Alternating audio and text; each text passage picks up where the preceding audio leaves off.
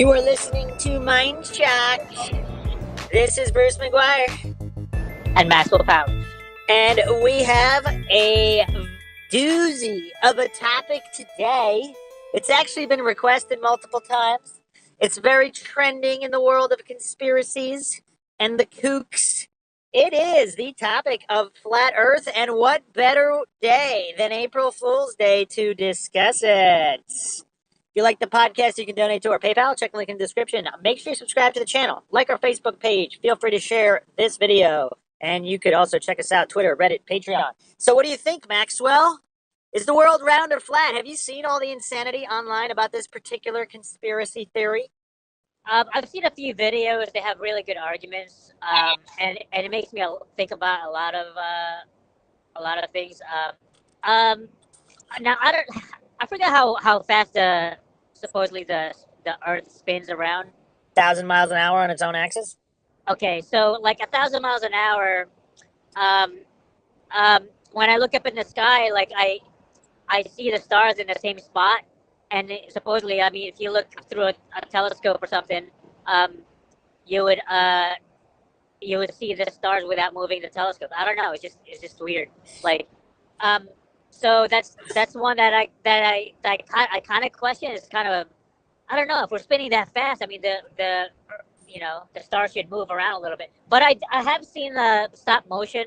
What do you call that when you I think it's stop motion. Time lapse. Time lapse. Yeah, I've seen that where the stars move around the sky. But another thing too, like I saw this video with the local sun.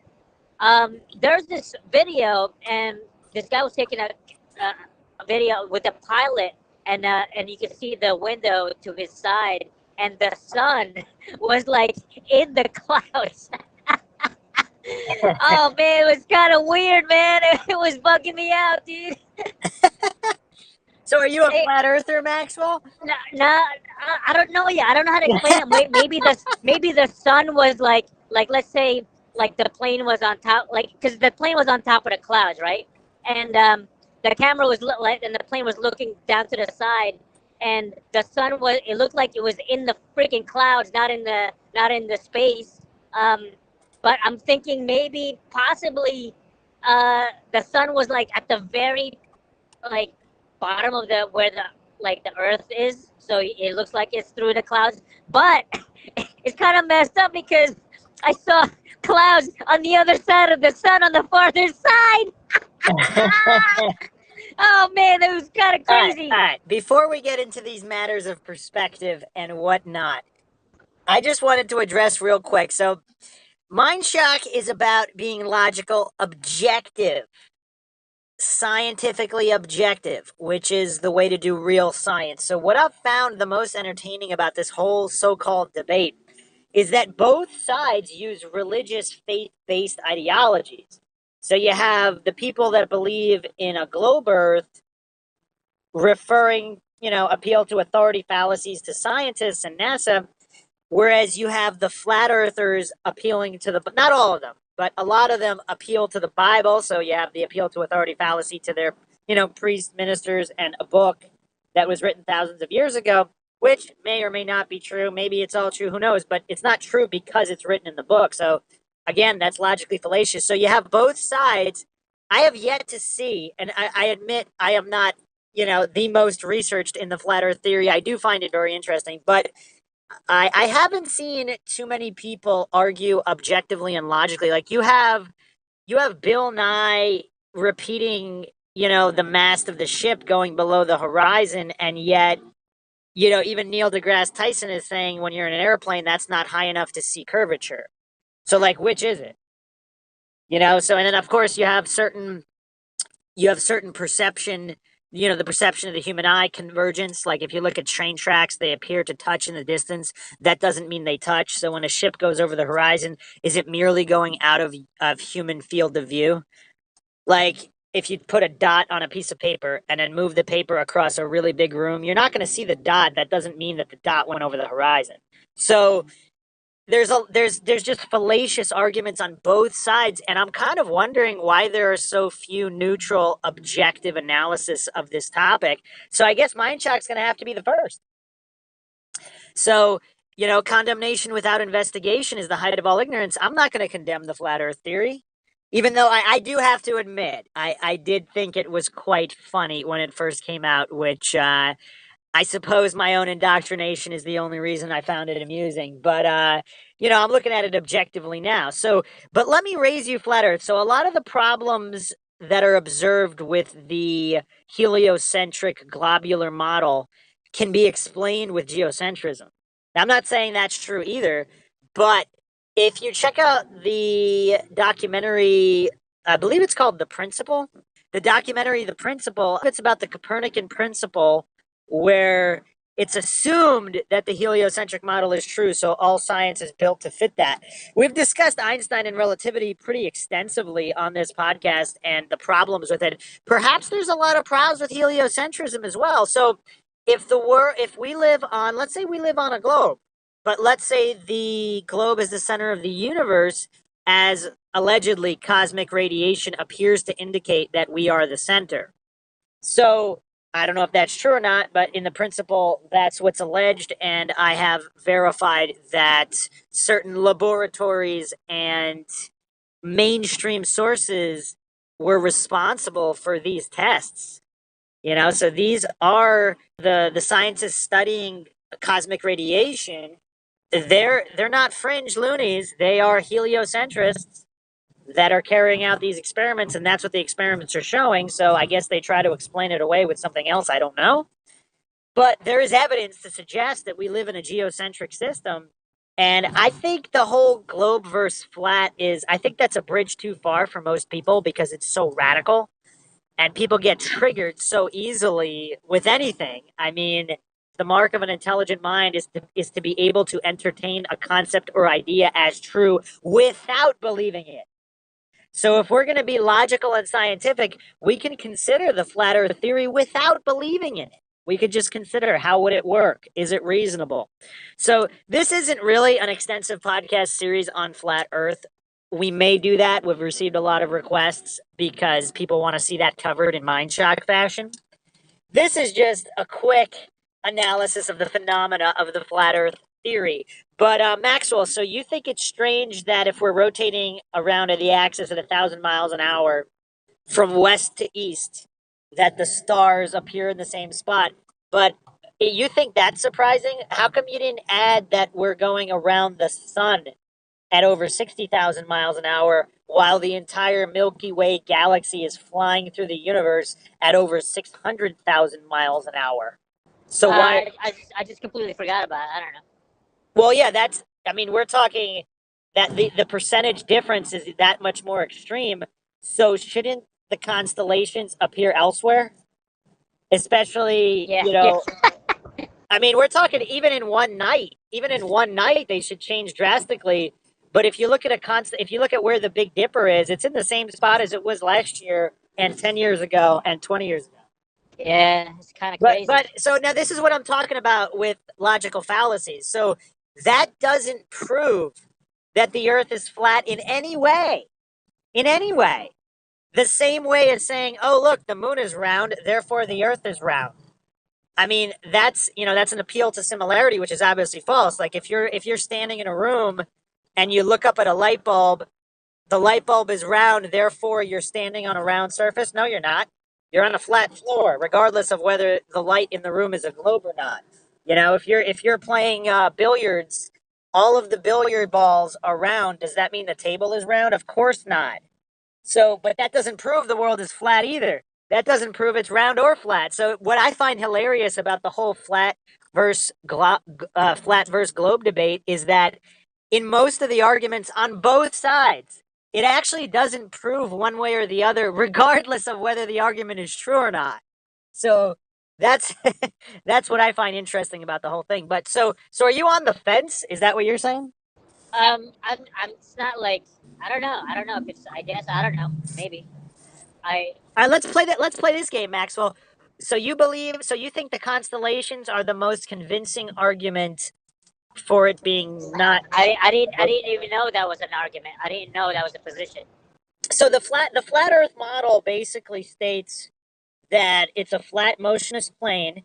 And the most hilarious, I think, attack on flat Earth is, well, where's the edge? Who said there's an edge? If the universe is infinite, why wouldn't a flat Earth be an infinite plane? So, not that it is or it isn't. It's just it's weird because arguments on both sides, they don't seem to prove anything. It's like, oh well, it's X, Y, or Z, therefore it's flat. But how does that prove it's flat, even if it's true? Just like if that video of the sun being under the cloud or whatever, even if that's true, how does that prove round or flat? Yeah, but I guess those who believe in the globe would. I mean, I know that you know the answers, is like the NASA photos and stuff like that. That they're all fake. Yeah, things like that. Like they you know they believe everything NASA gives. So Well, I think what's interesting about this whole debate is it possible to prove the globular heliocentric model without a logical fallacy in your argument? And then conversely, is it possible to prove a motionless flat geocentric argument without a logical fallacy? I haven't seen either done. I haven't seen either done. That's why the whole topic is so insane. And are we all fools for even discussing the topic? Are we being April Fools? I think it's kind of silly, though. I think it's silly the shutting down of any kind of conversation in a free society with free speech. And if you're truly an objective scientist, you will welcome any criticism to any model. So that's another interesting thing. Like it seems like those that buy into the heliocentric globe model, they seem to get triggered quite easily and reject all questioning of the model. If the model is that sound, what's the problem with seeing if it stands up to scrutiny? And I've also seen similar attacks from the flat earthers who kind of just call people globe heads and, indoctrinated sheep. Why not? Why not have? Like, why is it so impossible to have an intelligent debate? Now, some of the flat earthers they point to Neil deGrasse Tyson like being too scared to even debate what's his name, Eric Dubay, the leader of the flat Earth movement. I guess some people call him the leader. I don't know. Other people call him a CIA shill. I don't know. This whole flat Earth insanity that's all over social media. I mean, I kind of I didn't want to not address it, but I didn't want to really address it either. But we've gotten so many requests to cover flat Earth that I thought it might need some addressing because on MindShock we go into every mystery and conspiracy conceivable and analyze them all logically and objectively and in a comprehensive fashion. So I do think it's kind of strange that you got guys like Bill Nye using easily debunked positions for so-called proofs of a globe model. There's so many better proofs for a globe model. Why is Bill Nye like it seems kind of weird. Some people think the whole flat earth movement is a CIA psyop. But again, even if it's a psyop, does that mean it's flat or round? Once again, the psyop argument has nothing that doesn't prove it one way or another. Because if it's a psyop to just cause division, even Eric Dubay states that he thinks that the whole flat earth, I think it was Eric Dubay, I don't remember. Somebody was stating that they think flat earth was let out of the bag on purpose. So it's actually, was that Matt Powerland? Was that guy? what you said again? I think Matt Powerland or Powerland, whatever that guy's name is. He was an artist for NASA who claims that he was faking so-called photographs for NASA. Make them the blue marble shots, making it nice, pretty, and blue, adding clouds. I mean, there's definitely anomalies with a lot of NASA's work. So let's take. I mean, I've also seen some of the more intelligent heliocentric globe earthers agree to not use NASA in an argument, which is nice because they're removing the appeal to authority fallacy. So the flat earthers should similarly remove the Bible as a tool of argumentation. they should, if we're looking at natural science, we need observable, measurable, repeatable. Can you prove either model using natural science and logic? What do you think, Maxwell? Can we use can we do what? Maxwell Army. Can we prove either model? Can you prove a heliocentric globe model or a geocentric flat stationary model using natural science? That means it has to be observable, measurable, and repeatable and non-fallacious. Um, I guess. I guess I'd have to fly out with a rocket to the sky and like see it for myself, or I don't know. I don't. Okay, I guess you could say that. I was more saying like, let's say you have a firm argument in either model. Can you prove it? How can you prove it? Like, if you're on the fence, I don't even want to say I'm on the fence. I think my position is I think I'm going to abstain from this from this debate because it's pretty strange. I mean, if we get enough if the demand increases, we might have to do a dedicated series on this because one of the criticisms of flat earthers, of conspiracy theorists, is that they don't believe anything the government says, but they lap up everything NASA says. So it's kind of strange. I mean, I can see their point. It's kind of strange if you're going to be truly objective and scientific. You're not going to use any kind of circular reasoning fallacies. You're not going to say, well, because the Earth is round, this, and this, or because we live in a heliocentric model.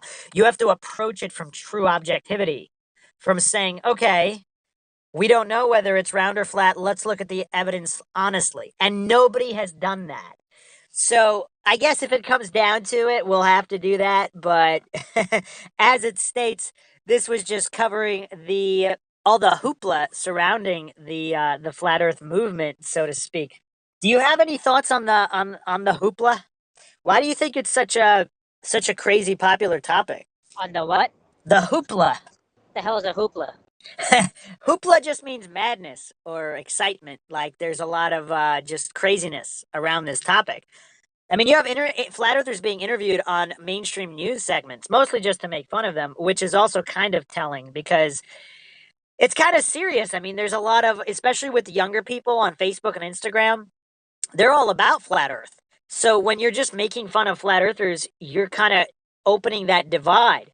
If the Earth really is a globe and a heliocentric model, you should seriously use actual factual argumentation and scientific argumentation to address that. Because when you make fun of it, you're just getting the flat earthers to believe even more in their position. So if that's, that's it's just kind of strange. I find a lot of this kind of strange. It seems like a well orchestrated psyop, which once again, it seems like it's irrelevant. The psyop had nothing to do with truth. It's just creating madness. What do you think? Yeah, I don't know. That's got to be your next mug, Maxwell. Well, I don't well, know. I was thinking about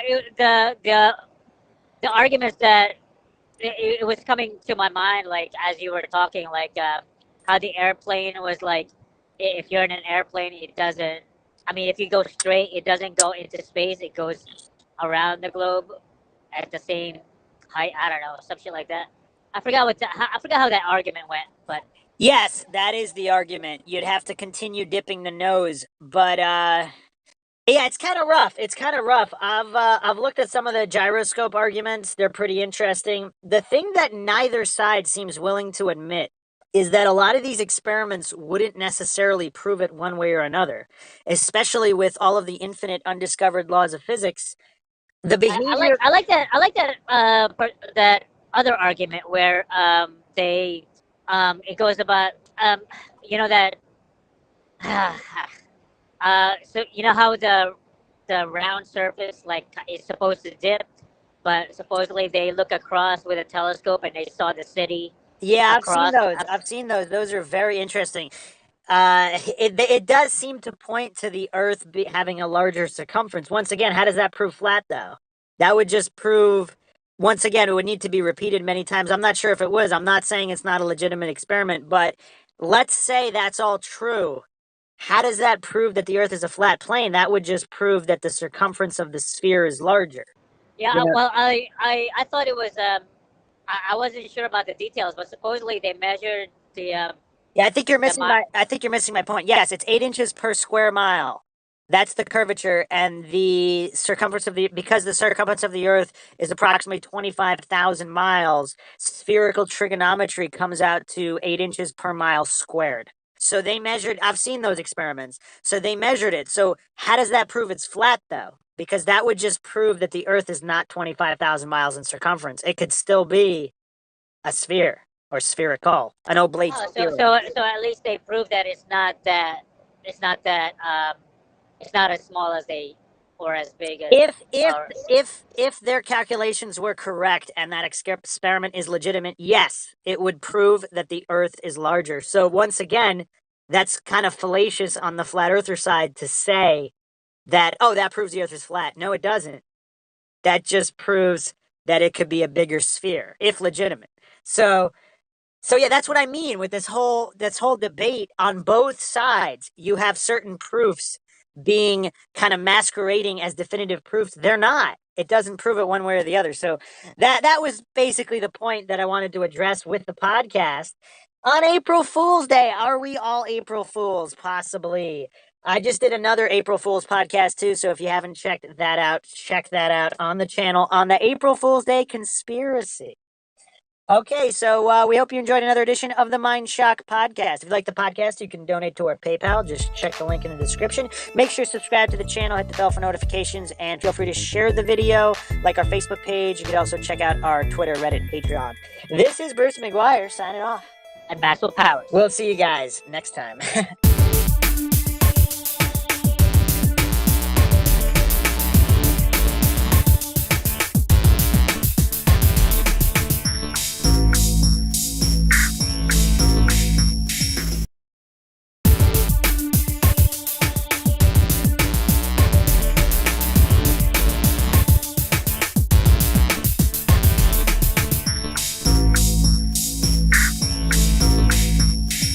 Welcome to MindShock.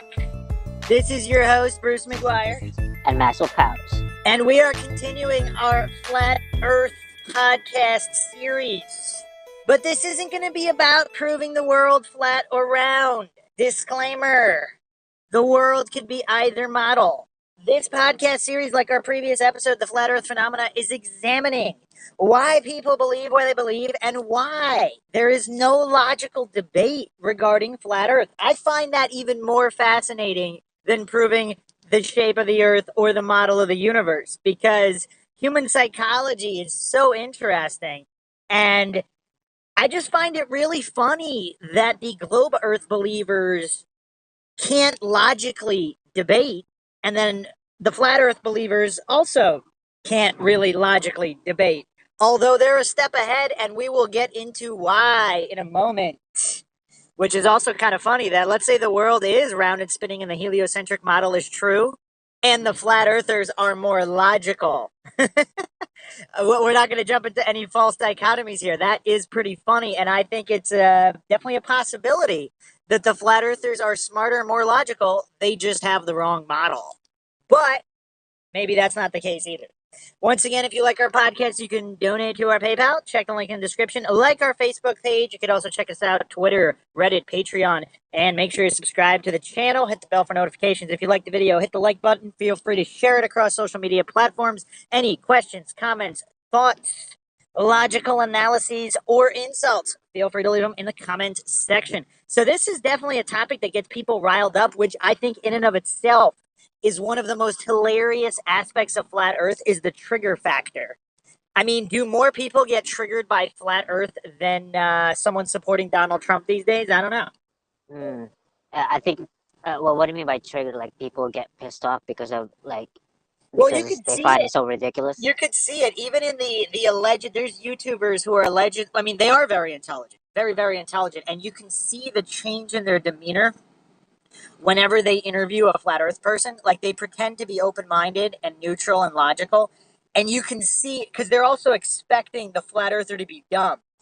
And some of them are, but every once in a while you'll get like Mark Sargent or Eric Dubay has some good points. We're not saying they're right about anything. We're just discussing logical argumentation in this podcast. That's it. That's all. So we don't need any illogical trolls trying to misrepresent. This is not a pro flat Earth podcast, and conversely, it's not specifically a pro globe Earth podcast either. This is a pro logic podcast on flat Earth. So what I was saying is that these YouTubers allegedly very intelligent, very very intelligent, and they're pretending to be neutral. But when they talk to these flat earthers, when they get a smart flat earther, you can see their facial features, their demeanor, like their inability to argue logic because their cognitive dissonance gets triggered so hard. They don't want to make a fool out of themselves. So they're trying to argue logically, but they're stammering and they can't handle, like they're pretending, they're misrepresenting arguments, they're straw manning, they're using circular reasoning, and appeals to incredulity are the most used. And we're going to go over those as well. But they just completely, they're like a mental shell of themselves compared to their other videos. Or in other interviews, I just think that's hilarious. Like this trigger factor, all these globe earth believers, because their subconscious realizes that their belief is based on blind faith and they can't admit it to themselves. And we're not talking about who's right or wrong. Let's say it's spinning globe, heliocentric model, all true. But in the debate, it's just so, or even interviews, even non-debate style interviews, people just like, I just want to know why you believe what you believe, because they think the flat earther is going to be dumb and funny. And when they present actual legitimate logical arguments, obviously none of them prove the other's flat, but they're legitimate arguments. They weren't expecting any kind of logical or legitimate argumentation, so their cognitive dissonance just, it makes them go haywire, and it's so hilarious to watch. What do you think? I mean, that's what this podcast is Well, mostly about. I kind of like, I'm kind of very I'm very, how should I say, uh empathetic with both sides. Like I understand the the way they're reacting is because of the years of belief. That's like, it's almost like the round globe is a given to, I would say, 99% of the population. So it's not like, so if a flat earther comes to them with all this conviction, and then makes it some logical arguments, then it kind of breaks their whole systems of belief. So I empathize. It's not like, I could see that with the layperson, but I'm talking about like Viva Frey, super smart guy. I actually just watched his Alex Jones deposition analysis, which was amazing. I mean, he was neutral, objective, intelligent, point by point analysis. It was just amazing. I mean, the guy is obviously super smart. And then what I wasn't expecting in the related videos, it pops up Viva Frey interviews flat earther Mark Sargent. So, and Mark Sargent is the guy, the creator of the Flat Earth Clues, which half of them are easily debunked and don't prove flat Earth. The other half are very legitimate arguments. So, because once again, he's not, the flat Earth argument itself is also fallacious. We went into some of it in the previous podcast. We will get into the specifics. But this Viva Frey interview, you have a lawyer, very intelligent lawyer, logical, objective, analytical, and he's interviewing the flat earther, and you could see it was just really hilarious to watch his facial expressions as his cognitive dissonance just basically eroded him into just using nothing but circular reasoning arguments, appeal to authorities. I mean, he just kept saying, but you're not the expert. You don't know the math. I mean, obviously the scientist would say this about this. Well, how would he know? Because the whole time he is so cognitive dissonant, he can't even consider the possibility that the earth really is flat. And that doesn't mean you believe it. So once again, the mark of an educated mind is to be able to consider a position or idea, concept as true without believing it. So some of these arguments were so fallacious from Viva Frey. I wasn't expecting it, because I just watched this incredibly intelligent individual analyze the Alex Jones deposition, which, by the way, is very hilarious for people that haven't seen it. It is so funny. It is probably the most hilarious deposition ever recorded. It's just nonstop laughs, and obviously the subject matter is very dark. I mean, the parents of the Sandy Hook, during the Sandy Hook shooting, the parents are suing Alex Jones. For the people that don't know, I mean, this is big news. This is why he was deplatformed. And the lawyer, again, is so logically fallacious as well. They're suing because he said the parents were crisis actors and all these things. Here's the thing. I don't remember if Alex Jones said that nobody died. Not sure. But here's the thing. If he's claiming the parents are crisis actors, what does that have to do with the parent? If the parent is a crisis actor, but they really have a kid and their kid really died, or they're not a crisis actor. Calling them a crisis actor doesn't mean they don't have a kid that died in a shooting. I mean, this, and these are supposed lawyers. I mean, I don't know. Just watch it. This is just funny. But anyway, this Viva Frey guy gave his analysis on why the deposition was so poorly handled by the plaintiff. So on the plaintiff side. So when I watched, I was eager to watch him interview a flat earther because, again, I've never seen the whole reason we're doing this flat Earth podcast series. This isn't about proving flat or globe, helio or geo models, although that would be interesting topic for a podcast. But I find it even more interesting how just incredibly intelligent individuals are they're just reduced to nothing in terms of logical argumentation whenever flat Earth is brought up. And that's not to say the flat Earth side doesn't have its problems. They're also logically fallacious. I have to give them the edge, though, because in considering belief systems as being true without believing them, all flat Earthers were once globe Earthers. So their understanding of the arguments and logic are a step ahead. Doesn't mean they're right. I'm not saying they're right. I don't believe the world is flat. I have more legitimate questions about the geocentric versus heliocentric model. Obviously, the Earth could be flat. I mean, there's definitely arguments that can be made, but That's a good point you made that most all flat earthers we're were once globe Earthers. That's were why globe earthers, and is it's interesting that you brought that up because they know both sides of the argument. That's probably why they're uh almost making more sense than they're some complete. of them. They're in most debates or even non-debate interviews I've seen. The flat earthers are dominating, which is hilarious, and even more hilarious if they're wrong. So if the world really is a spinning globe and the heliocentric model is true, and the flat earthers are logically dominating the interviews and debates. How funny is that? What does that say about humans? It's just so hilarious about the illogicality of the masses where you have flat earthers who could be completely wrong. They're making better logical arguments. And yeah, I just find that so entertaining. I don't know why.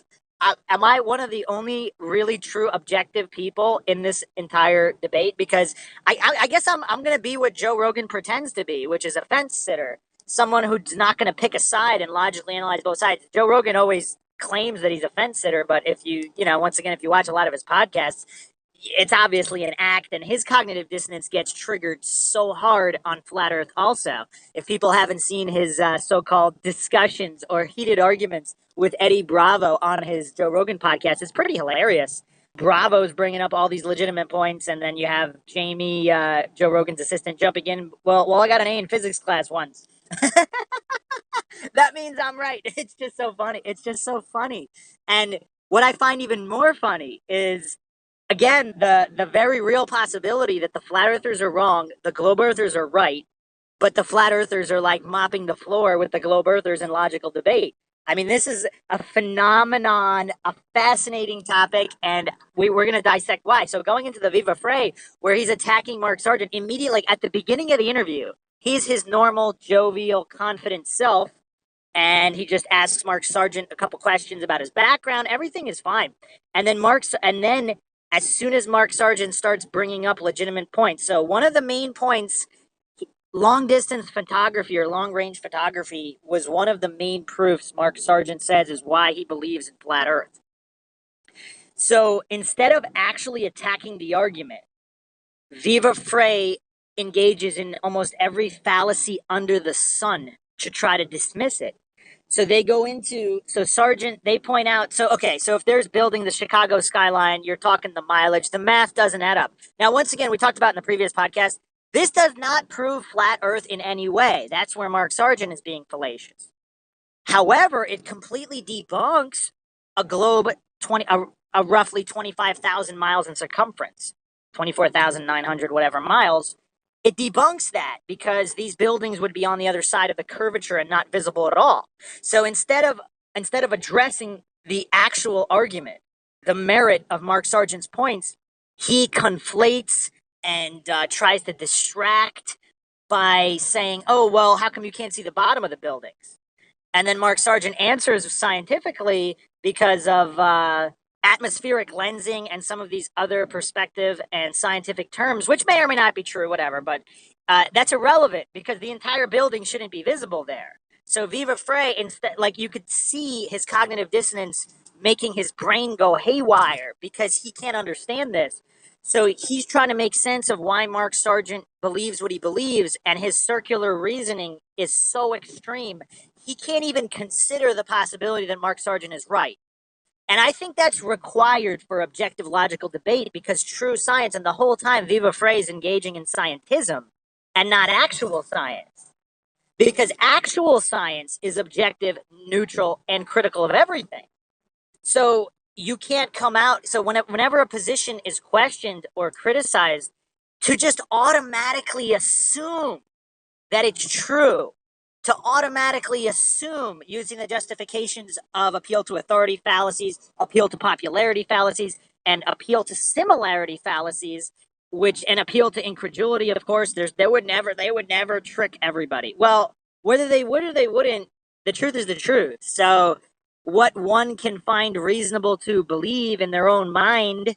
And he also used an inverse of argument from ignorance. So he's asking Mark Sargent very legitimate questions about the celestial bodies, about the moon. And Mark Sargent responds with, it's a projection, like a projection screen or a planetarium. So if we're going the intelligent design route, or we're going the simulation route, the universe is a simulation, it's a computer program, these celestial bodies, yeah, that could be true. But I think that's the weakest argument on the flat earth side, just because it's difficult to disprove. And then, of course, Viva Frey has to concede that it's impossible to disprove. But the biggest problem with Viva Frey the whole time, instead of asking the question of himself, what would it take for him to believe a flat earth, he's constantly using the burden of proof fallacy and shifting everything on Mark Sargent, which is fine because Sargent really didn't assert his position very well. He should not be saying the earth is flat. If he believes the earth is flat, he's also being fallacious because true science is objective neutral. You should not, if you're being truly logical, objective, and scientific, you're not picking a side. You're not saying it's globe or flat. You're just examining the evidence and see where the evidence leads you. So Viva Frey, in his inability to deal with with his own cognitive dissonance and biases, since he can't even fathom the possibility that Mark Sargent is right or the earth is flat, he will never be able to see legitimate arguments for the flat earth side because he's already so thoroughly indoctrinated and dogmatically positioned in his belief system, which he admits. He said, I'll never believe the earth is flat. Like, he actually said that.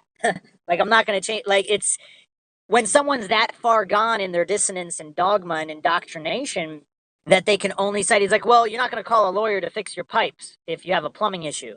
Well, if the lawyer also studied plumbing, he doesn't have to have a degree. If the lawyer studied plumbing, like I've fixed plumbing in my house, I'm not a plumber.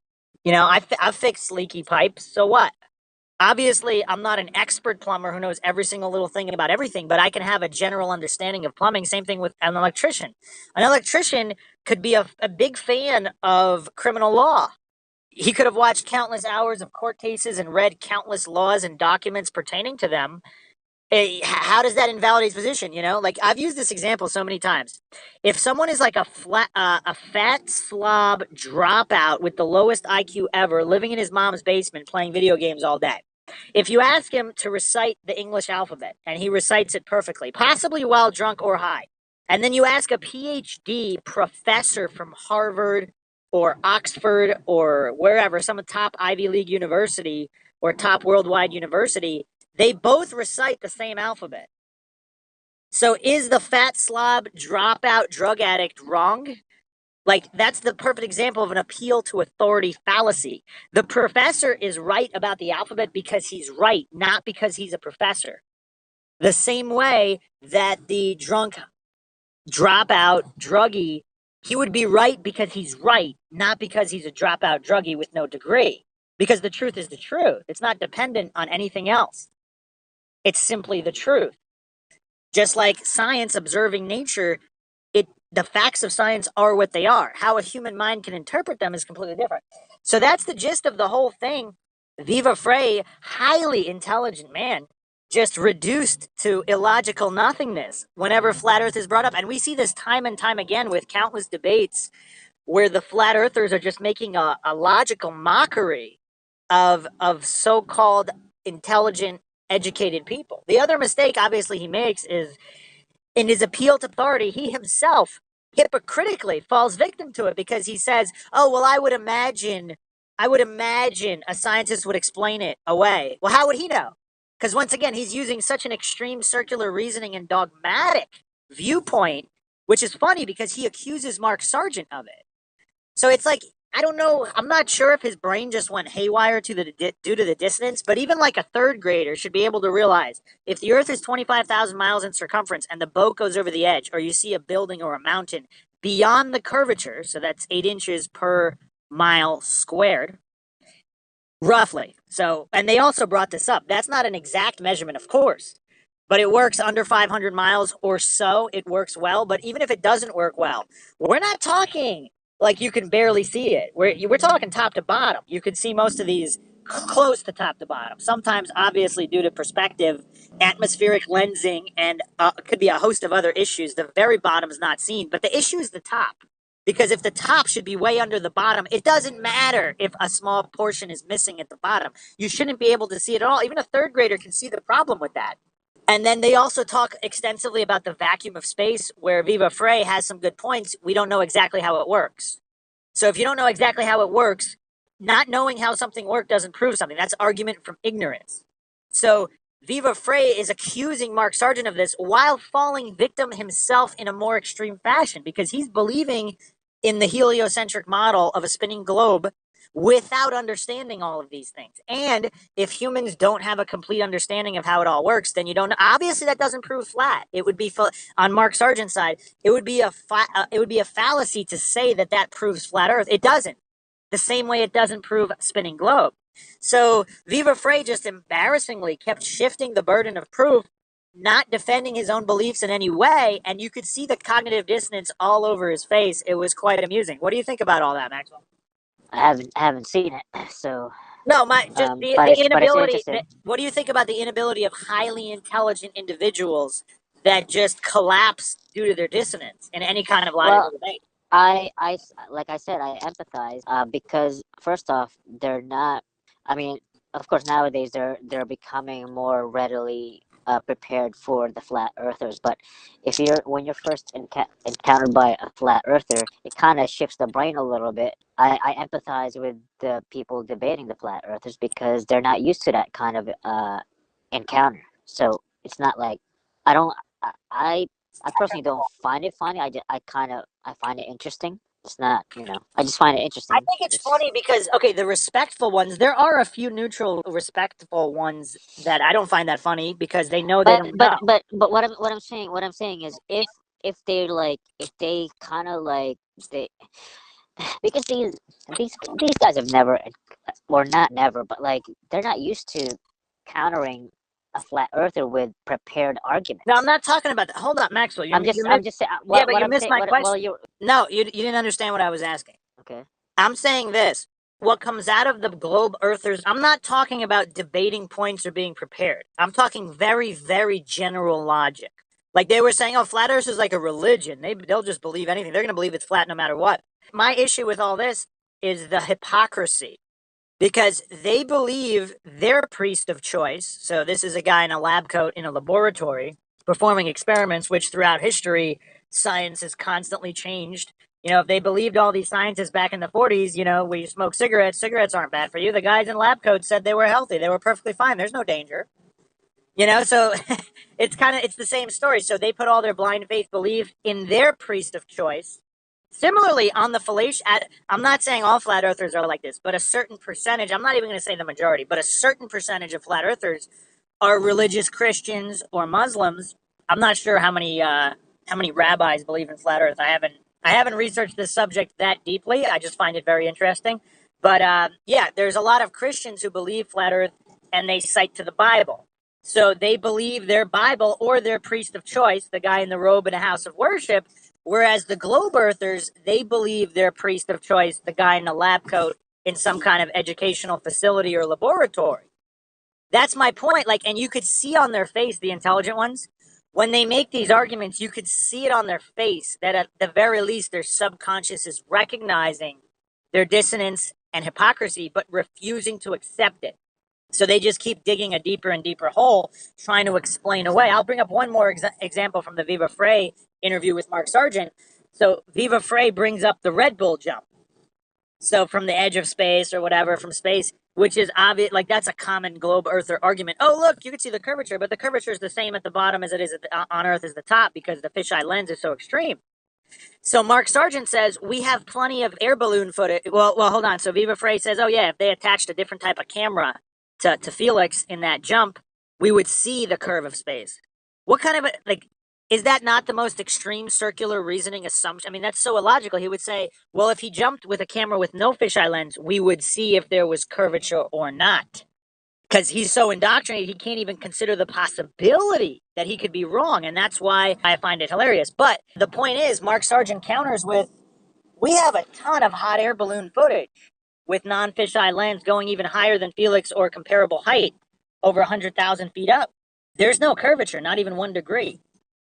And then Viva Frey ignores him completely. The same way he completely ignores every single legitimate argument and only clutches to fallacies desperately, trying to retain some kind of semblance of integrity in this interview, which I think he completely fails to do so. Which I want to see that. I want to see that video. That's pretty cool. Yeah, I think it's almost 2 hours. Check it out. But wait, which video? The hot air balloon footage or the interview? The hot air balloon. Oh, you thing. haven't seen it? I thought you said you were like a borderline. Wait, so you can see China and America at the same time? I wouldn't say that. You can't. How can you tell what the land masses are when you're that high? It's just like clouds and water. Oh, You can't really tell the land. I don't think you can go that high. No, I'm saying there's 0 degrees of curvature. And one of the arguments that's obviously brought up, and it's funny because Viva Frey, I don't know, it's so weird. It's just like his brain shut down and like couldn't think logically. Where because he's saying because obviously Mark Sargent, but that's what I mean. I don't know what I don't know if you're going back to the other question. What was your question anyway? well, let me finish my point. So with all these points, Viva Frey completely ignores all the legitimate points and a common globe earther argument, which is this is one of the silliest I have ever heard. I think Bill Nye even used it. And it's so ridiculous. I don't find it that surprising that there are people out there that believe the earth is flat because the arguments for a spinning globe are so bad. Or the arguments that are put on the media. Obviously, there are good, legitimate arguments. None of them are being used, which just highlights the illogicality of the people who believe in a spinning globe and even the scientists. So, okay, one of the globe Earth proofs is if the world was flat, you'd be able to see London from New York. So it's like they've never been in a fog before. It's like they don't understand precipitation or weather systems in any way. When you're dealing with incredibly great well, there's 2 points here. You're dealing with incredibly great distances, you would never see it because of all the condensation and the atmosphere. You could never see that far. And then the second point, which this is a good experiment for anybody to do, put a dot on a piece of paper and put that piece of paper across a big room. You're not going to see the dot. It's there, but your eye can't see it because there's a limit to how far the human eye can see. So this is perfect example. This does not prove the earth is flat in any way. So the flat earthers are fallaciously using these proofs to prove their point, and the globe earthers, for some reason, are so illogical, they don't understand that it doesn't disprove flat earth, and it doesn't prove globe earth. These are non-factors. It's so funny. To me, it's hilarious how nobody could argue logically regarding the shape of the earth.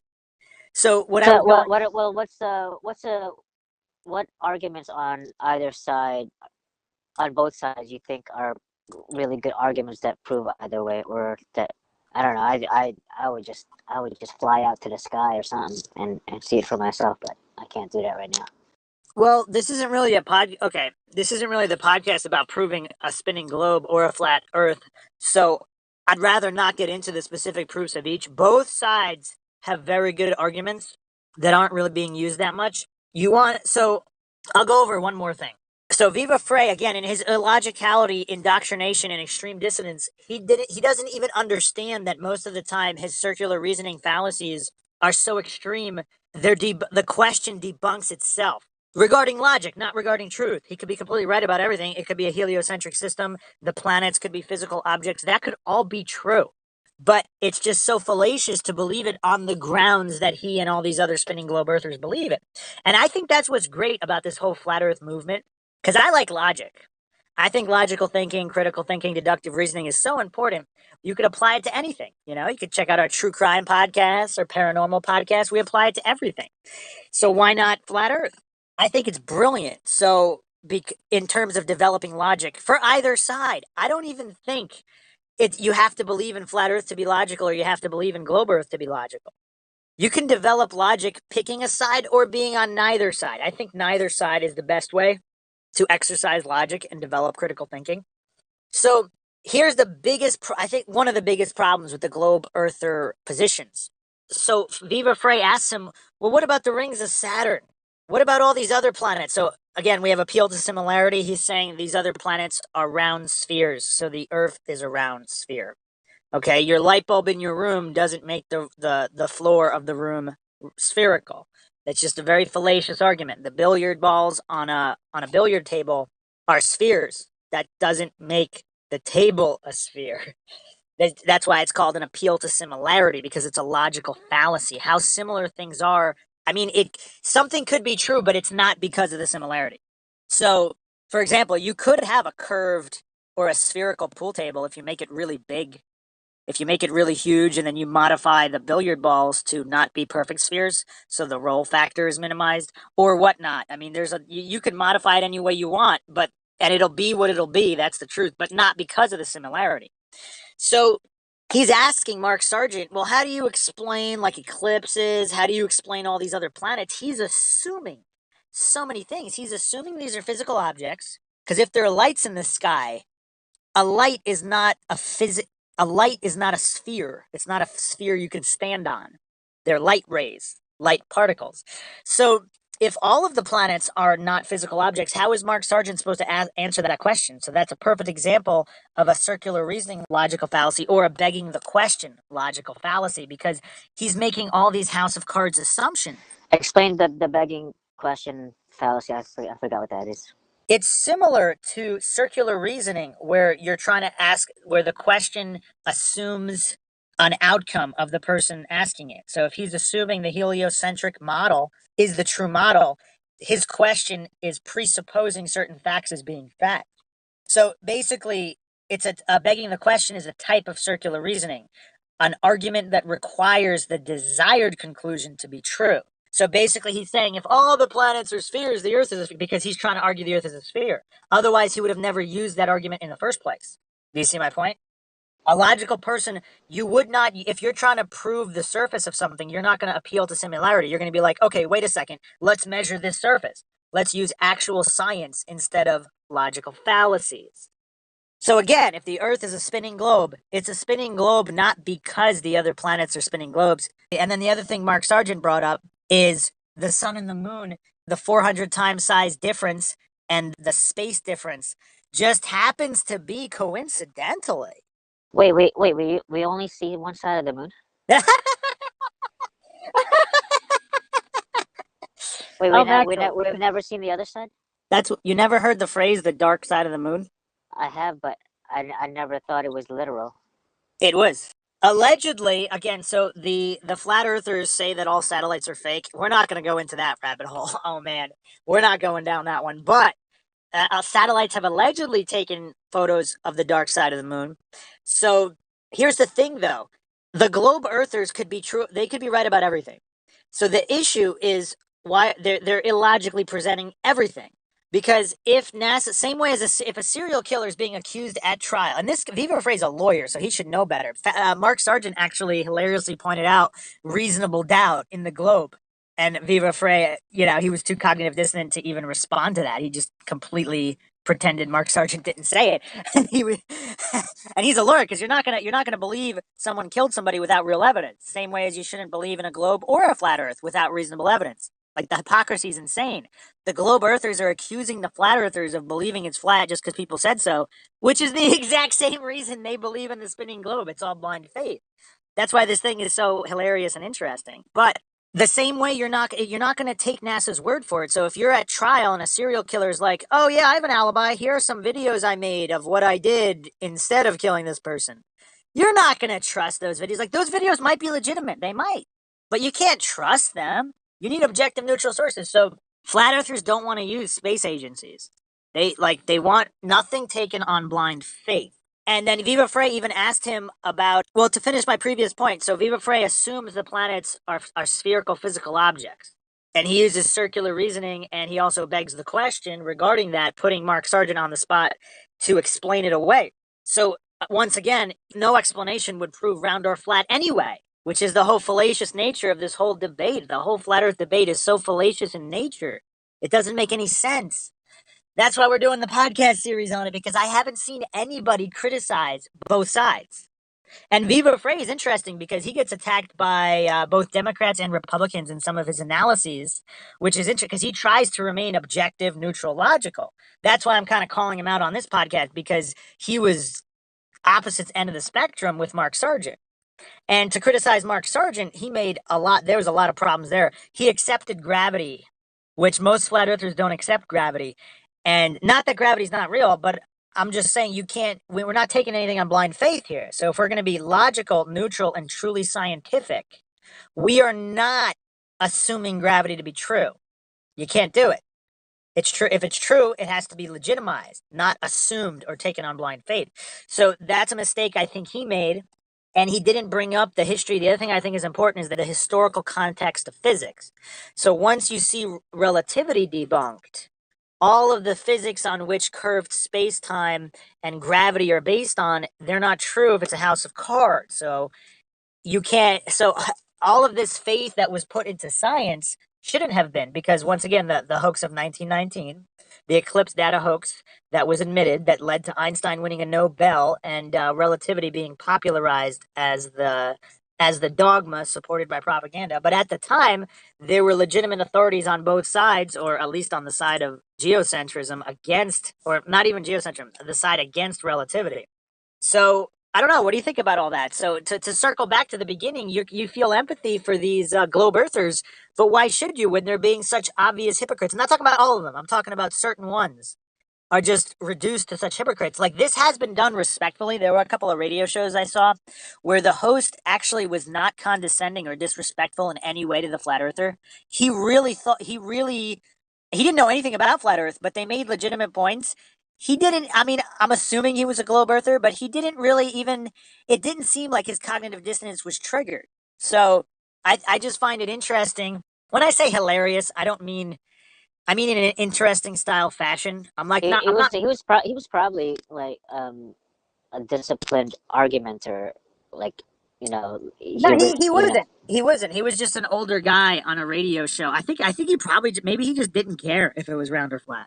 But he didn't, like, I'm sure he believed it was, I'm So assuming he believed. he just made a was he a mediator for was he a mediator between the two No, it was just an sides interview. or It was just an interview. okay. Like, it's what Viva Frey pretended to be doing. Like, he pretended, he was like, "I'm just going to interview Mark Sargent. This is not a debate." And then he just started attacking him with fallacy after fallacy after fallacy because he got triggered. Like, you could see it in his face in Viva Frey's. Meanwhile, Mark Sargent is completely calm the whole time because he's not being triggered, because he's making a logically coherent argument, even if he's wrong. He's relaxed and calm because he knows he's being logically consistent and coherent to his own information, which could all be wrong. I'm not saying he's right. I'm not saying the earth is flat. We're just considering the logical aspect of these debates or interviews. So to the people that are not triggered, that's fine. It's just that the sheer hypocrisy of globe earthers in expecting flat earthers to just swallow everything that's fed to them by corrupt institutions. Do you find that weird? I don't find it weird. I just kind of accept things the way they are. So I don't know. I don't judge it. No, you don't. You said you were a borderline flat earther in our last podcast. Mm, I'm not. Um, I don't know. So wait. So what does that have to do with my judging? Well, But you I just wasn't. said you accept. You just said you accept things. I accept people. people's responses and behaviors as is. Like I don't um I don't either find it funny or I mean I find human behavior interesting, but I don't find it like, you know, I don't find it that entertaining, but I just take it as it is. I mean, I find the cognitive dissonance interesting, but I find. I don't find it funny. I just don't. I just find that it's part of human nature to be cognitively dissonant when But you what have a about all belief the system people? that's challenged. What about all the people that aren't cognitive dissonant? That's cool too. Like I accept that too. It's cool. So Like both are part of human nature, to be cognitive dissonant and not be um cognitive dissonant. I just find humans interesting. They're some people are ready to believe. Some people are really calm about opposing views. Some people are not. So Yeah, I mean, yeah, that's all obvious. I was just addressing the fact that the hypocritical nature of the debates and how you don't find this funny that the flat well, earthers. what I'm saying is like when you say like Hold on. You don't find this hilarious. The flat earth, let's say flat earth is complete nonsense and is completely untrue just for the purpose of this statement. So flat earthers who believe the earth is flat when it's really a spinning globe and the heliocentric model is true in this situation, and they're incredibly more logical than the globe earthers in debates or interviews. You don't find that hilarious or ironic in any way. mm, no, I it's cool. Like I don't know. It's So you don't find irony amusing in any way? Like you don't watch comedy movies that are ironic or anything like that? I thought you liked movies. I love movies. So you don't find ironic comedy funny? Um, I think irony is very amusing. I mean, yeah, I think a lot of people do. I mean it's interesting. I don't amusing would not be the word. I just you know I think it's interesting. Well, if you don't find human behavior amusing, why would you watch comedy movies? Mm, I So don't watch that. you never laugh. I don't watch that too many comedy movies, but it's cool. Like when Jim Carrey does his animated stuff. But So or you don't find anything funny. So all the times we were laughing on all the podcasts, that wasn't because it was funny. That was just because you were laughing. um, um, well, I found it funny. If I laughed, I found it funny. I guess. So you do find human behavior funny, Yeah, I did. but you just said you didn't. Well, not generally, but like I was talking mainly for the flat earthers globe. So you find people framing Stephen Avery funny in the manner that they did it and the words that they used about it, but you don't find it funny that people that are wrong can be so much more logical and intelligent than people who are right who can't argue their position on something as basic as the shape of the earth. Yeah, I mean, yeah, I mean, I find it interesting though. It's cool. I find that's one of the funniest things I've ever heard because it's like the people that believe correctly, and I'm not saying they do. I mean, we're probably going to get attacked by the flat earthers for this. I'm just saying if that is the truth, I mean, we talked about whether or not it was provable in the previous podcast a little bit. We'll have to return to that and discuss it a little bit more too because and you asked me for proofs on both sides. Everybody's going to want to know my proofs now, but that's why I prefer the geocentrism versus heliocentrism argument because you remove the variable of a flat plane because not only does overcoming the cognitive dissonance required to successfully even consider that as a possibility is too extreme for most people. Like for me, I don't know. I didn't like. I thought the flat earthers were hilarious for even. It's like I think when everybody sees a flat Earth video for the first time or a flat Earth documentary, they have to be thinking people can't seriously believe this. Is that what you thought when you first saw flat Earth? Something along those lines. Yeah. Like I thought And I was in for a comedy show, and then when they started bringing up legitimate points, I was like it was kind of weird because everybody's kind of indoctrinated into the argument of settled science, whether it's the shape of the Earth, global warming, vaccines, whatever. The very nature of science is that it is never settled.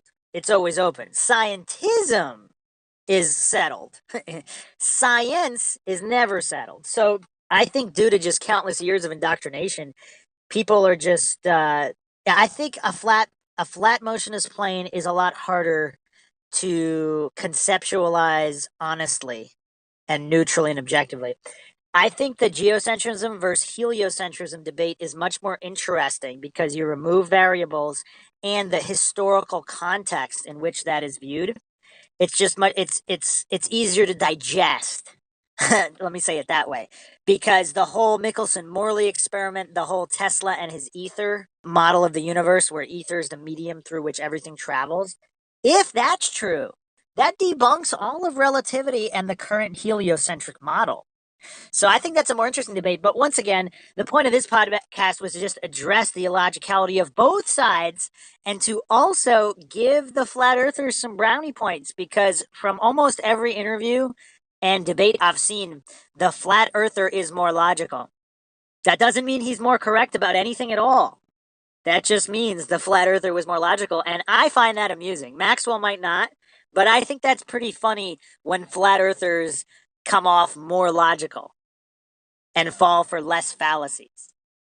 So it's just interesting, especially when there's highly, highly intelligent individuals like Viva Frey that just get reduced to basically nothing in a logical debate. It's like I was kind of embarrassed for him because it was so his position was so poorly stated, and it was night and day between his analysis on, for example, the Alex Jones deposition. Like he was so spot on and sharp, and you could see it in his face too. Like he knew he was being logically consistent, logical, thinking critically, and it was just the complete opposite with a debate with the flat earther. And I think it just you see it time and time again. Neil deGrasse Tyson's too scared to even debate Eric Dubay, who's a nobody. He doesn't have any PhDs. Why is Neil deGrasse Tyson so scared of Eric Dubay? So I watched some of Dubay's work. I don't really like the sound of it. Why do you say he's scared? I haven't seen Eric Dubay, but what's he like? Well, Eric Dubay is the #1 flat Earth guy. You said you did research on flat Earth, right? I've only seen a few videos. You just said on the last podcast that you're almost a believer. I've only seen like 3 or 4. Well, because of the videos I saw, because I saw the sun inside the freaking cloud, and there was no sun on the other side of the cloud, and it was up high, and I couldn't see. There was no other sun that's outside the Earth's atmosphere. It was weird, man. So it fucked my brain up. And it made you believe in flat Earth? Well, that particular video is not really Earth. It's more like local sun argument. So it kind of. Well, yeah. Since the local sun argument is kind of like a flat Earthish type, it's in the realm of that, because a lot of the flat earthers do argue the local sun argument. So, I don't know what to think of it, because that sun video fucked me up. But yeah, no, it's just, again, I find it so interesting how just highly intelligent people are triggered so hard and their cognitive dissonance just goes such haywire. And we're going to continue covering Flat Earth, but I think it's more interesting in covering the debates and the interviews and analyzing the logical fallacies applied by both sides. I think that's more interesting than proving whether the Earth is flat or a spinning globe either. But we will definitely be going into more of the nitty gritty and the facts on both sides and what is fallacious and not fallacious. And of course, the logical fallacy, we're not going to fall for that either. I'm not saying that the globe earthers are wrong because they commit fallacies, and I'm not saying the flat earthers are wrong because they commit fallacies. It's just, I think, to be truly scientific, objective, neutral, logical, intelligent, you have to make a logical argument, regardless if you're right or wrong. Like being accidentally right, like the logic need not be involved. MINDSHOCK is about logic.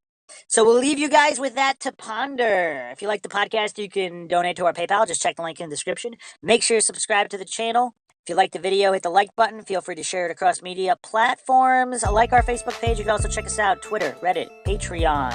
And any questions, comments, thoughts, suggestions, insults, leave them in the comments section. This is Bruce McGuire, signing off. And Maxwell Powers. We'll catch you guys next time.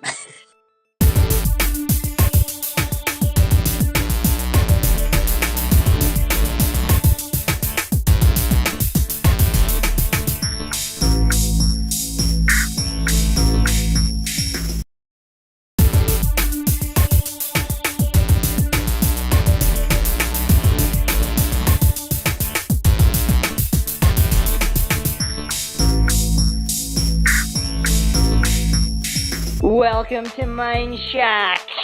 This is Bruce McGuire. And JR. And we're finally going to get a top secret government employee's opinion and take on flat Earth. Once again, if you like our podcast, you can donate to our PayPal. Just check the link in the description. Make sure you subscribe to the channel. Hit the bell for notifications. If you like the video, hit the like button. Feel free to share it across social media platforms like our Facebook page. You could also check us out, Twitter, Reddit, Patreon. Okay, Maxwell and I actually have done a number of podcasts on flat Earth. Not so much about the intricacies of the science, but mostly about the illogicality, particularly on the side of the globe earthers. So before we get into all that, JR, would you associate yourself as a heliocentric globe believer or as a geocentric flat earther? Believe it or not, that's a serious question. Well, I mean, like, you know, like, Bruce, honestly, I mean, like, you know, like, for me personally, I mean, like, I respect the flat earthers. I completely understand their perspective, but, like, explain to me the vacuum of space and then explain their theory on top of it. So, I mean, like, you know. Okay, so this is a very good point. Maxwell and I actually brought this up in the last podcast while we were dissecting some interviews. So the vacuum of space, so this is what's hilarious. So the heliocentric globe Earth believers use the vacuum of space as a proof for heliocentric globe. What's funny is the flat earthers actually use that as a proof for flat Earth because an enclosed system cannot exist next to a vacuum without a barrier. So some flat earthers actually believe there's a dome firmament as described in the Bible, like a physical barrier. But what's beyond the barrier? I mean, like, there has to be something that's, like, pushing towards the barrier, right? Okay, so there's many different theories, and I'm not gonna lump all flat earthers into believing a single theory. So some flat earthers don't believe in the firmament. They don't believe in any space at all. But some flat earthers believe Hold on. Some flat earthers believe as above, so below. They actually believe that space is some kind of a water medium, and that celestial bodies are simply reflecting through water, and they're not actually solid objects. Well, I mean, I can actually kind of empathize in that situation. I mean, like, you know, like, let's look at, like, you know, the ideals that water equalizes all men. Let's look at, like, you know, the ideals of space, where there's not only a vacuum, there's not only expansion and contraction, but, like, we're also talking about, like, you know, like, people in the physical sense can't survive without life suits. I mean, and we're talking about, like, people that believe, like, human beings have actually made it to space. Because, I mean, like, you know, between me and you, and also Maxwell, there are also people out there that believe that, like, we've never, like, gone beyond the stratosphere to where we've actually reached. You've carefully avoided answering my moon question, JR. Look, anyway, I'm not at liberty to, like, you know, like, give any particular... But let me stop you right there. Some flat earthers don't believe anyone has ever been in space. They've never been outside. Well, that's why I'm saying what I'm saying, because, I mean, like, you know, like, there are people that believe that, like, you know, we can't expand beyond our own planetary gravitational systems. And it's not even the gravitational systems, it's just, you know, the basic life cycle systems in general. Like, yes, we've produced the ability to so-and-so, like, you know, clone life on Earth, or, you know, like with Bessie, with the sheep and so on and so forth, which ironically, like, went underground after the late 90s. But, you know, like, we've also been able to, like, you know, like, produce suits that can, you know, sort of go to the Arianas Trench. I mean, like, James Cameron went to the Arianas Trench. Allegedly, right? Allegedly, supposedly, like, videotaped, you know, like, the deepest place on Earth. But how do we know? How do we know he videotaped where he said he videotaped? We don't know dick shit. Like, I'm just saying that, like, I think, like, you know, this is what... Like, don't you know, though? Don't you have contacts in NASA? Don't you know people? I have a lot of contacts, but I'm not willing to, like, you know, like, precede me and my family's, like, you know, like, procurement of, like, government, you know, insurance and, you know, like, my paycheck to, like, you know, on your channel to where I'm willing to, like, tell... You're anonymous, Jay. We don't even know what JR stands for. Does that mean? But anonymous. I mean, anonymous can mean many things. Anonymous can mean a hacker group. You know how many people from quote unquote anonymous are in jail right now? I mean, I'm not willing to be anonymous. Anything could be figured out. So I mean, wait. So yes. Is JR your initials, or is it because you have your father's name and that's just your nickname? We don't even know that. And you're never gonna, Bruce, because when I agreed to go to your podcast, we didn't discuss that, and we're not gonna do it on air. So okay, hold on. So have you heard the news about NASA and mainstream science announcing that the moon is actually inside the Earth's atmosphere? It was all over the news the other week. Have you heard? Yes, I have. And now, I follow NASA very closely. I want your opinion on that, because all of the flat earthers, I mean, this is not looking good for globe earthers. When all of a sudden, all of this accepted dogma in scientism is suddenly turned upside down, all of a sudden, the moon is actually inside the Earth. What do these astronomers? Well, I will say, Bruce. I mean, we've had extensive conversations about not only NASA but the actual International Space Station as well as orbit off camera. And the fact that you're hitting me with this now is kind of disturbing, because I just wanted your take on it. I know our listeners out there. You're kind of putting me on the spot here. We have both flat earther and globe earther listeners. I don't know if there's too many lunatics like me that are so obsessed with logic that they're actually going to be NASA is a physical organization within the federal government. They're given billions of dollars a year, which has constantly been depleted since Kennedy.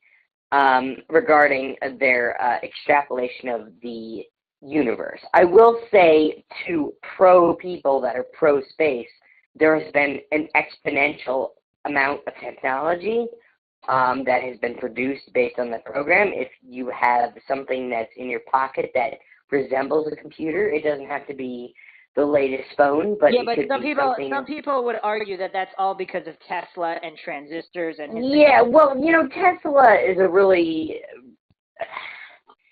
Tesla is kind of a gray area. I mean, but what I'm saying is that the federal government basically put the phone that's in your pocket right now that you're probably watching this fucking podcast on. They're the ones that made it possible for that to actually become a reality based on commercial intuition.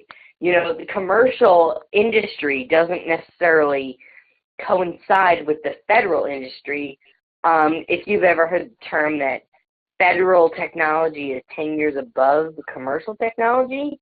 I believe we discussed this before. I've seen the number 50 years. Maybe you're we're not going to talk about the amount of years, but if you're talking about, how federal technology precluded, commercial technology.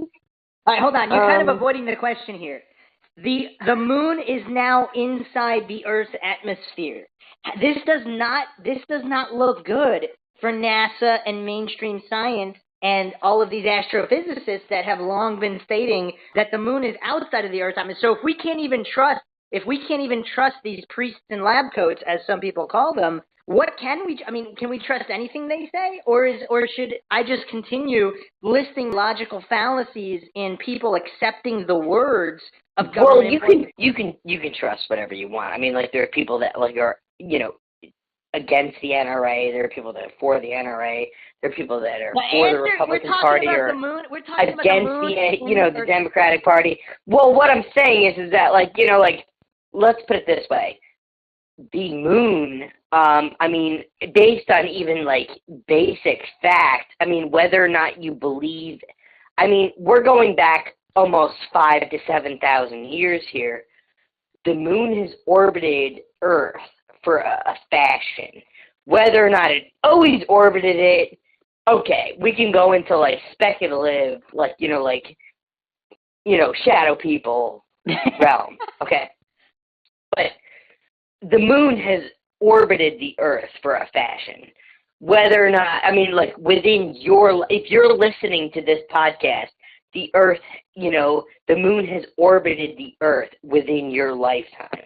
I don't know who you are. I don't know if you believe in any of what we're talking about, but I can assure you that in that period of fashion, that the moon has orbited the Earth within that period of time. Is the moon a physical object? If you believe the moon is real, if you don't believe it's real, if you believe that, we're, living within some sort of, fucking Jim Carrey situation where this is all just a facade, then maybe you don't. I think people want to know what you know. I'm sure you've rubbed elbows with people in the know. I'm asking you, what are the conversations around the water coolers regarding this flat Earth phenomenon? Well, believe it or not, real government employees don't have conversations against the water coolers. I think I showed you the footage. It was a metaphor. It was a metaphor, Jay. I was smoking a cigarette the other day with someone that was we were around a governmental gas container, and it actually said danger gasoline, and we were both smoking cigarettes. So, the water cooler is really irrelevant. It was a metaphor. That's kind of... While you were smoking around the gas container, what kind of conversations come up? Is the moon a physical object? Or is it some kind of weird hologram projection? Or is it some kind of weird artificial extraterrestrial satellite like David Icke purports? What do you know, JR? I don't believe, based on my knowledge and based on what I've talked about, the moon is a physical object. I don't believe in David Icke's theory that it's some sort of astral projection. That's just my belief based on who I've talked to. I listed several theories there. I believe the holographic projection, I don't believe I don't think that was David Icke. I think David Icke said it was a physical extraterrestrial satellite. I believe that's what Icke's theory was. Someone could correct me if I'm wrong. That was somebody's theory. I don't know if David Icke used it or just mentioned it. It's a well, let me just put it to you this way. In my experience, based on who I've talked to, it's a physical moon. And by moon, the actual definition of moon is quite broad. It could be an asteroid.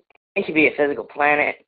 I believe that the moon physically orbits our planet based on So by saying planet, I'm assuming you're on team heliocentric globe. Even if it's flat, Bruce. Let's look at it logically. Even if the Earth is flat, even if the moon is flat, there's no physics out there that denotes that the moon can't be physically flat and the Earth can't be physically flat, but the flat upon the flat physically cycles the flat. There's no physics out there that denote that can't be a reality. Okay, so that was actually funny you should say that, because that was actually one of my points on the Flat Earth Phenomena podcast, the first MINDSHOCK podcast on Flat Earth, is that Einstein even said that there aren't any experiments that can be come up with that would prove heliocentric versus geocentric or the motion of the Earth. So I think that's very interesting. So my point was just using logic alone. Is it possible to prove either model? And that's a separate issue from, I think people are curious, JR. I think that we're obsessed with Einstein because of certain aspects, and certain aspects, related to the atom bomb were also related to Isaac Newton, who, gave certain credence to actual gravity. But that said, when you look at those in retrospect, they're extremely basic concepts. Very, very basic concepts. JR, have you heard that... Wait, let me just finish here for a second. For us to, idealize that the Earth is round or that it's not a carpet, for us to, idealize that the moon is round and not a carpet, we don't have the necessary mathematics. There are a lot of graduate students that'll tune into this channel that will argue and give all kinds of bullshit, but at the end of the day, those arguments are not accepted by science. We're talking about currently what's accepted by science, and what's accepted by science is so basic. I mean, I mean, when you talk about, like, and I just want to say this before you get into your, aspect. When we talk about what's accepted by science, most concepts that are accepted by science, for example, Einstein or Newton or Tesla or other people, what makes them effective are that they're able to be accepted by people below the age of 10. So, I mean, and that goes with, like, for example, like, people within the Jewish tradition and money and so on and so forth. Like, like most perspectives in terms of science or monetary gain or history or whatever, like, those concepts are that basic to where they're able to illustrate it in a fashion to where people under the age of the level of 10, whether they're 40, 50, 60, 70, a 10-year-old level can accept the ideals that, hey, this is real. And I think that points to the progression of the human race in general, that we're not the super race. We're not, as much as we think we are. We're able to accept that this looks like science because it's that basic that my kid brother, who's only 7, can identify with the fact that this could be real. That's what makes this all a reality. It's not the fact that, I mean, look at mathematics. Mathematics are so complicated that it may or may not be accepted based on its full front. But, I mean, like, look at John Nash with game theory. Well, he produced theory that produced games that were acceptable to 7-year-olds. All of a sudden, John Nash is receiving a prize. So, I mean, like, there's a lot of things out there that we have to look at, like, who we're looking at. And we also have to look at ourselves as human beings, as creatures of the earth, as whether or not we're just creatures of the earth or whether we're people that are in evolution beyond the scope of we're able to accept this beyond grizzly bears and cougars. All right, let me reel you in a little bit with that.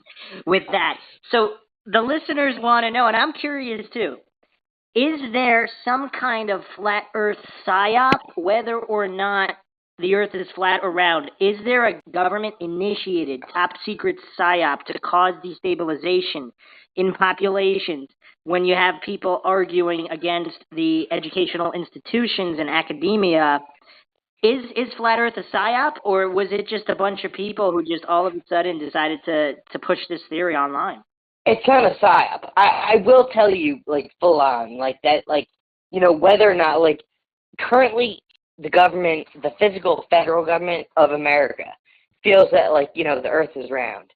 They feel that they have certain principles that, like, allow that to be round. However, even though that's the case, they have organizations such as NASA, which are constantly disrespected by budget cuts. They do have people that question their own government entity by questioning them with aspects of, well, why is it round? That's part of the government. I mean, that's part of the people's money. I think a lot of people think that, like, the people's money are appropriated to a certain point.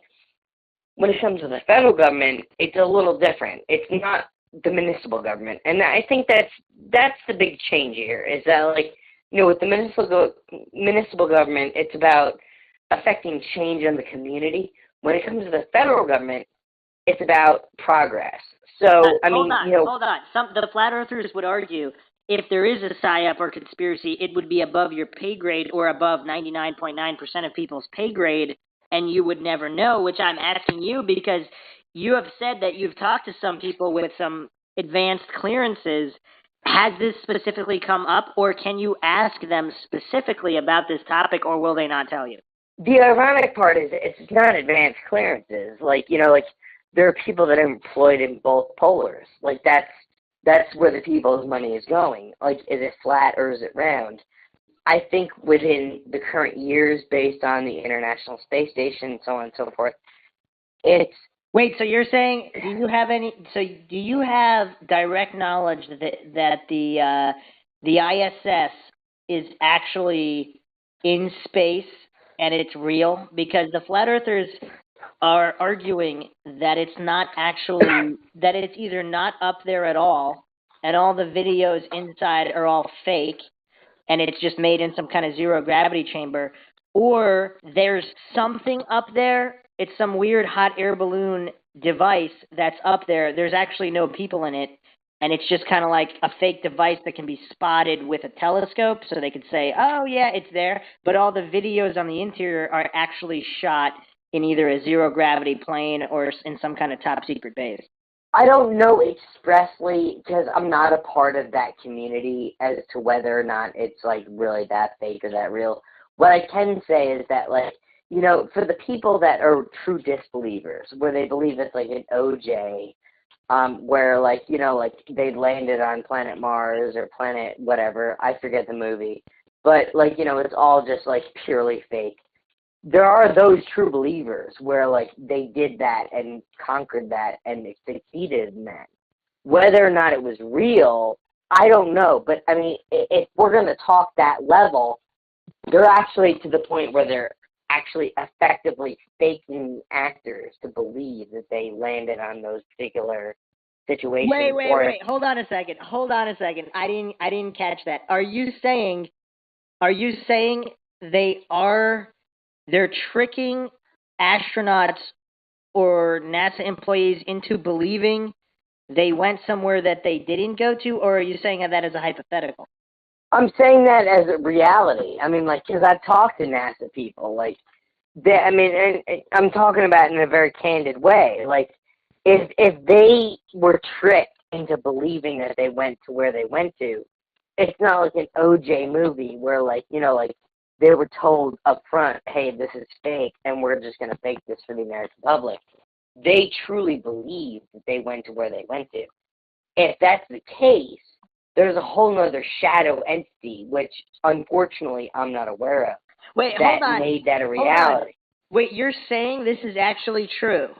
I'm saying that the people that actually supposedly landed, floated, and existed within the spectrum of NASA believe that it is true. Whether or not it actually is left up to a shadow entity, if it's not true, that I'm not aware of. And I can't necessarily write that off because I've been privy to many government games where things are true, but they're not true, but they're true, but they're not true type situation. So for me to, like, you know, and again, I'm not associated with the actual space project per se, but to say that the people that actually went on these missions and did this and believed that they were a part of it, to say that they're not validated would be wrong. To say that it actually was legitimate and that they weren't, like, you know, part of some sort of strange government project to where they believed it and then reported to elementary school children that, you know, they really were on, you know, like, the International Space Station when they weren't. I don't have that information for you, Bruce. Okay, I mean, I just don't. Just to clarify, so this has always been on my mind ever since looking at the flat Earth debate, because is it irrefutable proof when an astronaut says something? I mean, that's hearsay. So whether or not they really believe it or they're lying, that's irrelevant to the logic or the illogicality of accepting their words on blind faith. So that's, I think that's true, but I mean, again, like, you know, you have to look at the federal prisoner, which is the polar opposite of that situation. If they said they had maggots in their food, they have no access to any camera or ability to denote that they had that in their food. Yeah, hold on. So they're constantly considered irrelevant as well. Hold on. Let me finish my question, because I know you don't want to talk about the moon landing specifically, but some people point to the I don't want to talk about my involvement with the government. I'm not necessarily worried about the moon landing. Let me finish my question. So the flat earthers claim that the or some flat earthers, let me not group them all together. There's a certain percentage of flat earthers claim that the astronauts of the Apollo missions, particularly the first one, they didn't know that it was going to be faked. So, and I actually heard for the first time that, was it Buzz Aldrin? His mother's maiden name is Moon. Is that true? I don't know offhand, but like I could believe that. I think it was Buzz Aldrin. Maybe it was Neil Armstrong. I think, was it Armstrong? Well, I mean, know. Buzz Aldrin was the first individual within the realm of space to actually contact the ground and say we have extraterrestrials among us. All right, hold on. Before later. He later played it off, but he was very serious at the time. Let's not open that can of worms. We got to save that for. Well, I'm just saying, like, I mean, I'm not trying to, like, open cans of worms. I'm just saying, like, he was privy to access that I don't think was properly, I mean, in accordance with the government. Oh, let me finish my question. So some flat earthers believe that the Apollo astronauts really believed and really trained to really go to the moon. But then when they didn't go, like you could see it at the press conference, and I've watched it. I haven't done my diligent research into dissecting it as much as I would need to do a dedicated podcast to it. But it does really seem that they were depressed, dejected, and they couldn't even keep their answers straight. Some of them were saying you could see the stars and they looked amazing. Some of them say there's no stars at all, it's just black. I mean, they're standing a few feet from each other. Shouldn't they have the same story? Have you seen the press conference? So that goes to your point. I think some of them, so in other cases, I think more recently specifically with the ISS, who's to say that the government is not drugging these people and then taking them to some underground facility where they think it's the International Space Station, and they have these simulation screens showing the Earth, so then when they come back, they really believe they were up there when they weren't, so they would be saying what they believe is to be the truth. I mean, obviously they have the budget to do that, so I guess what you were saying was along these lines, but do you believe it's possible that the Apollo astronauts thought they were going to go and then they realized they didn't go and that's why they didn't give interviews? I mean, what's the deal there? Well, I mean, like, you have to understand that, like, there was an extraordinary amount of, like, Apollo astronauts that died of very rare conditions. And additionally, like, yes, the government had the budget to do whatever to make it, like, plausible to the American public.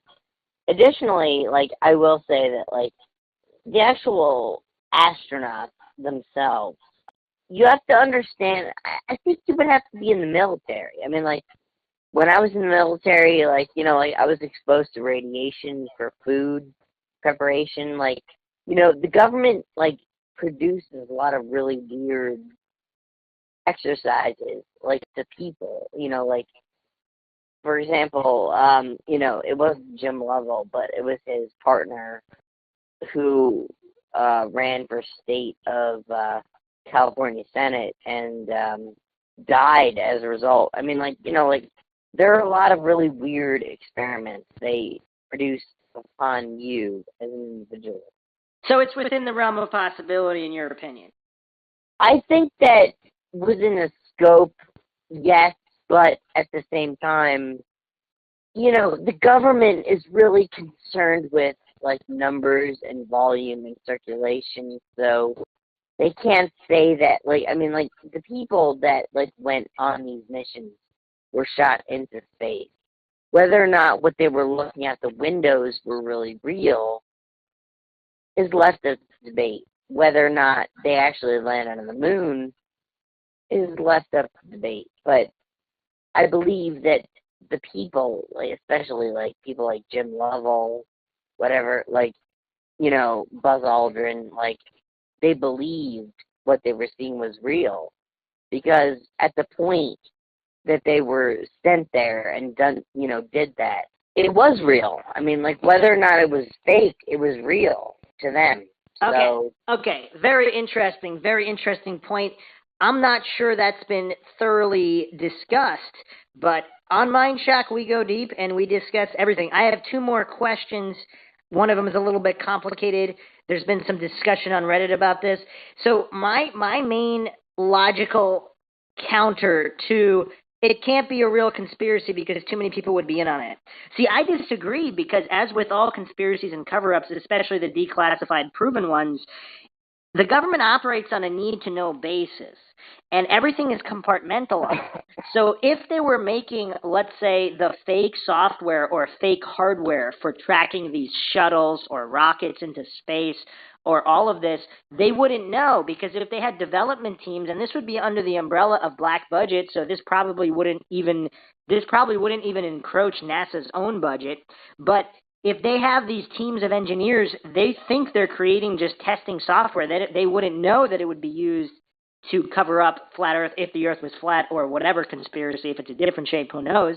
So, in your opinion, in my opinion, it's a very, if there's a cover up, all these 99% of NASA's employees are not in on it. 99% of government employees are not in on it. It's a small handful of people, and there are all these teams, and even the heads of the teams wouldn't know what the real purpose is. Is that an accurate assessment on my part? Good point. I mean, you can buy, Apollo gimbal computers, on Etsy. They sell them. So if you are that fan of the moon landing or, so on and so forth, you can actually, buy Raspberry Pis that replicate the actual system. They have a varying degree of yeah, but hold on a second. I was referring to, say, telemetry data, all of which has been lost, 18,000 reels lost by NASA, because I guess they weren't the greatest achievement of all mankind is not important. I mean, NASA did this to themselves. There would be no conspiracy if all of these shady anomalies didn't happen. But I'm just saying, I think it's more of a telemetry issue. Like they just would replace one hardware chip in a rocket or a shuttle, and the telemetry data being transported to base would be giving coordinates that weren't real. So the only people that know about the chip, like even the person that swapped the chip, they wouldn't know because, oh, this is the safe upgraded chip. Go swap it. They would never know it would be used to be faking anything. And then the team that developed the chip, they would never know what that chip is for, and they would never even be told about it. It would just be used. They would just be told it was used for testing purposes. That was the scope of my question. Yeah, I mean, again, that's, yeah, I mean, but again, it was done in the age before, Facebook and so on and no, so I'm forth. talking now. So, I'm talking now. If there's a cover up now, they're doing it now. That's they're swapping. Well, I mean, you're talking about now, but now they've deleted the shuttle project. So I mean, what's now? There is no now. In terms well, there's of NASA. still. I mean, there's still shuttle launches, but there's still, or let's say 5 years ago, whatever. There's still shuttle launches, and I guess I might as well go into lead into my final question. So SpaceX and Elon Musk, if there's some kind of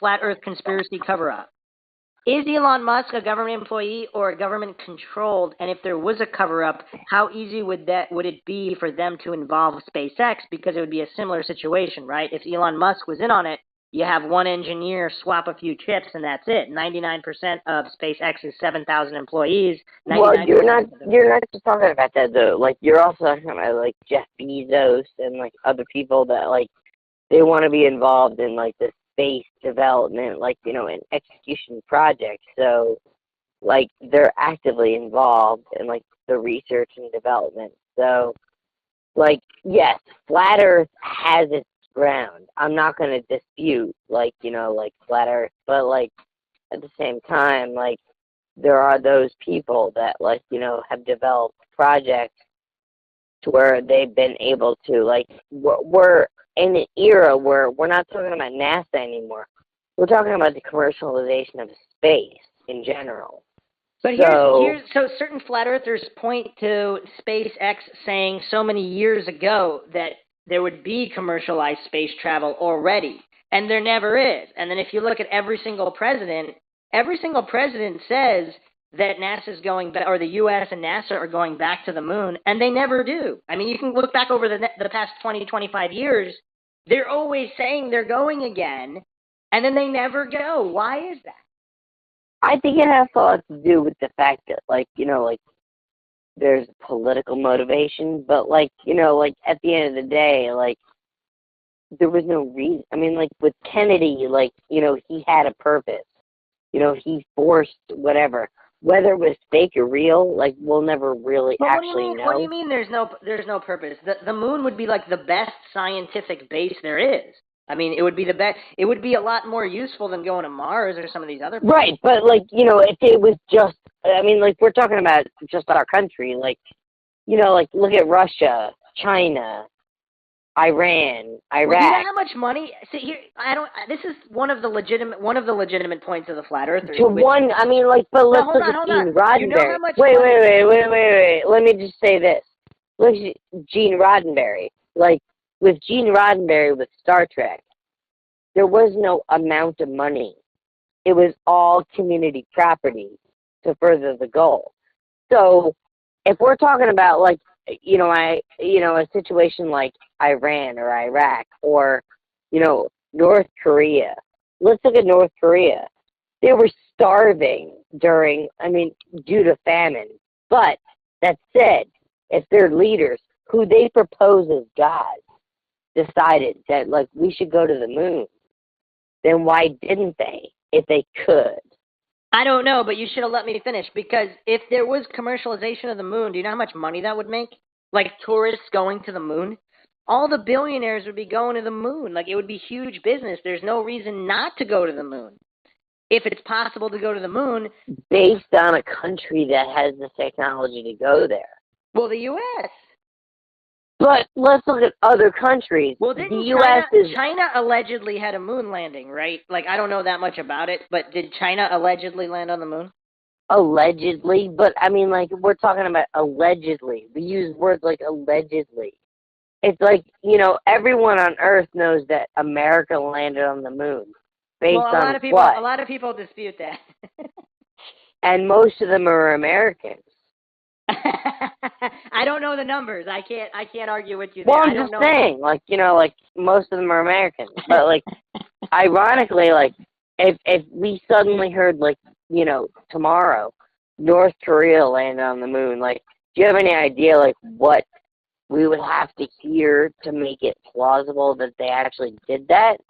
I mean, like, like, with America, like, we landed on the moon, ha ha ha, like, war games and, like, some bullshit movie. Like, we were able to do that. But allegedly. What about other countries? I don't know. This is getting really crazy. But, okay, any final thoughts on the whole flat Earth conspiracy? You've brought some interesting points to the table about possibly astronauts being tricked into believing that they went, so they did think it was real. I'm not saying flat Earth is wrong, and I'm not saying it's right. What I'm saying is that, like, like, I think what fails us as human citizens, and as people that pay the taxes to produce this technology, is that we're given limited answers, and, like, for that, it's quote unquote classified based on the courts, but that's not a real answer, is it? Like, because we're paying. No, it's not. And that's why this whole debate is going on. So, I mean, like, yes, like, I could believe in the whole Earth Society. I could believe in, like, the Flat Earth Society, because no society has ever taken precedence, because the government has prevented both sides from producing research that excludes the other. And I do have certain governmental knowledge. I've been in very rare places of the earth, based on my military experience. But that said, like, even then, with what I know, and I've been on the far side of the moon. I've been in parts of the world where, sunshine, shines for like 3 months a year. But I can't definitively say flat Earth or round Earth is wrong, because I wasn't privy to that information. And ironically, neither were the scientists that were researching it. All very good points. All very good points. Once again, thank you for joining us and offering your knowledge on various subjects. If you like the podcast, you can donate to our PayPal. Just check the link in the description. If you like this episode, hit the like button and feel free to share it across social media platforms. Make sure to subscribe to the channel, like our Facebook page. You can also check us out on Twitter, Reddit, Patreon. This is Bruce McGuire signing off. And JR? We'll catch you guys next time.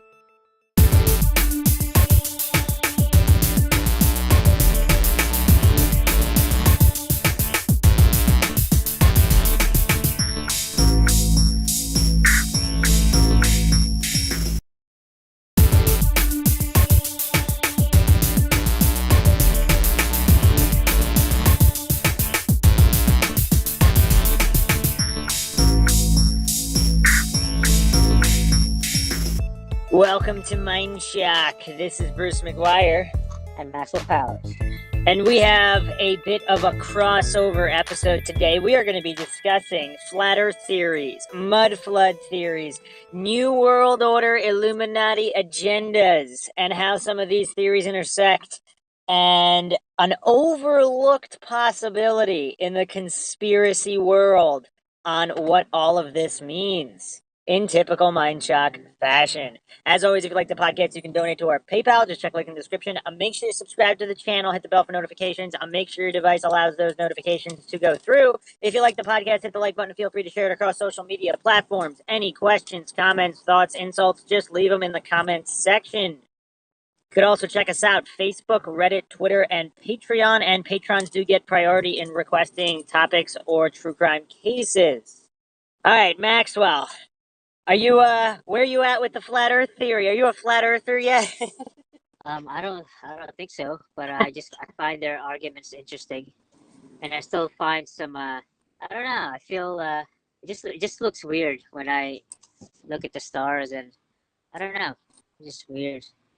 Yeah, I think any truth-minded or anyone interested in the truth or real science would find it interesting without buying into it. And obviously, the dogmatic, indoctrinated, anti-science individuals always want to talk trash and talk down on flat Earth. But if it's introducing logic, critical thinking, deductive reasoning, and scientific experimentation into the social mindset more, how is that a bad thing? It's kind of weird. Like, nobody wants to talk about it. That just adds fuel to the fire for the really crazy conspiracy theorists who are trying to say that flat Earth is the ultimate truth. On the other hand, then you have another group of conspiracy theorists who are saying that flat Earth was let out of the bag on purpose. And then there's yet another group who are saying flat Earth is a psyop. And then there's two sides of that coin where is it a psyop because it's true or is it a psyop because it's not true? That's why the flat Earth is so, it's such a fascinating topic or debate or whatever you want to call it, because it kind of exposes a lot of these different viewpoints in where they can kind of be looked at it simultaneously, whereas with other conspiracies you can't quite do that. You got to kind of focus on one point or another.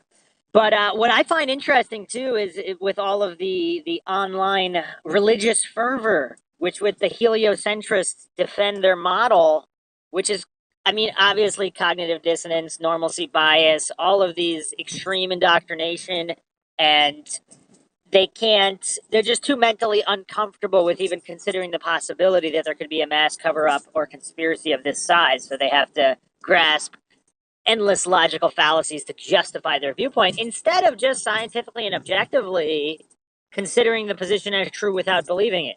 As I think it was Aristotle who once said that is the mark of an educated mind. Why believe flat Earth? Why believe heliocentric model? Why not just objectively and neutrally utilize logic as in the scientific way? So without going too far down that rabbit hole specifically, I was thinking about this, and let me know what you think about this. Are you ready for a mind shock, Maxwell? Yep. So in the common flat Earth conspiracy theory, the powers that be, the Illuminati, the New World Order, whatever you want to call them, they're the ones that kind of perpetrated this deception, this grand deception, the greatest of all time. What if, and I postulate this, what if mud flood is related to this. So there was some kind of great catastrophe, whether the world is flat or not. There is definitely evidence of some kind of funny business going on with history. If you haven't checked out our Altered History podcast series, check that out, where we discuss Napoleon's alleged claim that history is but a pack of lies agreed upon. And of course, as common knowledge tells us, the victors write the history books. So, are you going to trust and take on blind faith what the victors of wars say? I don't know. I'm not quite religious enough to do that. I would prefer to be more scientific and logical and not buy any propaganda without question. Evidence is required. So, what if these powers that be that either cleaned up after the mud flood and they don't want people to know about the mud flood because there was advanced technology in previous times, so they spun this whole narrative that everybody kind of bought into now, the mainstream narrative, we can call it. What if it was for the greater good? What if the flat earth theory is true? If the mud flood theory is true and this great catastrophe, great flood, or some kind of advanced weapons destroyed most of the earth and wiped out the previous civilization, whether it was Atlantis, Tartaria, whatever incarnation you want to believe. Some people believe there was Lemuria before Atlantis and the Atlanteans and the Lemurians got into some kind of nuclear war or something. And then, of course, the mud flood theory has introduced the Tartarians, the Tartars, or however you want to call them. What if? So you're familiar with the theory that the flat Earth is our little pond circle with all of the continents laid out on it like a dinner plate? You're familiar with that theory, right? That map? That Earth is a dinner plate. Yeah, and Antarctica is an ice wall surrounding. Oh yeah. Okay, But, so but some isn't that the default flat Earth theory? I don't know. Some people believe in infinite plane. Some people believe in pizza pie floating through space. I don't know. There's a lot of people out there. There is no real. I don't know if there's a consensus flat Earth theory by flat Earthers. I mean, everybody's kind of. I mean, there are geocentrists out there that believe in a globe Earth that doesn't move, and the entire universe goes around the globe Earth. They believe in a geocentric globe. So they're not flat earthers, but certain principles apply, as in neither group believes that we are moving, and both groups would believe that the universe is rotating around us. But anyway, so some people believe that our dinner plate is one of many, if not infinite, dinner plates. So if there's just a plane of ice that goes on forever, or for however large, and there could be different pond circles beyond our Antarctic ice wall. So there could be other continents and other oceans, and that could possibly account for aliens or whatever. Instead of them coming from other planets, they're coming from other pond circles, and their pond circles might have had thousands, tens of thousands, millions of years of more technological development than our pond circle has. What do you think about that theory? Can you repeat that again? The last part. So our pond circle, the dinner plate, our dinner plate. What if there's infinite? Yeah. What if there's infinite dinner plates beyond the ice wall with other continents and other oceans?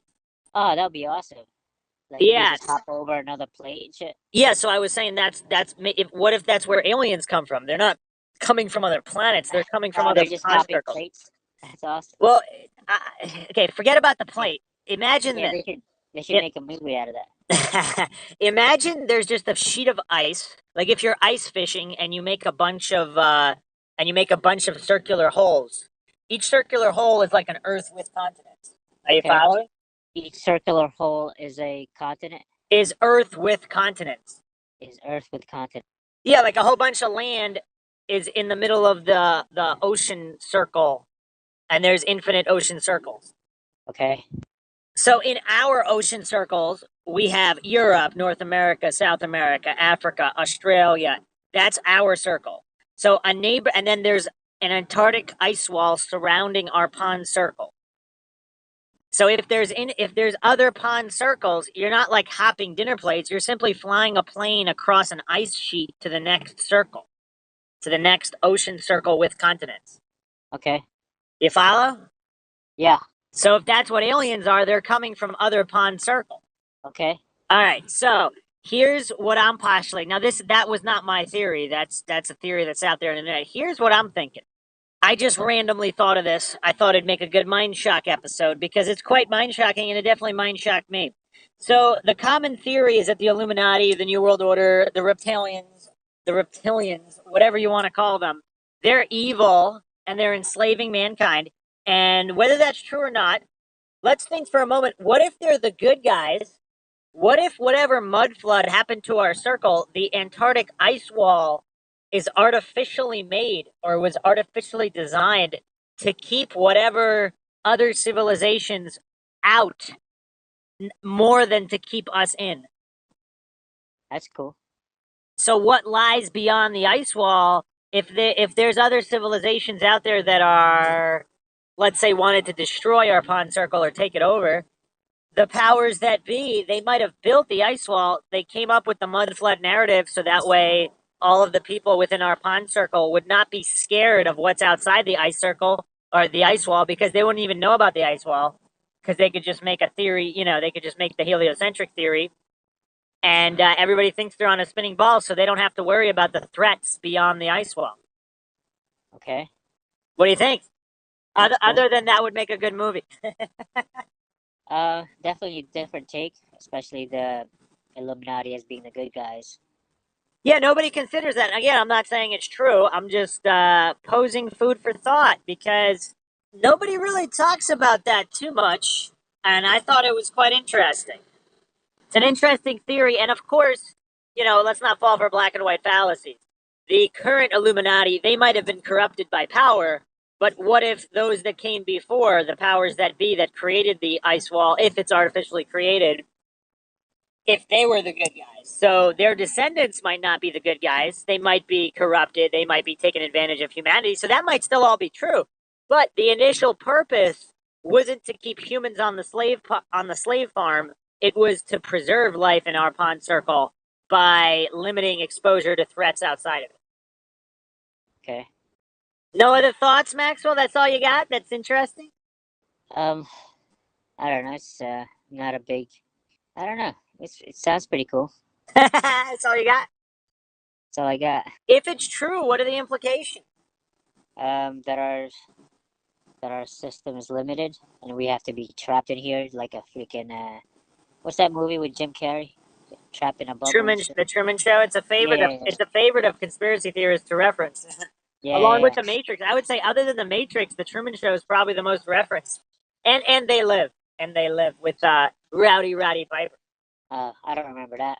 Yeah, if there were three movies, I would say conspiracy theorists love the most or reference the most.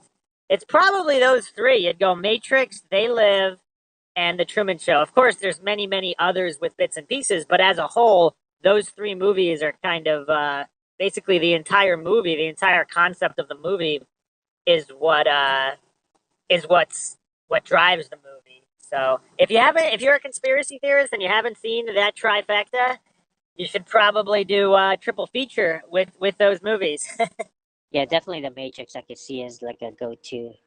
Well, that's where the whole red pill, Actually, blue pill. That's where a the lot of whole red pill, blue pill came from. yeah, right. And also the like a lot of these YouTube videos with like ex-Illuminati members coming out and shit. But what do They you they think? What do mention you it. think of that Mandela effect, where they put the word Matrix in the Bible? No shit. I remember having this conversation. Okay, our Mandela Effect series is coming.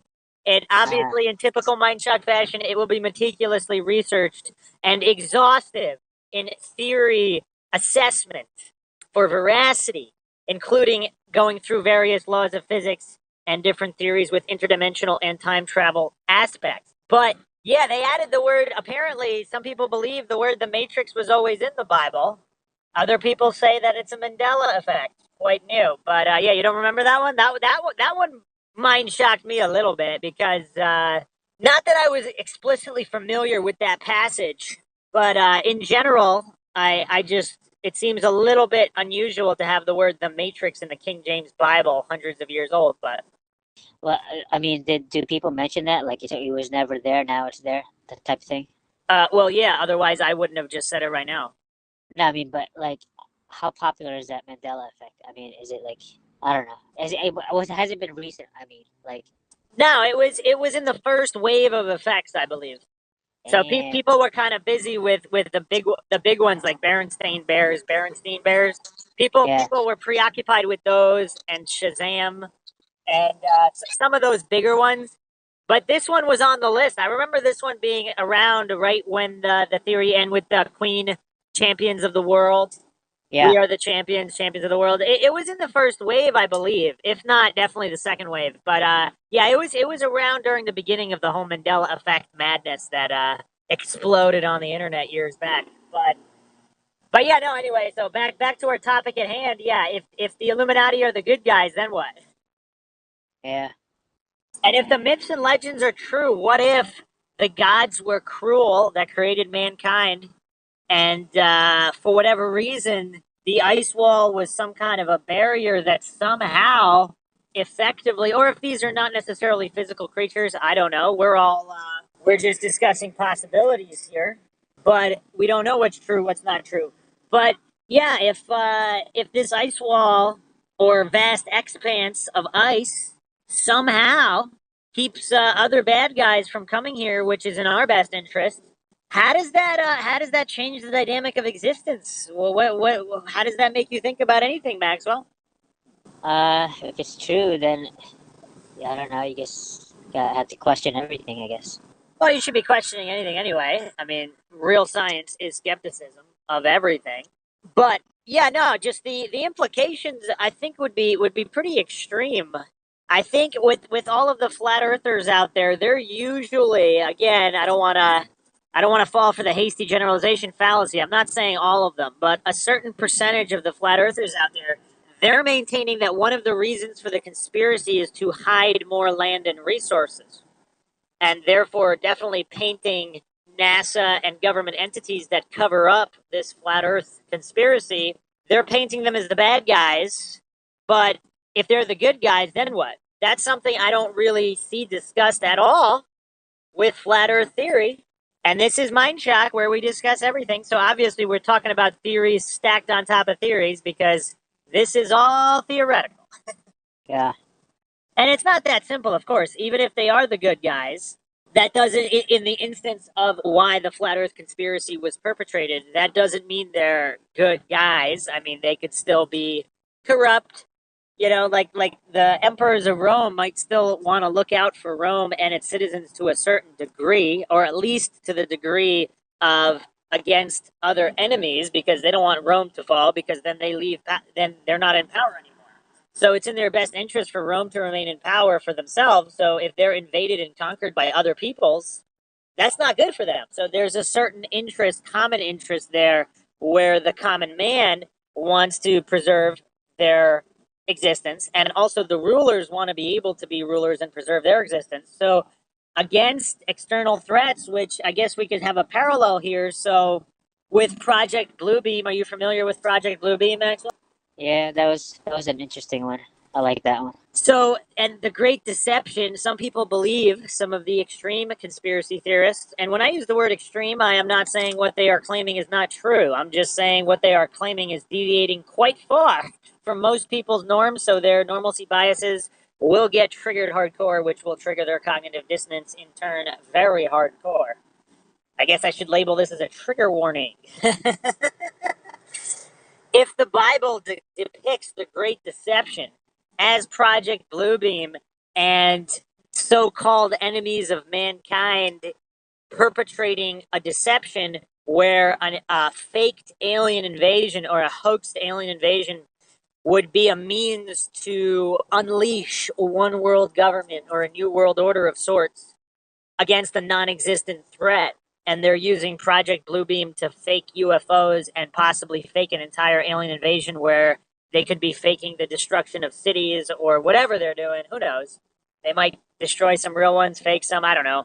But some people believe that's what the Bible is referring to in the end of days and the Great Deception. What do you think about that theory, Maxwell? Uh, I missed the theory, the last part. The Great Deception is basically the enemies of mankind staging a faked alien invasion as a means to roll out one world government. Oh yeah, yeah, I've heard that before. That's yeah, that was a pretty cool one too. Some people believe that's what the Bible is referring to Oh, no kidding. with the Great Deception or the Grand Deception. Yes, that's what the point I just made 4 times in a row.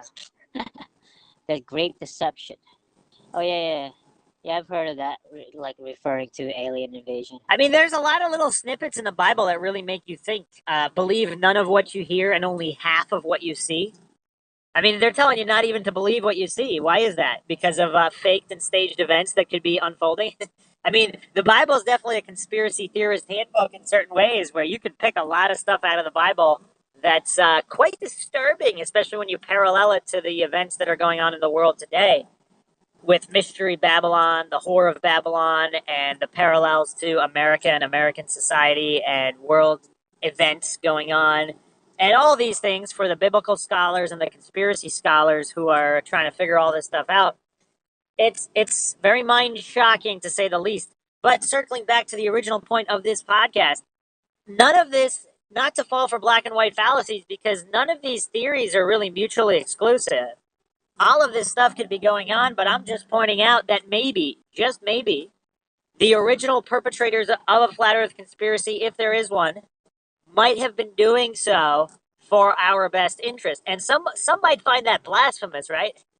Because they're like, wait, are you supporting the New World Order? Are you supporting the Illuminati? Not at all. If they exist, I'm not doing that at all. I'm just postulating that there might have been good intentions. And of course, the road to hell is paved with good intentions. So I'm not saying that even really means anything. I'm just saying the truth is not afraid of investigation. So if that really is the truth, then should it be known or should it not be known? Yeah, good point. I wonder what some devout Orthodox Christians or religious people would think of conversation like this. Because there is a small contingent that are actually flat earthers, because the Bible states that the earth is immovable and it conforms more or less to flat earth theory. That's cool. But I wouldn't say that's the majority of Christians. I would say the majority of Christians would say that flat earth is nonsense. But it's strange. It's a very triggering topic, which I find quite amusing, because why would people be so triggered by it? I mean, it's weird. You still gotta get up and go to work in the That morning. got me curious. That got me curious if Jesus was like the Son of God, and God knows everything. Like, doesn't God want to let his son know that back then at least, that the earth was round or flat? Like, and But if it was common knowledge that it was flat, like some people say that basically they all believed it was flat, motionless, so it wasn't a secret or anything back then. If it's true, so if he really is the Son of God and God exists, and so that would mean that the earth is flat if it's a common knowledge thing. I believe so. Or it was so irrelevant that it has nothing to do with anything, because other people. I mean, Because back then they didn't even believe in other worlds or planets. I seen this. Well, they believed in heavenly bodies or celestial bodies, but anyway, or wandering stars, if that's what the planets are. But yeah, there's a similar argument in heliocentrism, and in flat Earth. There are heliocentrists that believe that NASA is a complete waste of time, and exploring other planets is a complete waste of time, because there's people suffering on Earth. I mean, there's children starving all over the world, and all of the billions of dollars being funneled into space programs that could cure most, if not all, of the suffering in the world. Like, if not a single dollar was ever spent on space programs, how much suffering would have been removed from the world? True, but I guess I'm guessing NASA would argue about interplanetary, what do you call that? Colonization? Population, yeah, colonization, yeah. Well, what about To, it? to survive the human species, they would justify it with that. I Yeah, but think. there's no proof of that. I know, but what I'm saying is that's. But hold on, Maxwell, hold on. There's no proof it can ever even be done. Like, let's say that. I'm not arguing for them. I'm just saying that's what they would argue. Yeah, but what kind of an argument is that? Is because I don't know. Ask them. It's not me that's arguing it. all right, well, I'm speaking in general right now. I'm not attacking you, Maxwell. Yeah. I'm saying, what kind of an argument is it? Because if you feed a child today, they survive. That is a fact. If you put that money to helping people, the money is not theoretical. The suffering people are not theoretical. That's all fact. What's theoretical is the possibility that another planet could even be colonized, And the flat earthers argue there's no such thing as planets. So obvious, but the flat earthers, they also make an argument that certain flat earthers, who cares that the earth is flat because there's people suffering. So all efforts and energy should be kind of funneled into making the world a better place instead of arguing over flat versus round. Although there's a slight counterpoint against that, because if you're arguing for scientific truth and there is a vast conspiracy, exposing the conspiracy can make all of the other conspiracies crumble. Which other conspiracies, which, Monsanto and all of these things that are making food bad or contaminated medicine or pharmaceutical companies taking advantage of people, once that power structure gets crumbled, the world will be a better place. So exposing a grand conspiracy that also exposes the sub-conspiracies, that's a good thing. So you could argue against that to a certain degree.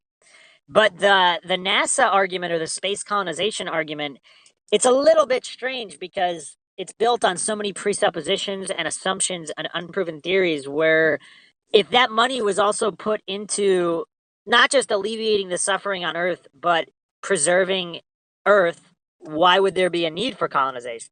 I don't know.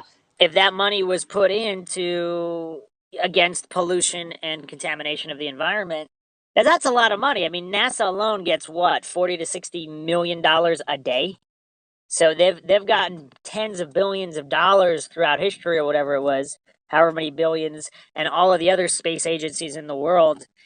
It seems kind of strange to justify that. I don't know, because there's plenty of heliocentrists who think that flat Earth is the stupidest thing ever. That just they're against all of this spending or any spending at all, even a single dollar on NASA, because they believe that money should be spent on helping people on Earth. You have no thoughts on that, Maxwell? I'm good. Maxwell Army.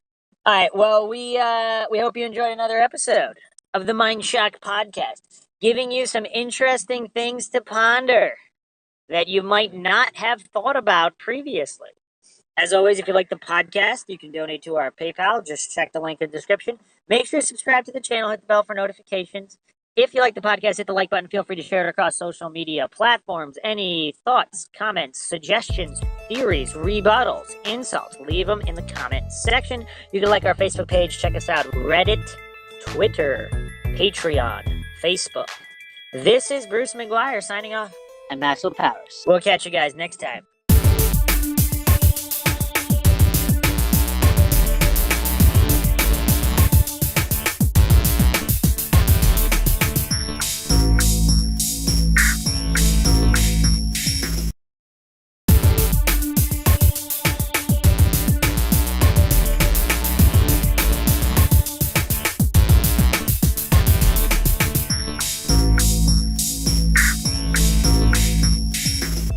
Welcome to MindShock. This is Bruce McGuire. Just a few quick notes on the fundamental flaw that is present in flat Earth versus globe Earth debate. And this is something nobody's really talking about, and it's such a fundamental flaw, I thought it needed to be pointed out. Once again, if you like the MindShock podcast, you can donate to our PayPal. Just check the link in the description. Make sure you subscribe to the channel, hit the bell for notifications, and make sure your device allows those notifications to come through. Make sure you like and follow our Facebook page. Some exclusive content will be posted only on Facebook. And check us out, Reddit, Twitter, and Patreon. And patrons do get priority in request. Okay, so some quick flat Earth talk for amusement and logical purposes. So the fundamental flaw is this. It seems like neither side can understand this, or at least doesn't make that known in any kind of flat Earth debate. If the Earth is a globe, the optics of what we see and how is obviously how it would behave on a globe. However, if we're on a flat plane, then what we're seeing is obviously the way it would look like on a flat plane. So when we're talking about perspective or standing on top of a mountain watching the sun, without falling for any fallacies, because it seems both sides do this whole circular reasoning fallacy, appeal to incredulity, denying the antecedent, and the circular reasoning really is the problem, because you're just being dogmatic and religious if you think your position is true and not re-examining it. Now, again, I'm not saying either side is true, and I've actually been asked to debate on the globe earther side to do it logically and properly, because it seems like most, at least what's been posted online, has not really been any kind of logical discussion on either side. And as I've pointed out, quite amusingly, the flat earthers come off more logical than the globe earthers in just about every debate I've seen. Obviously, it doesn't make them right in any way. It's just funny. The process is funny. However, this fundamental flaw, without assuming and taking on faith that the model that one is indoctrinated into, whether it's globe earth or through religion or other means, flat earth, they become brainwashed or indoctrinated into flat earth belief. I'm not talking about the people that are out there doing experiments that think the world is flat and they can so-called prove it. Excluding those people, the people that are kind of religious in their methodology of accepting flat earth, either due to the Bible or certain, we could call them prophets they found online. Now, they might be telling the truth. Again, I'm not saying some of these people online professing flat earth are wrong. I'm not saying that. I'm saying to take it on faith and believe their words is not scientific or logical. Just like it's not scientific or logical to take the scientism position. Let's talk real science, real logic. So this fundamental flaw, if we're on a flat plane and we're on a mountain, however we see the sun behave or objects in the distant horizon, that's how it behaves on a flat plane. If we're on a sphere or spherical object, a globular object, then whatever you see in the distance, that's how it would behave on a sphere. So to kind of twist and basically create the laws of physics and to just build up the basics of optics and human optics around whatever model, if the opposite model is true, then it's kind of amusing that people are using the physics of what it wouldn't look like to prove what it does look like. So let me break that down again. This is such a fundamental flaw, and I'm not sure why people aren't grasping this and debating with this in mind. If whatever it looks like, you're on a mountain, you see what you see. Let's call that X variable. So the X variable of optics, okay, if we're on a flat plane, those optics, X represents what it would actually look like on a flat plane. However, if there is some kind of grand conspiracy and cover-up, all of science would proclaim, or even if there isn't, all of science, either through denying the antecedent, black and white fallacies, all these other fallacies, if X variable is used to represent a spherical model, then you're using that X variable to prove the sphere if the X variable actually represents the reality of a flat plane. So then you have all of the globe believers arguing using X variable as proof when it's actually proof of the opposite. Just think about that for a moment. Because, of course, condemnation without investigation is the height of ignorance. And the truth is not afraid of investigation. So in analyzing these claims, you have to keep that in mind. Now, conversely, if we're on a globe, when you go to the top of a mountain and you see what you see, that X variable of human optics represents a sphere. So in that case, a flat earther trying to use the X variable to prove the plane, when that X variable is representative of the sphere, same problem. Same problem on both sides. This fundamental flaw cannot be overlooked. And you can it's similarly related to all of these fallacies. I just wanted to break it down in that way so it's easy to understand. And as a funny experiment, it would be interesting to bring on a logical flat earther or a logical globe earther to have a debate. I suppose I could be the moderator, or I could play one or both roles. And then here's the thing. If someone is logical, we're talking about process here. We're not talking about ultimate truth.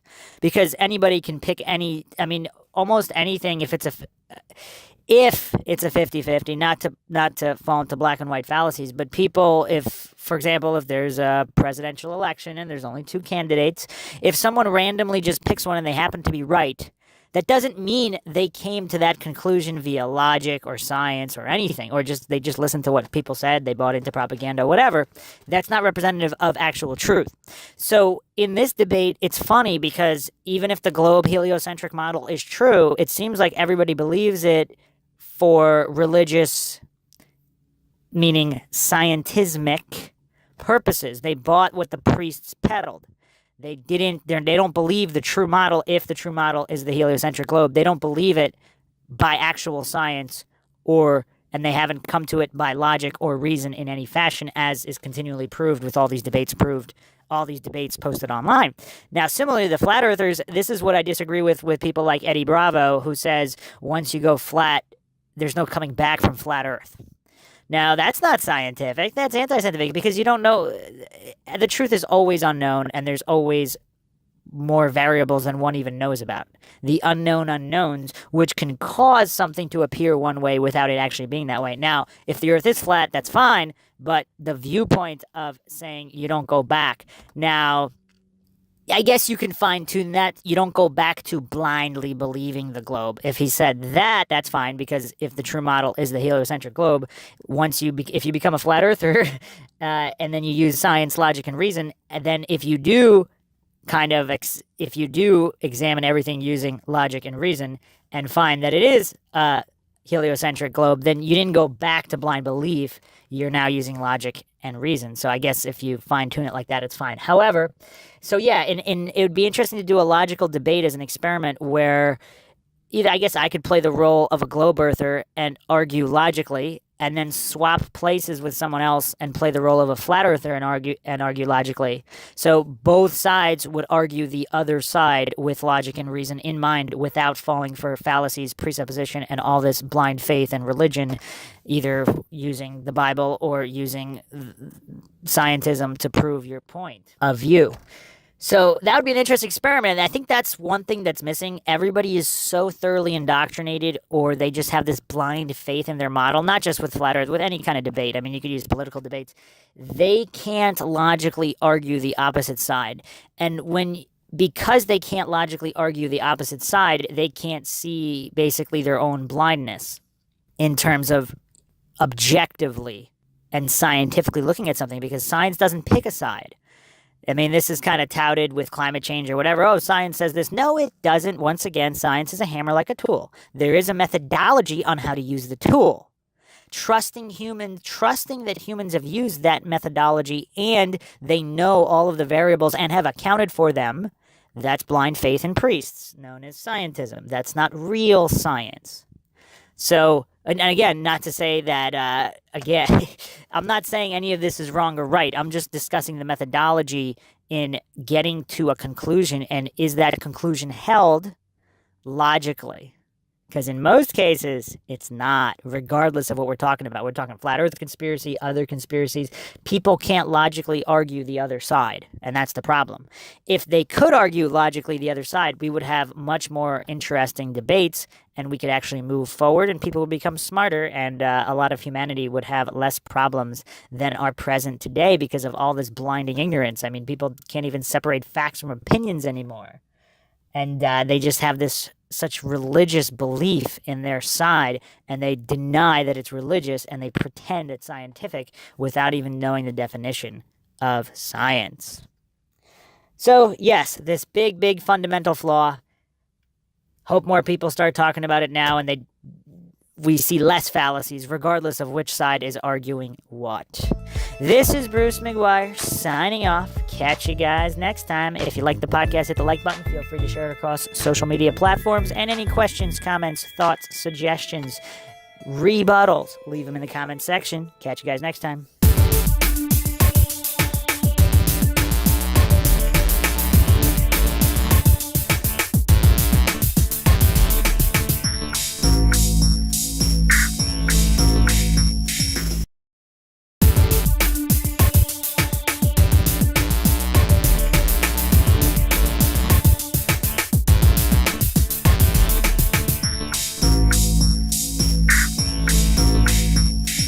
Welcome to MINDSHOCK. This is a special episode brought forth for the holiday season in defense of science and logic.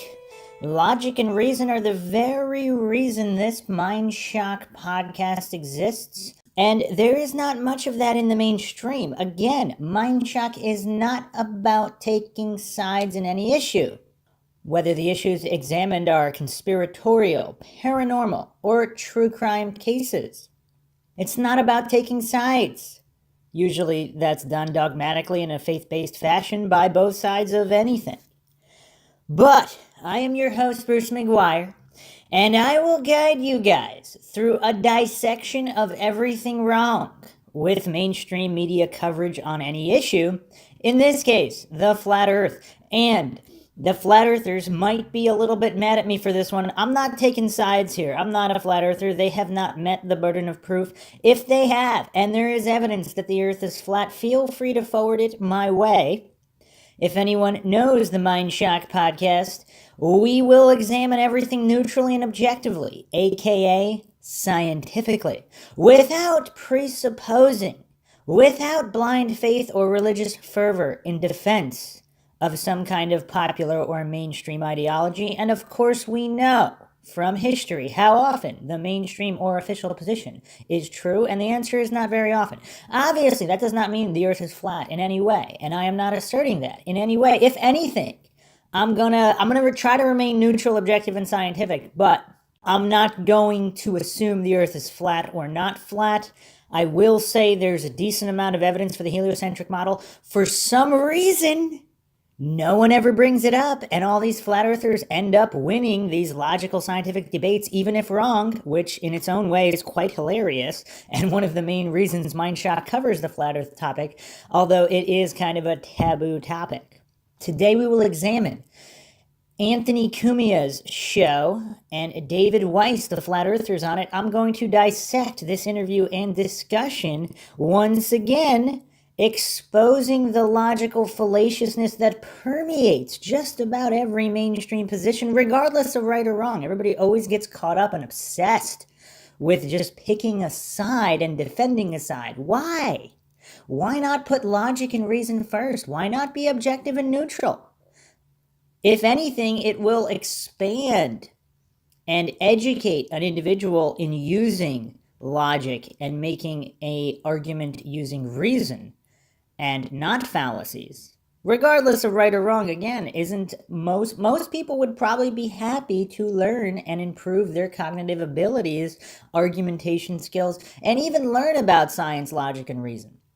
So this triggering at Flat Earth, this emotional triggering, like children are being told there's no Santa Claus, it's really bizarre, but hilarious in its own way.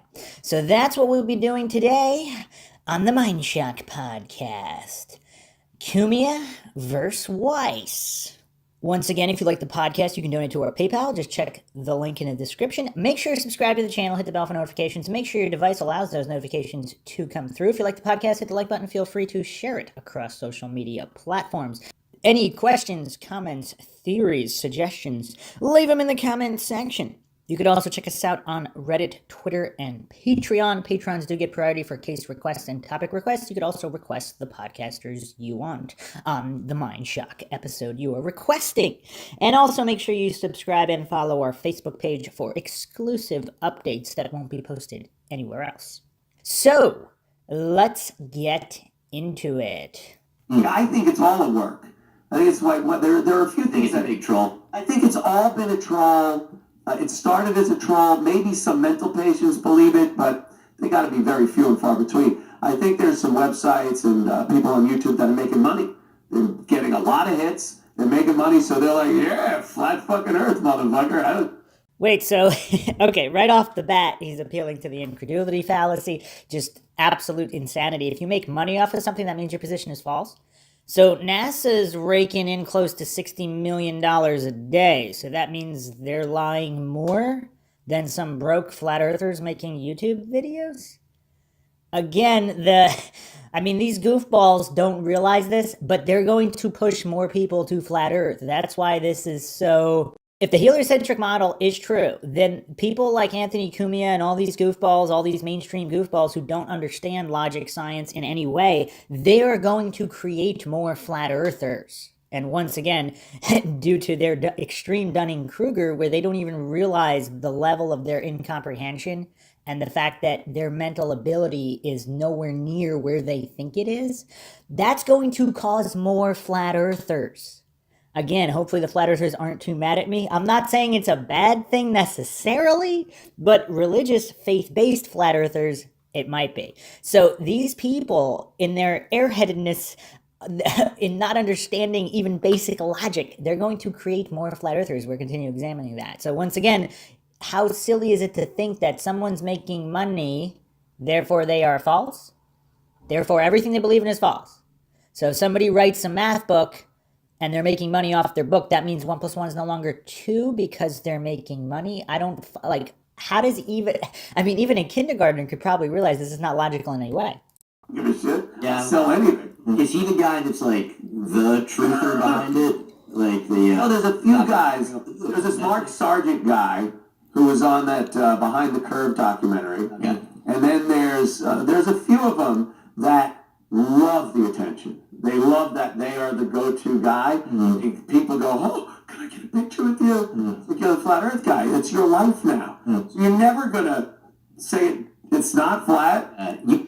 Okay, so interesting point there. So if you're Neil deGrasse Tyson, Bill Nye the Science Guy, all of these figures that peddle the heliocentric model, once again, I'm not saying that as if they're wrong. I mean, even very unintelligent people who don't understand logic at all, they obviously could be on the correct side of a model of reality. The problem is the way they're going about it. If you guys are listening to this podcast, you probably heard Neil deGrasse Tyson and Bill Nye speak on the flat earth topic, and they bring up the most asinine, illogical defenses of the heliocentric model.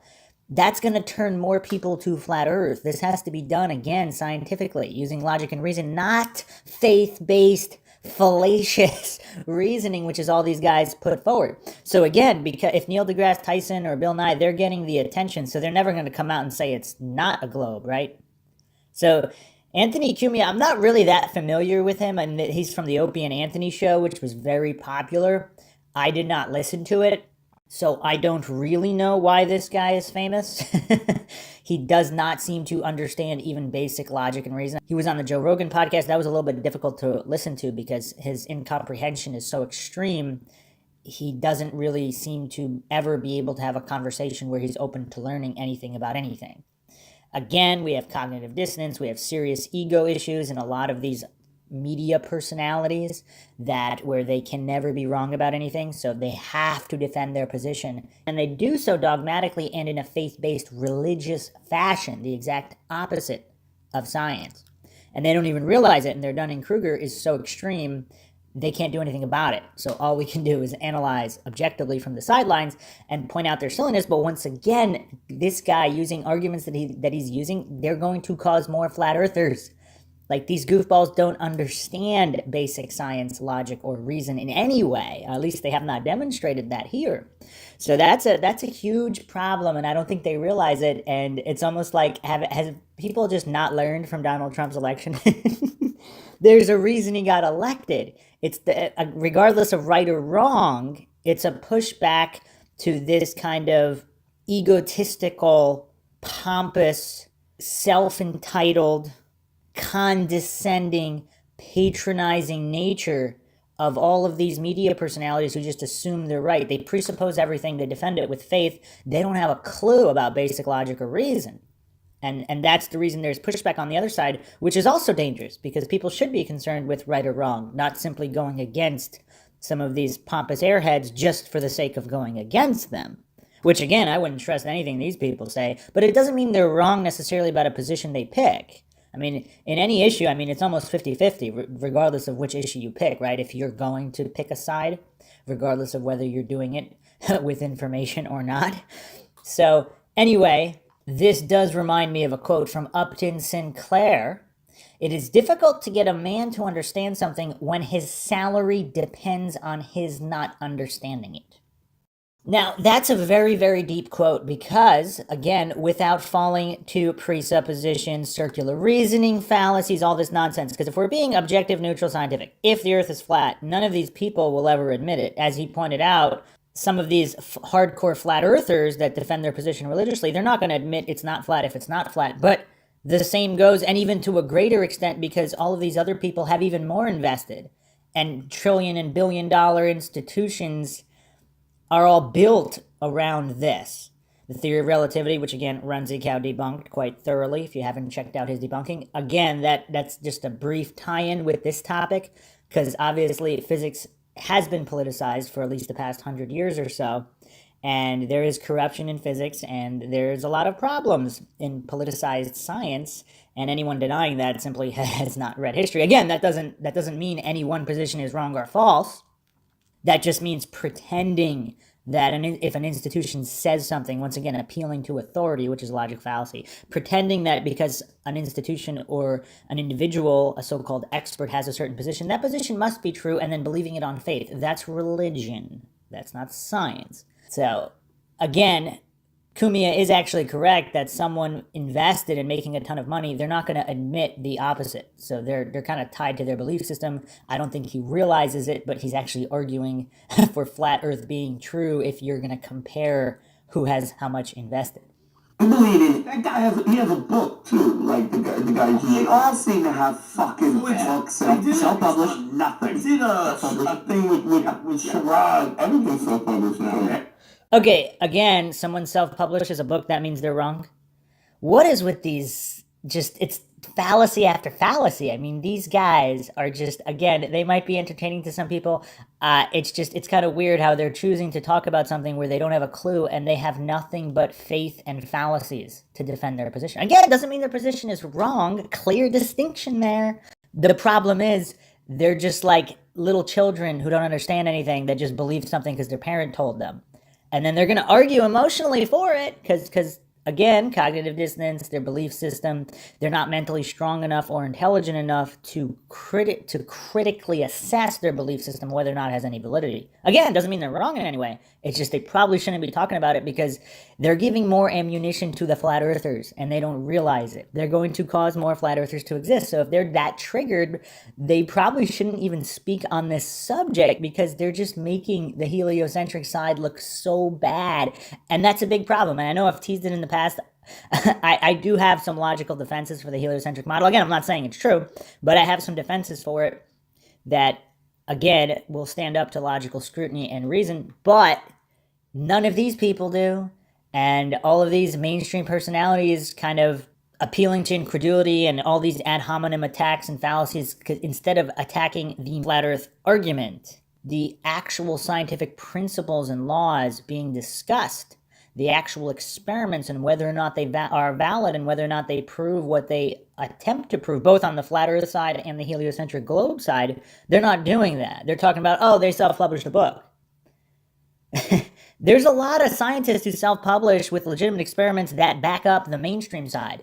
So according to them, that'd be okay, right? As long as their belief matches in the popular belief. Again, appeal to popularity fallacy doesn't mean it's true, but again, I mean, this might be a little bit longer video because it's just every point that they make is just so fallacious. So I did a race wars with Sherrod and they had him on there, and I said, oh shit, I was like, okay, let's say you're right. What difference does it make? Oh, that's a great tack to take. I go, yeah, okay, you're right. Now what? And so what he was trying to explain is... I don't quite understand that either. I mean, science is about the pursuit of truth, not saying the truth doesn't matter. I mean, if the truth didn't matter, there'd be no science, because who cares? Let's say whatever anybody's right about anything, who cares? That's their position. This is silly beyond belief. This is mind-shocking. That if this is not wrong, if they're lying about this, then it corrupts everything we know. And I go, that's what I was saying. True. It's early, right? So, again, I don't really understand their argument. It's like if some kind of church minister, rabbi, whatever, if they're wrong about one thing, everybody's going to question the rest of the doctrine. Again, I mean, this seems kind of anecdotal. Yeah, you could. But again, science is neutral and objective. The burden of proof is always on the one making the claim. So just because a person of perceived authority makes claim ABC, that doesn't mean their claim XYZ is false, even if ABC is false. I don't know what these guys are going on about. They're just not at a very high-functioning mental level. Oh, look, the Kennedy thing, we didn't know that until now. It didn't destroy space. Well, actually, a lot of the crazy conspiracy theorists did know that there was more than meets the eye to the Kennedy assassination. And there are still some deniers, the coincidence theorists. So again, the conspiracy theorists have come out on top in all of these other conspiracies. And of course, these guys are going to pretend that never happened. It's just, it does not penetrate. It just does not penetrate their brain. They do not process logic very well. These are not good ambassadors for the heliocentric model. They're doing more harm than good. And what's hilarious is they have no clue about it. We know it. If you believe this It's not conspiracy fading theory, away. It doesn't change. you believe every conspiracy theory if you believe it. Again, absolutely fallacious. I mean, this is just such extreme, hasty generalization, attributing parts to a whole. If you're going to use all conspiracy theories must be true because one is true, or everyone must believe it because they believe part of it. I mean, they're just stacking fallacies to such a mind-shocking amount. That's why I needed to do this episode, because it's very difficult to find people making an argument or a position using this many fallacies in such rapid succession. And of course, adding just the hilarious effect that they're going to create more flat earthers because they don't realize that they're such goofballs when discussing anything relating to science, logic, reason. They should not be doing it until they at least reach a very, very basic understanding. And they do. Like that's what I... Again, do they really? Every single flat earther believes every single conspiracy? They believe Elvis is still alive? They believe in Bigfoot. I mean, you have all the level of silliness that this has reached. I mean, really, I kind of feel bad saying that they're not on a 4-year-old level, but I think there probably are 4-year-olds out there that are more high functioning. Figured out in the time I've been checking this out, which, like I said, it's hilarious. I look at both sides. I look at the staunch flat earthers that, like, there's no fucking telling them any different. And they have their... Kind of like the staunch heliocentric globe believers that there's no telling anything, like this guy. theories. And like the Truman Show is part of like the canon of it. You know? Right. That, and at the end of it, they even go with the dome. They even go with the dome, which totally, to me, throws the whole thing out of whack. Like a flat Earth or something, maybe. I don't know. And even that, no, not maybe. I'm not saying maybe, but some people say maybe. Wait, so he's admitting he's not scientific or logical? He's basically admitting that he's presupposing, engaging in circular reasoning fallacies, and is so indoctrinated into a faith-based religious system that he's not willing to even consider something else being true. I mean, can you get any more anti-science than that? He's not willing to. Again, these are probably the worst guys to defend the heliocentric model or to try to poke holes in the flat earth theory because they just don't have a single clue. I am so not even willing to entertain this bullshit. But then you put a dome on... And yet he's doing a whole podcast on it if he's not willing to entertain it. That's a little bit strange. At the top of it, who did that? You know what kind of a contract that is? Well, again, now he's assuming that people built the dome. Again, if you don't know, he's going to just, again, appeal to incredulity and just stack fallacies, just one on top of the other, presupposition after presupposition about something he doesn't even have a clue about. Again, this is one of the biggest problems. These guys do not understand either side of this argument. They should just simply not be talking about it, but I'm glad they did because this is just a great lesson in logical thinking and science for people that don't know. And it is quite hilarious. He was right about that. This whole thing is extremely hilarious, but there's also plenty to learn from it. Now, with the dome argument, it does seem kind of silly, doesn't it? But here's the thing, again, if you're being scientific, if you're employing logic and reason, you're not going to presuppose there isn't a dome. You're not going to presuppose there is. You're not going to engage in circular reasoning fallacies in saying that there is and that's because of this, or that there's not and therefore this. If the theory is true, and if there is a dome, then it's not about there isn't, it's about how would there be. Now, he's assuming a contract was put out. What if we're living in a simulation? What if this is all a holographic reality and it was all programmed? It didn't necessarily have to be built. It was programmed into a code and projected somehow. Again, I mean, we'd have to be ants trying to figure out how humans are building a skyscraper. It's not, why is he assuming that if his mental capability, which is, again, quite low even for humans, but even if he was the smartest human in the world, Why is he assuming that in order for something to be true, his feeble mind has to understand it in order for it to be true? And if he can't understand it, therefore it's not true. Can you exhibit any more hubris or ego? I mean, can you be any more of a slave to your ego and so blinded by ego and hubris that you can't even understand what an unknown variable is? You can't even comprehend that your ability to comprehend might not be at the level you think it is, and therefore you cannot solve the equation? Like, if he doesn't do math and you give him some of the most advanced math equations in the world, is he going to be able to solve it? If he can't solve it, does that mean it's unsolvable? Does that mean it's wrong? Does that mean that math is false? Again, his silliness is just, it's so extreme here. It's just funny. I thought the materials alone, to keep that a secret, to keep a dome a secret, I can't keep my windshield clean on a brand new fucking car. Now, I don't doubt that, Mr. Anthony Cumia. I don't doubt that. But there are people who can keep their windshields clean. That doesn't mean that a windshield can't be kept clean just because he's too incompetent to keep his clean, or too lazy, or too whatever the reason is.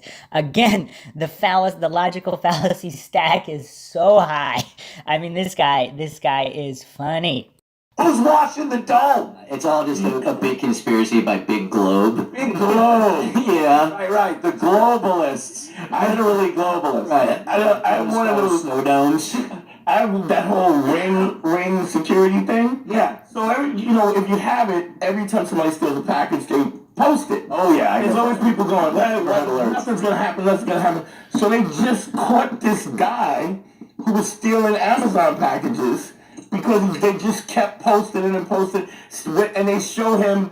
There's a video of him. The cops going to get him. How do you not know that's a ring camera? I know. They're everywhere now. They don't care. Like, walk out backwards.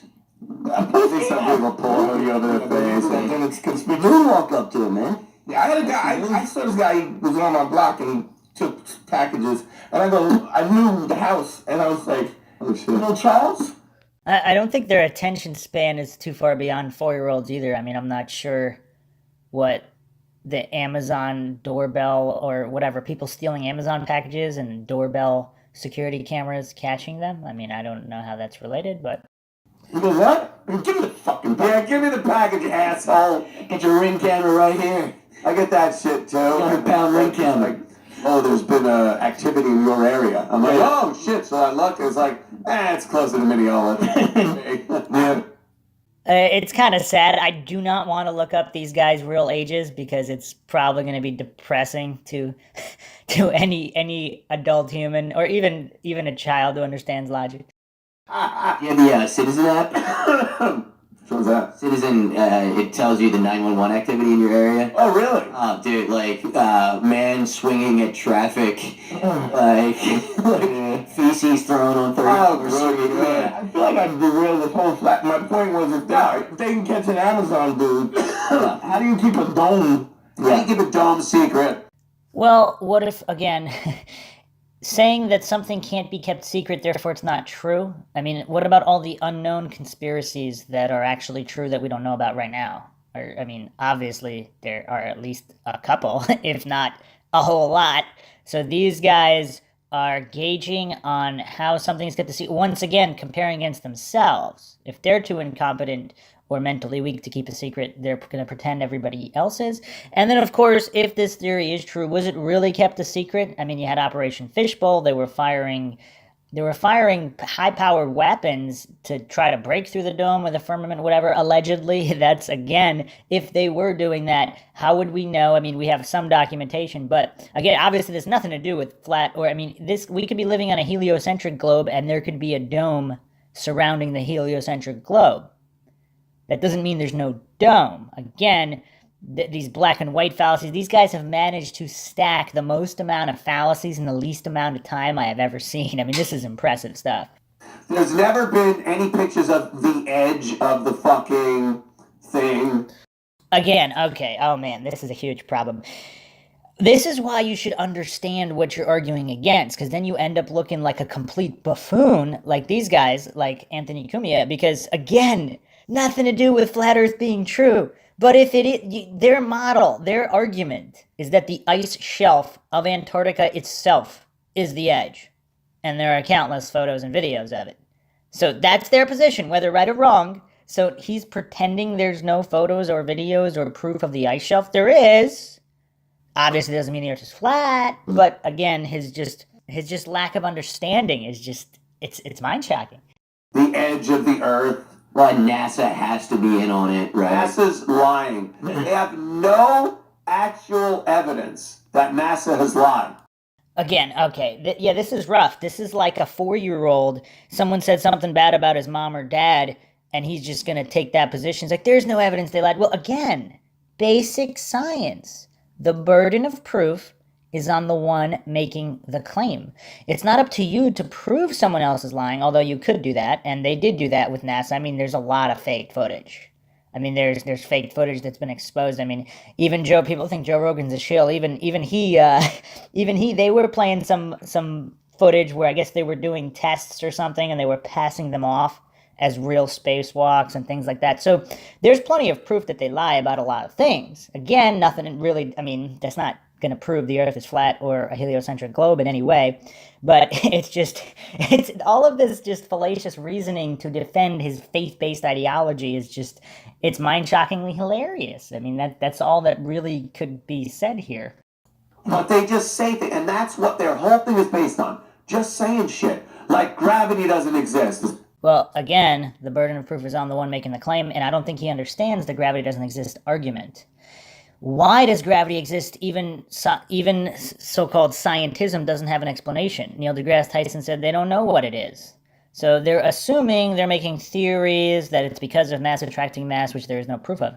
The effect of gravity, I guess there are deniers of that as well, but now he's committing black and white fallacies. He's doing hasty generalizations. He's grouping parts to a whole. He's just going crazy with fallacy on top of fallacies. There's a whole bunch of different flat earthers. Yes, some of them don't believe in any kind of forces.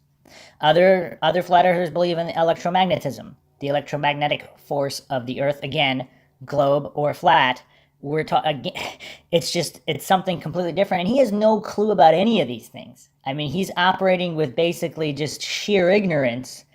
And just assuming, again, based on his religious faith and defending his position religiously while pretending he's on the side of science. It's hilarious. It's not a real thing. That's what they say. And then you go, well, why?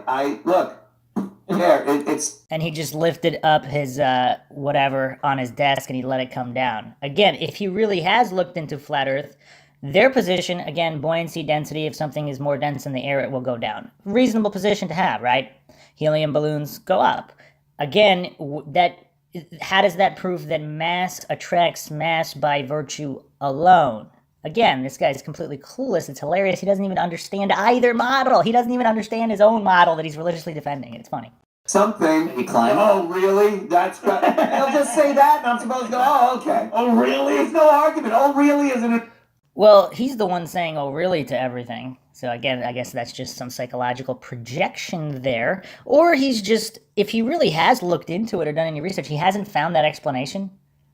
All he's found is, oh, really responses. So he's found the dumbest of the dumb flat earthers, and he's pretending that their model is, I mean, you could do that with people that believe in the heliocentric globe. If we're using these guys as a metric, nobody's going to believe in the heliocentric model with these goofballs representing it. It's weird. Argument.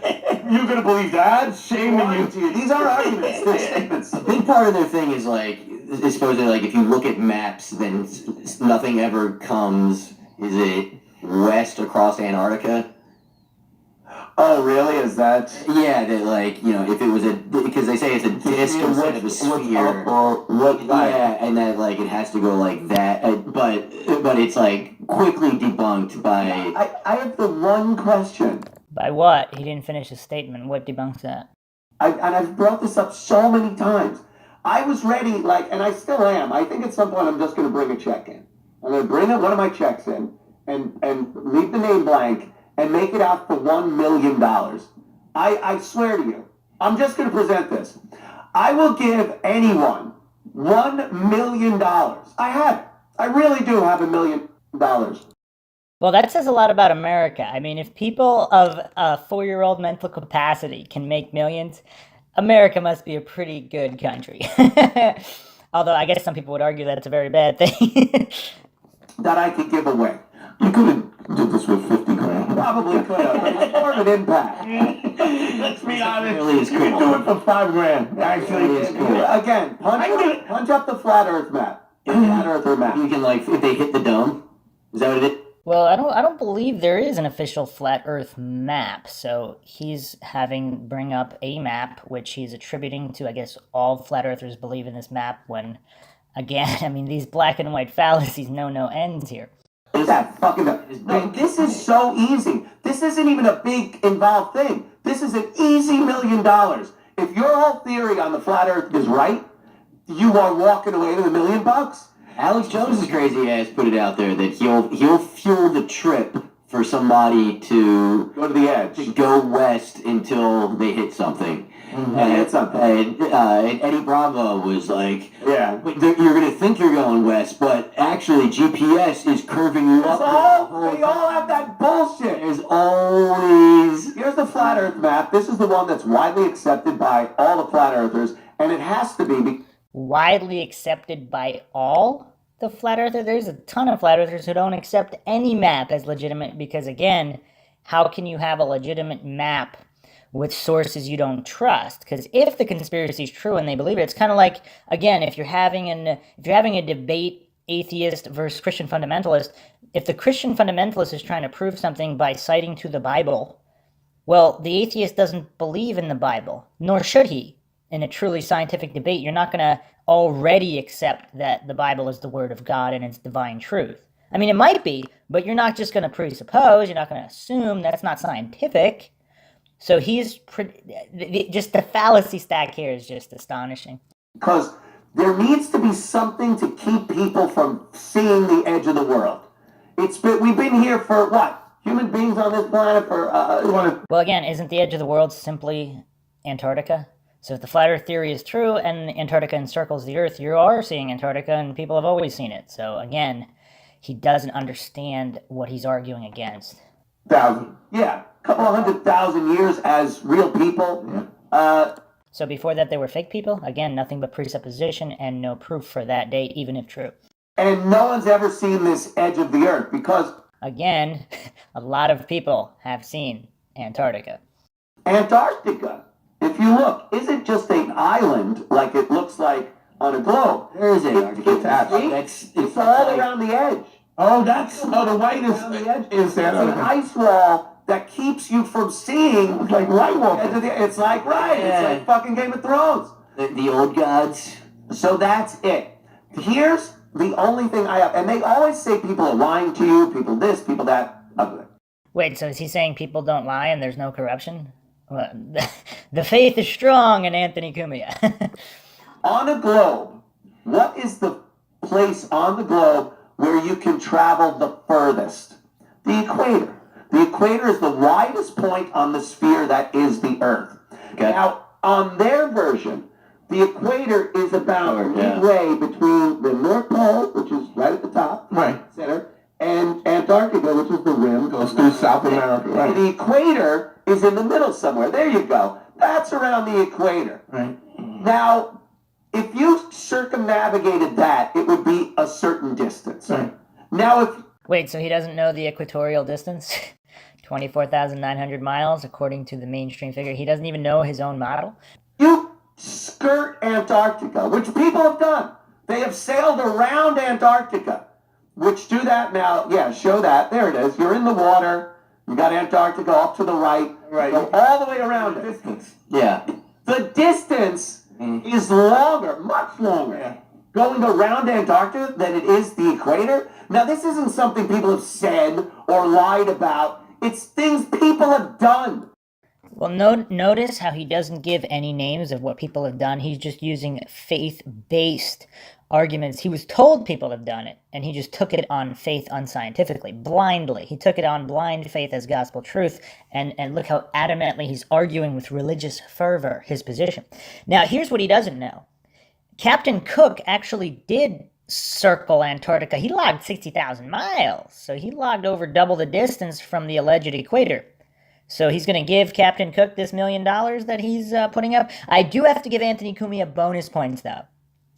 like many 4-year-olds, he might not be at a 3-year-old level. I might have accurately put him at 4-year-old, because even a 4-year-old would understand that on a circle plate model of the world, a circle through the middle of the plate would be smaller than the circle on the outside of the plate. So bonus points for Anthony Cumia. That is the most cognitive function he has displayed thus far.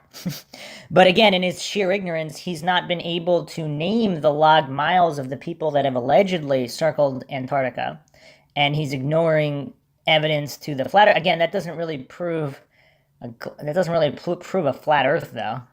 I mean, if the globe was much bigger, that could also account for. I mean, again, let's not fall for black and white fallacies on MINDSHOCK. People have navigated the South Pole. People have navigated the equator. Well, yeah, so the going around the equator would be the same on either model, so not sure what that proves. But these guys are all just laughing, and yet they can't name any circumnavigation voyages of Antarctica. So they're just arguing religiously from ignorance? I mean, do they not realize how silly they are, laughing by assuming others are not going to take on faith what they did? Doesn't make any sense to me. There's a set distance. You can't lie about that. Well, you can't lie about distances? Why wouldn't you be able to lie? If the conspiracy is true, and why wouldn't they be able to lie? It is kind of weird. I mean, that's why empiricism is so important. You'd have to empirically verify this information instead of taking it on blind faith from priests. I mean, these guys obviously worship at the altar of scientism without even understanding it. They don't know the difference between science and scientism. Again, nothing to do with flat or globe Earth. It's funny how there's no logic being employed here. They got you. They got you so. I am so fucking. So if you can explain to me, all you got to do is explain to me that distance is shorter than that distance, and I give you $1 million. So I guess he's giving Eric Dubé the $1 million? I mean, Eric Dubé can cite the distances and the voyages. That doesn't make him correct, though. But again, he's thinking that that's going to be proof for a flat Earth. So if he doesn't understand what's proof for a globe Earth or a flat Earth, I mean, should he even be discussing this topic other than to entertain others with his incomprehension? I mean, these goofballs are pretty funny. That's it. That's all you got to do. Wait, they don't have to hit the dome? We have to do. You don't got to hit the dome. That's hard. I'm not hitting the dome. $1 million. Why the fuck is that longer than that? That's all I need. I got to explain it. I hand over $1 million. I got a 1-month Metro card if you hit the side of the dome. What's the dome? Loaded. Just the side. Got it yesterday. Yeah. I don't gotta do a hit for $5,000. You don't need $1 million. You know, $1 million. We can pass some here's the thing: if you give the guy $1 million, Yeah. we can get another 5 and take him out, and then you get the $1 million back. Exactly. Let's make jokes about killing people. I will give you $1 million. That's a nice party. You can kill 2,000 people. Oh yeah. You think of all the flat Earth fucking propaganda you can get with $1 million. You could spread the word. You could The YouTube ads. fucking anything. How much propaganda could NASA put out with $60 million a day, every single day? Wonder if they thought about that, or are they just too one-sided and illogical? Again, doesn't mean either side is correct. It's just they're incapable of logical, objective thinking. You want to do with my $1 million? All you got to do is show me why that is longer than the equator. And this, like I said, people have done it. It's not something that. Who's done it? What was and how was their mileage verified? I mean, this guy has no clue how to do a scientific experiment. Only NASA has done, or the secretive thing. People have gone around the equator. People have gone around Antarctica. Like Captain Cook logging 60,000 miles in his journal. I mean, yeah, it's possible he was lost. Again, that's why you don't fall for black and white fallacies. There's a lot of different explanations for the mileages. It's not going to prove a flat or globe Earth. I mean, and both sides argue faith-based and religiously and dogmatically that somehow it would magically do that. I don't know how, but anyway, let's continue. There is a set distance there. You know, this guy right now is watching the show, and he has a protractor that he's like, Figure it out. $1 million. Figure it out. It's $1 million, my friend. Let me ask you this. But I get the feeling that if they could prove it to you, you would go with it. Like, prove it to me. Yeah, you would go with it, wouldn't I? If something could be proven. Well, he already said he wouldn't even entertain it, so now he's saying he would if it was proven. Prove to me, like science And common sense. Well, common sense is not so common, as Anthony Cumia proves with just about every word that's coming out of his mouth here. And logic dictates a spherical Earth. Does it really? If it does, why is he not actually providing any argumentation for that fact? And he's only using fallacies and faith. So where is the science, logic, common sense that he's referring to? If it exists, use it. Why isn't he using it? And if he's too incompetent to use it, he should probably leave this conversation to other people, unless he just wants to be entertaining with his incomprehension, which it is pretty funny. A lot of fallacies in a small amount of time. He might be trying to set a world record here. That's it. And what is the motivation of every single scientist to lie to every single person? Yeah. All right, now this is the funniest one. I mean, this might be the dumbest point that heliocentric believers use to defend their religion. And again, I think the flat earthers don't do a good job of defending their position in this one either. So what is the motive of somebody? A serial killer with no motive didn't kill anybody, right? I mean, as if motive... And then again, I mean, he's stacking this fallacy so high. Like, if they have no clue how a conspiracy would work, obviously compartmentalization would be employed. So 99% of these people would not even be lying. And their inability to comprehend, again, what happened to common sense? If the conspiracy is true, I'm not saying it is, but if it's true, this is probably the easiest point to debunk. People go along with whatever. People, the herd mentality, I mean, they're proving it right now with the very podcast that they're doing, incapable of thinking non-dogmatically, objectively, scientifically, just like most people. How many people at NASA or in high-ranking positions of government would even know this? Like, if you have a religion, again, if it's based around the heliocentric globe, you have churches in different countries speaking different languages. Would the Soviet Union really expose the U.S. for faking the moon missions if they're both worship the same God? I'm not saying they do. I'm just saying if you're considering the possibility that this conspiracy is true, if you're being open-minded, objective, and scientific, if you're analyzing whether this has any merit, and you are doing so non-fallaciously and without bias, once again, really scientifically, not pseudoscientifically, so not religiously. So if all of these churches and if these space programs are different churches, and the church goers, they're not going to question the priest or the minister. They're not lying. They're going to believe the priest or the ministers are telling them the truth. So they're not lying or keeping up their religion. They really think it's the truth, and they're going with it. Because how would they know otherwise? And of course, they ignore all the whistleblowers that come out. Again, doesn't mean the whistleblowers are telling the truth, but there are whistleblowers. The best answer to this. This is the most creative answer I've heard to that question. Go, so what's the end game here? Who's lying? What I said. It's like, don't ask me, I'm not the one lying. Well, how is that a bad answer? I mean, what's the motive for a serial killer to kill? I don't know, I'm not a serial killer. That's not a bad answer. I mean, can you really get into the mind of a serial killer without being a serial killer? I mean, you can make guesses, but you're not really going to know. Again, they confuse their mental inability to understand motives or reasons, or maybe they would understand it. But again, if the flat earth conspiracy is true, obviously there'd have to be a very good reason to pump this amount of money into it. I mean, all the institutions, they all go hand in hand. We're talking more than trillions of dollars to keep up this conspiracy. So there'd have to be a really good reason. And if the reason is that good, we might not know it. I mean, why is he assuming, like, look at any conspiracy. Why was JFK killed? Like, you could look at any big conspiracy. Are you going to know the real reason? Like, the real reason? Or would it be classified? How would a civilian be able to decipher that without being privy to the information that those executing the conspiracy have? I mean, it's impossible. Why would he think it would be possible? Just this level of silliness is just so extreme. Cumia is setting world records of all kinds for illogicality and silliness. I mean, he's officially the king of the goofballs. Ask the fucking scientists. Ask NASA. Ask the liars. Again, asking people who are not necessarily lying, so how would they be able to answer if they're saying what they believe to be the truth and they're mistaken? AKA, almost every scientist in history, regarding every scientific theory in history. So I'm not the one lying. I'm like, God, that's good. God works in mysterious ways. Yeah, that's another one you could fucking banging. throw out there. It's the biblical thing that they're throwing. There is a biblical thing to this. I think they want, Speaking of science, one of their end games is that they're trying to keep you from knowing that there either is or isn't a God, or they want their interpretation of what God is and what he created. And for some reason, the sphere is something that they want you to believe was created.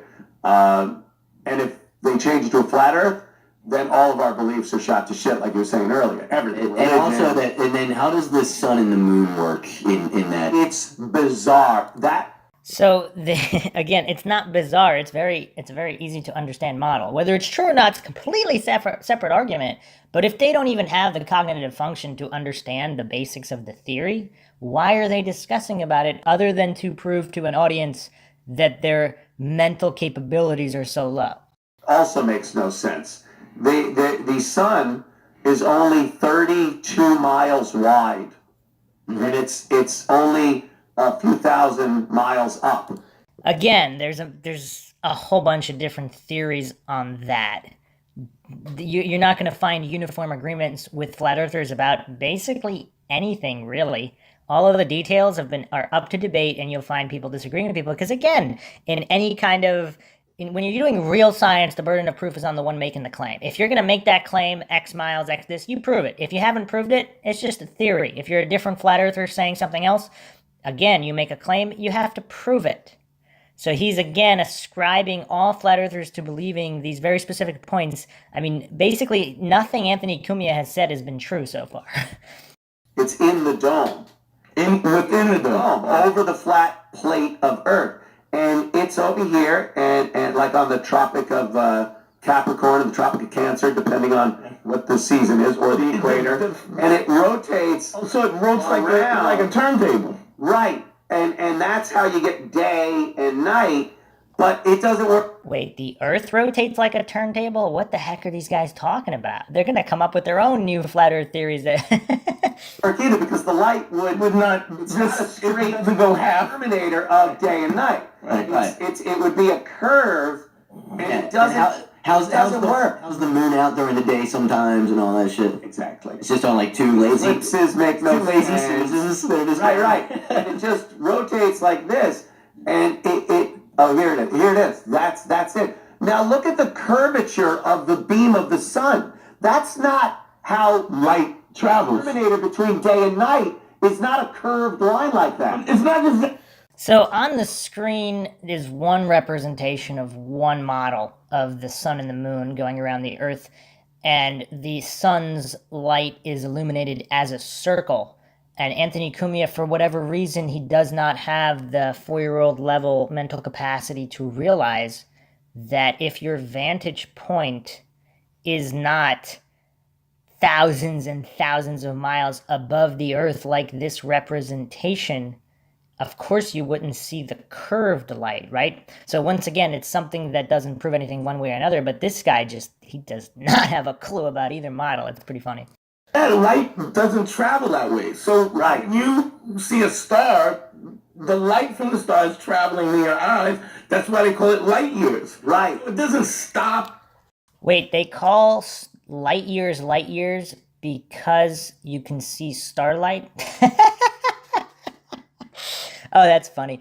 Okay, so it's not because you see the star. And again, even a lot of those speeds are disputed, and as technology improves, theories improve, in another couple hundred years, I mean, all these models could be completely different figures, as we see in our past history. 100 years ago, 200 years ago, 500 years ago, completely different figures, completely different numbers, and indoctrinated populations simply believing whatever people in authority are told, which these goofballs are perfectly showcasing, just like has been done in the past. That's why real science is important, and empirical verification. So the other problem is this guy's, if the sun is close, then it would work differently, so he's not getting that. I mean, these guys don't understand any part of any argument, so we'll see. David Weiss hasn't even come on yet, so it's about to get a whole lot funnier. At a circle, it keeps going, and that's another thing. You would have to have some of the light from the sun actually going further and stopping on the terminator. But didn't he just describe a sunset? And then shorter distance, just arbitrarily. Anthony, And it would have to reflect and bend. The light would have to. Well, how would it be arbitrarily if the sun is moving? So then the distance it would travel would be relative to the angle. I mean, this guy has no clue. And if you're seeing a sunset, why in this scenario would you ever see a sunset? It's in the sky going around, right? There would never be a time where it goes below a horizon that does. Again, this guy doesn't even have a clue on basic perspective, because if something is close, I mean, he can do his own experiment with a flashlight and a table. You could do this experiment in a football field. Again, it doesn't prove globe or flat earth in any way, but at least it might alleviate some of his cluelessness on light and perspective, vanishing point and distances and angles, because he has absolutely no clue. He seems to get off on proving that he has no clue either. I mean, this guy's pretty funny. Doesn't exist. So you would see the sun constantly. It never makes sense, their models. and you just don't get it, dude. $1 million. I will give you $1 million fucking dollars. I'm gonna arbitrate the million. I'm like 10 G's. Just give me 10 G's and I'm gonna arbitrate it, and then we'll something there. Bob has. Let me get my mouse. Hold on, because we got some phone calls. There we go. Let's. Yeah, Oh yeah. I was talking to you. I want to sit back and watch the show.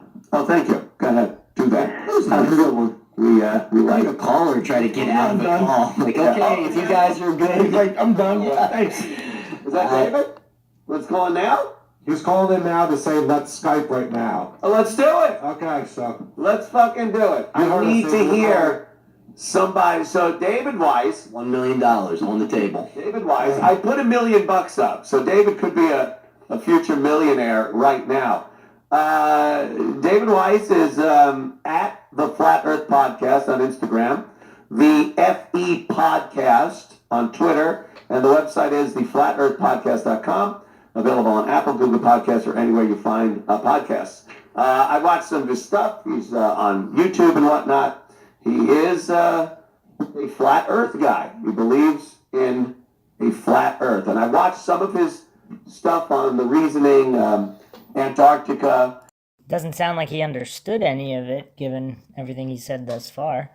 These United Nations treaties that have made Antarctica off limits to anyone, anywhere, yet. Except the recent tourism there. Instead, as there's a lot of tourism that goes on there now, but they're saying that they barely let them on. Yeah, Like they get them there, you can walk a little bit, you gotta stay on the path, you're not allowed to do anything. North Korea. Show your fake pole. Potemkin Village. Right. And then you fucking, you're off and running.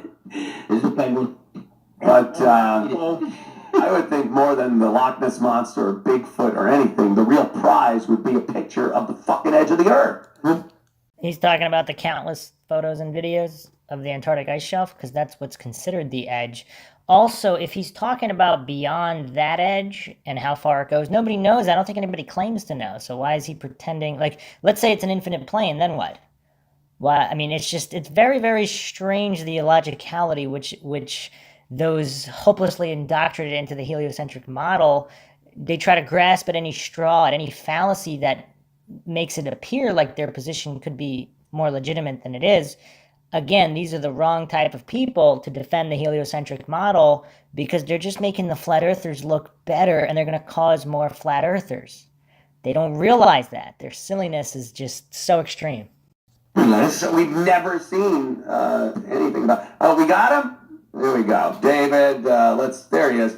David Weiss, how are you, my friend? I'm doing okay, man. You guys are going over so much elementary flat earth stuff. It's amazing. Elementary, my dear Watson.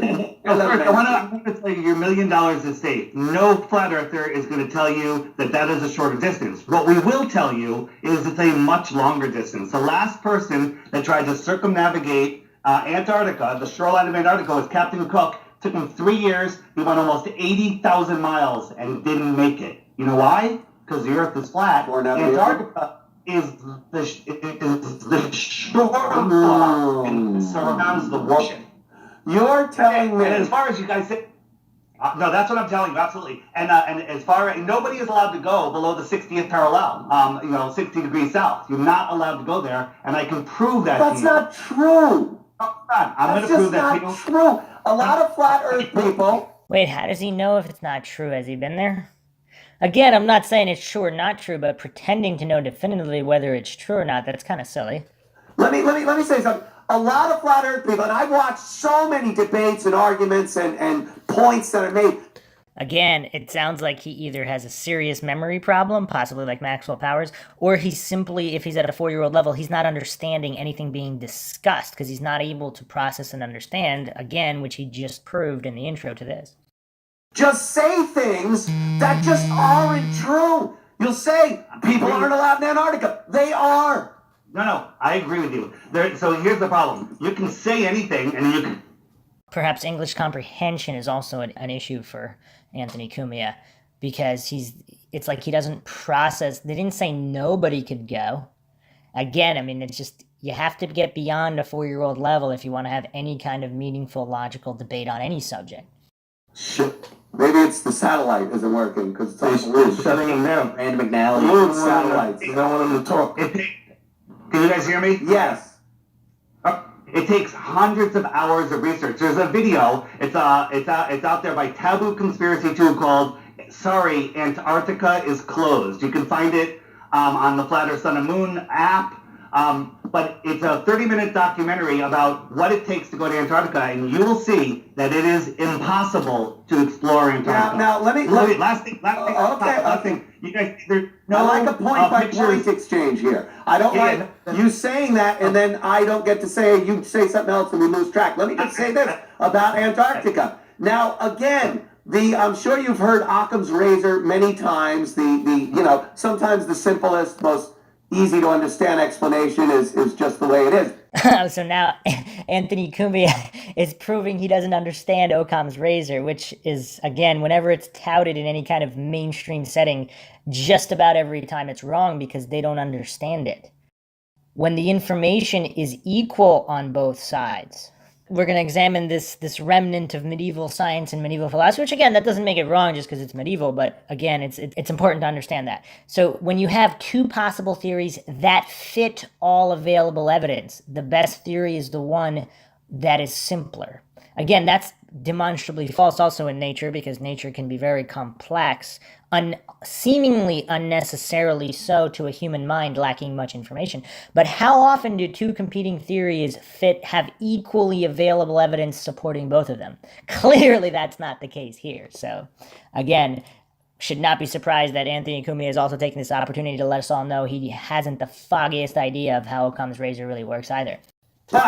Antarctica. Instead of saying it's protecting and guarding the edge of the Earth, is it maybe more logical that some restrictions to visiting Antarctica are based on this pristine area that people in other countries... Okay, now he's moving on to strawman fallacies. Yeah, sure. Again, that could very well be true, but that doesn't prove a flat Earth or a globe Earth. It's relatively, it doesn't prove one way or another, even if that is one of the legitimate reasons. Do want to keep that way. They don't want industrialization to invade Antarctica. It's such a vast, lonely, dangerous place that people just going there for pleasure isn't really as cool as the Bahamas. So this is what we're told. There's about 15 different tour companies that can take you there. They'll take you to the edge. They'll show you some penguins. They'll bring you outwards a little bit, a little deep away from the shore. And they'll say, look, this is the South Pole, but it's just a pole stuck in the ground. No one's bringing a compass or anything. No one brings a compass. No, well, it doesn't matter. His compasses don't work down there because they're too far from the north.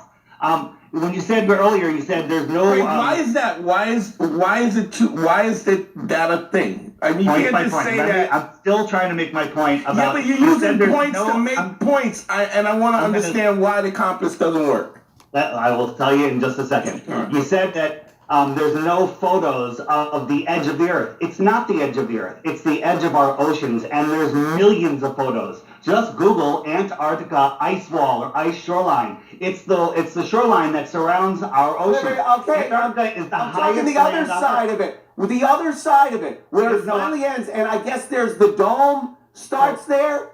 Hang on. How are the oceans I don't contained? know. I don't know. Neither do you. It's pure speculation. But what we do know is the shoreline of Antarctica is the highest land on Earth. You climb up this wall, 200 feet high mostly, and then there's I forget how far it goes. It's a couple hundred miles to a mountain range that goes 3 or 4 miles into the sky. I'm not saying it's very foreboding and very dangerous and very remote, but nobody that doesn't knows mean what's beyond there. it No one's allowed guards to the go. edge of the earth. It just means it's very cold down there. There's a lot of ocean and water down there that has frozen over the course of millennia. It doesn't necessarily mean it's remote and it's hid away because it's hiding the edge of the earth. Anthony, let's talk about the things that we can prove. We're not allowed to go to Antarctica, and anything past a few miles in outwards or from the shoreline is all speculation. So let's not go there because neither you or I can. Well, you're just saying that. I guarantee that somebody over the past few years has sailed a ship around Antarctica. So he's guaranteeing without knowing. That sounds like a priest preaching. You want to put $1 million on it? Because I'll take that back. My $1 million stands on the distance, which makes no sense. Makes no sense whatsoever. It's a shorter distance to circle Antarctica than it is to go around the equator. People have done it. It's documented. There's no argument. You're incorrect. I am correct. No, you're incorrect. Like Colin O'Grady is the last one that supposedly crossed. I like how he can only just say, I'm correct, I am correct, I am correct, without actually citing any sources to back up his position. I mean, this guy's as clueless as he can be. Across Antarctica, he went across the little peninsula. That's it. They showed us his route. He said that he was using GPS, which doesn't work down there, or his compass. It's nonsense. Why does it not work? Below 62 degrees south, March 2018, Oyster 72 Catharsis 2 became the first yacht to sail around Antarctica below 62 degrees south. He recounts the extraordinary expedition. He sailed around the fucking thing. Wait, Anthony, do you, anybody can write an article, right? No, see, now you're just discounting. No. Why are you discounting something? I want you to discount things that... Well, that's kind of weird. So he believes everybody should believe all propaganda? He's saying, why are you discounting the article? Well, the burden of proof is on the one making the claim. You're just going to randomly believe something? Like, if you went to a Flat Earth website and read a Flat Earth article, is he just going to believe it? And then anybody who doesn't, he's going to say, why are you discounting? I mean, this guy's just so clueless. It's funny. I don't have something. You have nothing. They have something. The pictures. You didn't just say it's a lie. You can't just show me it's a lie. Once again, burden of proof is on the one making the claim, and extraordinary claims require extraordinary evidence. Show me that it's true. So if we can't do either... No, wait. You can't go... What you're saying is true is a higher level. The burden of proof is on you. Right. If he's saying it's flat, correct. So this guy with all these tattoos and rings, he does seem to understand what burden of proof is, and yet he doesn't know how to apply it uniformly, objectively, neutrally. It's kind of weird. So let's do things that we can prove. So another lie. I'm an atheist. I don't have a problem believing in God, but you gotta prove it. Captain of that ship's another in the long list of liars trying to perpetuate this fucking. If I say I got a dragon in the basement, I gotta prove that because the propensity of my claim is. But wait a second. If someone says they sailed around Antarctica, shouldn't they prove it? I mean, this guy's brain only works one way. It's kind of weird. Needs proof. All right, you say the Earth is spinning and orbiting and flying through space. Prove it, because it looks flat and stationary to me. But here's what you do. If you don't have a picture of the Earth spinning around, which by the way there are, but again those are lies. There are things that are affected by a spinning Earth. There are things, I always bring up the analogy about toast burning in the kitchen. You don't need to see the burning toast. If you smell it, the toaster's hot, there's crumbs, you can make a logical assumption that toast has been burned. So he's admitting it's an assumption? I don't really follow this non-congruent argument he's making, because without making the specific parallels to the proofs of either the spinning globe or it being a sphere. He never actually cited any evidence. So we're now almost a half an hour in, and he never actually cited any real evidence. He just stacked fallacy. Other things that were affected by the burnt toast. There are things that are affected in physics that are affected because the Earth is a sphere and it's spinning. Like what? I mean, notice how he's always talking in generalities. He's never giving specifics, but maybe he'll prove me wrong. Maybe he will say something specific. Let's see. And mass has gravity. All these things that you guys just come up with this. You just say, no, it isn't, with nothing to base it on. Anthony, you have to let me speak a little bit. I'm letting you go. All right. So Neil deGrasse Tyson says he doesn't even know what gravity is, okay? There's things that we can test. We have maglev trains that defy electromagnetism. They're not defying gravity. It doesn't defy anything. It's using science to levitate. Can we start? Let's just start with what we can prove. Yes. The Earth, they tell us, is a ball 24,900 miles around. Right. Okay. So there is a curvature formula to figure out the curve per mile. Do you know what that is, by any chance? You've heard it probably. It's 8 inches every fucking. No, it's 8 mile. inches per mile squared. Right, because squared. So at 6 miles, at 3 miles, the drop is 6 feet. At 10 miles, it's 66 feet. This is agreed upon ball science. Okay, but we, with our new cameras, our super zoom cameras and lenses that have outgrown their lives, we can zoom in and see things that are 100 miles away. We can see shorelines. If the elevation is above that formula. Why can't you see Hawaii from LA? Why can't you see Hawaii? Okay, so this is, again, a little 4-year-old argument. Why can't you see Hawaii why can't you see in a fog? Like, these are the worst possible people to represent the heliocentric globe model. They're making it look so bad. They're going to cause more flat earthers to move to the flat earther side because of these just silly arguments that a 4-year-old probably wouldn't be. There are 4-year-olds out there capable of not making these silly arguments. Can you see as much on a clear day as on a foggy day? Does that have anything to do with the shape of the Earth? No. I mean, this guy's just so silly. It's mind shock. I'm actually starting to feel bad for him a little bit. I've been making fun of him a lot because his lack of reason is amusing. But I mean, he's sinking to new lows here. It's just he's clearly not really done any research of any kind, or his brain is simply not capable of processing that research. So no matter how much he does, he needs to go back to the drawing board and establish basic English comprehension, basic logic, because he cannot participate in any kind of logical debate without having the basics. It's like he wants to speak a certain language and he's pretending he knows how to speak it, but he actually doesn't. He doesn't even know all the letters. He might have got a couple, but he can't actually speak fluently, but he's trying to and he's pretending, and it's kind of like, other than hilarity, it really serves no purpose. I'll tell you why. LA from Jersey. Tell me why. I will tell you why. Why can't I see Joe Rogan right now? There's 2 reasons. One, because he's only 1 Rogan tall and you can't see him, even when you're right next to him. Rogan's in the gym. That's why. So, listen. He's swinging a flat kettlebell. So, yes, in the curvature formula, you can take there's a Earth curve calculator. You put in the viewer height and the viewer distance, and it tells you how far you can see. A 6-foot tall person standing on the edge of calm water, the water's supposed to drop away 6 feet at 3 miles. So they should see a horizon line and no water beyond that. We can see water for tens and hundreds, I don't say hundreds, but we can see water so far beyond that, it's ridiculous. Hang on. Why not hundreds? Because I'll tell you why. Because light, the inverse square law of light says that every time you half the distance, the light is a quarter as bright. So reflected light reflecting off something, can only travel so far. It can only push through the atmosphere. Like when you're in a pool, sometimes you can't see the other end of the pool just because of the density of the water. Well, the air is the same thing, and you can't see forever. Now, we'll see boats disappear over the... Now, this is really funny. If you're watching the video of this podcast, you have these 3 clueless guys, Anthony Cumia and his two guys in the podcast. The looks on their faces, I mean, these are just clueless little children, and a flat earther is educating them about the physics of light.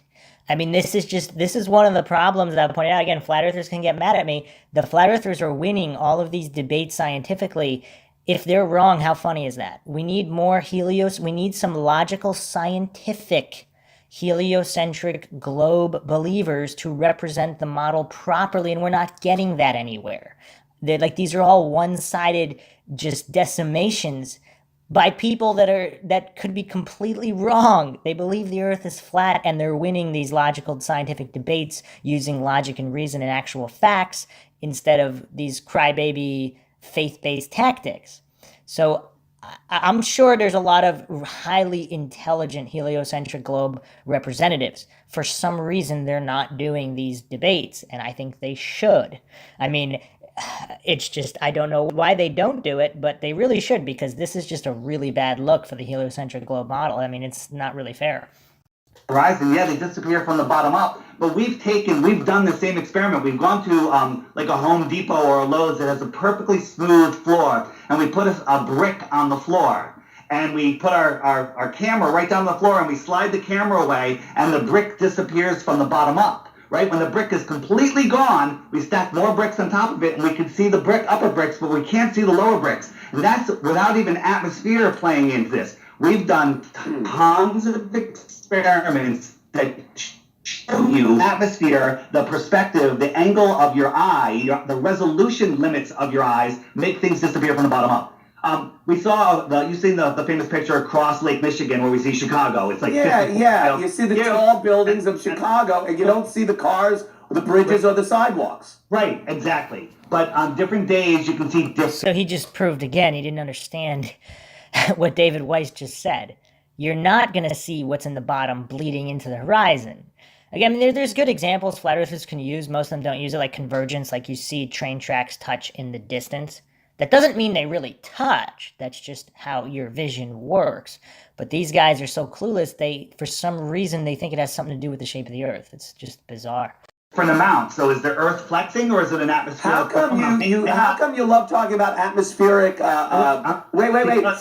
diffusion and refraction when it's flat? But anytime anyone brings up any kind of diffusion or refraction on a curved thing to further the curved argument, that's all horseshit. You can only see what's poking up over a curved horizon.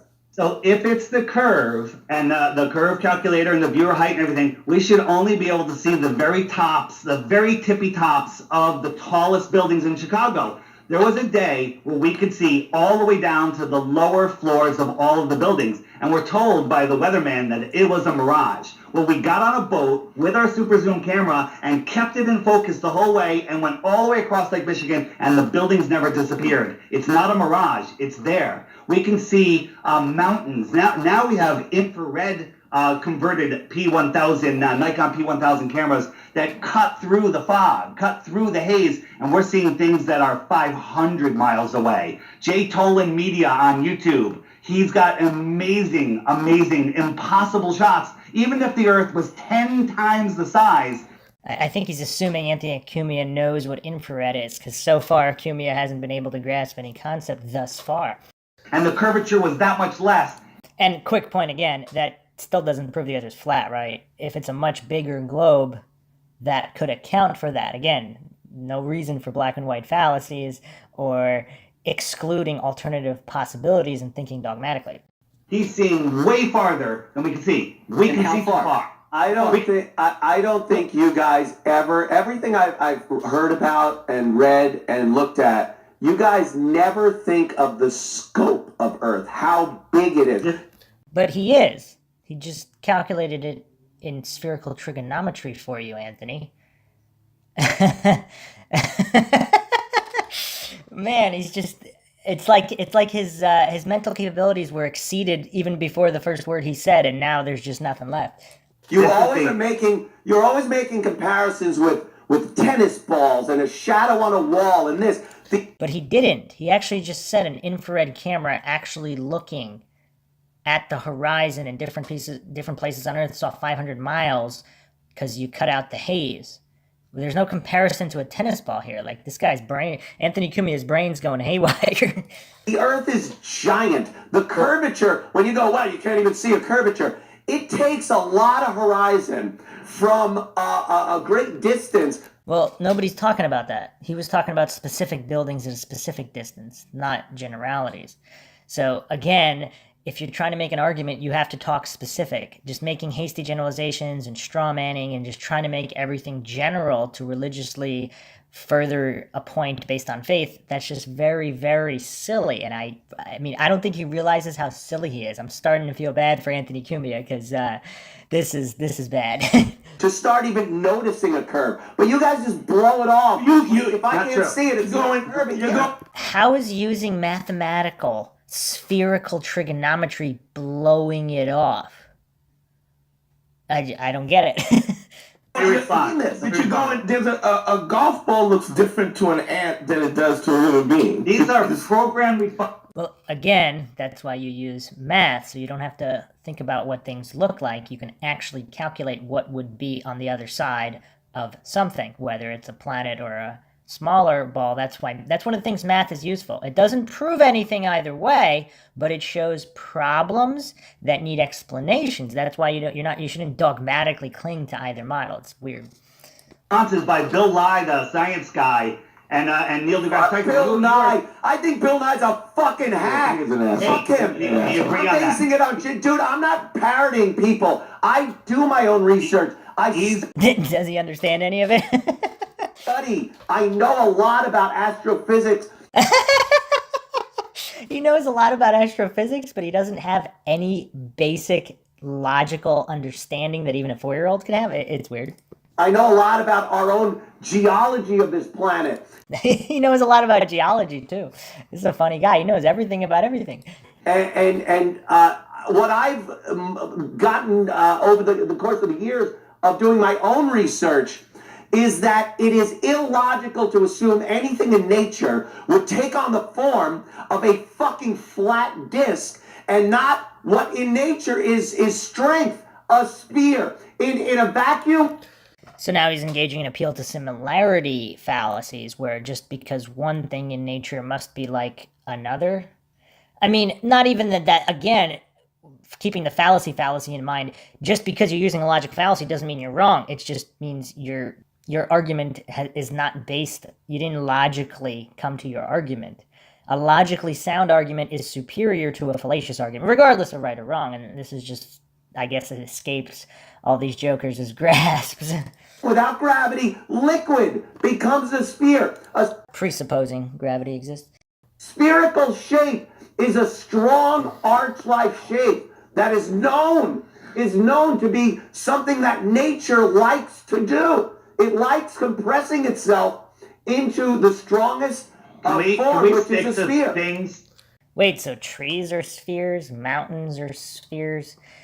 Do perfect spheres actually exist in nature? I mean, I know he didn't really say perfect sphere spherical, but a tree's not really spherical. I mean, a lot of organisms aren't spherical. Without presupposing the shape of the planet, I mean, what is spherical? Is an ocean really spherical? I mean, yeah, you could say a drop of water is spherical, but is a blade of grass spherical? I mean, I really don't understand he doesn't even seem to understand his own argument. Can we just stick to things that we can prove right now? But you're not proving anything. So, hang on, I'm proving. You're telling me that the guy on the boat around the Antarctica is lying. That's your proof? I'm saying I have. So it's kind of funny that he completely ignored everything Weiss just said about math, spherical geometry, zoom cameras, infrared camera seeing 500 miles. That just did not process into his brain due to cognitive dissonance, whatever. And he only remembers Weiss's claim that guy lied about going around Antarctica. Once again, even his own buddy on the show is talking about burden of proof. If you have the dragon in the basement, you got to prove it. If you went around Antarctica, you got to prove it, right? And yet, magically, no, not when it applies to something threatening their religious dogma. It's bizarre. No, he has the law. He's got the boat. He didn't do it. That's proof. But you know, I have a boat and I went around Antarctica too, and it was 80,000 miles. I have an article I can show you. Show me pictures, show me a log, show me anything. Picture of me next door. You're lying. No, what I'm saying is that those are just stories that neither of us can validate or not validate. Yes, it is. That's the point. You can't just blow off somebody doing the work, actually doing it, documenting it, and then no matter what he shows you to prove he did it, you just go, no, you're a liar. That's not an argument. That's just you calling people. Well, so it's not an art. So the heliocentric model is all built upon people saying something. So you're just going to trust them? It's not an argument to. I mean, science is skepticism. These guys don't have even the most basic grasp of what science is. Let's just finish the on my YouTube channel. You can't do that. Motherfucker. You can't do that. I'm gonna go point by point. Dave. And listen. You can believe whatever you want. Belief is the enemy of knowing. Knowing takes effort, time, and critical thought. What are you guys doing? You're pointing your science at a fucking finish. destination that you want to get to. You're not being open-minded with your science. Interesting projection there by Kumia, who's clearly been so close-minded this entire conversation. Nothing has penetrated his skull about what Weiss was saying. Again, it doesn't prove flat around, but at least understand the position. At least understand his argument. He doesn't even understand the argument. He's just being like a 4-year-old throwing a tantrum now. You're pointing it at flat Earth and throwing everything else away that negates it and only confirming a flat Earth with what you cherry pick along the way. Isn't that what he just did with his heliocentric globe? Because he completely ignored the infrared cameras, the spherical trigonometry, the long-range zoom camera. He completely ignored all of that and only picked what conformed to his belief system. So just more psychological projection from Anthony Cumia. That's not fucking science. This is incorrect. You're not listening. I am listening. He's listening, but he's not comprehending. Let me finish the point because I've been making the same You gotta, you can't stop. You can't just go. You just can't go. You're not listening because he doesn't agree. But that's not why he said that. He said it because he didn't comprehend anything clearly by his comments. Once again, just psychologically projecting his own cherry picking. We're listening to it, and honestly, I don't really give a fuck about any of this.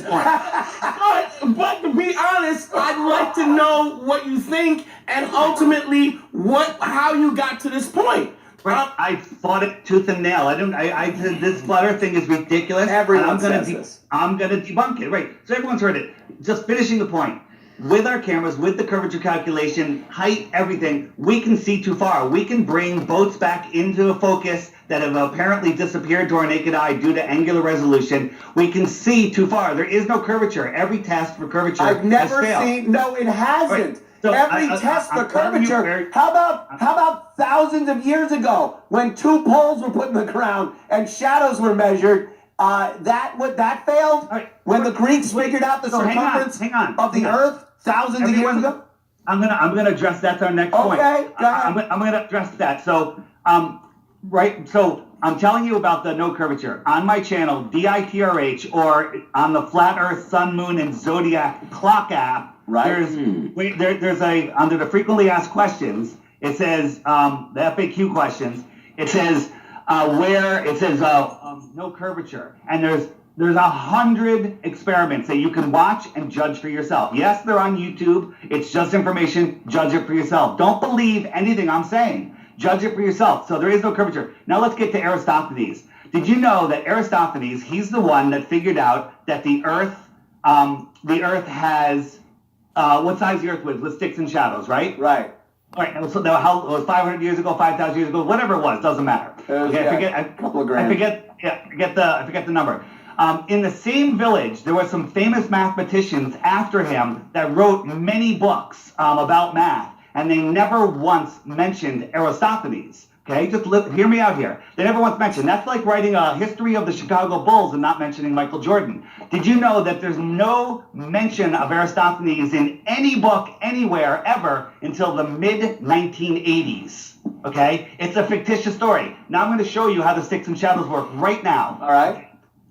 You got 2 sticks right here. Okay, right? And if I have a light right here above this stick, is there a shadow?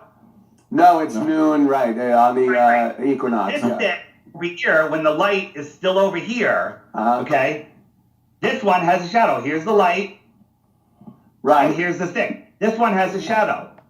Yeah, so I've heard that. Put 2 beer cans on the table, put a light over one of them. One of them doesn't have a shadow, one of them does. Right. That means your table is a sphere, and we can calculate the diameter of it. It's nonsense. The diameter of the Earth is an assumption, okay? The equator is you were right before. So I don't know if he's going to address it here, but the Eratosthenes experiment is often cited as a proof of the globe, but if you're there's a lot of assumptions in that experiment, again, and presuppositions, again, not scientific. I mean, yes, if those presuppositions are true, then yes, the experiment could hold water. Again, it's just evidence that it could be a globe. It's not definitive proof because there's also unknown variables. However, if the flat earther argument that the sun is very close, that would account on a flat earth with a close sun, it would account for the results of the experiment again. So are you going to assume one result? Again, with all of these experiments, they don't prove round or flat. Flat earthers like to prove that that proves that it's flat. It does not. It doesn't prove either way. And for whatever reason, the most indoctrinated heliocentric globe religious believers, they can't process that information, as Anthony Cumia is proving. And he's got cognitive dissonance all over his face, and so does two buddies here. It's pretty funny. Equator is the circle on the flat Earth that's halfway between the center and halfway between the Antarctic ice shore. Yeah. Okay? And that circle is 24,900 miles around. When you try to fly west, 270 degrees or 90 degrees, so east or west, you have to constantly correct to the north to maintain that heading. And people say, well, pilots don't do that. That's bullshit, because it's the same thing on a ball Earth. If you leave let's assume we lived on this fucking crazy ball, Right, and crazy. you're going to leave California Right. heading due west, 270 degrees. Okay, the North Pole is at the center, right? Here we are. This is north. This is Right. west.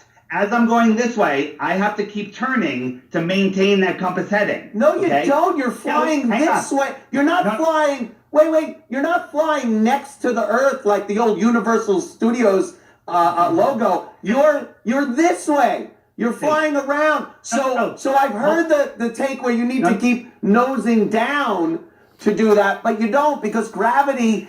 Once again, Anthony Cumia didn't even understand what David Weiss says, but he immediately jumps to pretend he did and then argues with religious fervor. It's very funny. Is pulling toward the Let's talk about center that. of the Earth. So the plane stays level with gravity, perpendicular. You're veering off the topic here. No, I'm saying exactly what you're saying. No. You say that we're flying around, the ball. Right. That means you're going 24,900 miles around. Because if you're going to follow that straight line on a ball, it's going to bring you the circumference of the Earth. Let's say you're 1 mile from the North Pole on a flat Earth. 1 mile. Yeah. Okay? You hold your compass out, it points right to the North Pole. It's an actual pole. Let's pretend there's a pole there, Okay. and you can see it. Right? It's pointing. You want to go west. Yeah. Right? You need to stay 1 mile from the North Pole all the way around to go west. And the same thing for east. 3.14 miles later, you're back to where you went, and you circumnavigated the North Pole. Right. That's Okay? always been kind You of a kept fun turning. thing to do Guys, for 10 explorers. miles, 100 miles, 500 miles. 500 miles. It's the same thing. Now, here's the catch. When you get to the equator, halfway point from the North Pole, then you don't have to correct to the north anymore. When you get farther, you should have to start correcting to the south. See, I think he's just assuming Cumia is at some kind of basic mental functioning level to even understand this argument. Cumia is clearly not understanding anything he's saying. Once again, this doesn't prove flat or globe, but it's just Cumia does not understand this concept. To maintain that heading. But ship's captains that have navigated in the Indian Ocean south of the equator that said they keep having to correct to the north no matter which direction they're going. Okay? This leads to a flat Earth. Okay? But correcting in the north is the same. Doesn't prove flat Earth, doesn't prove ball Earth. This is how circumnavigation comes. Nobody has ever circumnavigated the Earth going south. They've gone from the United States over the top to the Middle East, to the Far East. That's easy. You can go from California around to Japan, to China. You can go from California the other way, all the way around, and continue all the way back. That is true. You can go over the top, which is just across the middle, and go back. But nobody has gone south and come up the other side, anywhere. You can't cross Antarctica. You can't go south from, let's say, South America, and then hit Antarctica, and then traverse it, hit the water on the other side, and end up on the other side You can fly right across it. Can't Okay, do you it. fly. Well, you can do it over the impossible. north. Right, it is impossible Why? because the Earth is flat. The Earth is flat. I cannot fucking believe that. What is somebody going around? So he just proved, again, cognitive dissonance, religious dogma. He can't believe it. So no matter how much evidence you present, he won't believe it. Evidence has not been presented. So just because something has not been done doesn't mean it can't be done. Maybe David, again, so just point against David Weiss here. Yes, maybe it's true that nobody has done it. Does that mean it can't be done? Everything can't be done until somebody does it. Again, of course, if the flat earth model is not true. If it is true, then it can't be done. But again, these guys, without presupposing, the only thing you can do is really neutrally and logically observe from the sidelines.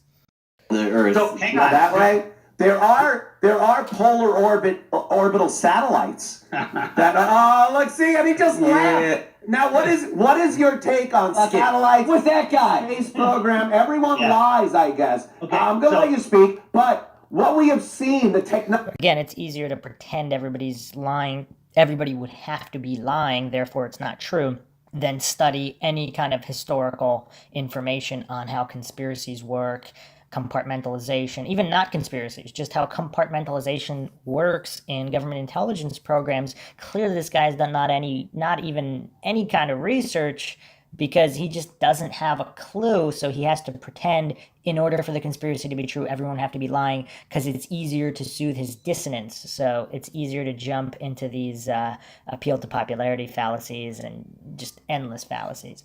Technology we've garnered over the years because of the space program, satellites, GPS, the word G, the letter G stands for global positioning. Actually, originally it stood for ground positioning system. Ground. You use this all the time. What is your explanation, flat earth explanation, for satellites, the space program, and whatnot? So again, on this app, which is called the Flat Earth, Sun, Moon, and Zodiac Clock, I got no problem. YouTube is hiding all of the good Flat Earth videos. You search Flat Earth and you can't find anything. But if you hit the frequently asked questions button, there's a button on here that says It's not going great. It froze. I froze. There we go.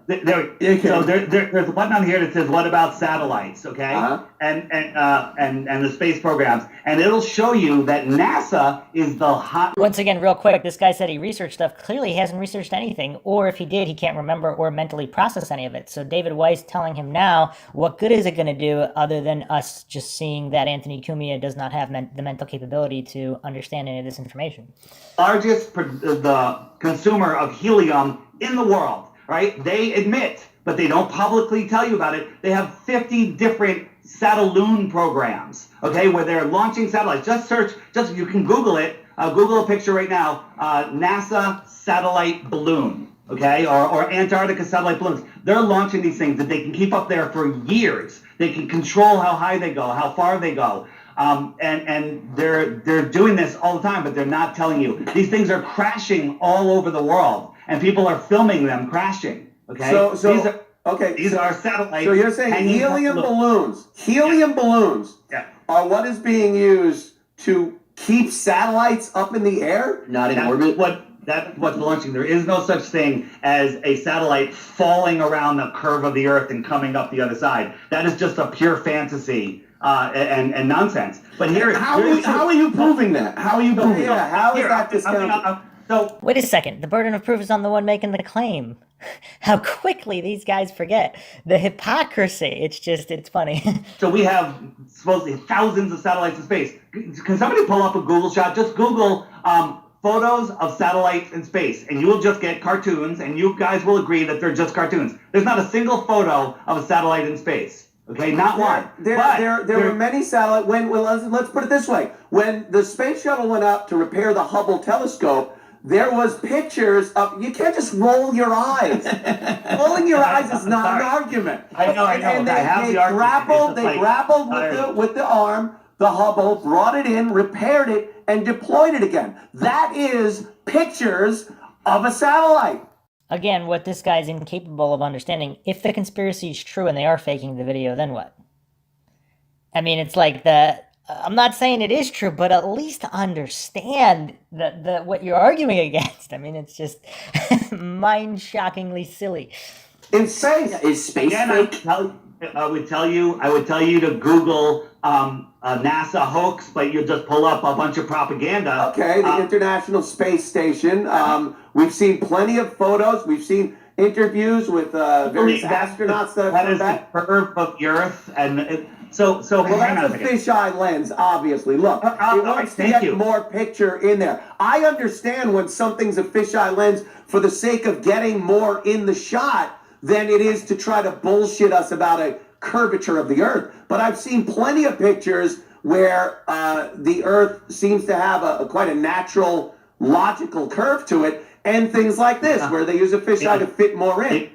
If you watch the ones that they claim are curved of the Earth, you just watch the video a couple seconds later, all of a sudden it's bending the other way, then it's flat, then it's curved. Again, it's because of the lens that they're using at the time. But so we have sent up balloons 120,000 feet with no, not a GoPro, with non-fisheye lenses, and it is flat. It is completely and how totally much flat. altitude are you going to get? And by the way, 120,000 feet. I saw that clip. And you guys cut out the parts where it goes convex.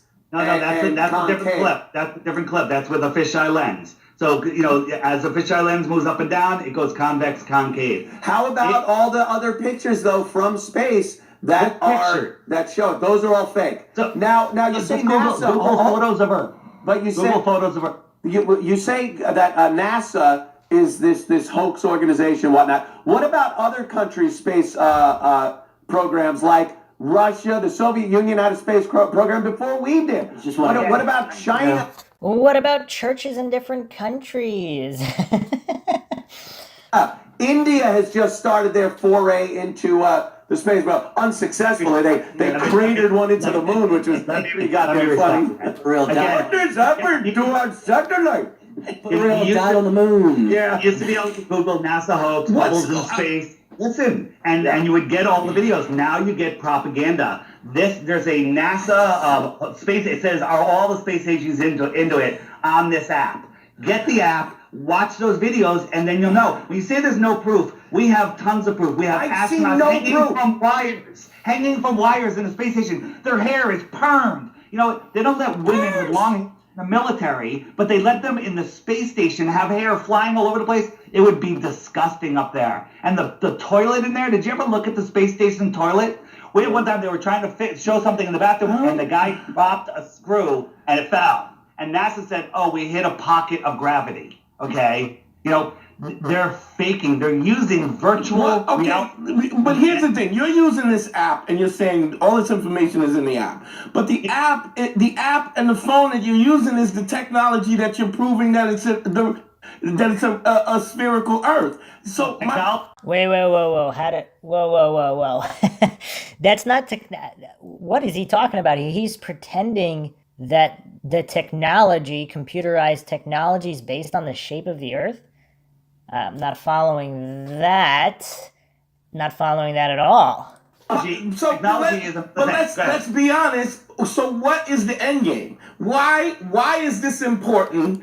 So now again, they're moving to motive. When you have, notice how these jokers have not had any support for their position and have only proved incomprehension for Weiss's position. Again, not a good look for heliocentric globe believers. The heliocentric globe model does not need representatives like these that are so clueless about science, logic, reason, just the basics of anything. They're going to cause more flat earthers to become flat earthers when they see that these are the people representing the heliocentric globe model. To notice, and what's the ultimate end game? You're right. And if you are right, let's say you're right. What's the end game? I heard you guys earlier, and my answer is going to trigger you either which other way it goes. Give it a shot. Pitch it. If I say it's not me, I'm not the one with the end game. You're gonna throw your hands up at that. But it's obviously because clear. That's unfair to say. You don't. You're the one that's going against what the norm is. But I think I'm going to tell. The proof is for you to do that. No, I don't understand why this guy keeps pushing the burden of proof. If he's claiming his heliocentric globe model is correct, where's his burden of proof? Now, to be fair, Weiss is saying it's flat, and all he did was poke holes in the heliocentric globe model and cite some evidence on why their globe proofs are not real globe proofs. So he just basically exposed their illogicality and their silliness. He did not prove that the Earth was flat. But these guys just cannot comprehend any of this information. You have to explain that you have the dragon in the basement. I don't have to. We already understand that. And that may be wrong. It may be wrong. I may be wrong, but it's your responsibility to prove that it's wrong. It's not mine. But he thinks he has. Okay. No, He actually says so it's a big reveal. And just for the sake of argument, if he actually did and you guys couldn't understand it, then what? I mean, this is just silliness all around.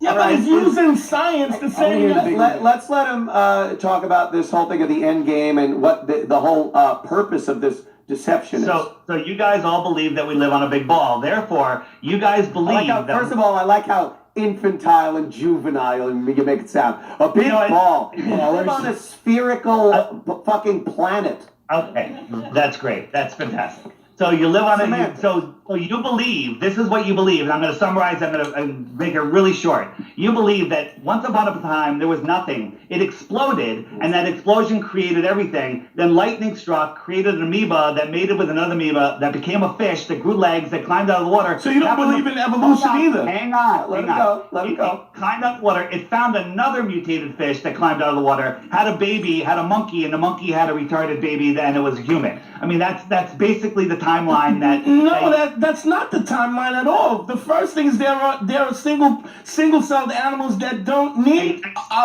Single-celled animals? Wait, female and male, two fish and two male, having two parents is an evolutionary process that has happened to create diversity through Darwinism. I think he was just summing it up quickly. Yeah, but you can't jump that. I understand, but he's just trying to sum it up quickly. We all understand that. So I still wanted to get to the end game. Go ahead. Just like when Owen said he was holding your hand, and he found out. It's just like you said Owen was lying when he said he was holding your hand and found out you were retarded. Yeah. Well, that's a joke. That's funny. It's hilarious. Owen is fucking funny as fuck. I love him. All right, I appreciate that.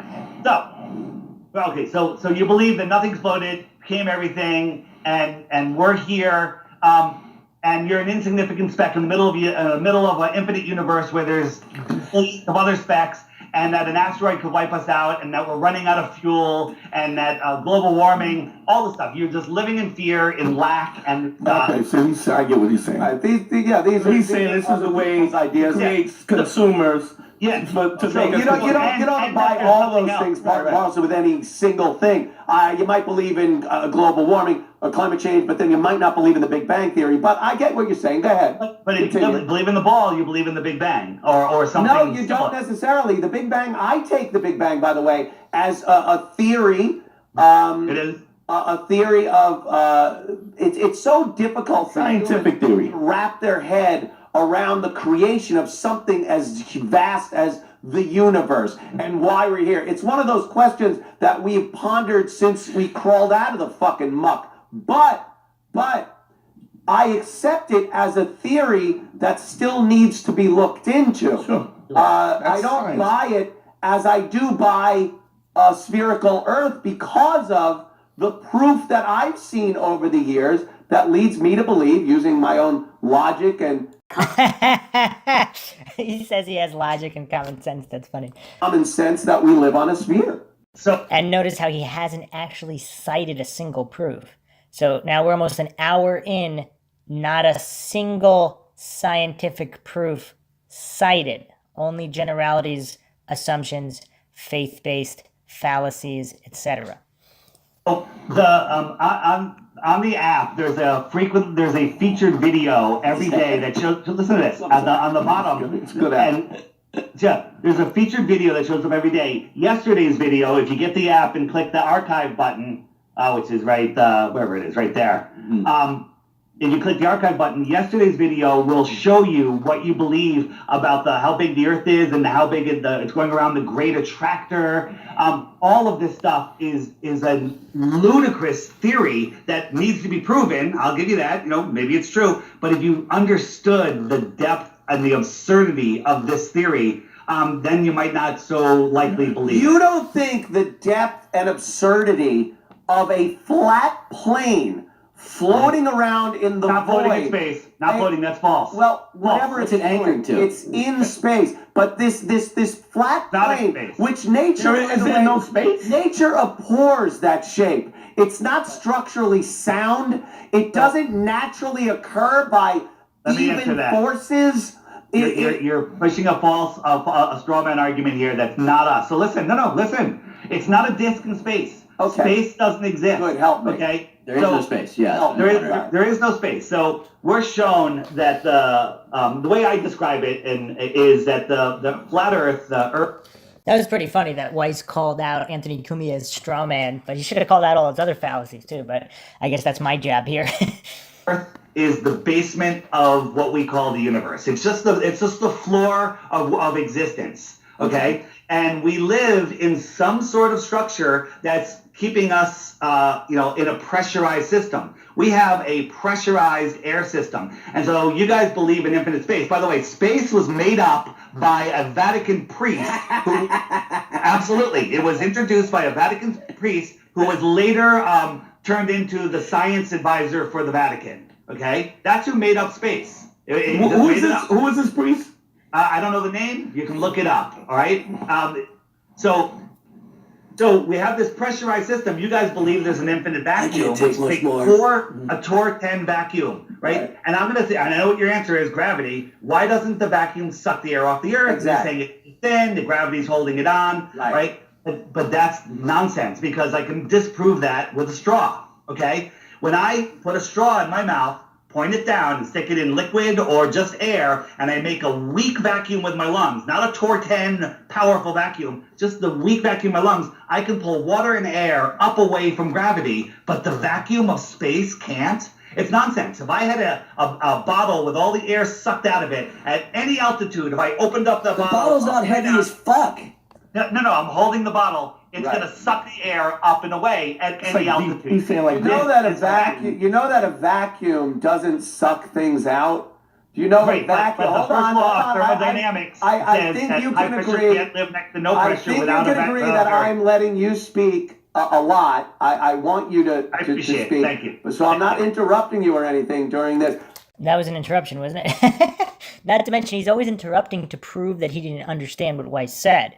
Regardless of true or false, he's interrupted this whole time demonstrating that he didn't even understand the concept presented and just immediately jumping to defend his position on nothing but dogma and religious faith and fallacies. But I want a vacuum. It's a misconception that a vacuum is sucking things out. What a vacuum does is leaves a void to be filled by something else. Osmosis. Now, what you're saying is the atmosphere would then fill that. The gravity of the Earth, which, I mean, to try to dispel this and say that didn't just happen. I'm going to tell you how that happened, but let's Again, he dropped his his paperweight or whatever he has on his desk. Again, what does that prove? Does that prove that mass attracts mass? Does that prove that air is real and that object has more density than the air? Does that prove electromagnetism? Or are there countless other theories not mass attracting mass that could have resulted in that? And does that have anything to do with the shape of the Earth? I mean, this is the level that Anthony Cumia is at. I mean, he's setting new lows here, even for flat Earth debates. I mean, it's pretty funny. But let me continue. And to say that isn't holding the physical atmosphere, all those molecules that make up our atmosphere, and it's holding it down to the Earth, to the point where a vacuum will not allow that atmosphere to disperse into empty space, which, like you said, doesn't exist. That's why the atmosphere stays against the planet Earth. And that's why there's a gradient as you gain altitude. You're getting less and less and less of those molecules until it reaches nothing. Right, but a summer breeze can push the air left and right and up and down. Within the confines of the atmosphere, there are various ebbs and flows because of heat and cooling and barometric ebbs pressure and flows. Impressive terminology from I Kumian. have a glass bottle, and I've removed all the air from it. I put the top on it. That's a void. We'll call that a void inside that vacuum. Right. At any altitude, no matter where I am, top down, if I unscrewed that top, it's going to fill the void with the atmosphere. It's going to go up and away from gravity. What happened to gravity then? Meanwhile, gravity can hold a cruise ship up on the bottom of the ocean, on the bottom of this world, an ocean, but I can pull the air up and away. It's But nonsense. you're Here's making what gravity- negative pressure. You put work into that bottle to do something at a later time. When you pop the cork, you've already put work into the bottle Okay. of making All right, so- negative Well, pressure. so what you're saying is osmosis is when matter moves from a degree of lesser concentration to a higher concentration, which is the same thing when you pour water on a table, it spreads out. So if in a bottle where there's What a the vacuum, heck are they talking about? the void is filled because there's nothing, because of osmosis, because it's a degree of lesser concentration, which is why the air goes in the bottle. It's not a vacuum. It's nothing. Right, but I'm just saying for all intents, I'm saying for all intents, necessarily a vacuum. So Kumian doesn't consider space a vacuum. That's interesting. and because there's nothing there, matter moves in a way to fill you have a nothing. pressurized cabin of a spaceship and a window breaks. It's going to go. You don't have to do that. Because You of the can. pressure in the cabin, not because of this vacuum outside If sucking. if you take water and you pour it on the table, the molecules want to separate, and so it spreads out on the table, which is the same concept. Anthony, can I ask you a question? Yeah. I thought the space station. The molecules want to separate. So the natural state of all molecules is to want to separate and not form a molecule. I don't. Oh man, this might be the most hilarious flat Earth debate, and that's saying something. They got a little micrometeorite, put a hole in it. Would it suck all the air out? Would space suck the air out? Pressure would leak out of that hole at a rate proportional to the hole. And could they fix Because it with it's duct tape? Yeah, you'd be able to fix that. It's With duct one. tape? It's one atmosphere. Inside the ship, it's one atmosphere. Have you it's not seen, even the like, pressure of a fucking plane flying at 30,000 feet. Have you seen what happens when you heat a metal drum or take the air out of it? The train I car? love that experiment. Yeah. How come when the astronauts in their soft snowboarding suits go for a spacewalk, it doesn't explode like the Michelin Man from the no pressure on the outside? Right? How come they do all of their training It's in a one pool? atmosphere. It's barely a blown up balloon. Wait, no, that's not true. One atmosphere, you just go up to 10,000 feet and it fills up. You know, you have a water bottle on the plane, when you go up, it expands if there's air in it, okay? Just from the slight little changes there. You put it in a vacuum chamber, there's a million videos on YouTube, people sucking the air out, cans and things explode.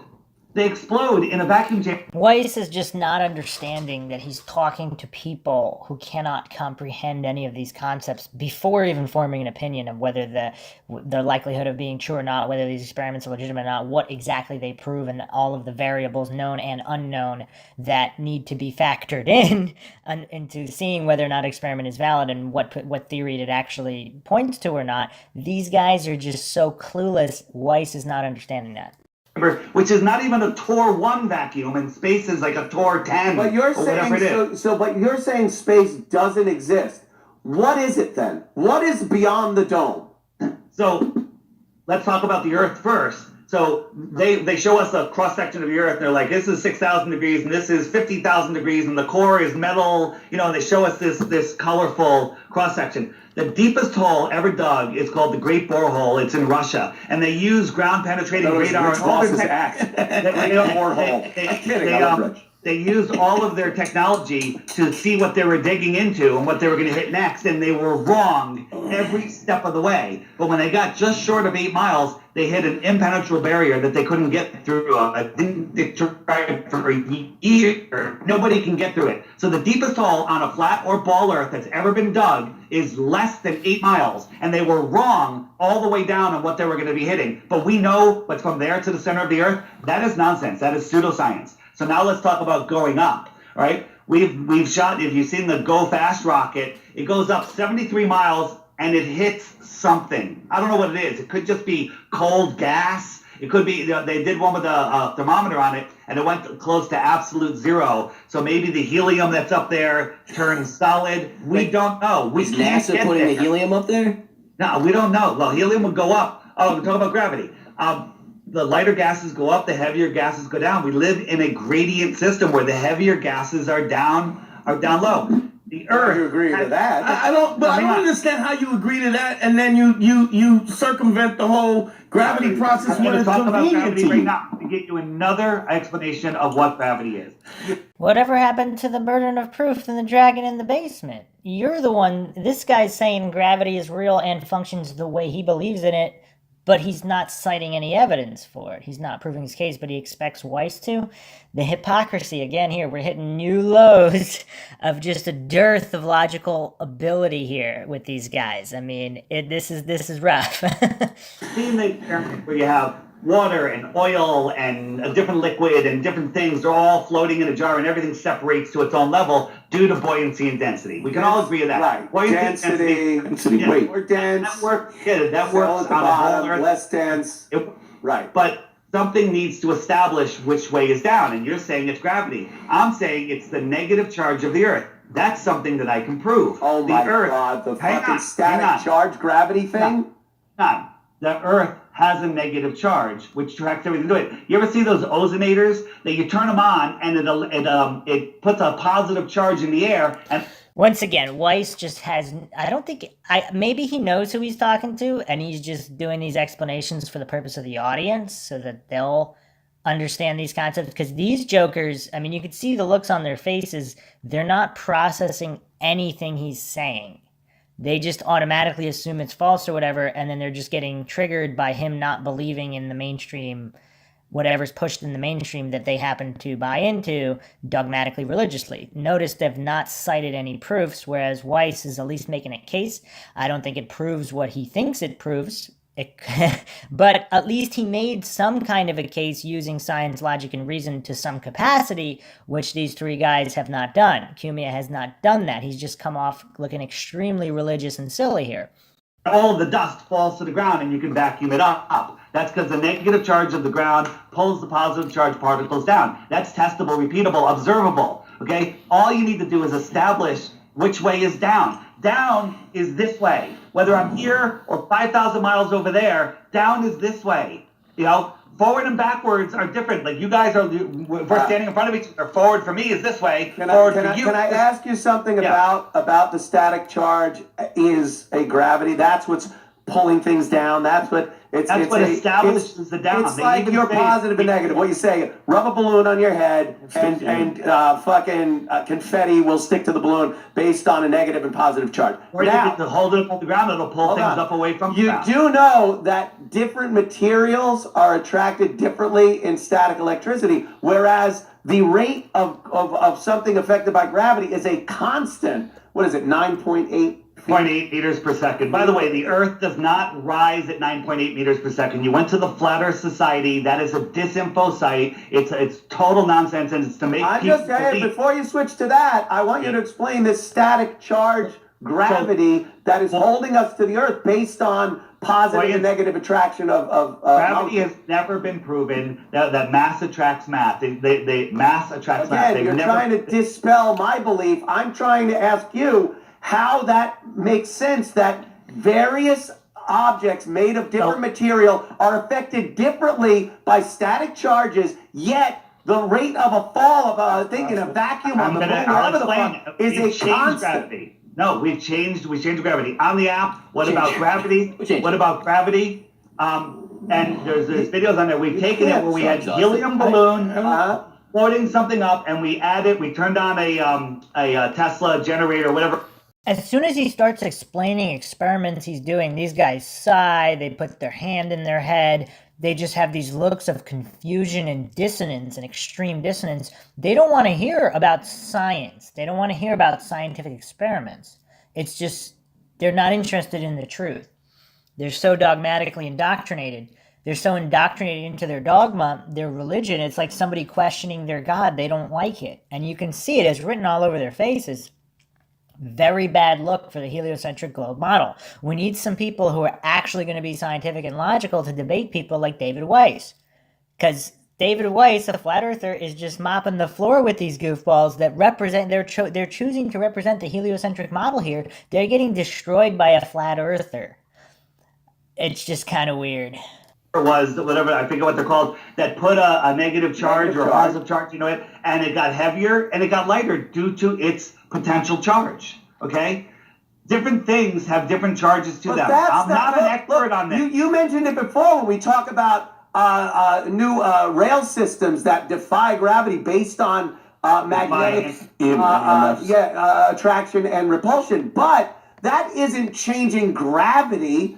That is using other forces to negate a little bit of gravity. So when you say the balloon got heavier or not, it's not. You're using a static charge to change how that balloon is reacting in gravity, but it's not changing gravity. It's changing its weight. It is not. Gravity is not.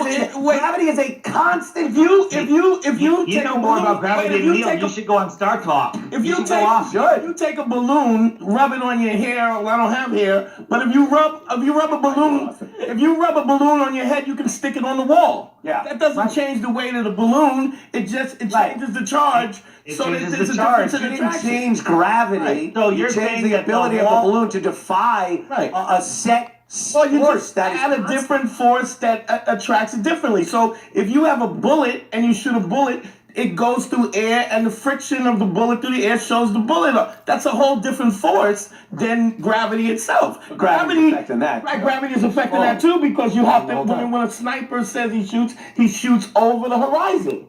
He adjusts for the horizon. So we talk about snipers and the Coriolis effect, which is not real. It's just not real, right? There's one sniper video that says he does it. We've talked to many snipers, many long range, and I'm going to prove it to you right now. There's people that they have these guns on these ships that shoot over 100 miles, okay? And the Coriolis would be ridiculous on that shot. So they're saying that they have to calculate when they're shooting somebody that's like 2 miles away, right? So what are they looking at through the scope? Are they going, all right, I got the guy in the scope. Now I'm going to move it way to the left and hope that the bullet hooks to the right? No, they got the guy in the scope and they shoot. There is no Coriolis. None, anywhere. No, it'd be above it.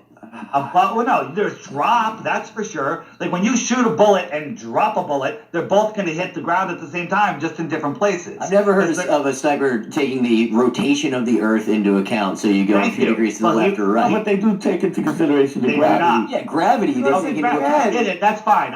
Again, if you shoot a bullet, if you shoot the passenger in a car doing 60 miles an hour, you don't have to compensate for 60 miles an hour. Your whole environment, it's relativity, is you're 0 miles an hour relative. I guess he hasn't read Run Zcow's debunking of relativity and special relativity because he's just presupposing that it's all true, trying to use fancy terms to make it seem like he knows what they're talking about. The Coriolis effect is based on the spin of the Earth, okay? And they don't even seem to understand that concept at all, whether it's true or not.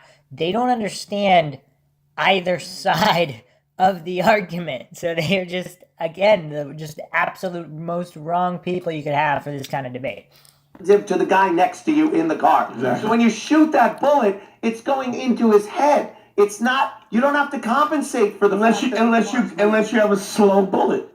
Unless there's no windshield. If a car is a mile away speeding, you're going to have to shoot ahead of that car. Because now it's relative to you being outside the car. This is relativity. Relative to the inside of the car is different than relative to outside the car.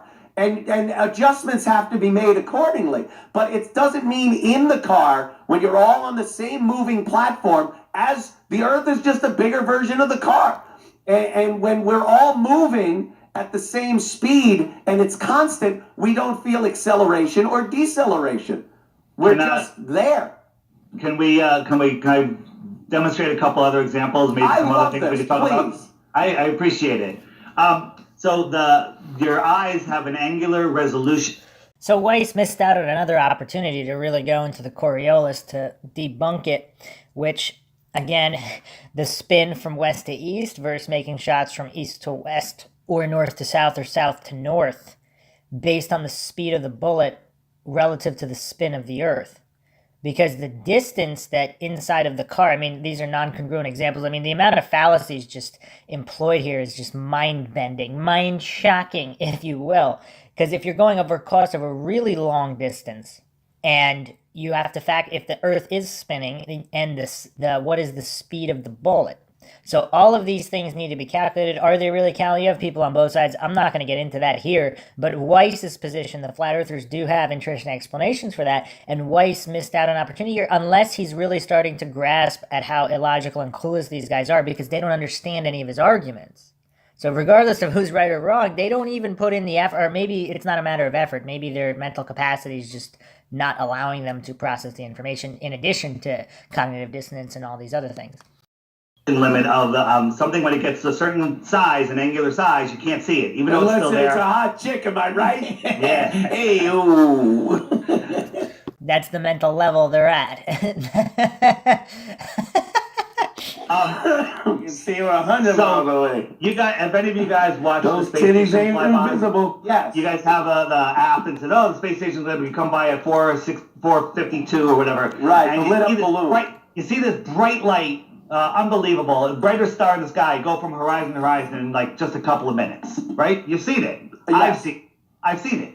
Okay, so what size is the space station? It's about the size of a football field, about the size, a little bigger than the 747. Okay, when you take a 747, you're standing under a 747. It's gigantic, and then we move it up to cruising altitude. It's now smaller than a pencil eraser held at arm's length. Yeah. Agreed?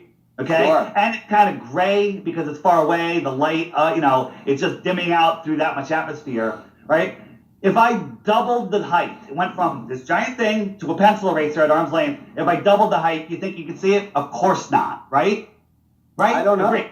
Well, come on. It went from a football field over your head to the size of a pencil eraser, right? That angular size, and now I'm going to double the distance. Yeah. Right?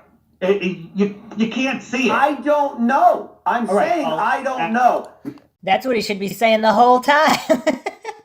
Maybe. How about if maybe I not. 10 times the distance? You think We get the point. We get the point, but okay. the But we get space the point. station is 50 times that height. Yeah. Okay? And it's this bright light in the sky. You ever try to reflect the sun, right, on something in the distance? You're moving all over the place. This thing is going by. Somehow it's lit up bright as the friggin' sun, and we can see this thing at 50 times the height of a 747. That's nonsense. This is nonsense. The next question is, well, then what is that light? I have no fucking idea what it is. It's a luminary, like a wandering star that moves around through our skies. The only thing we can say about the luminaries we see in the sky is that they're lights. We can't say anything else. Don't you think, so you don't think that humans have the ability, potential, technology to have built rockets that took men into space? I know you don't believe in the whole space thing,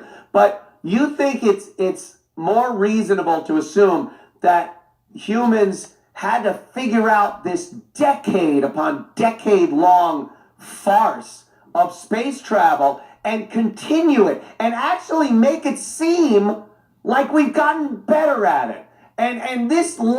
Well, again, this Anthony Cumia is just so clueless that he's not factoring in that if it's true because of these variables, he doesn't know what those variables are, so he's pretending that it's more or less reasonable to assume or believe one thing or the other. Just silliness to the nth degree. Has been We haven't gotten perpetrated better for at it. We've so lost the long. technology And for the instead, moment. hold on. Instead of just saying, wow, this is hard, someone's going to catch on eventually, why don't we shut this whole thing down? Instead of that, we've actually figured we want to do more. We want to go to Mars. We've opened it up to the... So this guy's just really clueless about human nature and ego. I mean, how many people want to admit they're wrong? I mean, the government never does that. Like, is this guy like born yesterday? I mean, the just the level of ridiculousness coming out of his mouth, and he's so passionate about defending his faith-based belief system with just this religious fervor. It's really amusing to watch. Private sector with Boeing is going to launch something Friday. SpaceX is constantly sending rockets up. So instead of shutting it down and going, just let them forget that we even tried the space thing, we've actually done more in an era where cameras are fucking everyone's got them. Amazing cameras. The photographic evidence is everywhere. But you're assuming. Evidence of what? Didn't you just ignore all the long-range photography and the infrared that Weiss brought up? He just completely pretended that wasn't brought up? That this farce, this lie, this hoax is still easy enough to perpetrate on the entire world. Well, of course it's not easy. Now you have a lot of people who are not believing it, and also, again, people fallaciously taking either side. If you don't know it's true, you're not in the know, you're not the one carrying out the conspiracy, how would you know? It's just, again, basic logic required. Cumia does not have it. No. That people would take the chance to continue doing it. Everything you said is wrong. Okay? I've heard that from my ex-wife during the divorce. Every single thing you said is wrong. We haven't gotten. We went to the moon a bunch of times in the 1960s, but we lost the technology. We lost all of the tapes. We taped over them because they had a budget shortage, and they taped over all of those tapes. They lost the technology. We couldn't go back if we wanted to. That's what NASA says. I don't believe that. Wait. So look up Don Pettit. We can't go back to the moon. I heard about the tapes. Look, it's like the old fucking Jackie Gleason show. I realized they didn't think they were going to be as special at the time. And then they taped. Really? They didn't think the greatest achievement in the history of mankind is special? So they taped over? I mean, wow. Anthony Cumia, come on. He's accepting the my dog ate my homework excuse? That's bizarre. Over. I get that part. But we never went to the moon. Period. Well, we never went to the moon. That's a whole nother thing. And Buzz Aldrin would punch you in the face. Because that's what determines truth. Violent aggression at anybody questioning something. You don't think stars are real, is what I gather. It's just a luminary? So for thousands of years, they've been keeping these lights in the sky before lights existed? On the flat Earth, sun, moon, and zodiac clock. Wait, what the kind of question is that? There were lights in the sky before lights existed? When did light exist? What is this guy talking about? There's a playlist called Stars. All right, and go to the stars. Our optics have outgrown their lines. Anthony, I know you like good high-tech cameras. The Nikon P1000 super zoom camera, 125 times zoom. You put that sucker on a tripod, zoom in on a star, and it is a pulsing orb of geometry. I've seen that. Do you know how much shit is in between us and that star? Yeah, talk about not being able to see fucking 747 at all the obfuscation. 65,000 feet. How about a star that is fucking light years away, and all the muck and atmosphere of Earth, and then after that, Wait. So now he knows about atmospheric distortion and precipitation and all this stuff in the way, but somehow he doesn't know about it when he's talking about seeing Hawaii from California or whatever other arguments he brought up. I mean, he's moving on to some pretty extreme levels of hypocrisy here because, I mean, we can't say that he's completely brain dead because if he knows about all of these atmospheric factors and muck in the way, as he put it, how does he magically not know about it when talking about seeing, like, why you can't see something at great distances? Just, it's just funny. So hang on. Stars have been talked about for thousands of years. Let me address that. Please do. So the star Arcturus, you're saying that we're looking through muck and everything. I can tell the difference, which star is which. Just show me a video of it, and I'll go, oh, that's Arcturus, that's Polaris. I recognize them because they all have their unique personality, they throw off different light spectrum because of what they're made up of, percentages of hydrogen. The only photos that we have of stars and planets come from NASA and Disney, and one of them is more credible than the other. Dude, okay? for thousands of years, you can't there say that. has been records of stars. So this young guy's pretending that people are saying stars don't exist. Nobody's saying stars don't exist. I don't know why he's pretending that. It's very weird. His mental capacity might be lower than Anthony Cumia's. I mean, these guys' faces tell the whole story here. They can't even grasp the argument. You know nothing from There's before fucking 1850. drawings on Nothing. caves Recorded of history. stars. We have recorded history before 1850. Man has always been under the stars. Who is keeping these lights on these fucking stars? Who's paying that bill? The star bill. The guy from... So if ants want to wonder about who's keeping all the streetlights on, does that mean that the streetlights aren't streetlights because the ants can't answer the question of who's paying for the lights? I mean, this level of silliness is just so extreme. The Red Room Fan. We'll keep the light Hold on. for you. We're back. There you are. You got me? Yeah. All right. Yeah. So we're spinning 1,000 miles an hour, 66,000 miles per hour, orbiting and chasing the sun at 600,000 miles per hour, Nice. flying around the great attractor, just all of these motions. And for thousands of years, all of the constellations are in the exact same place on the same night each year. They're Somehow, predictably always in the same magically, place. they're always in the exact Do you same place. understand the It's as if everything is going around the same. But again, you're downplaying the unimaginable size of it all. The spinning. Again, Anthony Cumia is going off the walls, proving he didn't understand what Weiss just said. Weiss is talking about the position of the Earth and the Milky Way galaxy relative to other positions of other star systems and how things would look like in the sky. Cumia is just going off on how everything's big, which that's not what Weiss said. He's talking about positions of one galaxy moving within the universe versus others, unless they're going to say everything is magically moving at the exact same speed and angle to make everything look the same every night. So, and again, Cumia is going off the walls with his just not even able to have a very, very kindergarten level of understanding a concept presented. That's going on. First of all, the spinning Let me make my is point. relative again. Make my point. We may as well say, hold on. We may as well say the Earth is the center of the universe because It is. if there's no border, we could say we're the middle of it and everything goes around us. So motion in space is relative to what? There's nothing to make it relative to. So we're either hurtling through at unbelievable speeds or we're literally standing still. There's nothing to really base our movement on.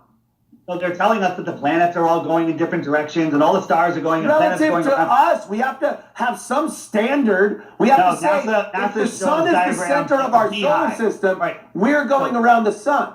You said that these distances are unimaginable. No, and I say you're wrong. They're only imaginable. This is something that you have to imagine. Let's do a little diagram. Imagine our giant sun was just a mile over our heads right now, right? And we have nothing. We're in Kansas. It's flat. We're out in the middle of the ocean. Right. The sun would fill the entire sky, horizon to horizon. Agreed? Agreed. If the giant sun that we The know giant of, sun was just a mile over our heads. oh, That's way bigger than the Earth? yes. Yeah, of course, it would cover us. So Sure. now let's move it 93 million miles away where they say it is, which Right. is a ridiculous way they calculated that. And now it's the size of a dime held at arm's length. Agreed? Right. Okay? So we're reduced from everything, horizon to horizon, to the size of a dime at 93 million miles. If I doubled the distance, how much smaller would that sun get? Because, by the way, Half at the size. I half don't the even size? know if it's half. I don't know. There might be some type of Right. formula where it's Where are you going with an it? exponential thing, perhaps. Maybe, What turns the What if stars I- on? What if I 8 times the distance? 8 times. Just what are you getting at, though? I'm getting at 8 times the distance is a light hour. Okay, a light hour. The closest star we see is 4.3 light years away. Yeah. These are ridiculous numbers. The angular, you know what the inverse square law of light is? I explained it a little bit before. It's impossible. The brightness of the moon that we see it at, if it was just 1 lumen, right, and it's brighter than that when it's full, by the time the astronauts Just the visual of this is so funny. This Weiss guy's like giving a lecture, and there's these 3 students in class. It looks like they're board students. Kumia's 2 co-hosts or whatever, they're like in the back row, the slackers who don't understand anything ever. And then he's like the loudmouth who pretends he understands and likes the attention and just likes to talk for the sake of talking while he doesn't really understand anything. It's so funny. Got within 100 miles of the moon, it would be brighter than the sun, according to science. All right, but it's not. And when they were there, they were on this dusty, dirty ball. They went there, they played golf, they drove. The only reason the moon is light at all is because it's reflected from the sun, and it can't be brighter than something it's reflecting. But when do you think stars started? But it could. When did stars start? When did stars start? When did stars start? Yeah. When did the cabal? When did the cabal decide to turn on stars to That's fuck a with people? ridiculous question. I still want to know what the end game is, and so why is that a ridiculous question? Because there's no answer to it. It's logic. Yeah, when did the Who stars is start in paying your to keep baller? stars in the sky, and who always has? That's ridiculous. And That's ridiculous. did it in a predictable way that it's always that they're always in the same spot at the same time. They're fixed in the firmament above. By whom? I don't know. The whoever created this place. What's above the dome? What's it's above the dome? intelligently designed. What's above the dome? I don't know what's above it. We think it's liquid. How do you not maybe know? water. No do you not know? one How do you decided. No one decided. Let's say everyone's popular belief was exactly like you say. Don't you think humans would have wanted to explore and see, hey, what the fuck is this? Let's get a sawzall, cut a hole in it, and get the fuck out there. Project? I think it's called Project Dominic or Project Fishbowl, where they were shooting bombs up into the sky, trying to blow a hole in the sky in the 1950s, and they couldn't. It didn't work. Weird. So there seems to be an impenetrable barrier above us and one about 8 miles below us. Right? Because you couldn't blow up the sky means that it doesn't exist. It means that the dome. Trying to blow a hole in this. Wait, because you can't blow up the sky means the sky doesn't exist? This young kid, man, like, he's making Cumia look smart. Hard, fast barrier that's above us, right? And there's still video of it, and it looks like it's hitting something. To have so many people try to perpetuate this lie and get further and deeper into the lie by sending up more rockets, telling more people that they are going to be privy to traveling into space soon. Like that seems Well, they've also been doing that for decades, and these guys aren't seeing the pattern. Again, doesn't mean it's true or false. It's just they're completely ignoring all of this historical data and reference just to cling dogmatically to their religious belief system, which is quite hilarious. And also they keep going back to just this fallacious reasoning of how people would be lying. I mean, again, it's not the crime, it's the cover-up, right? And the cover-up just gets worse and worse because nobody wants to cop to the crime. And it's just so silly how these guys can't even understand the argument. They can't understand the position. It could be completely false. But if it's true, it could work this way in ABC or XYZ. And these guys, it's just beyond them to comprehend. Productive. That seems counterproductive to keeping the lie going. So, they discovered, I believe they discovered the barrier in Antarctica in 1959 or whatever, right around that time. And then they put up the Antarctic Treaty started then. And NASA was created then, so they put a barrier above us and a barrier around us that we can't get to, right? So the end game, which I didn't answer before, is what if there was more land? What if there was a way to get away from this tyranny? What if you didn't have to worry about all this end of the world stuff? What if you knew that there was plenty of resources? What if you knew that there was free energy and they couldn't bill us for it? Are you saying that that's true? Are you saying that that's true, or you're saying that's a hypothetical understanding of why that's ultimately why? Are you saying? Have you ever looked into free energy? No, I'm saying this is my dad used to jump the box for the power company. He'd take it off and put a couple of wires in. So my dad knew a lot about free energy. Yeah, there you go. Free energy. We should go to the light pole. We go to get it from the light pole, like a free cable. And cable. That's the mental level these guys are at. Tesla powered the World Fair wirelessly. And JP Morgan said, how do we bill people for this? He goes, you can't. It's free energy. We're sucking it out of the earth. And he's like, well, that's not going to happen. He cornered the market on copper wire, and they started this whole electrical system, and that's how they control us. Oil is another hoax. Electricity, it's all to How is control oil us a with hoax? power. Well, oil is natural in the earth, okay? Right. And we don't need it. Yeah, we're using it to power stuff. Absolutely, believe it. That's done. But they're saying that there's an oil shortage. The empty oil wells are full again. The earth is replenishing the oil. It's not made from dinosaur bones. So are you saying that this is to create consumers? Is that what what the end game is? Control us. It's to take away our free will. We have natural free will. So what right? happens if tomorrow everybody agrees with you? What happens to society? That changes everything. The government and all of the universities and all of the sciences, they all have to be retooled. It would be a massive change. But when you discover that we live in a created world, okay, not a random speck from nothing, you then realize there's a creator. And where you take it from there is your own business. I'm not saying who the creator is. Religious. I'm not saying, I'm not religious. I'm not anything. I understand that we don't live on a spinning ball. We can talk about eclipses too. I heard you talk about that. And I can prove to you that the ball is impossible. There's no eclipse talking. Do you think Donald Trump will keep this secret? I don't know if Donald Trump knows. I think he's just another puppet. What about eclipses? I want to hear about that. So we're told, can you see my microphone here? So let's say this is the sun, right? And here's the earth. Yeah. All right. And when the moon comes in between the sun, no, I'm sorry. This is make this the sun. And this is the moon. The sun and the moon. Right. And then the earth comes in and eclipses. That's a lunar eclipse, yeah. So it comes in and eclipses it. Now, if you're standing on this part of the earth, let's just call this the equator or whatever, the earth is sideways, and here's the sun, and the moon is up here.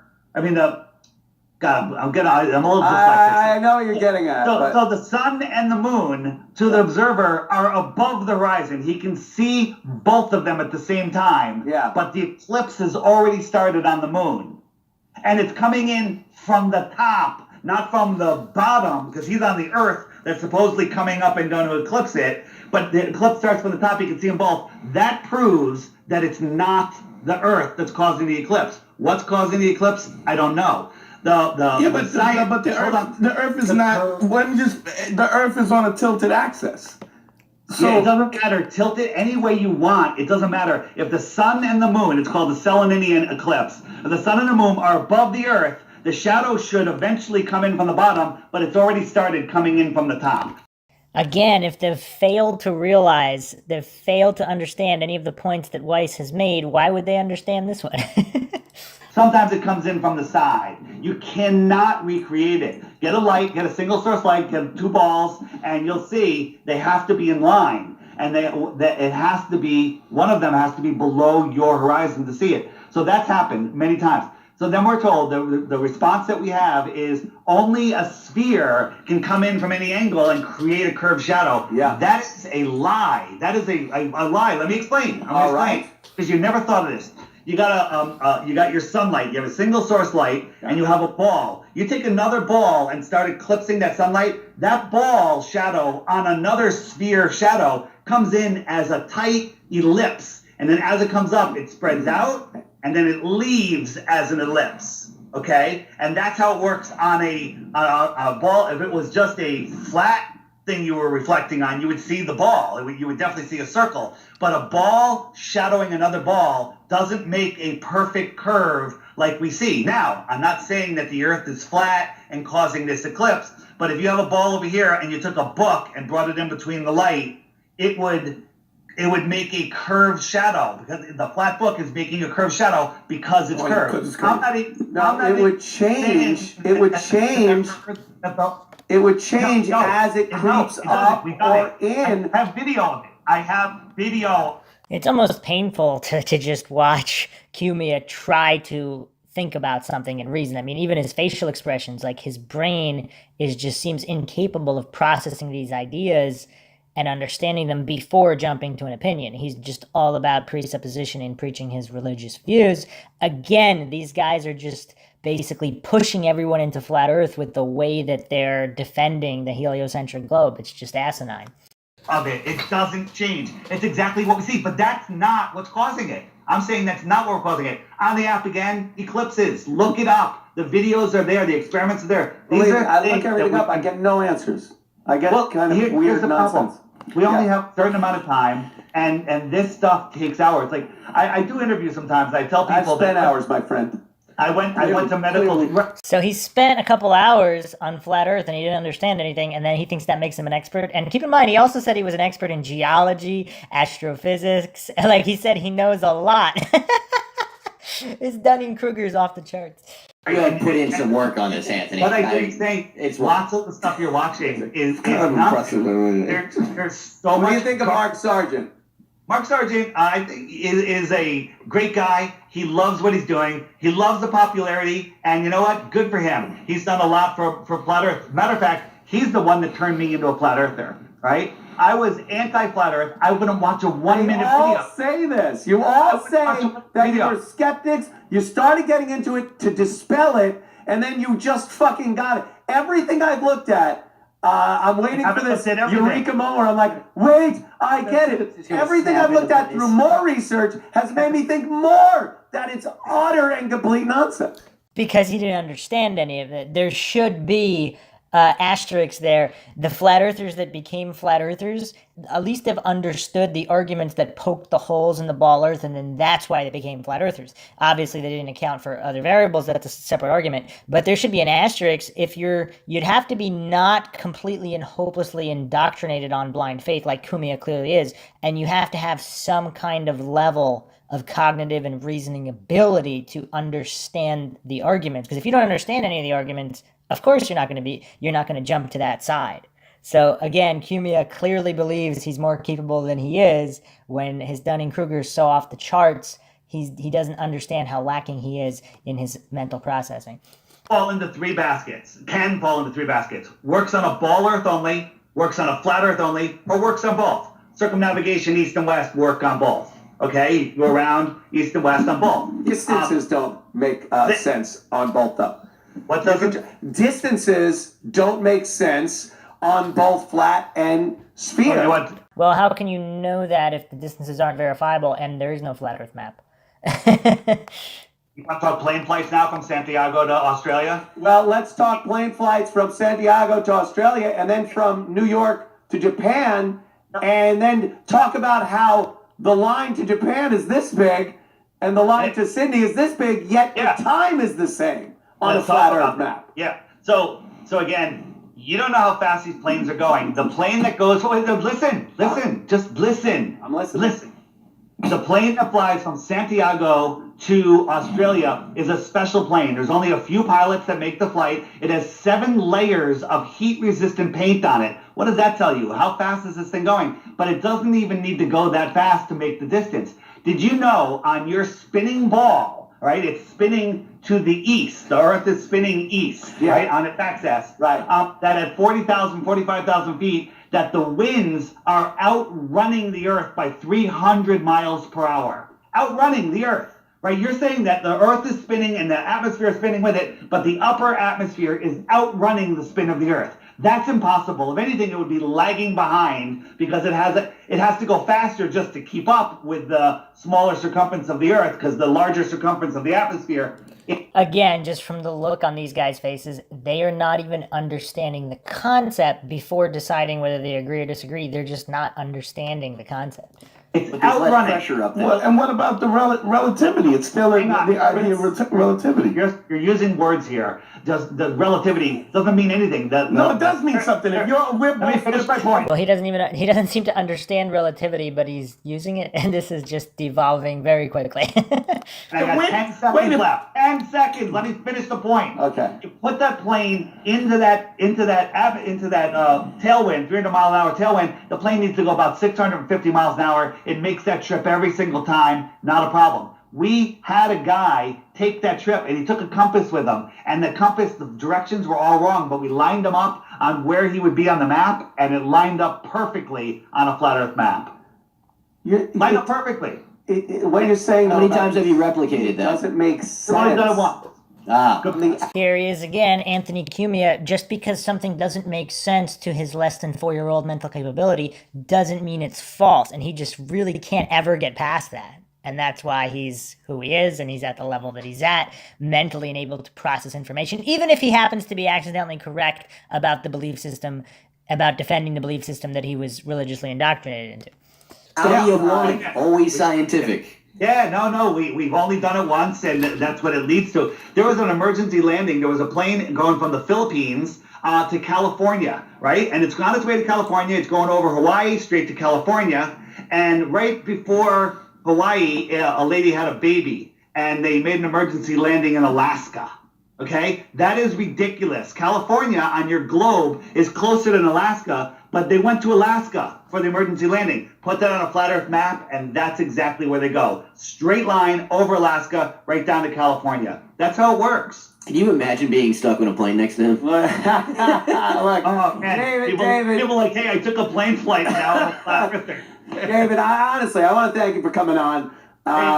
It's such a plug that out one more time. Go ahead, man. The flat Earth Sun, Moon, and Zodiac clock. Take the challenge. Every day, a new video will show up right here, and you get a little notification of what it's about. Watch it. Short videos during the week, long videos on the weekend. Do that for 2 weeks, and you will be a flat earther. Same thing happens every time. People go, I took your challenge, but I hit the archive button. I watched everything for the last 3 days. Holy shit, now everybody thinks I'm a moron. I gotta tell you, like many of your cohorts in the Flat Earth community, I appreciate your gumption, your stick-to-itiveness, and if nothing else, hats off to that, because it is such an insane concept to try to sell people on. But thank you for coming on. Anthony, would you have Owen Benjamin on and let him try? In a second, I love Owen. I have no problem. I'm going to ask Owen to come on because I appreciate your humor and your attitude. You get a lot of shit wrong, and you have a lot of false assumptions, but we're going to correct that. I think you're a guy willing to learn. Thank you, Dave. Yep.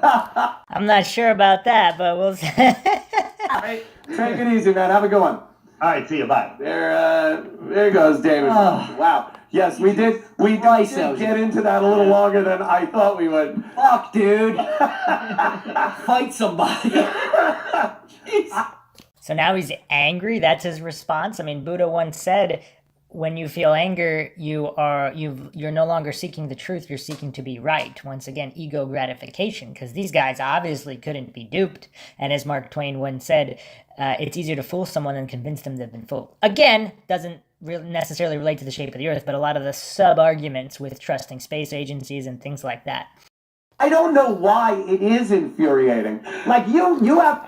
Why is it infuriating? Did it trigger cognitive dissonance? Because if it was really that obvious and that easy, did Weiss make some correct points? Even if his ultimate position is wrong, did he make really good points and argue scientifically and logically and exposed these jokers for being nothing but religious and arguing with faith and fallacies? Is that why they're angry? Their subconscious recognized it.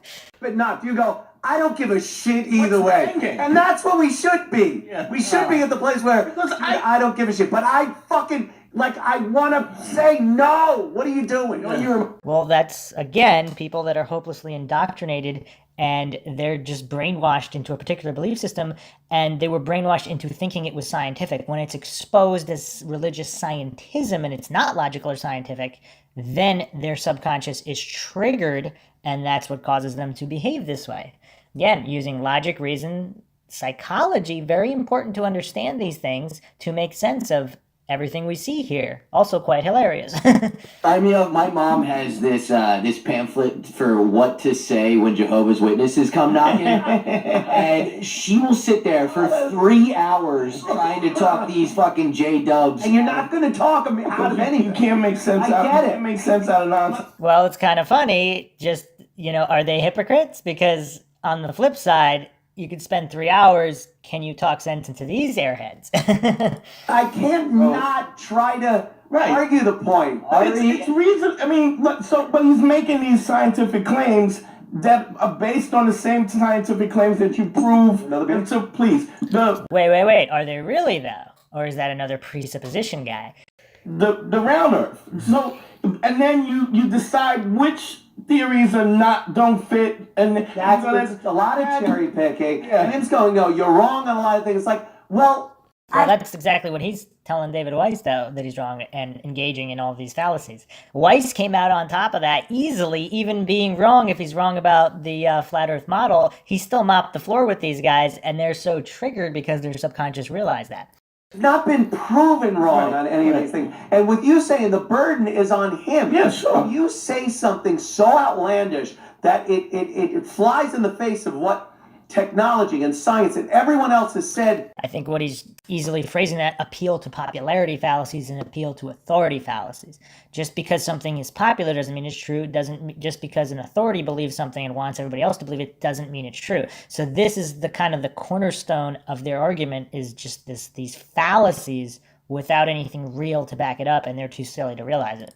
For thousands of years, you best have. And also, best have a fucking. Has adjusted. Science has always adjusted for the knowledge that we, as you know more, you're expected to do New better. information, new technology. And yet they refuse to address historical data on mainstream science being wrong. Again, doesn't mean they're wrong about this issue, but in general, that's why defaulting to fallacies is just such a poor and illogical way to argue, and that's all these guys have done.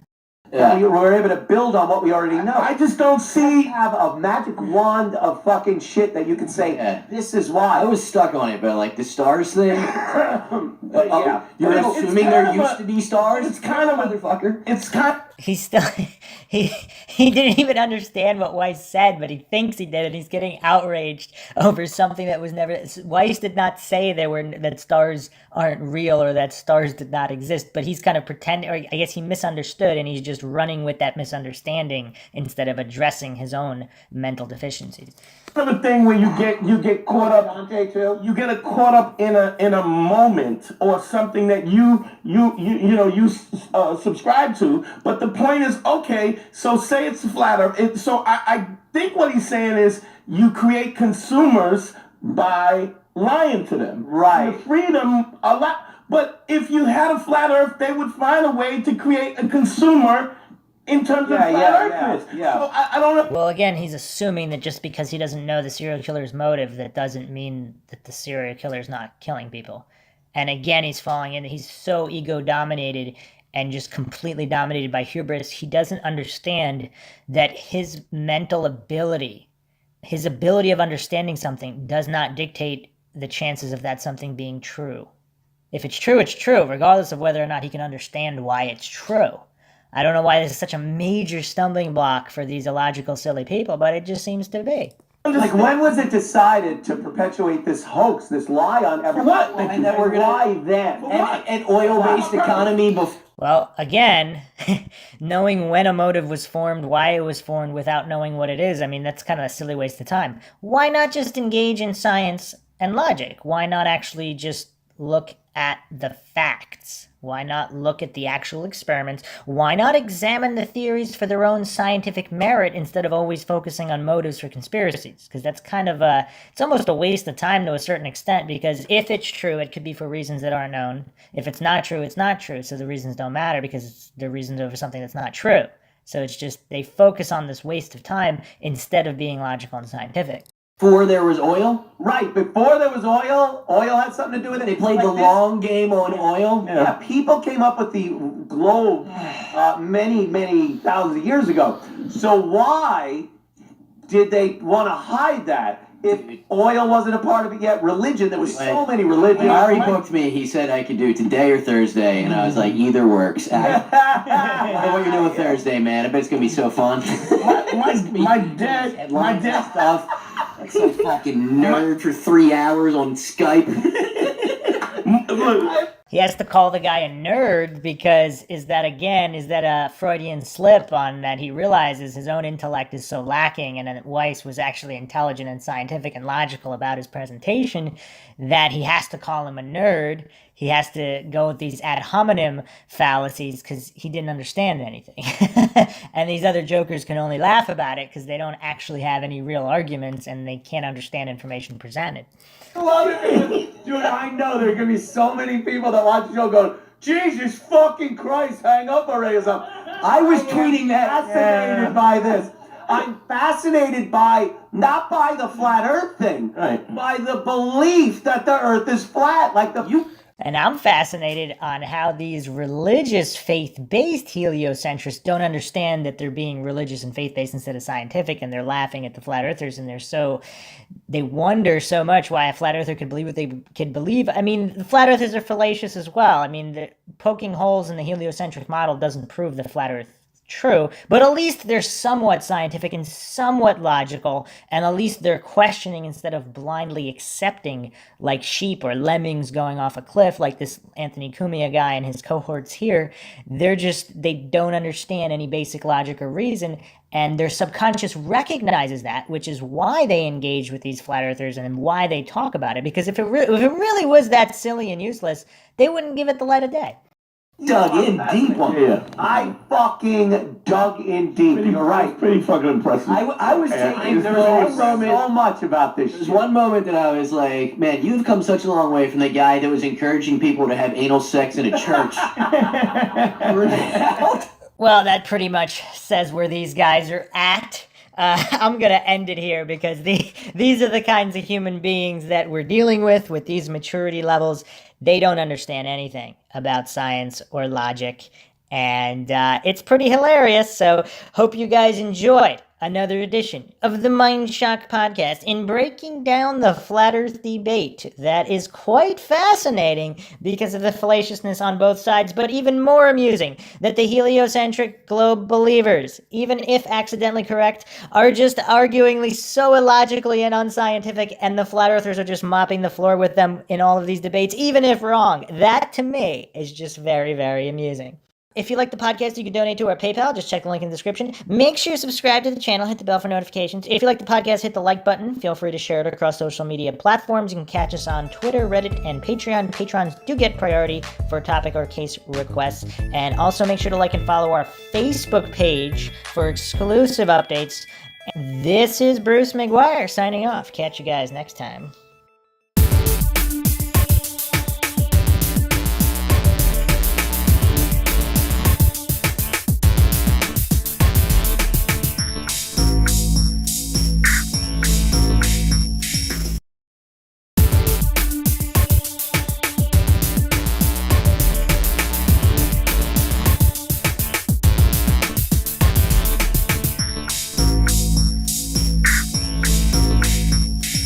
Welcome to MindShock. This is your host, Bruce McGuire, here with another logical analysis. This time on a flat earth debate. So someone sent me this video to do a logical analysis on, and it is Destiny versus John Zerka.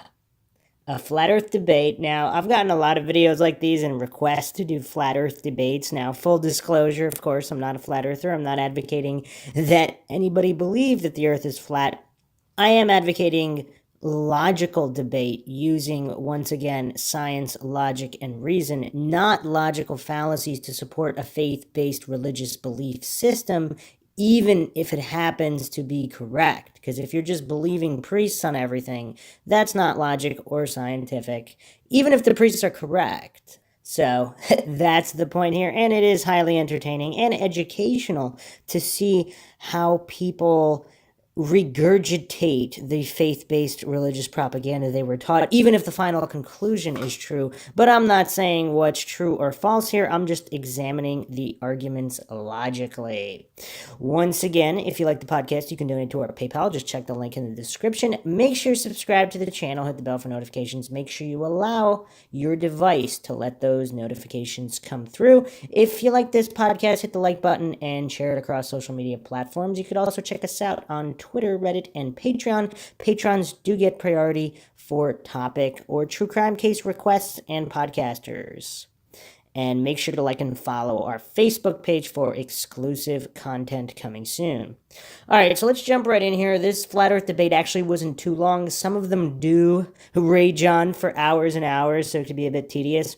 And a lot of major fallacies are employed here, some of them quick fire. So doing this debate can kind of cover a lot of them. I might cover some more in the future. If there's a huge demand, I'll do a couple more. People keep sending me this flat earth content, and it's not that I don't find it interesting. It is very good as a mental exercise to just, people work out physically. You should work out mentally too, and also develop your logic and reason so you're not falling for logical fallacies and you don't get so distracted with destinations and conclusions, regardless of whether they're true or false. You're just picking different priests to follow, even if they are correct. That's not really gonna make anyone logical or scientific, and especially in these times we're in now where there's almost nothing that can be trusted, so logic and reason are of the utmost importance to develop. So let's jump right in here. 5 minutes. Flat Earth. Is the Earth flat? No, Raj. He doesn't want to do this. Right. He doesn't want to do this. This is the. I'll do that. Yeah, we can do flat Earth. Flat Earth topic. Final round. 5 minutes. Starting with John. Go ahead. 5 minutes. Good luck. Destiny. Why do you believe in the heliocentric model? Because we've got navigation charts that have relied on it for hundreds of years. The sailors have relied on the Earth being round. We've got airplane pilots that rely on the Earth being round. We've got mathematical formulas, and all of physics is relying on Earth being round. In order to believe that the Earth is flat, you literally have to believe in a conspiracy that millions or hundreds of millions of people have been forced to buy into for literally generations, and none of these people have ever leaked or told anybody that the shit is all fake at any point in history. And it is absolutely fucking absurd that you think that that could be true. All right, so this is impressive. Destiny has rattled off more presuppositions and logical fallacies than I think anyone ever has in a flat earth debate that quickly. I mean, he's outdone Neil deGrasse Tyson here in logical fallacies. It's amazing. This guy, Destiny, is skilled at logical fallacies. So, wow, a lot of presuppositions to unpack there, false dichotomies. It's just a straw man argument. I mean, if appeal to extremes. I mean, he's hit so many of these fallacies that quickly. So, well, let's tackle his first point. So, navigational maps relied on for hundreds of years. So, people, according, again, if we're using the official historical sources, which, again, you can check out the MINDSHOCK Altered History podcast series. Those are, of course, all under dispute because the victors write the history books. But let's assume that the official historical narrative is correct. There have been seafaring people for a long time. And depending on how far you want to go back, they thought the Earth was flat, if we're assuming the official narrative is correct. And they navigated with flat Earth maps perfectly fine. I mean, some of these, like the Piri Reis map, I mean, some of these older maps are just exquisite. And that one's even put together from even older maps, depending on how far you want to dig into the history of some of these maps. So to navigate, again, with all these false dichotomies, presuppositions, straw man, you could navigate if the Northern Hemisphere is exactly the same on the flat Earth map and the globe map. Okay, right there, it would work the exact same way on both. And now, as far as Southern Hemisphere, there are quite a few discrepancies. Once again, Captain Cook logging something like 60,000 miles, between 60 and 80,000 miles around Antarctica. So that would support the flat Earth theory if that is true, and if he simply didn't get lost and he knew exactly where he was going. So, again, I mean, he was one of the greatest explorers of all time, one of the greatest navigators of all time, according to historical sources. So if that's true, that's a point in the flat Earth camp, or there could just have been more land. I mean, there again, without falling for black and white fallacies, these false dichotomy fallacies, there could be many different variables and many different explanations. Could be flat, could not be flat. I mean, on each model, you have multiple different scenarios that could account for this. So for him to jump on and just fallaciously claim this, because even if you look at guidance systems, I mean, I think there was a recent U.S. government document leak where the navigational systems were assuming that, it wasn't a leak, it was some manual, you would assume the Earth is a flat plane because it's so big to navigate. I mean, again, depending on which camp you fall into, I mean, it really doesn't matter because it would work the same way on flat or globe. So I'm not sure, again, it's his cognitive dissonance, his extreme dogmatic indoctrination that is not allowing this Destiny guy to be logical and objective. He's just immediately jumping to presuppositions and circular reasoning fallacies instead of defending his faith in the heliocentric model logically, which he has not done with this opening statement. What else did he say? Everybody would have to be in on it. Again, I mean, is he that clueless about compartmentalization? And again, all these things, if they all work the same way on both, more or less, and only the top people in the know about it, then no, they would not all be in. And then, of course, his fallacious claim on the whistleblowers. There have been whistleblowers for all time. It's like, it seemed like at the end he would have believed the whistleblowers if they came out, which is, again, he's just being intellectually dishonest if he's presenting his argument that way.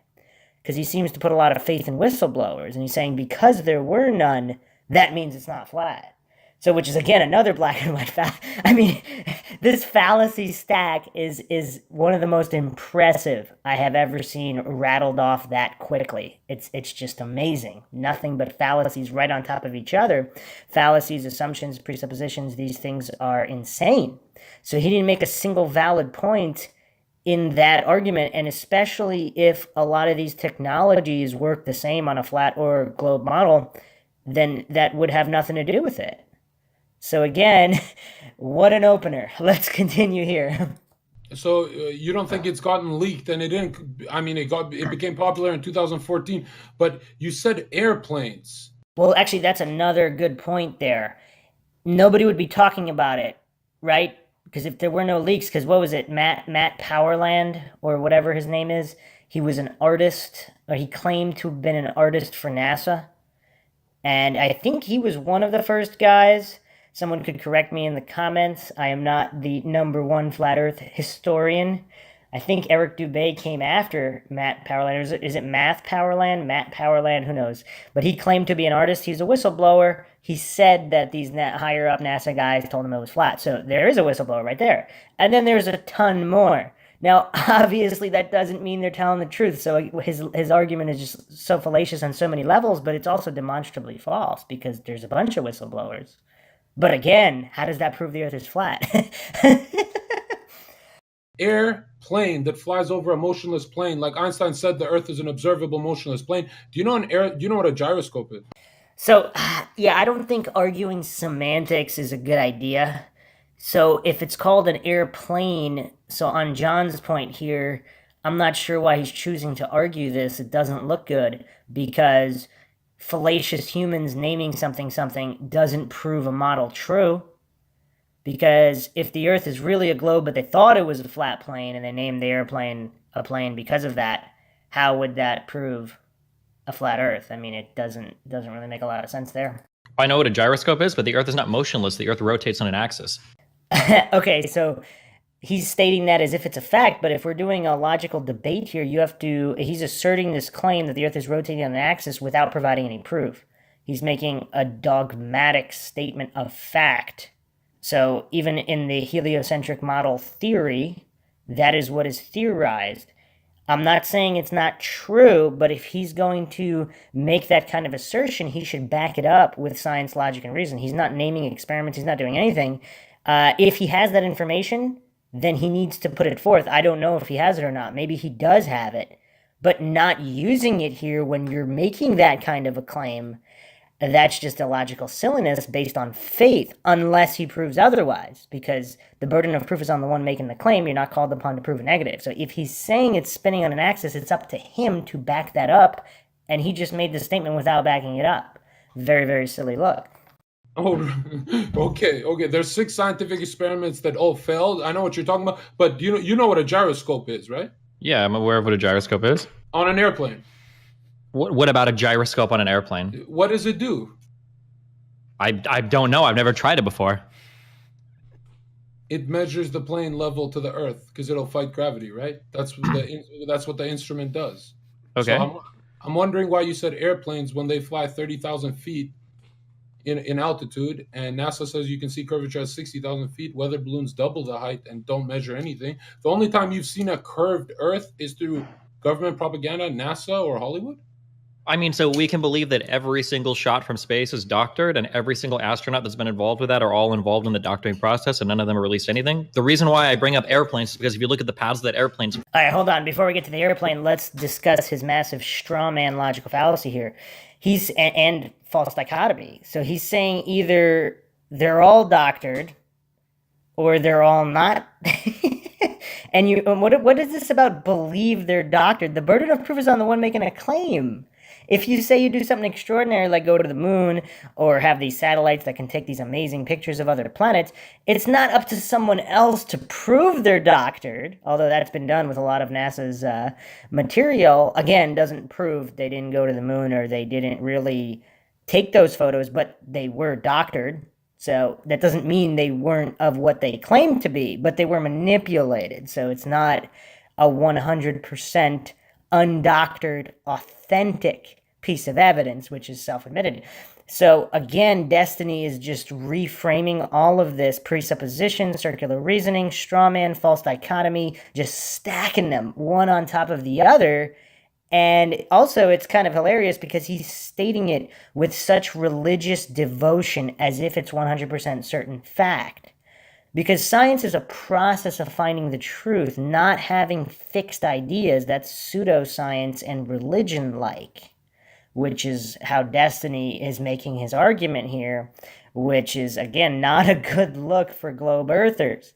Which, that's one of the most hilarious things here, is that these flat earthers are just destroying all these globe earthers, but I'm not saying the globe earthers are wrong. So if the globe earthers are correct, it's just so amusing how the flat earthers having a wrong conclusion, if it's a wrong conclusion, they're just winning all these debates. That just makes it even more hilarious if the flat earth model is not true. It's just, it's beyond funny, but again, just as educational material in logical argumentation and logical fallacies, scientific argumentation, it's very interesting because we could learn a lot here.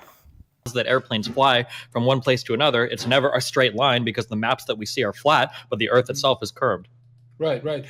Once again, does he have, if he's not, these circular reasoning fallacies are just, is he really that clueless he doesn't understand? He's saying the Earth is round because it's round. It's just, in short, that's the summary of his position. He's not, because again, if it would work the same way on both models, then it's just circular reasoning fallacies galore. And again, black and white fallacies. That flight path can only work on a sphere, or the flat earther saying it could only work on a flat Earth. Again, illogical. Right. You said you'd have to believe that NASA doctors their photos and fake the moon landing. Wouldn't it be interesting if instead of spending all the money to go to the moon, they fake it and make $100 billion in tax revenue every year from it? Wouldn't it be? Personally, NASA has been criminally underfunded for the past 50 years. So if their goal was to make a fuck ton of money, they failed miserably. What? That's got to be one of the dumbest points I've ever heard. Raking in what, 50 to 60 to 70 million dollars a day? A day? That's a failure? That's pretty amazing. I think it's more than what Bill Gates makes. So it's pretty amazing. And it's, again, he's stating an opinion, but he is so ego dominated. He's just oozing. If you watch the video, he's just oozing with this false confidence and bravado because he's been indoctrinated so strongly with this religious faith-based system. I'm not saying it's wrong. The conclusion might be true. But he's been so heavily indoctrinated, he doesn't use logic or the scientific method. He just has faith in these priests. Again, doesn't mean the priests are wrong. People always get triggered when I say the word priest, because if you're treating them as a priest, and if they are not using the scientific method, not all scientists are equal, to just, again, have these false dichotomies, black and white fallacies, where you're grouping all scientists into. Some scientists are actually scientists. They follow the scientific method. They are scientific. Other scientists who call themselves scientists, they're not scientists. They're pseudoscientists performing scientism in a religious faith-based system to make money. As Upton Sinclair once said, it is very difficult to get a man to understand something which his salary depends on him not understanding. Because again, if this conspiracy is true, which I'm not saying it is, it's pretty intricate conspiracy if it's true. But if it's true, none of these people would just look at it critically. Their job depends on it, their whole life. the amount of mental strength required to realize that they've basically been hoodwinked their whole life. Mark Twain once said it's easier to fool someone than convince them they've been fooled. Because once again, because of ego. Like this Destiny guy can't even comprehend the possibility that any of this faith-based doctrine could be false. He can't even consider that possibility because he's not scientific. He's not logical. He's not objective. That's why all these globe earthers, even if they have the correct model, they're losing all these debates, mostly because they're kind of arguing like 4-year-olds. They don't think they could be wrong, which is, again, the folly of mankind. You can learn so much from history.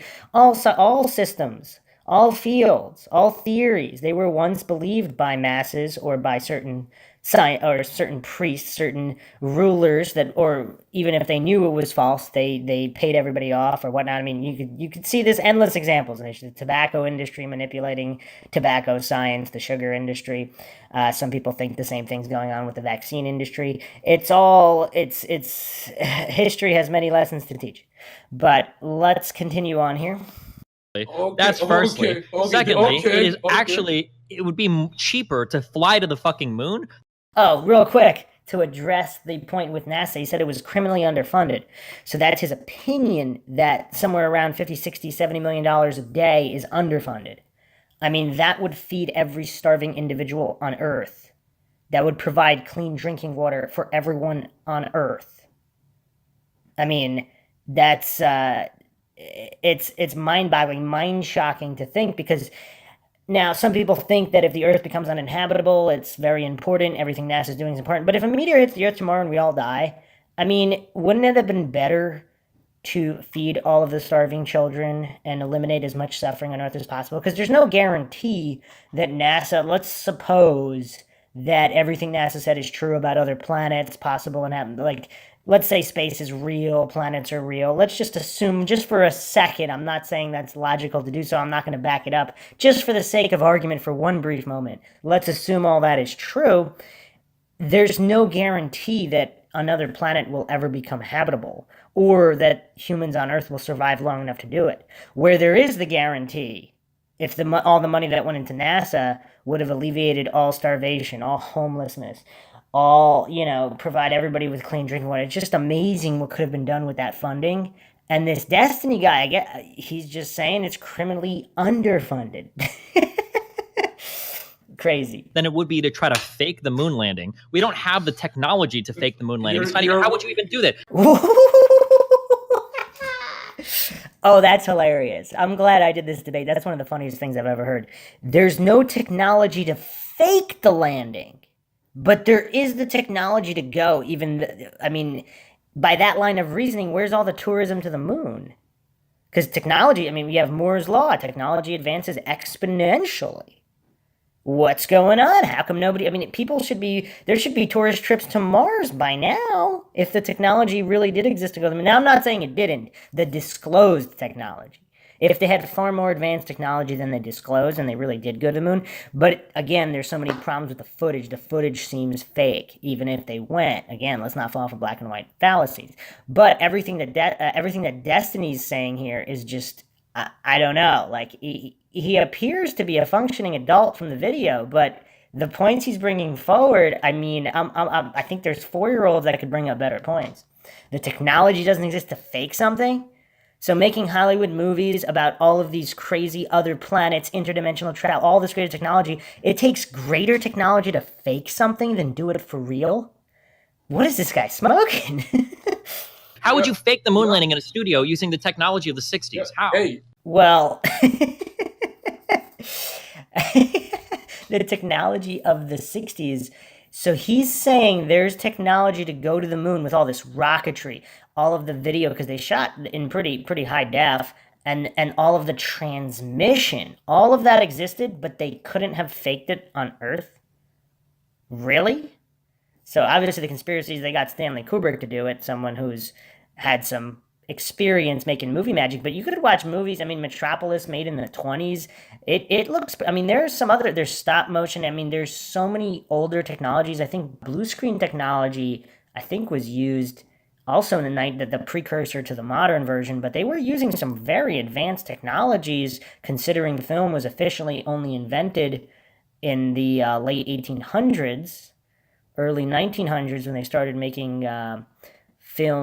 video film, and within 10, 20, 30 years, there was some pretty advanced, not computer-generated imagery, but the equivalent of using all of these different projection and screening technologies. It's quite amazing. This guy's obviously clueless to all that. But to say that it takes more technology to make a movie than to do something for real, I've actually never heard that one before. This Destiny guy is setting all types of records. Most fallacies in least amount of time. Most fallacious opening. And now with this the most ridiculous argument that I think I've ever heard regarding the going to the moon or not going to the moon. Hey, yeah, and you're saying with the 1960s technology, they went to the moon before an iPhone, you fucking Yeah, idiot. because in the 1960s, we Holy could shit, that was in the easy. 1960s, we didn't have all the digital shit we have around film today. We you're did have saying- missiles. Listen, we shot fucking rockets all the time. So you're saying they couldn't Hollywood fake it, but they have the technology to go to the moon? Number 2. That's right. That's right. And both these guys are a bit triggered, although the John Zerka guy doesn't look triggered as much as angry at Destiny's stupidity and bringing up that point. Destiny looks heavily emotionally triggered because his faith-based belief system has been threatened, and he is responding. He has thrown logic out the window and is making these hardcore defenses, profane-laden defenses, because his brain can't handle it. Very amusing to watch. Again, if you study psychology in accordance with logic, you can see exactly what's going on behind the scenes here. And again, if he's right about his conclusions just because he randomly believes a priest that happens to be right, that just makes this all the more hilarious. Number Hold on. Are you number telling two- me that it's less Holy likely? shit, Are you told I no. love it. Wait, you think that it's less I love likely you, bro. on You a got planet clipped. where we're already firing off missiles all over the place that we can't engineer a rocket that can take somebody to the moon, but when we have So he's equating, I mean, this has to be one of the greatest false equivalencies I've ever heard.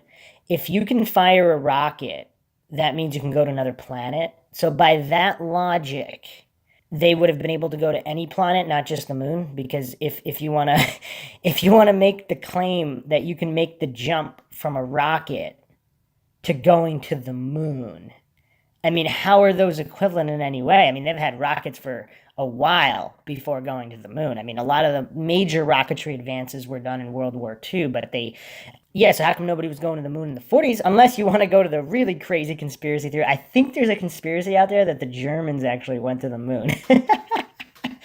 That's pretty funny. I think there's some evidence that they wanted to go. I haven't studied that topic deeply. We'll have to do a dedicated podcast on whether or not the Germans made it to the moon during World War II with the Ehrenberg and their occult and all of that very well-funded occult research. I think there was a plan to go, although maybe it wasn't. Maybe they were doing some kind of channeling or wanted to teleport there or whatever, because they were doing bases in Antarctica. They were doing all this crazy stuff. So I think there was evidence that they wanted to go, but whether or not they went or not. But if they had the rockets, according to this Destiny guy, he's saying if you can shoot a rocket, you can go to the moon. So again, if that were true, I mean, rockets are so much more advanced now. Why isn't there tourism on the moon? It's bizarre. I mean, they promised that decades and decades ago. If you go and look through, people don't really like to go through old newspapers and media reports, and plans. I think SpaceX was supposed to already have moon tourism by now, and yet they don't have it. So if it was really as simple as extrapolating from a basic rocket to go to the moon or another planet, it would have been done. I mean, this Destiny guy is so silly. I actually was not expecting this level of silliness, because this actually might be the poorest defense of the heliocentric model and the moon missions that I've ever seen. I've seen quite a few. If you know of a more ridiculous one or even a poorer defense, feel free to send it to me. I will analyze it.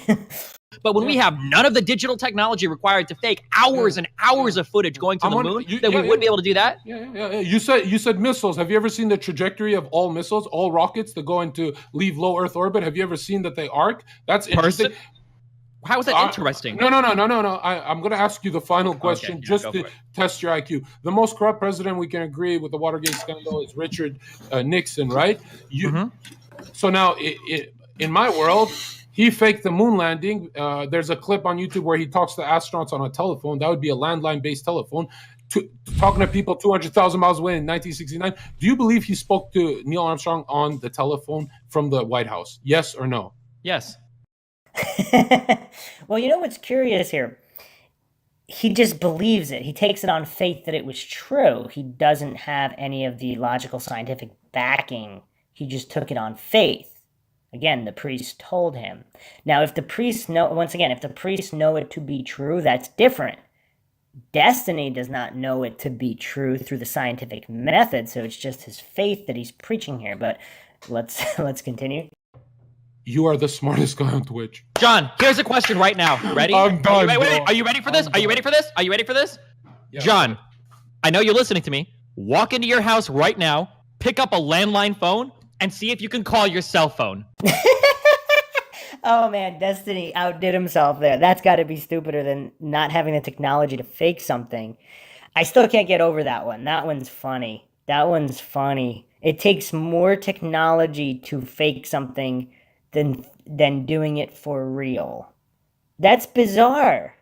That's really, really bizarre when you're talking about going to other planets. I mean, put up a green screen. I mean, put up a green screen and you could shoot a video of being on Mars. I mean, why didn't they shoot the Martian on Mars?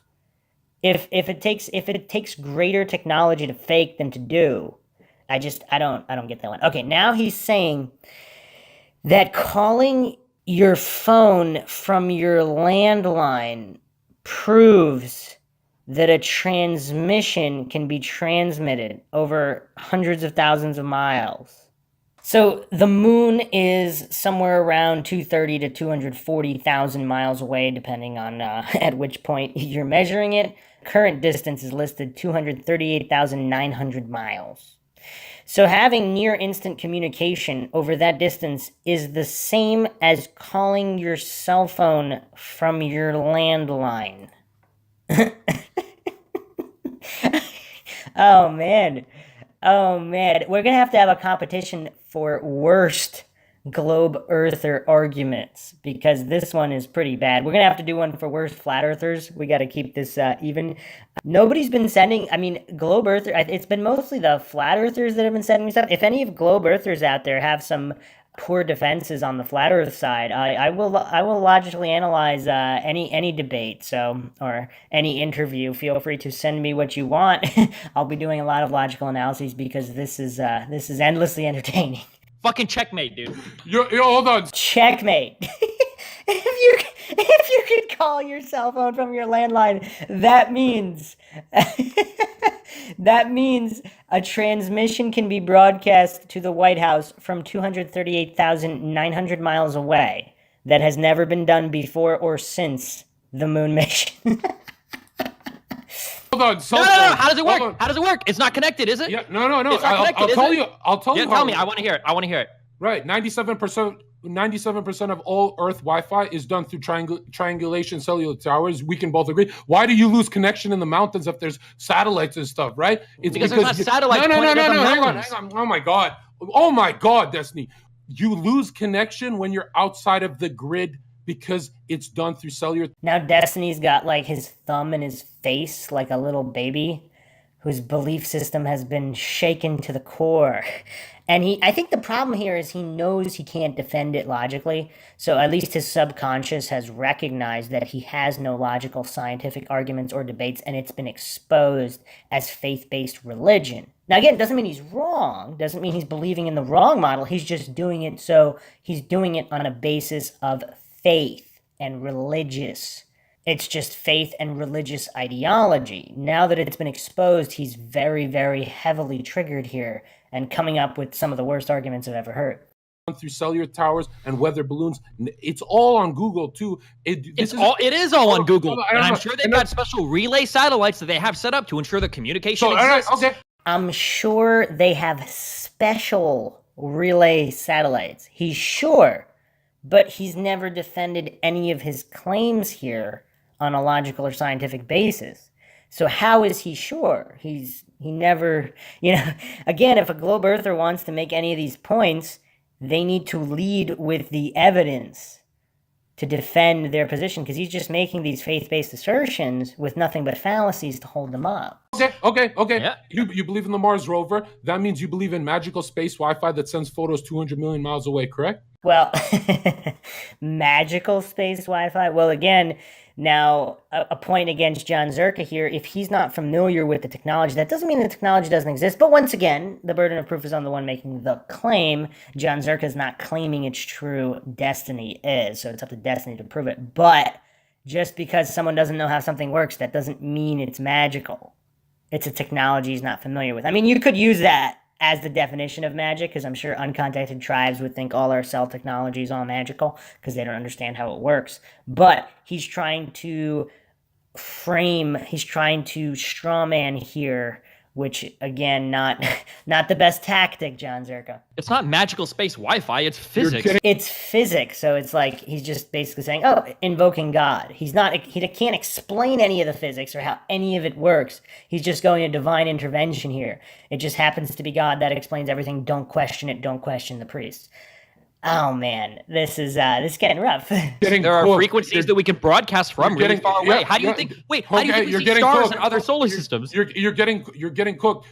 Can you please show on the Discord a picture of a star that's not computer generated?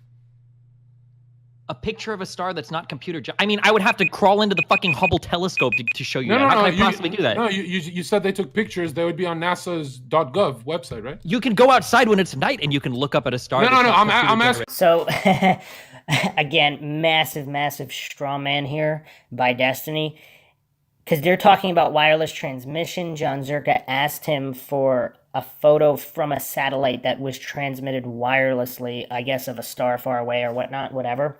And Destiny is telling him to go outside and look at a star, as if the argument was that the star doesn't exist.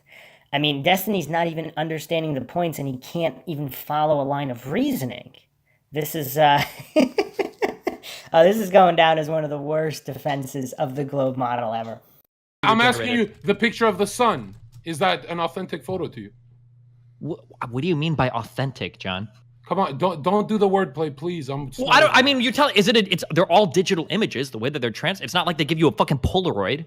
Right. So if I bring up a Google picture of the sun or from NASA, you would tell me that's a real photo, not a composite. I mean, some of them are probably composites. Some of them are probably real photos. So some of them are probably composites. Some of them are probably real. So if he doesn't know, why is he saying probably this, probably that? Probably look right now. So we could look for real photo of sun or unmodified photo of sun. And I'm sure you could find pictures of it if that's what you really want. I feel so bad because I saw you do a debate with a flat earther on your podcast, and it's on YouTube, and I didn't even want to go into that one. But Destiny, do you feel like you're winning this one? Yeah, I'm pretty sure I am. If anybody knows anything about physics, here's a question.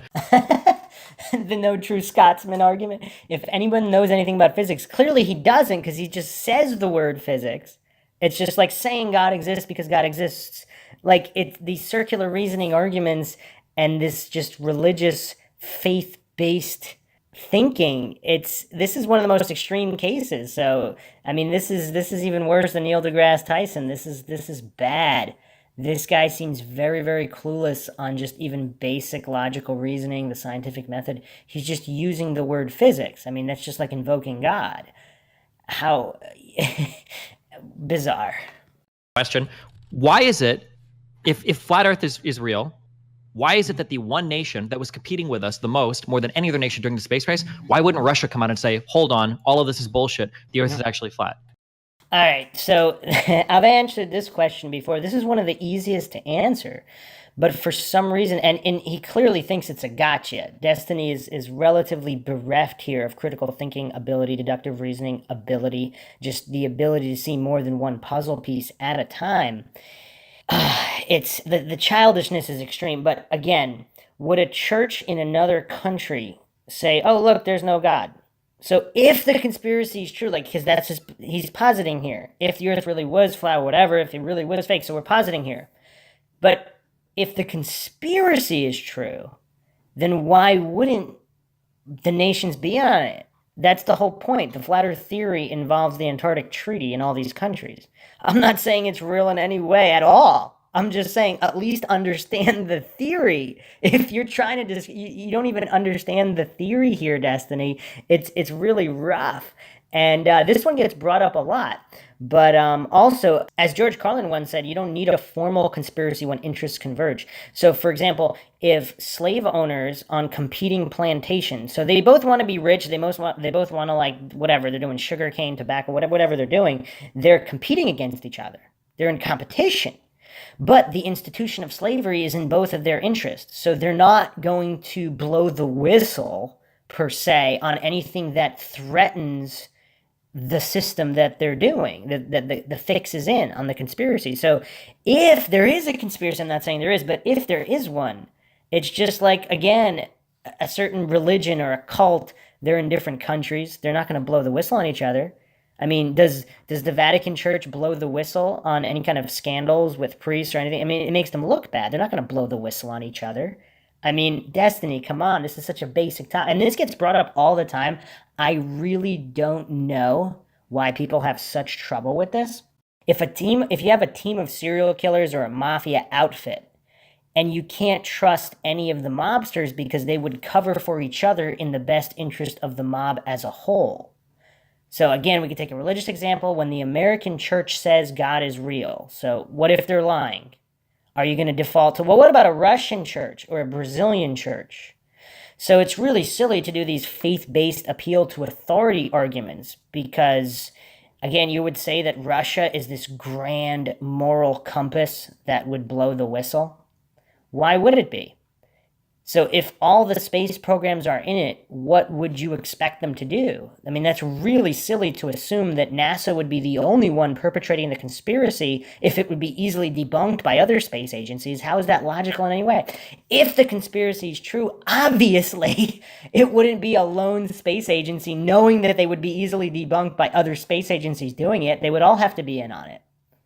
So that's the problem. Most people are so illogical, they think considering an alternate position to their indoctrinated faith is the same as believing it. So again, don't believe in the flat earth without any proof, but real science is objective and neutral. So a grand conspiracy of this scale would require all space agencies to be complicit. Otherwise, it wouldn't work. So again, not saying it's true in any way, but even serial killers aren't always guilty of every single murder they are accused of. But are you going to take their word for it? So are you going to accept their evidence and be convinced? Or one of the serial killer's friends in another country, if they all have a network that they're dependent on, are they going to blow the whistle on each other? So, again, clearly this is all probably way beyond Destiny's mental capacity. But for the listeners out there, especially the MindShock listeners, they'll understand. Yeah, so since the dawn of time, pharaohs have chilled with pharaohs and made fake wars just to keep the working class. Pharaohs have chilled with pharaohs. I like John Zerka's argument there. I did not see that one coming. Class always kind of fighting each other. If you look at it, the Antarctic Treaty is signed by 57, 52 different countries. So nobody can go in Antarctica unless it's a government kind of like thing. But it's militarized for a reason. It's the only treaty not broken for a reason. If this treaty has been held up this long, it proves that the Earth, they work together. The Cold War is a fugazi. So why is it that when the Soviet Union was on the verge of collapse, when they were competing all over the world, you're saying we work together while we've got things like, we've got Germany divided by the fucking Berlin Wall, we've got all these proxy conflicts going around the world. So it looks like he didn't understand anything he just said. He's saying that's all a show. And if that's true, then it would work that way. And Destiny responds with all these different scenes in the show. He's saying the thing is a theatrical play. Why are you bringing up different scenes in the play if the thing is a play? At least understand the argument. The U.S. starts like, we're going to collapse, but we're not going to take America down with us. We're not going to reveal anything about flat Earth. What I'm saying is the Federal Reserve, which they print money, is not regulated. It's higher than government. So there are people who own a lot more than countries. First of all, that's not even true. The Federal Reserve, the chairman is appointed by the president. What do you mean? So Destiny's going to probably end up being one of these super hardcore coincidence theorists who's just not even going to entertain anything outside of his faith-based religious indoctrination because he's assuming and taking all these things on fact without researching it. a lot of these things that John Zerka is saying are admitted facts. You can go on government websites and read the terminology.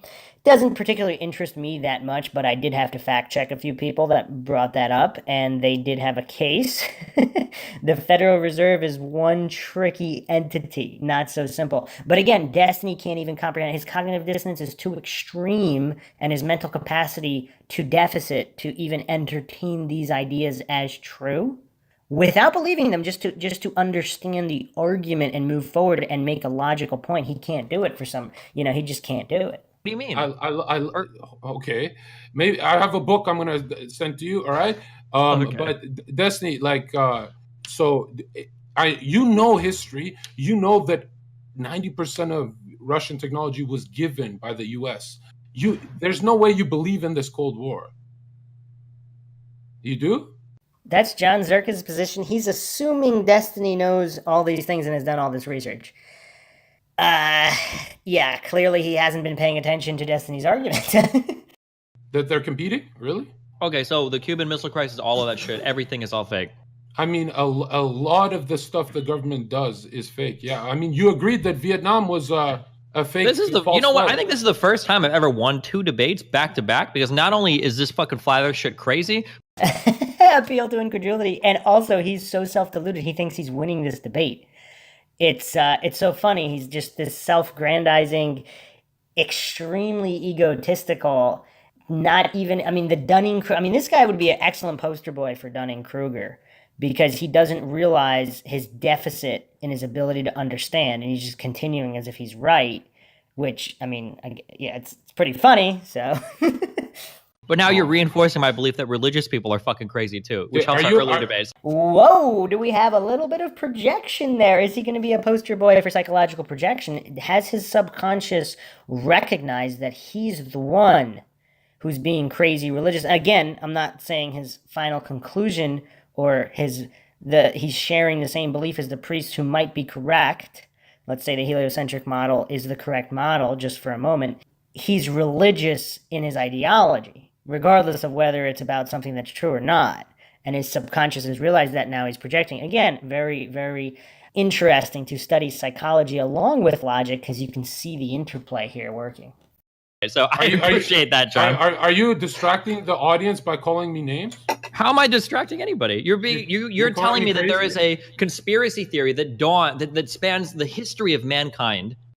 He never said that. So now, again, appeal to incredulity, appeal to extreme straw man fallacy, just this huge stack. Destiny's like the king of fallacies now.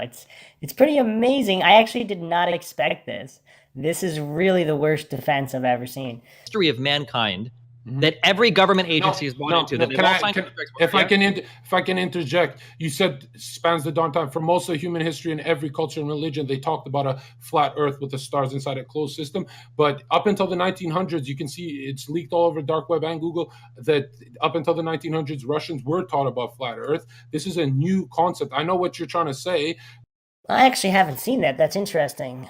John Zerka is saying that you can find all this information on the dark web about flat Earth being taught in Russia. Well, that would be interesting if true. Even in the time of Christopher Columbus sailing the Earth, then they knew that the Earth was spherical. Yeah, and he circumnavigated east to west, just like how the sun moves. What did he use? The North Star Polaris has not deviated even. Okay, so John Zerka is assuming that Destiny's familiar with the model. Clearly, Destiny's not really familiar with anything. Logic, reason, science, nothing.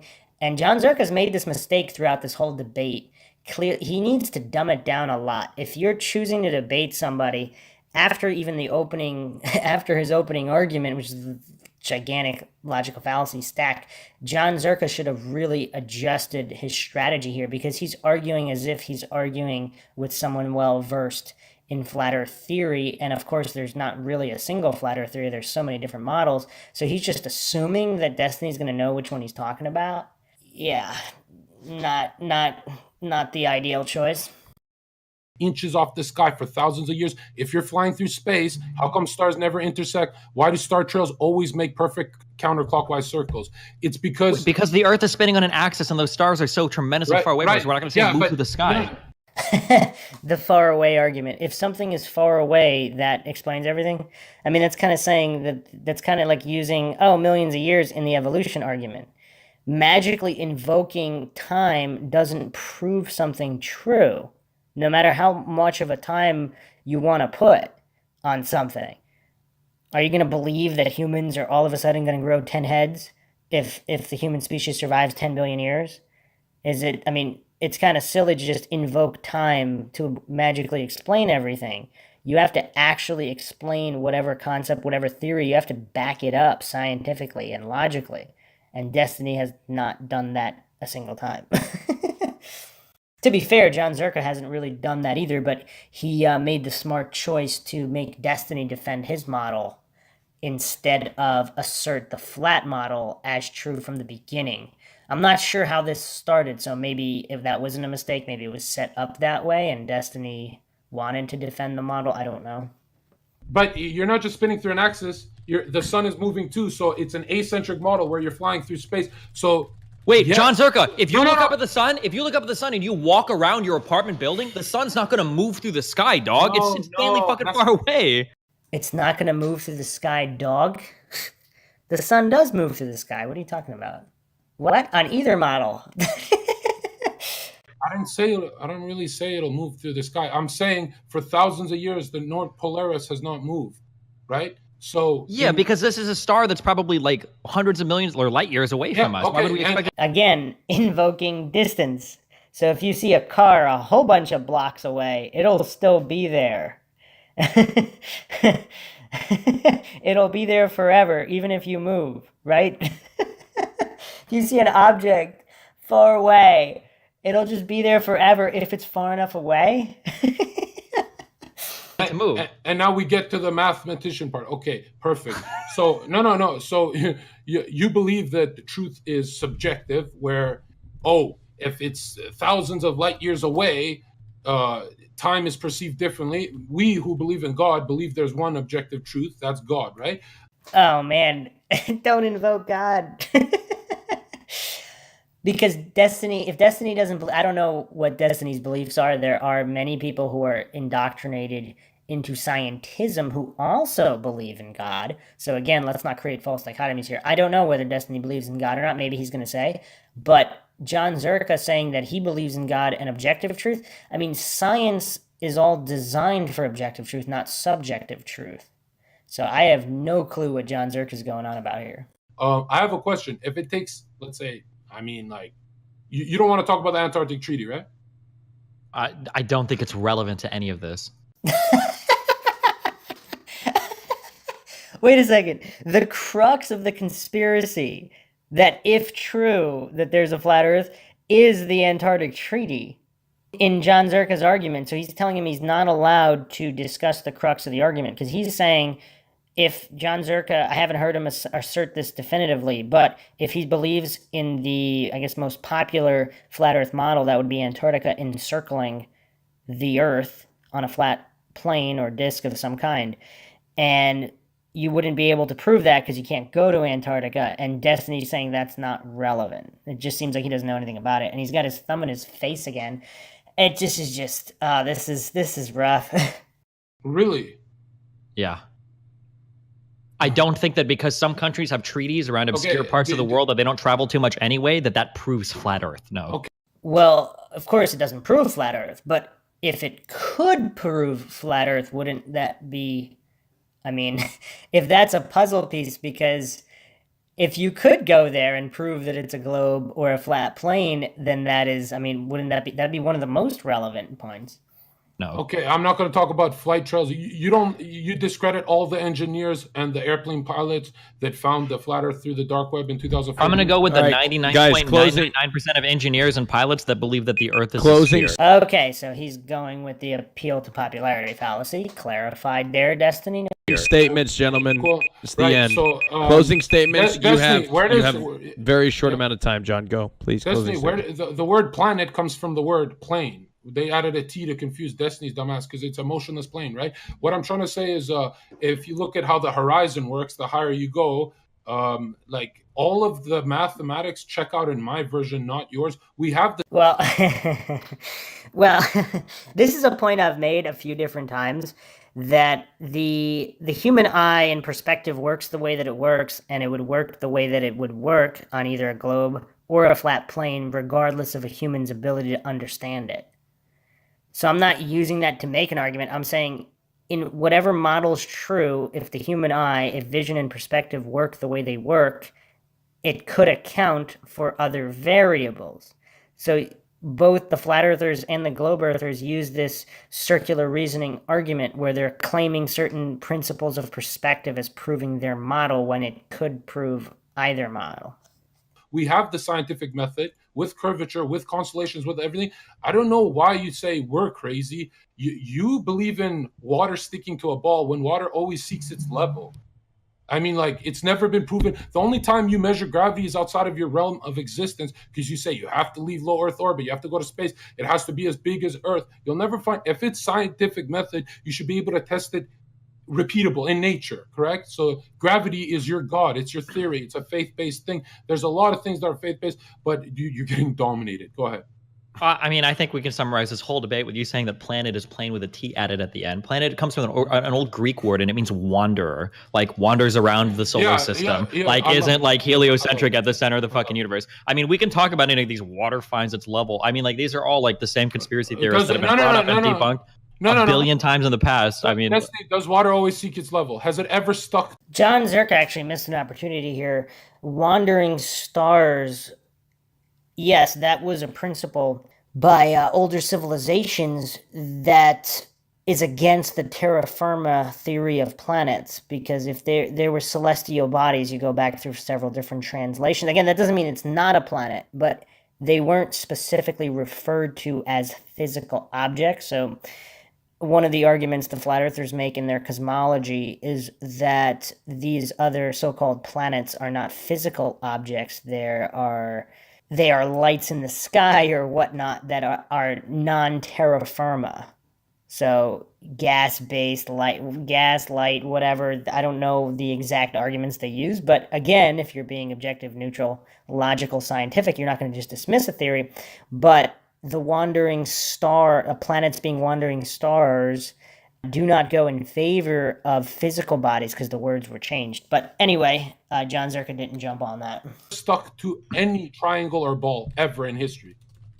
I mean, if that triangle or ball is generating enough gravity to keep the water on it, then yeah, right. And the only way you can measure gravity is on a planetary scale. So technically, you can't repeat that science. It's not real science. You can't do it in nature. You can't do it in a lab. Another thing, rainbows. If you look at how do you recreate with a scientific method a rainbow in a garage? Well, and I don't know why Destiny's kind of, it looks like Destiny's not that emotionally triggered at this point, so he's either mentally checked out because he's met his quota for trying to think for the day. Maybe it's too painful for him. But yeah, he should have jumped in there with experiments that prove gravity. Repeatable experiments that prove gravity. He's just dead silent. So he doesn't seem to know any or invoke them, because this is a chance to really jump on John Zerka. He's not taking it. Where are all the logical globe earthers? We need more globe earthers. This is making, these flat earthers are just destroying these globe earthers in debate. And if the heliocentric model is true, this is just very embarrassing. What do you mean we can't measure gravity? We've measured gravity all the time. We measure gravity all the time. And not cite a single example. Like, this is the problem. You can't expect a flat earther to believe statements like that. You do it, you do it all the time. How is that proof? How is that a scientific argument? We just agreed that it's on a planetary level. It has to be on a, so that the scale cannot be repeated in nature. What do you mean? Like, we can't make a planet? I mean, like, you can look at, if you want, we can look up videos. Wait, we can look up videos right now of astronauts in space that, like, pool water around a. Okay, so now he's citing to the Bible. If John Zerka doesn't believe that that footage is real, so if you're arguing with someone on God, you cannot cite the Bible. They do not believe that that is the objective truth, the word of God, and representative of reality. So why would you use that? I mean, I think Destiny's pretty much hit every single fallacy and bad argument that you could possibly hit in a flat earth debate here. ball and watch it like congeal there and float. I mean, we can look at the you know videos what? right You now know if you what, want. Destiny? No, Yeah. we'll do it on your channel, and we'll send each other 2-3 videos for like 20 minutes. We'll debate. I have 20 minutes of my day for you. So what I'm trying to say, Destiny, is how do you recreate a rainbow in a garage? Rainbows are dome shaped because it is a dome. Nothing's left low Earth orbit. You recreate a rainbow in a garage with water vapor, a light source, and a glass dome. That's why sundogs, rainbows are dome shaped. They're not spherical in any sense. But you can create a rainbow. So I actually haven't heard that often. I don't believe flat earthers discuss rainbow that much because I guess not all flat earthers believe in the dome. So that the earth is an enclosed flat plane enclosed by a dome, because that opens up a whole another can of worms, because how big is the dome? Because it would have to be enclosed. So if it's not an infinite plane, that means we're talking finite plane enclosed by a dome. And now the rainbow argument, I'm not 100% sure how John Zerka is asserting that the rainbow with water and glass makes a rainbow, and you can't do it indoors or unless you have some kind of sunlight replicating, or some kind of light replicating the light of the sun and glass. I guess that's his argument. Now, I haven't really seen a lot of experiments on this. It would be interesting to see what's going on with rainbows. But again, just here with Destiny, you can immediately see that he's got triggered again here, and his cognitive dissonance is so extreme, he can't even consider that being true or due to a dome or a flat earth, that his self-defense mechanisms, again, gearing up like crazy, cognitive dissonance just out the wazoo, because he's immediately scrambling to figure out how to make John Zerka wrong instead of trying to understand the information presented, which is, again, this is a staple of illogical globe earthers, which is, I think we need a lot more logical globe earthers out there to debate, because otherwise these just super embarrassing scenarios will keep repeating. You can create a rainbow. Hold on. Anybody that's ever been outside knows that you can create a rainbow without a glass dome anytime you want. If you turn a sprinkler on, you can see a rainbow appear. You don't need a glass dome for that. Exactly. And how is the rainbow appearing in nature? The rainbow appears in nature because when light passes through water, the water causes the different wavelengths to refract. What do you mean? The dome shape is being caused by the dome. That's why rainbows, small or large, are all reflecting off. If I asked you to recreate a rainbow in a garage, first of all, it doesn't make a dome shape. It makes a spherical shape. A rainbow is a sphere. It doesn't make it. A rainbow is a sphere? Huh. I've never seen a spherical rainbow. What kind of rainbows Destiny's looking at? I'd be curious to see what kind of rainbows. I'm not a rainbow expert, so I don't know, actually. This is pretty funny. They're both pretending to be experts in rainbows. I mean, I don't know, maybe John Zerka, maybe they are both experts in rainbows. I don't know. Did you say a rainbow's a sphere? Yeah, well, it's a circle technically because it's a two-dimensional plane, but... A rainbow's a circle? I've never seen a circular rainbow. I've seen an arch rainbow.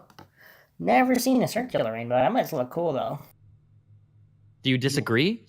Do you want to lock that in, that a rainbow is spherical? Have you ever seen a full rainbow before? Yeah, it is. Just say for the... Yeah, a rainbow is like a spherical thing, yeah. Destiny looks kind of confused here.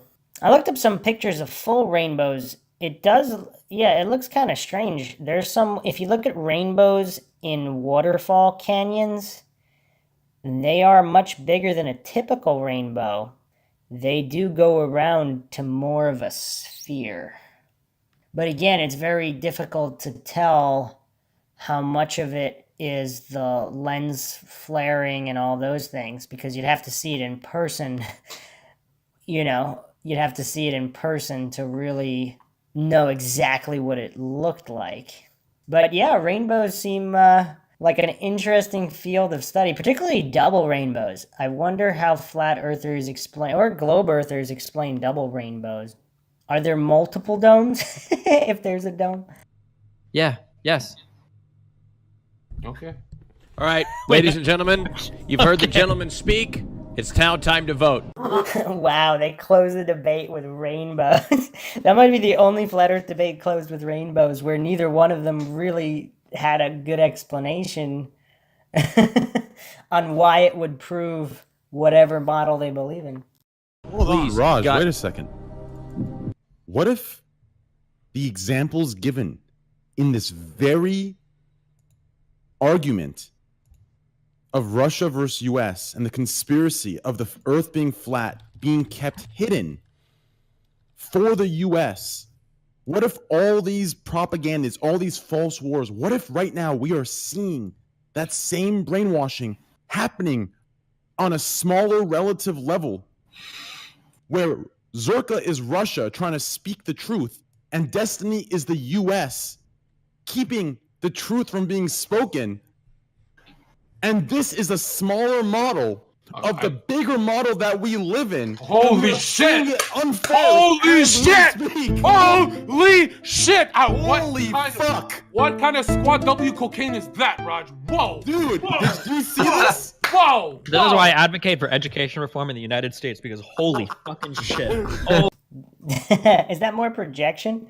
Because Destiny didn't make a single lie. He just had fallacy after fallacy after fallacy, and none of his arguments actually supported how that would prove his version of reality, the model that he chose based on faith, not science, and he doesn't even understand what the scientific method is or what logic is, and then he's talking about education reform. I mean, good point, because, yeah.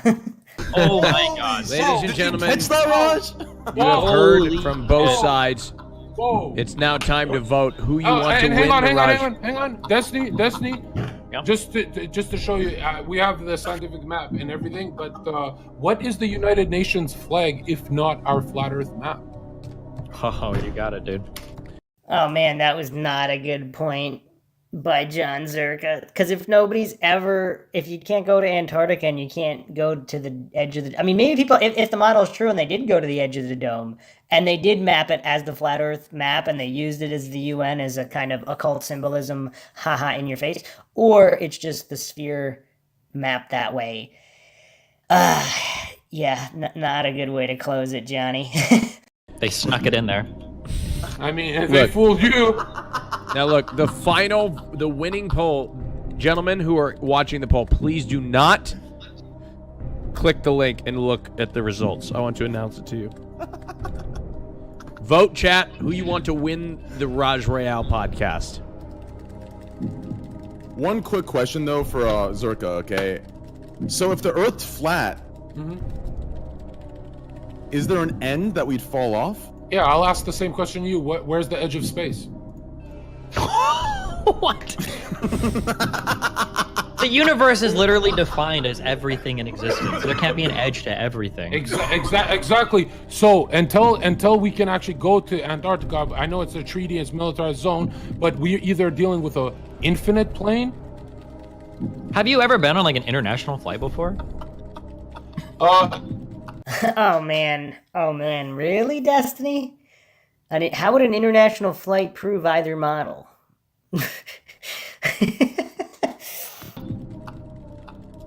So weird that you guys disagree with me, because Admiral Byrd, the first person to explore Antarctica in front of a flat Earth map, was interviewed. These questions, the clips on YouTube.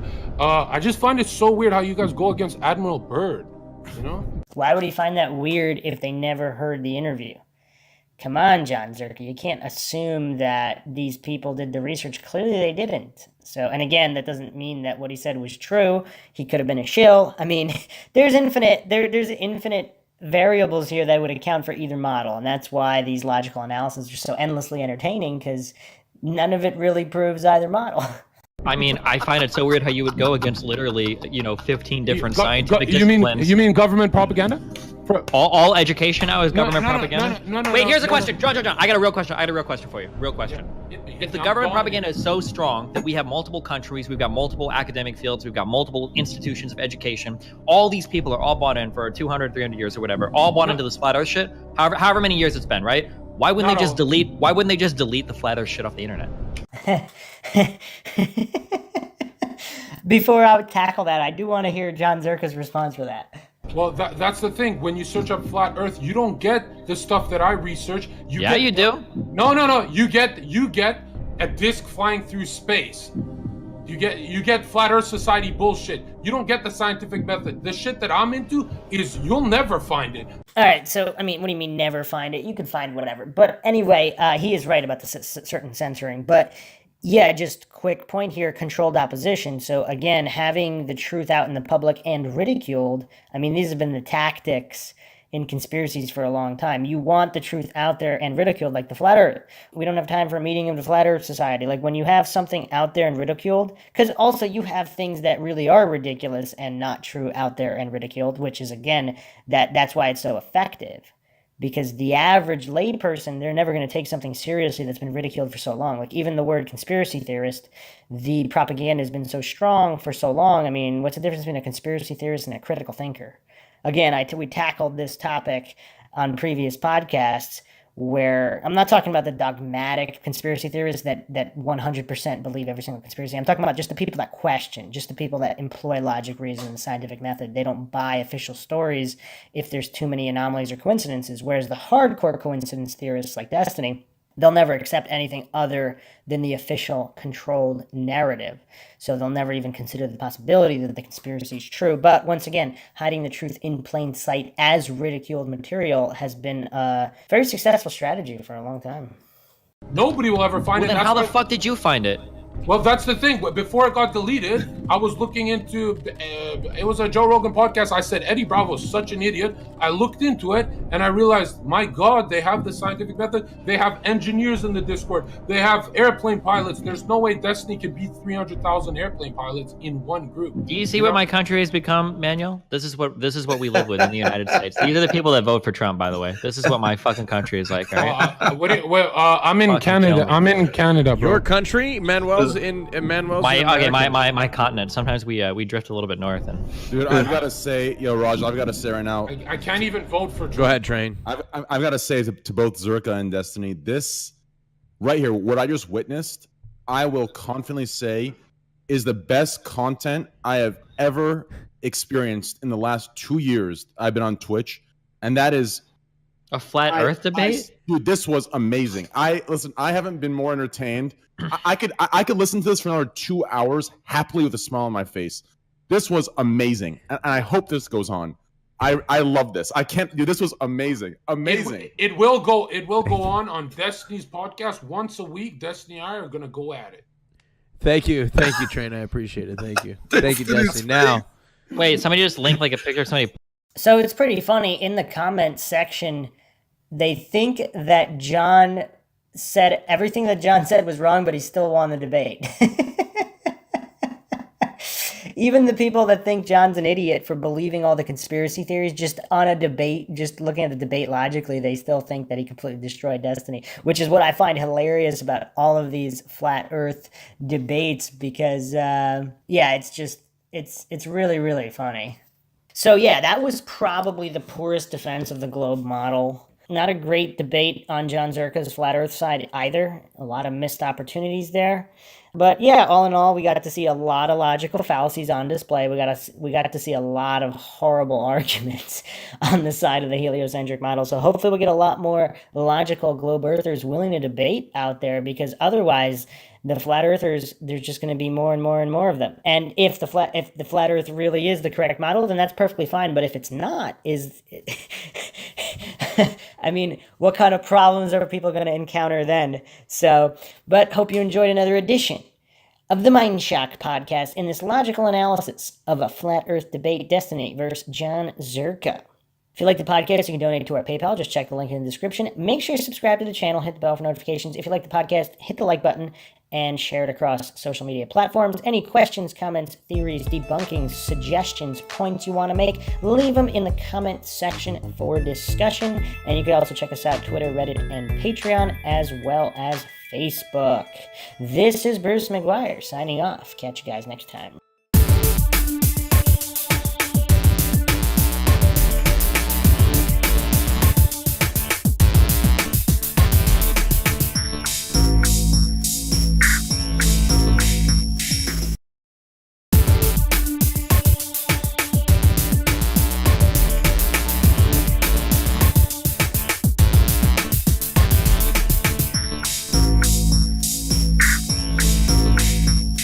If you like audiobooks or audio shows, check out a free trial of Audible. Just click the link in the description. Welcome to MINDSHOCK. This is your host, Bruce McGuire. And Sid Irwin. And today we're going to pick Sid Irwin's Mensa Brain, or formerly Mensa Brain. Did you officially say you were going for the Prometheus Society or no, for high IQ society? That information I cannot divulge. Of course not. Okay. Well, we're going to get Sid Irwin's thoughts on the flat earth theory, because I keep getting requests to go over to logically analyze flat earth debates and all of this flat earth conspiracy insanity that has been proliferated on the internet. You like that word, Sid? That I do. Yeah, there's a lot of flat earth stuff on the internet. The censoring of it has begun, and we'll go over whether that's a good thing or not. And yeah, in general, just flat earth mayhem with the Mensa-minded Sid Irwin. As always, if you like the podcast, you can donate to our PayPal. Just check the link in the description. Make sure you subscribe to the channel. Hit the bell for notifications. Make sure you have your device allowances to let those notifications come through. And you could also share our podcast across social media platforms. Any questions, theories, thoughts, suggestions, rebuttals, leave them in the comments section. You could also check us out on Twitter, Reddit, and Patreon, as well as Facebook. Make sure to like and follow our Facebook page for exclusive content. All right, Sid.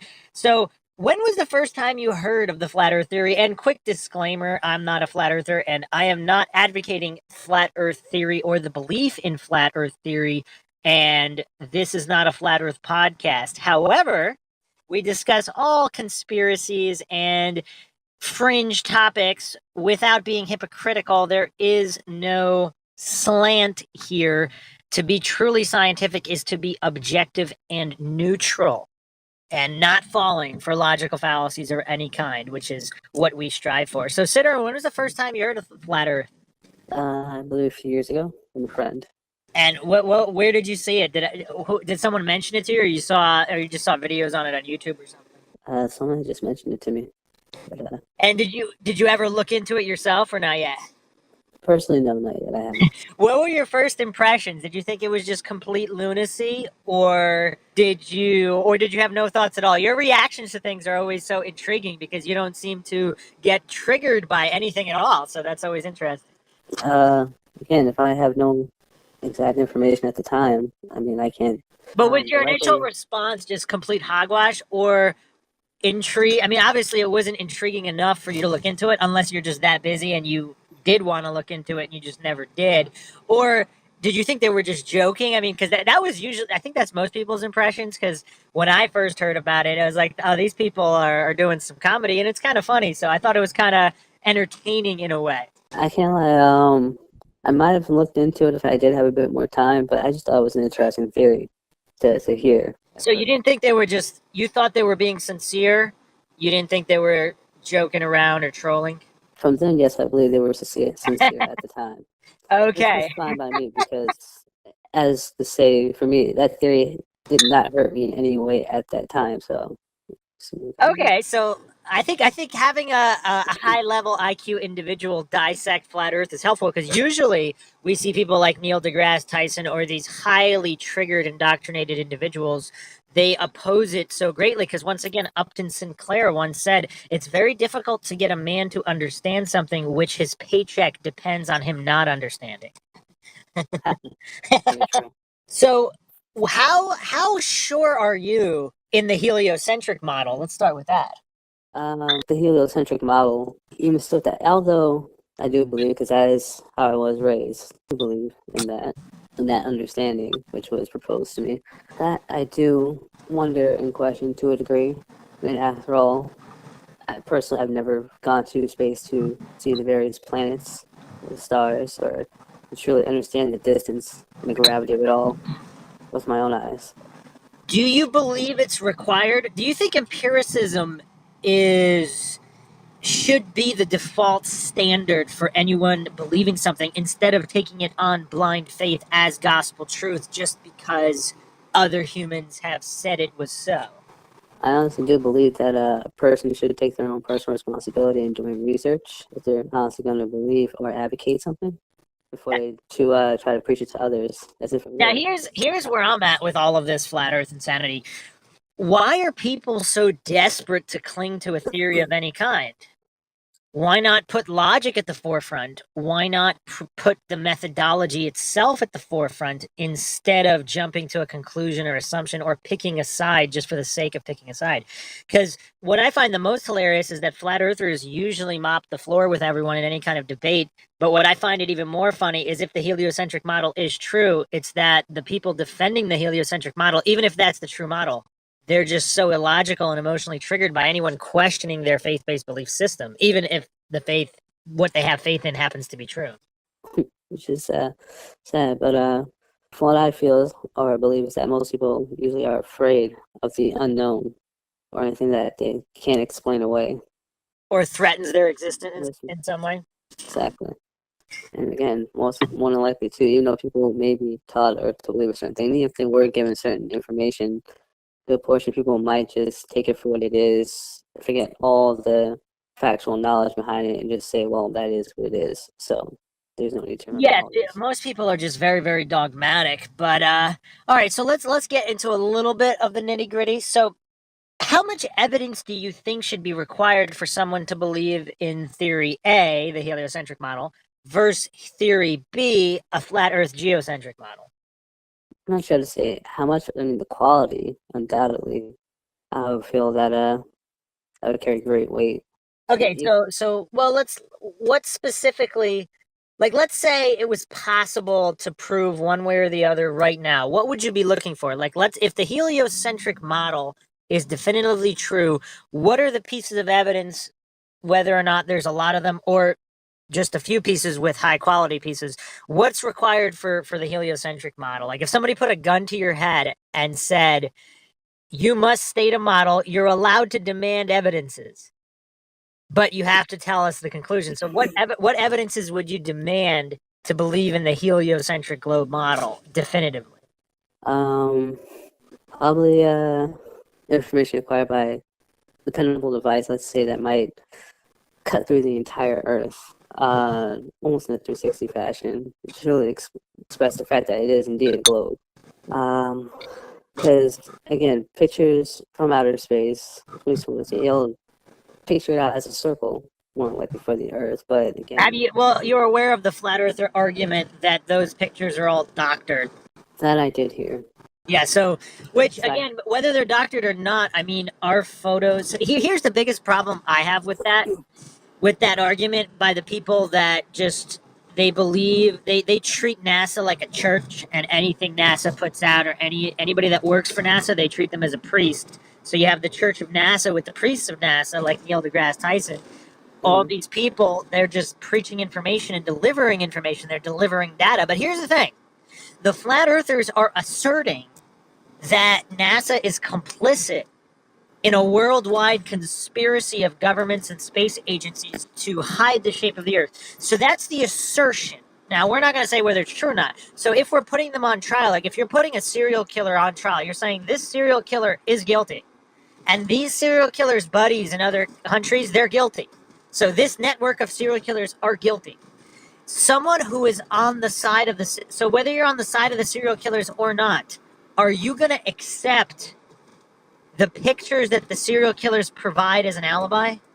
Because we're not saying, like, maybe they're doctored, maybe they're not, but are you going to accept the information from that party, or do you need neutral third parties to remain objective? I prefer neutral third parties that will remain objective, and even with pictures, I can't fully place faith in those or like to that as a sole defining evidence.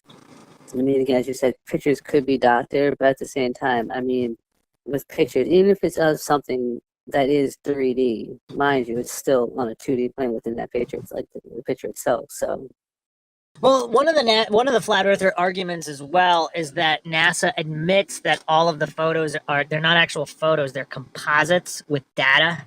And they point to the documentaries put out by Discovery Channel, NASA, where they have the artists that do the CGI rendering admitting that they're composites and they're using data from the satellites, which flat earthers claim don't exist. But regardless, in the documentary,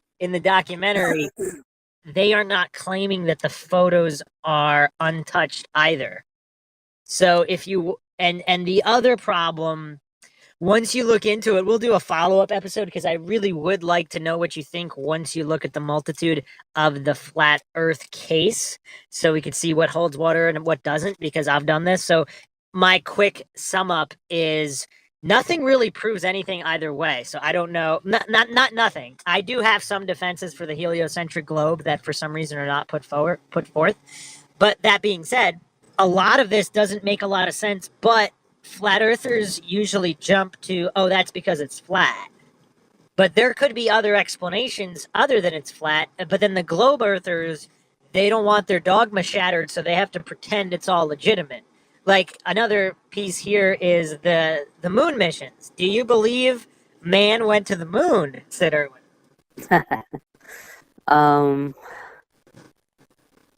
At one point, undoubtedly, when I was younger, and easily, I won't say manipulated, but swayed. Yes, I had.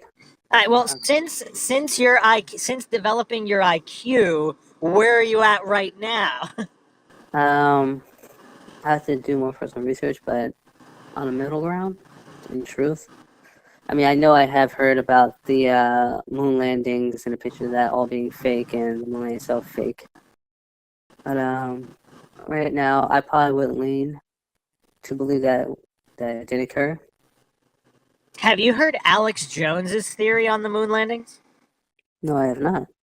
So he believes that the moon landings happened, but all the footage was faked, and that's why it looks fake, because it was faked, because it could never pass the radiation belt. And they were also too scared because they were never going to broadcast something live where astronauts could die and make a mockery of the United States. Because the whole thing during the Cold, if all this is true with the Cold War, some people believe that was all a front and all that. But if the Cold War was as advertised, I'm not saying it was or it wasn't. If it was, would Americans really, would NASA and the U.S. government really take the chance of having astronauts die on a live broadcast from the moon, which would make the U.S. look so stupid, incompetent, and bad? Would they ever take that chance? Honestly, that's a valid point that I can understand, because, I mean, after all, no country wants to compromise their integrity. And we will be doing a dedicated podcast series on the moon landing missions. So hopefully, Sid, you can join us for that one with JR and Maxwell, of course, the legend. But yeah, we're not going to go too deep into that. But a lot of people use that as claim on the shape of the Earth. But here's the thing, though, again, with these black and white fallacies, if the Earth is flat and the moon is really a physical solid object, why wouldn't people be able to go to the moon even on a flat Earth? Very true. And if they have a valid reason, which nobody knows about, and this is something the hardcore coincidence theorists who don't believe in any conspiracy ever, this is something they desperately grasp to. But if something is top secret, civilians aren't going to know about it. So if we don't know the real reason for a conspiracy to either cover up the shape of the Earth or if the Earth really is whatever it is, any kind of conspiracy to cover it up one way or the other, if there really is a good reason, why would we know about the reason? Because if we could know the reason, there wouldn't be a conspiracy for it. Indeed. So for some reason, that point is lost on the illogical hardcore coincidence theorists. So once again, circling back to the evidence required. So you postulated, or you proposed, cutting the entire Earth in half to prove the globe. I actually had never even thought about that. Let me rephrase my question. Something that wouldn't harm the Earth or its population. Indeed. I mean, it was a cutting half. It's just more just a device that really could, if it was truly reliable, to, I guess, either scan or go through. That's a very good point, because again, the flat earthers actually claim this as evidence of a flat Earth, because once again, it's not evidence of a flat Earth. But the deepest hole ever dug was something like 8 or 9 miles in Russia, and then they didn't have for whatever reason, the equipment was no longer good enough, even though they had, cutting edge technology. They could not pierce farther than 8 miles or 9 miles down. So that puts into question the entire molten core theory of planets. Indeed. And even if it is a globe, does that mean the core is the way that it was theorized? So again, all of these things that those indoctrinated into scientism, the religion masquerading as science, which is not true science. Here on MindShock, we advocate real science, real logic, not religious, faith-based systems. So that's a good point. I actually hadn't even thought about that. Yes, if you could bore a hole, even a small one, directly through the entire Earth that had accurate measurements, that would be very good evidence. Very good evidence. I think that would probably shut the flat earthers up. What do you think? I would like to believe that it would. Although at a further point, you'd probably have to do it twice. You'd have to do it horizontally and vertically, and you'd have to have verification at all sites. Indeed, I would agree with that wholeheartedly. And put a camera. You know what else would be cool if you did that? Put a camera through each one all the way through. Indeed. So that would be good evidence. Okay, now on the flip side, what kind of evidence would you require for the flat Earth geocentric model to be true? Part of me feels that the same methodology should be able to apply. Because, I mean, I'm imagining if it's considered a flat Earth, that would mean that, well, the shape wouldn't matter, I guess, in this case, square, circular, or whatever. So there's two main models of the flat Earth that I've seen. I mean, I'm sure there are others, but I think the two most popular ones are infinite plane and snow globe encased with some kind of firmament. So that would be a or I guess it could still be on an infinite plane, but the globe, the dome over the flat Earth would not be infinite because it would be finite. Indeed. Then that includes you make me think about again, if you really did live in a dome, you would have to come to that point and then be stopped by either said invisible wall. And have you heard? Okay, so you're not that familiar, I guess, with the flat Earth argument. So they point to the Antarctic Treaty, the only treaty in the history of the world that has never been broken. If that's true, I didn't really fact check that. I think that's in modern times. I guess that might be true. You're not actually allowed to go to Antarctica. So if Antarctica encircles, and of course, the anti-flat earthers say you are, but the cruises that go to Antarctica, they only go on the outer edge periphery, and you're not allowed to go there by yourself and just explore. You'll be stopped, which some people have been. There's documented cases where people have been trying to go to Antarctica by boat or whatnot, and they were met with military and arrested. Very intriguing. So there is a dome. You're absolutely right. You'd be able to go to that dome edge. Now, some people argue if the flat Earth model is true and the dome is true, and it was artificially created to prevent humans from traveling that far. For example, would you have temperatures so cold that you wouldn't survive long enough to reach the edge of the dome? And would the oxygen deplete so severely that you would never be able to travel high enough to reach the dome? It would be a great defense.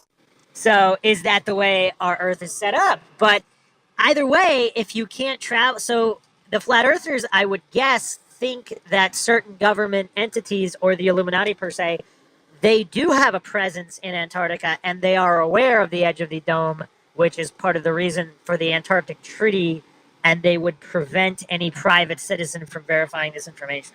Right, right. And as far as going high enough, how would a private citizen be able to reach the surface of the dome? Indeed, again, that is a big issue in my opinion. Again, I mean, if there's certain people with the privileged capability or information to reach to said areas, I mean, as a regular person, again, how am I supposed to verify this myself without having to make such a huge cost? And as we pointed out before, I mean, it is kind of strange how the most heavily indoctrinated are so heavily triggered by anyone even questioning the shape of the Earth. Like, even people that are saying, oh, I'm not sure, those indoctrinated into the cult of authority worship, because they just believe, like, if you went to school for something and you spent all that, like Neil deGrasse Tyson, like, let's say the Earth really is flat. Would he ever admit it, even if he knew it was flat? Because his career is over. At that point, or it could be a new beginning. It could be, but I think the other issue with conspiracies and with coincidence theorists is they are so egotistical, as Mark Twain once said, it's easier to fool someone than convince them they've been fooled. So I think a lot, and of course the pride cometh before the fall, but the hubris is so extreme, especially by so-called professionals, because Neil deGrasse Tyson is supposed to be this leading astrophysicist. How silly is it if he got hoodwinked and he was basically tricked into believing in the heliocentric globe model when the flat earth model is true?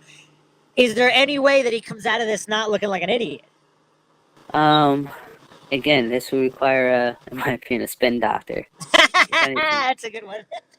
But also, again, if usually, again, the way a person decides to approach a scenario always, in my opinion, has a big influence as to how people will perceive them afterwards. I mean, if they're afraid of looking like a fool, they'll more than likely end up acting in every way that will lead to them looking like a fool. As opposed to the person who is willing to admit that, again, this is the information that I was given. It seemed very good at the time, reliable and trustworthy. You know, and then if they really present their case in that sense, I mean, You know people what? could You know what's still. weird though? I think you're absolutely correct. I think that would work for the 99% of the masses. However, here's the thing though. Neil deGrasse Tyson is supposed to be scientific. So is his belief in the heliocentric globe model, does it adhere to the scientific method? Because I've actually done analyses on the MindShock podcast of Neil deGrasse Tyson's position on all these things.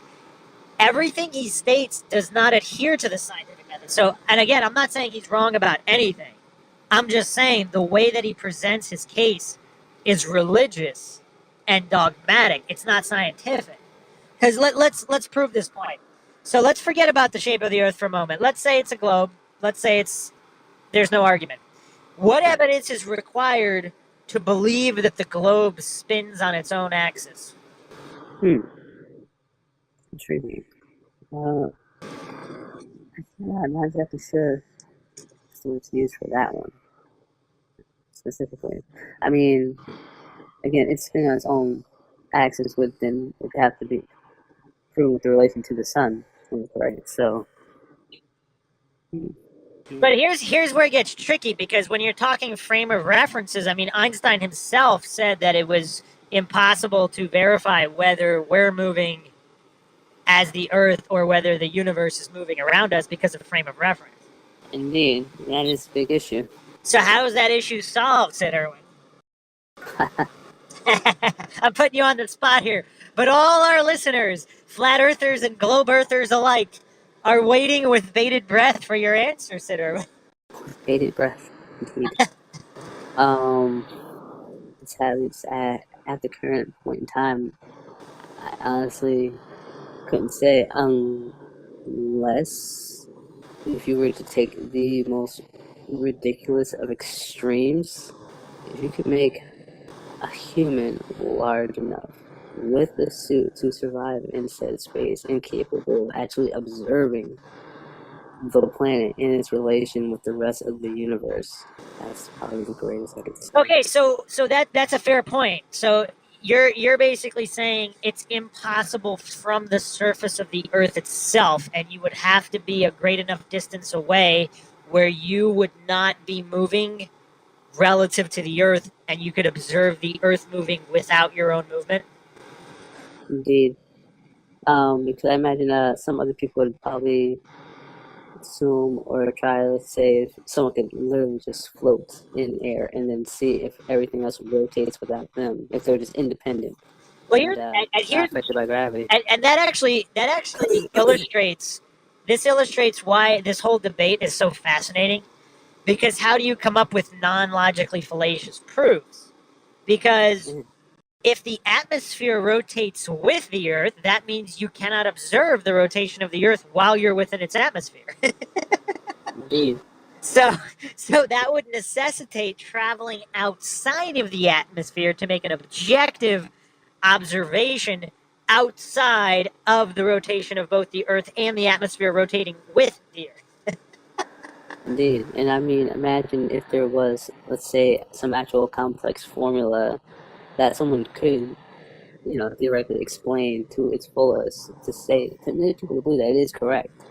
And who knows, very well it could be, but at the same time, it still won't entirely prove anything. Very, very interesting. Yes, indeed. Now, what do you think about the ancient civilizations, some of which were very advanced, and their belief in flat Earth cosmology, while being able, like, they had very accurate measurements of heavenly body movements, comets, constellations, all these things. Their knowledge was very advanced. And they believed in their cosmologies that the Earth was indeed a flat plane.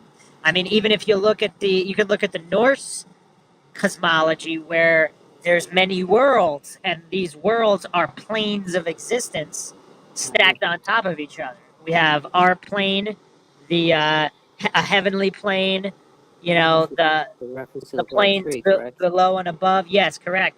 So, what are your general thoughts if these ancients were that smart? Because I go back and forth on this as well, where how could they not know? Indeed, Or so if the Earth is a globe, how could they not know? Or the Earth is flat, and they did have the accurate model. I don't know. And why are so many people afraid of saying you don't know? It's like you don't have to have a model. You don't have to have a final conclusion. very true. But regarding the ancients, no thoughts? I mean, with the ancients in this aspect and regard, I mean, my part of me wonders if, again, it's a certain level of observation that can be done from, again, your point of reference or from where your location is. So, I mean, again, you could observe the comets, the stars, and the such from whatever your set given point is. So, part of me feels that if they had, let's say, advanced travel technology, they probably would have been more capable of exploring the Earth in and of itself. So that actually brings me to my next point, and we go over this in Altered History on MindShock, but there's evidence that some of these ancient civilizations did travel all over the world. Yes, indeed. I believe because some people might find certain artifacts or relics in one area and then find similar ones in a completely different area. Or even with pyramids, some people believe the pyramids were all built by the same civilization. Some people believe the Atlantean civilization was responsible. Others still postulate that there were other civilizations like Tartaria and all of these unproven civilizations that left similar architecture all over the world. And then there's linguistics experts who have connections with languages that are all similar. So yeah, it's weird. But even if you did travel everywhere, see here's where some flat earthers have some decent arguments. Where are all of the north to south circumnavigations? Because they're all east to west, which can be done on either model. Because if the world is a dinner plate, you can go around in a circle and visit every continent. Whereas if the Earth is a globe, you should be able to circumnavigate north to south around the North Pole and the South Pole. Indeed, very true. So you would think people have done it by now. I mean, I believe there was like 4 claimed ones, something like that. But then when you look at the travel route they took, they actually didn't do it. They zigzagged it. So I don't know if there's a single north to south vertical relative to our current position in our continents circumnavigation that has been done, which is a problem. I think if you just had people do a simultaneous, like you put a bunch of flat earthers on a plane, on several different planes, and you had simultaneous circumnavigations east to west, west to east, north to south, south to north. So that way, when they passed each other, they could measure their distances. They would have visual confirmation, so you wouldn't only be relying on digital technology. Indeed. And then you could have points stationed on Earth. So for the flyovers, for the intersections, so that way you would have the witnesses standing on the surface of the Earth or on boats. You would have them witness when they crossed each other west to east, east to west, and north to south, and south to north. Indeed, I can't lie. That thought had crossed my mind too. I like the way you had explained it and proffered it.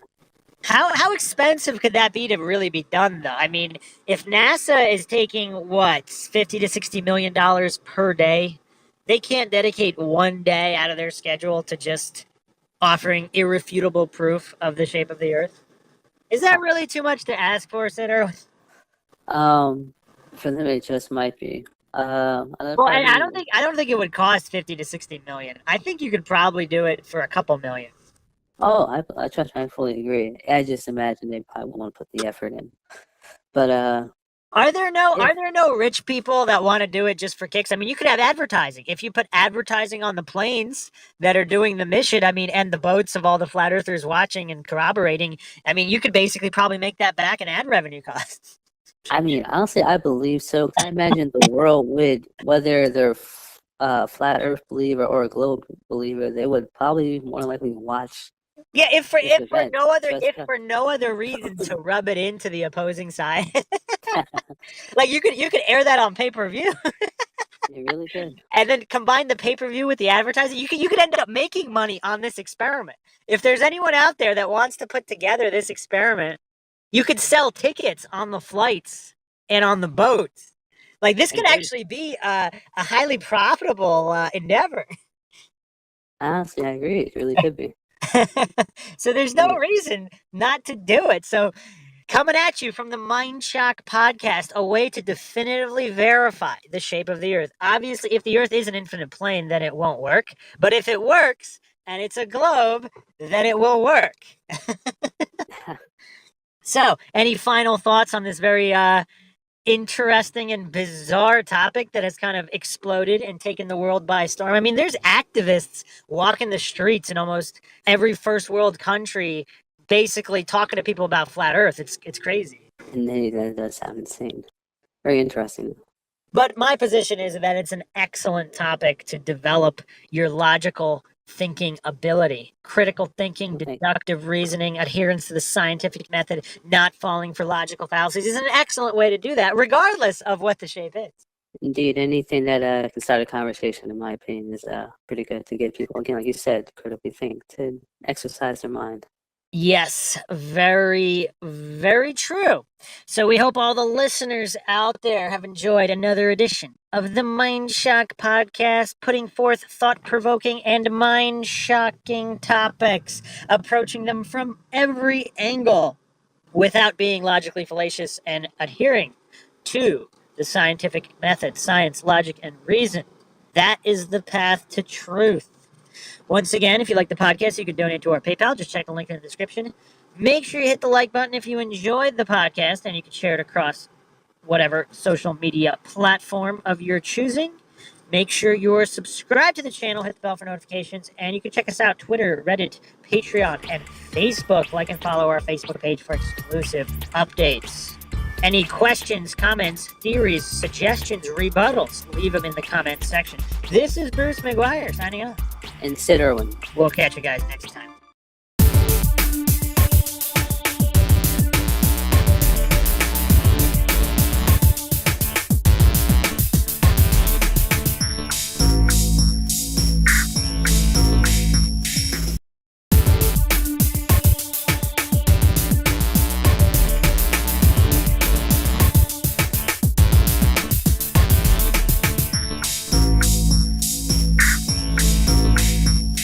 If you like audiobooks or audio shows, check out a free trial of Audible. Just click the link in the description. Welcome to MindShock. This is your host, Bruce McGuire. And JR. And today I'm going to be asking JR one of the biggest questions on the internet today regarding the Flat Earth conspiracy. Is it all just a CIA psyop? As always, if you like the podcast, you can donate to our PayPal. Just check the link in the description. Make sure you subscribe to the channel, hit that bell for notifications. If you like the podcast, hit the like button, share it across social media platforms, of which you can find us on Twitter, Reddit, Facebook, Patreon, and patrons do get priority for case topic and podcaster requests. All right, JR, so this is a question that's kind of been out there in the webosphere, dare I say? Is Flat Earth simply a psyop?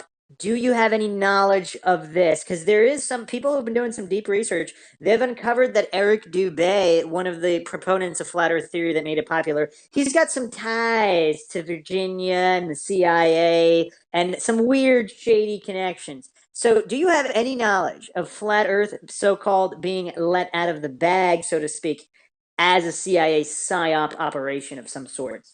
All right, Bruce. Well, that's an interesting question. I don't in terms of the CIA. However, I know that on a side note, the USGS actually studies flat Earth principles, even though it's not actually its main function is to geomap the world, which is quite extraordinary, if you ask me. And how do you know this? I'm not really at liberty to say like how I know it. All right, Bruce, so but, okay, all right. No, but seriously, like there is a flat. There's like a compact. I think it's referred to as the compacted map division. But yeah, it's Is it top secret and separate. classified, or can anybody find this information? You can find the information up to a point. Whether or not like some of the research that they do is classified, I'm actually unaware. But like it's a legit, like you can actually like, and it's not like I'm saying, oh, flat, compact, blah blah blah, and like they make roadmaps. No. Like there's a particular branch of the USGS that like deals with like flat Earth principles, and like they have some like pretty like high end scientists that graduated from like reasonable universities that are in charge of that particular project. So if you had to put a percentage on it, what percent would you say that what percent chance you think this might be some kind of weird psychological operation unleashed on the public, similar to some kind of MK Ultra type experiment almost, to see what would happen if X percent of the population bought into flat Earth, regardless of whether it's true or not? And I will make this footnote. Certain proponents of globe Earth theory, the heliocentric globe, they think that they're alleging that if it was a psyop, and it is a psyop, that would mean that the flat Earth is untrue. Now, what I'm saying, I don't want to fall for black and white fallacies because this is MINDSHOCK. It could be a CIA psyop and also be true, right? What would preclude that? Again, we'll get into the exact physics, but what do you think of all this in terms of being some kind of psychological operation? And if it were a psychological operation, does that mean it would be false or true, or is that irrelevant? Well, I would say that it's interesting. I don't really have like a yes or a no to that question, but I will say that like the round earthers, they've seemed to gain ground in the bowels of science, at least for the past couple 100 years. So the fact that they would have to sit there and defend their position against the flat earthers is pretty interesting. Do you find it interesting they're not really doing that though? Like all of the people that are defending globe Earth are like these silly goofballs like Joe Rogan. And if you haven't checked out the MINDSHOCK logical analysis of Joe Rogan versus Eddie Bravo in their heated flat Earth argument, check that out. It's a 5-part series. If you are quarantining right now, it's a good thing to do. It'll bring you a lot of laughs.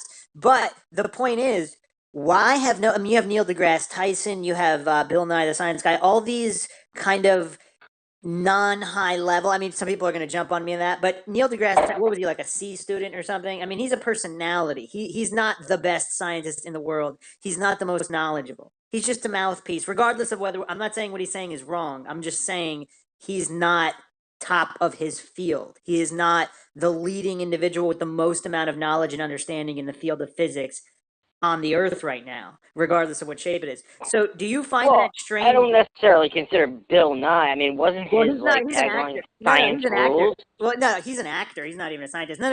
And then he sued his wife for poisoning his special specimen garden.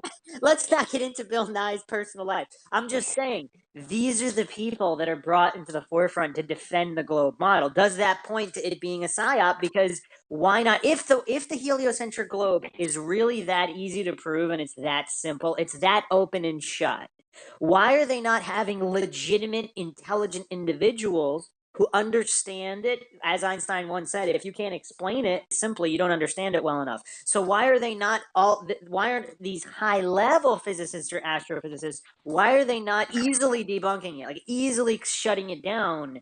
Because in all of the debates I've seen, even if the flat earthers are completely wrong about everything, they're mopping the floor with goofballs who can't defend the heliocentric cloud. They try to defend with faith and fallacies instead of legitimate points. Now, we all know there are legitimate points, but why are legitimate physicists topping their feet? It would take 5 minutes to shut this down. Does that point to a psyop where it hasn't been shut down? If it's not true, of course.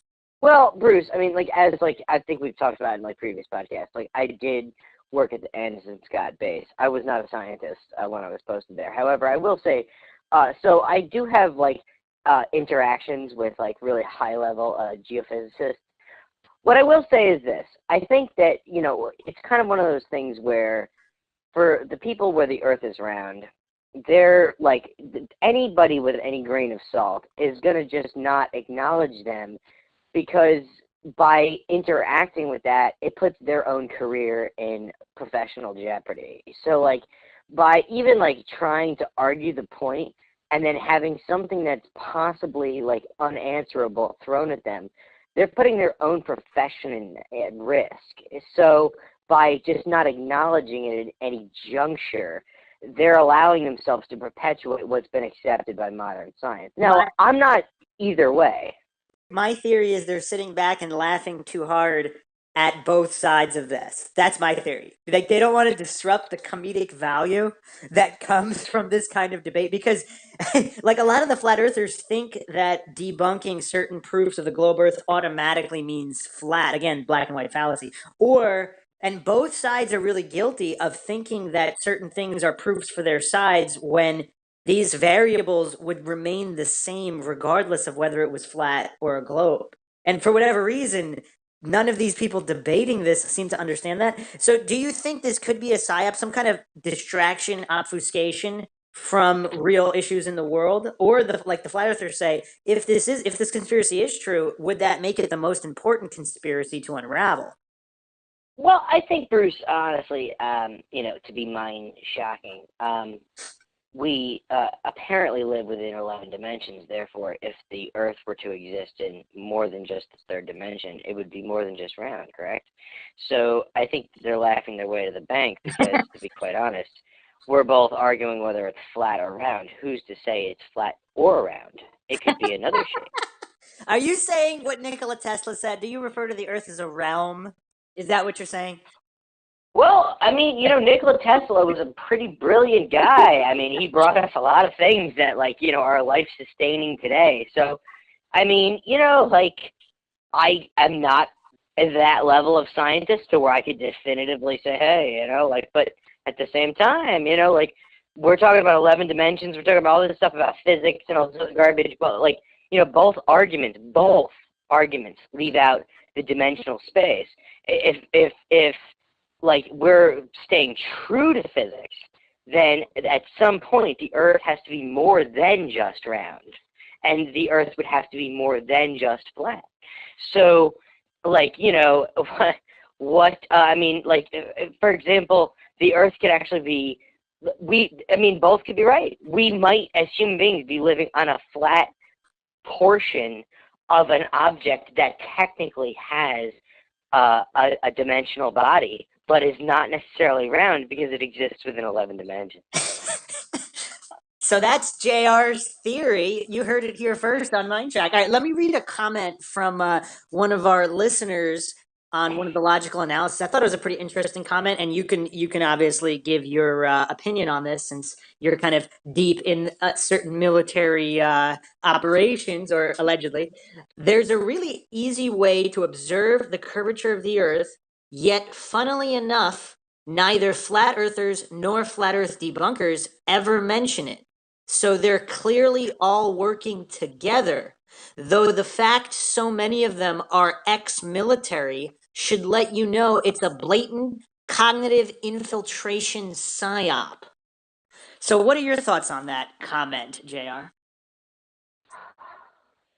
Well, I will say that if you've ever taken any type of deep navigation course through a military program, and when I'm saying that, I'm not talking about the type of navigation course in which they hand you a map and a compass. I'm talking about something a little bit deeper where they explain how to navigate a distance using basic principles. I will say that those principles don't align with either party.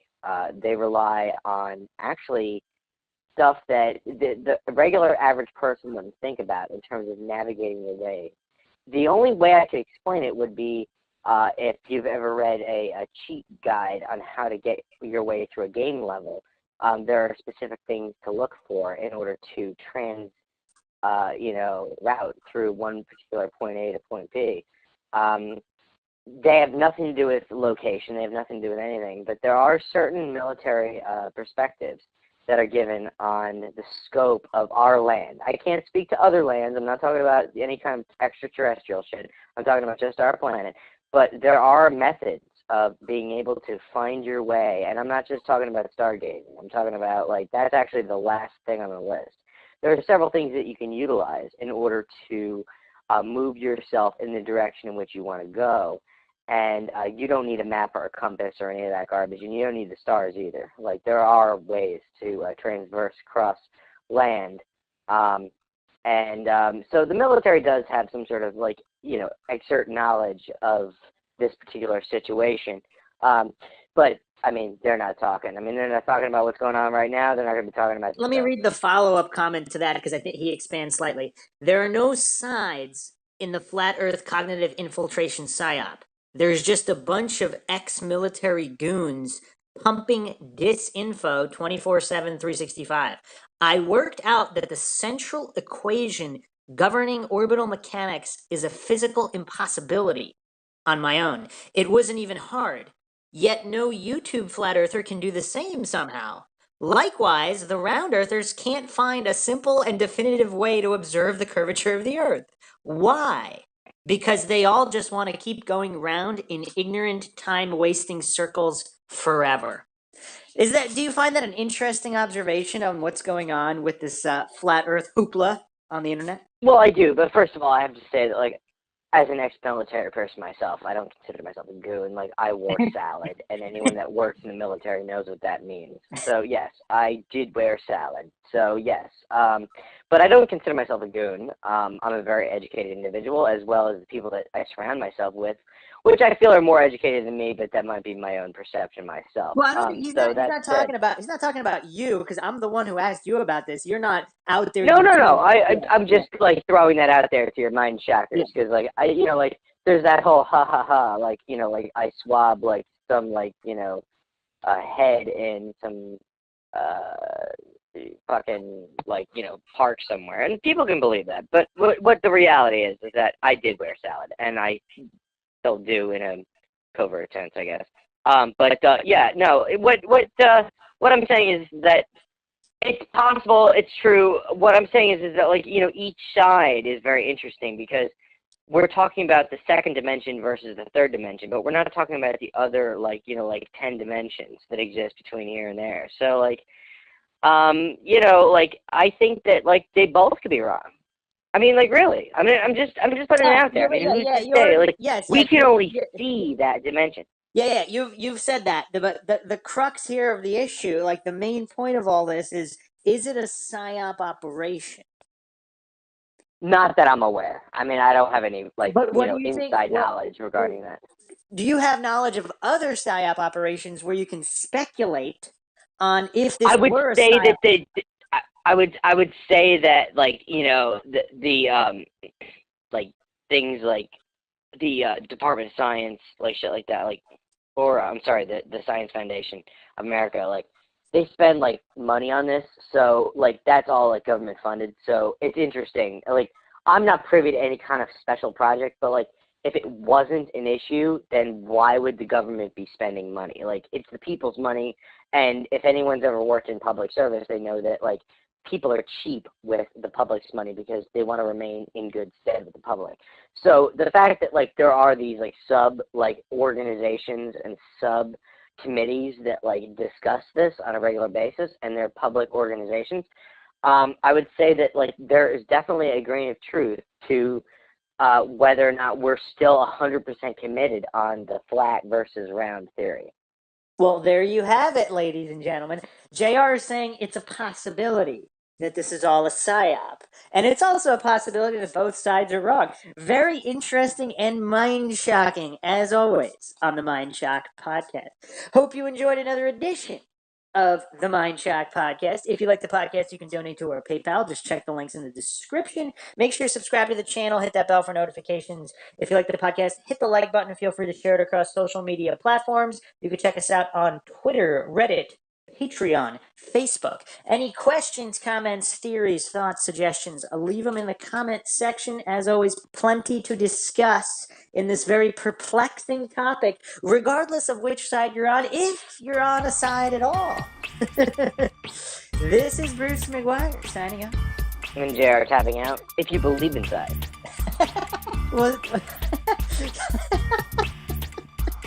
We'll see you guys next time.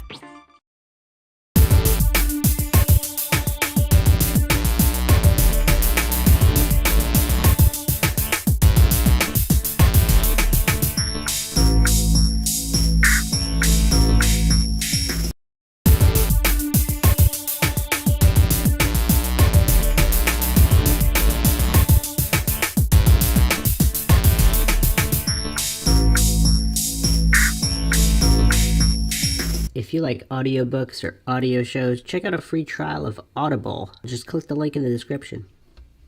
Welcome to MINDSHOCK. We have another logical analysis here today. I am Bruce McGuire, your host, doing this logical analysis. Flat Earther versus scientist. Does flat Earth theory make sense? Agree to disagree. This is from LAD Bible, the LAD Bible channel. Scientist Matt meets flat earther Connor to discuss the moon landing, the existence of gravity, and whether NASA lies to us. Okay, so disclaimer, this is not a flat earth channel. I am not advocating for flat earth. If you want to know the answer on whether or not the Earth is a globe or a flat plane, this is not the video for you. This is simply a logical analysis to see which side presents a logical argument.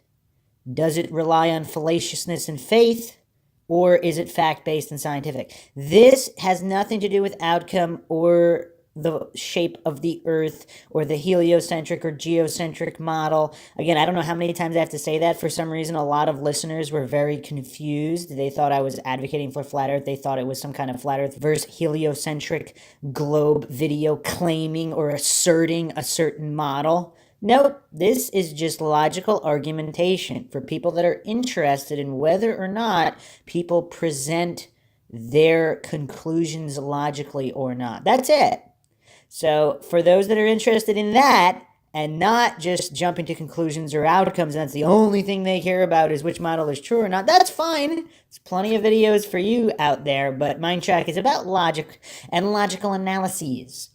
And for those that are interested in those, this may be highly entertaining as it always is. Because even if the flat earther is completely wrong about everything, if they're more logical, how much comedy does that provide? In my opinion, quite a bit. But as always, if you like the podcast, you can donate to our PayPal. Just check the link in the description. Make sure you subscribe to the channel. Hit that bell for notifications. If you like the podcast, hit the like button. Feel free to share it across social media platforms. You can check us out on Twitter, Reddit, Patreon, and Facebook.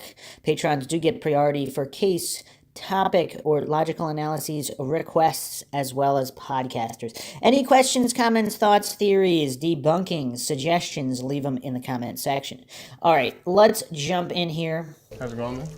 Very good. Yeah, I'm Matt. Yeah, I'm Connor. Nice to meet you, man. Nice to meet you too. And right away, the scientist guy, he looks like, a member of the good old boys club. He's an older guy, white hair, has that quintessential, stereotypical college professor type look. He's missing his lab coat, so for those wanting to instantly appeal to authority, which is, of course, a logical fallacy, it doesn't work quite as well with the guy not wearing a lab coat. But, yeah. And then Connor, flat earther, this just looks like some random guy off the street, could live in his mom's basement, who knows. Does that mean he's wrong? Does that mean he's illogical? We will see. Just like, is the scientist logical, regardless of the conclusions held? Let's see what they use to justify positions. Cheers. Yeah, cheers, man. So the first thing they start off was the moon landing fake. And just real quick, right before we get into that, so obviously the scientist, he has been indoctrinated into the cult of state worship and authority. So if he's gone through this system, he's learned, cognitive dissonance is tough to overcome, so is Dunning-Kruger. So this guy, what would it take for this guy to believe the moon landing was faked if it was faked? Or is he just presupposing it's real no matter what? and we will see. So, so on the table they have strongly agree, agree, disagree, strongly disagree. So the scientists saying strongly disagree. So what's interesting is he didn't just put disagree, and then the flat earther put strongly agree that the landing was faked. So that is quite interesting. So right over there, we will see what kind of faith-based beliefs these guys have and whether or not they can logically support them. A man actually traveled to try and find the actual telemetry data of the moon landing happening, right? Unfortunately, 700 boxes of magnetic tapes telemetry data is gone. They have no idea where it is. Actually, it's very, very hard to keep magnetic tape. Wow, okay. And you could see the look on the scientist's face as soon as the flat earther mentioned that the telemetry data is gone. So if you're a college professor and one of your students say, my dog ate my homework, I mean, I did it, I just don't have it. And how would the professor believe it? But because this is NASA, and you could already see from the look on the scientist's face that he treats NASA like a church, and the scientists of NASA as priests. So whatever they say is gospel. So you could just see it from his face that the cognitive dissonance is too extreme. He will never process. He will never look at anything objectively. And you could also tell that by his first response: magnetic tape is hard to keep. I mean, the already off the bat, this is getting bad real quick, or comedic, depending on how you want to look at it. I actually knew a guy who was a bird watcher, and this was decades ago, and he had some, I don't remember what kind of data or videos, he actually stored them on some kind of older magnetic tape. I'm sure it's not the same type as NASA, and they were these large cassettes. I really don't remember the type. I mean, the computer nerds out there can remember. I think it was computer-based tape media.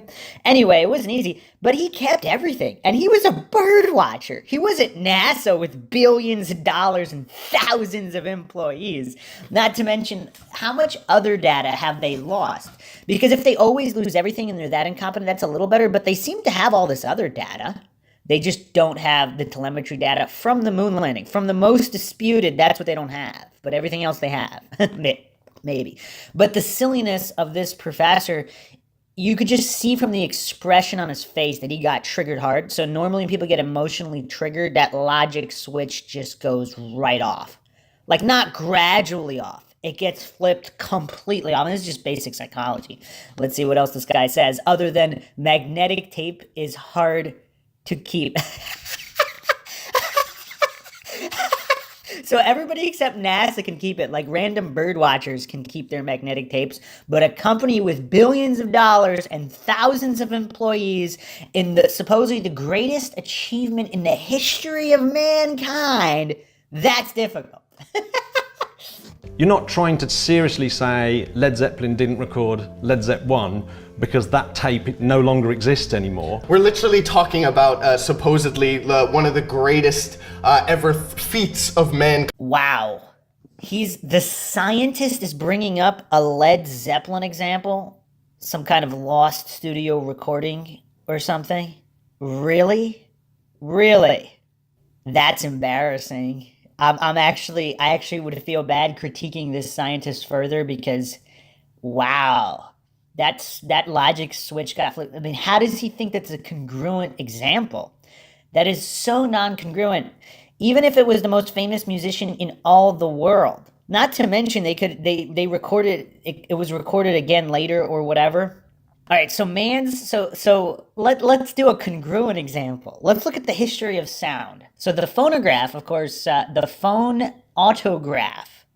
In 1857, Edouard Leon Scott invented the phonoautograph, the first device that could record sound waves as they passed through the air. Okay, the recording medium was a sheet of soot-coated paper wrapped around a rotating cylinder carried on a threaded rod.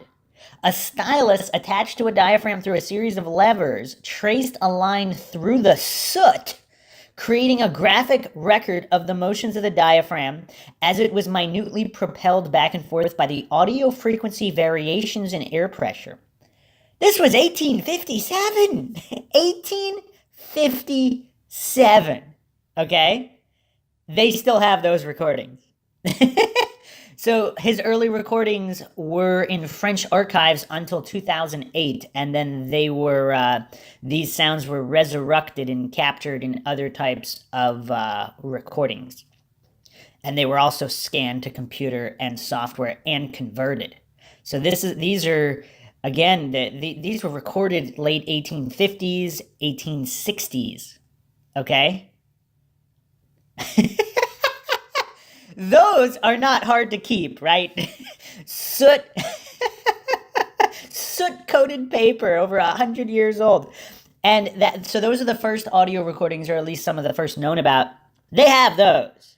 Now, walking on the moon, I guess, is not as important. Oh man, this scientist, I don't know. It's getting rough. And then he just brings up Led Zeppelin, as if Led Zeppelin never recorded anything else.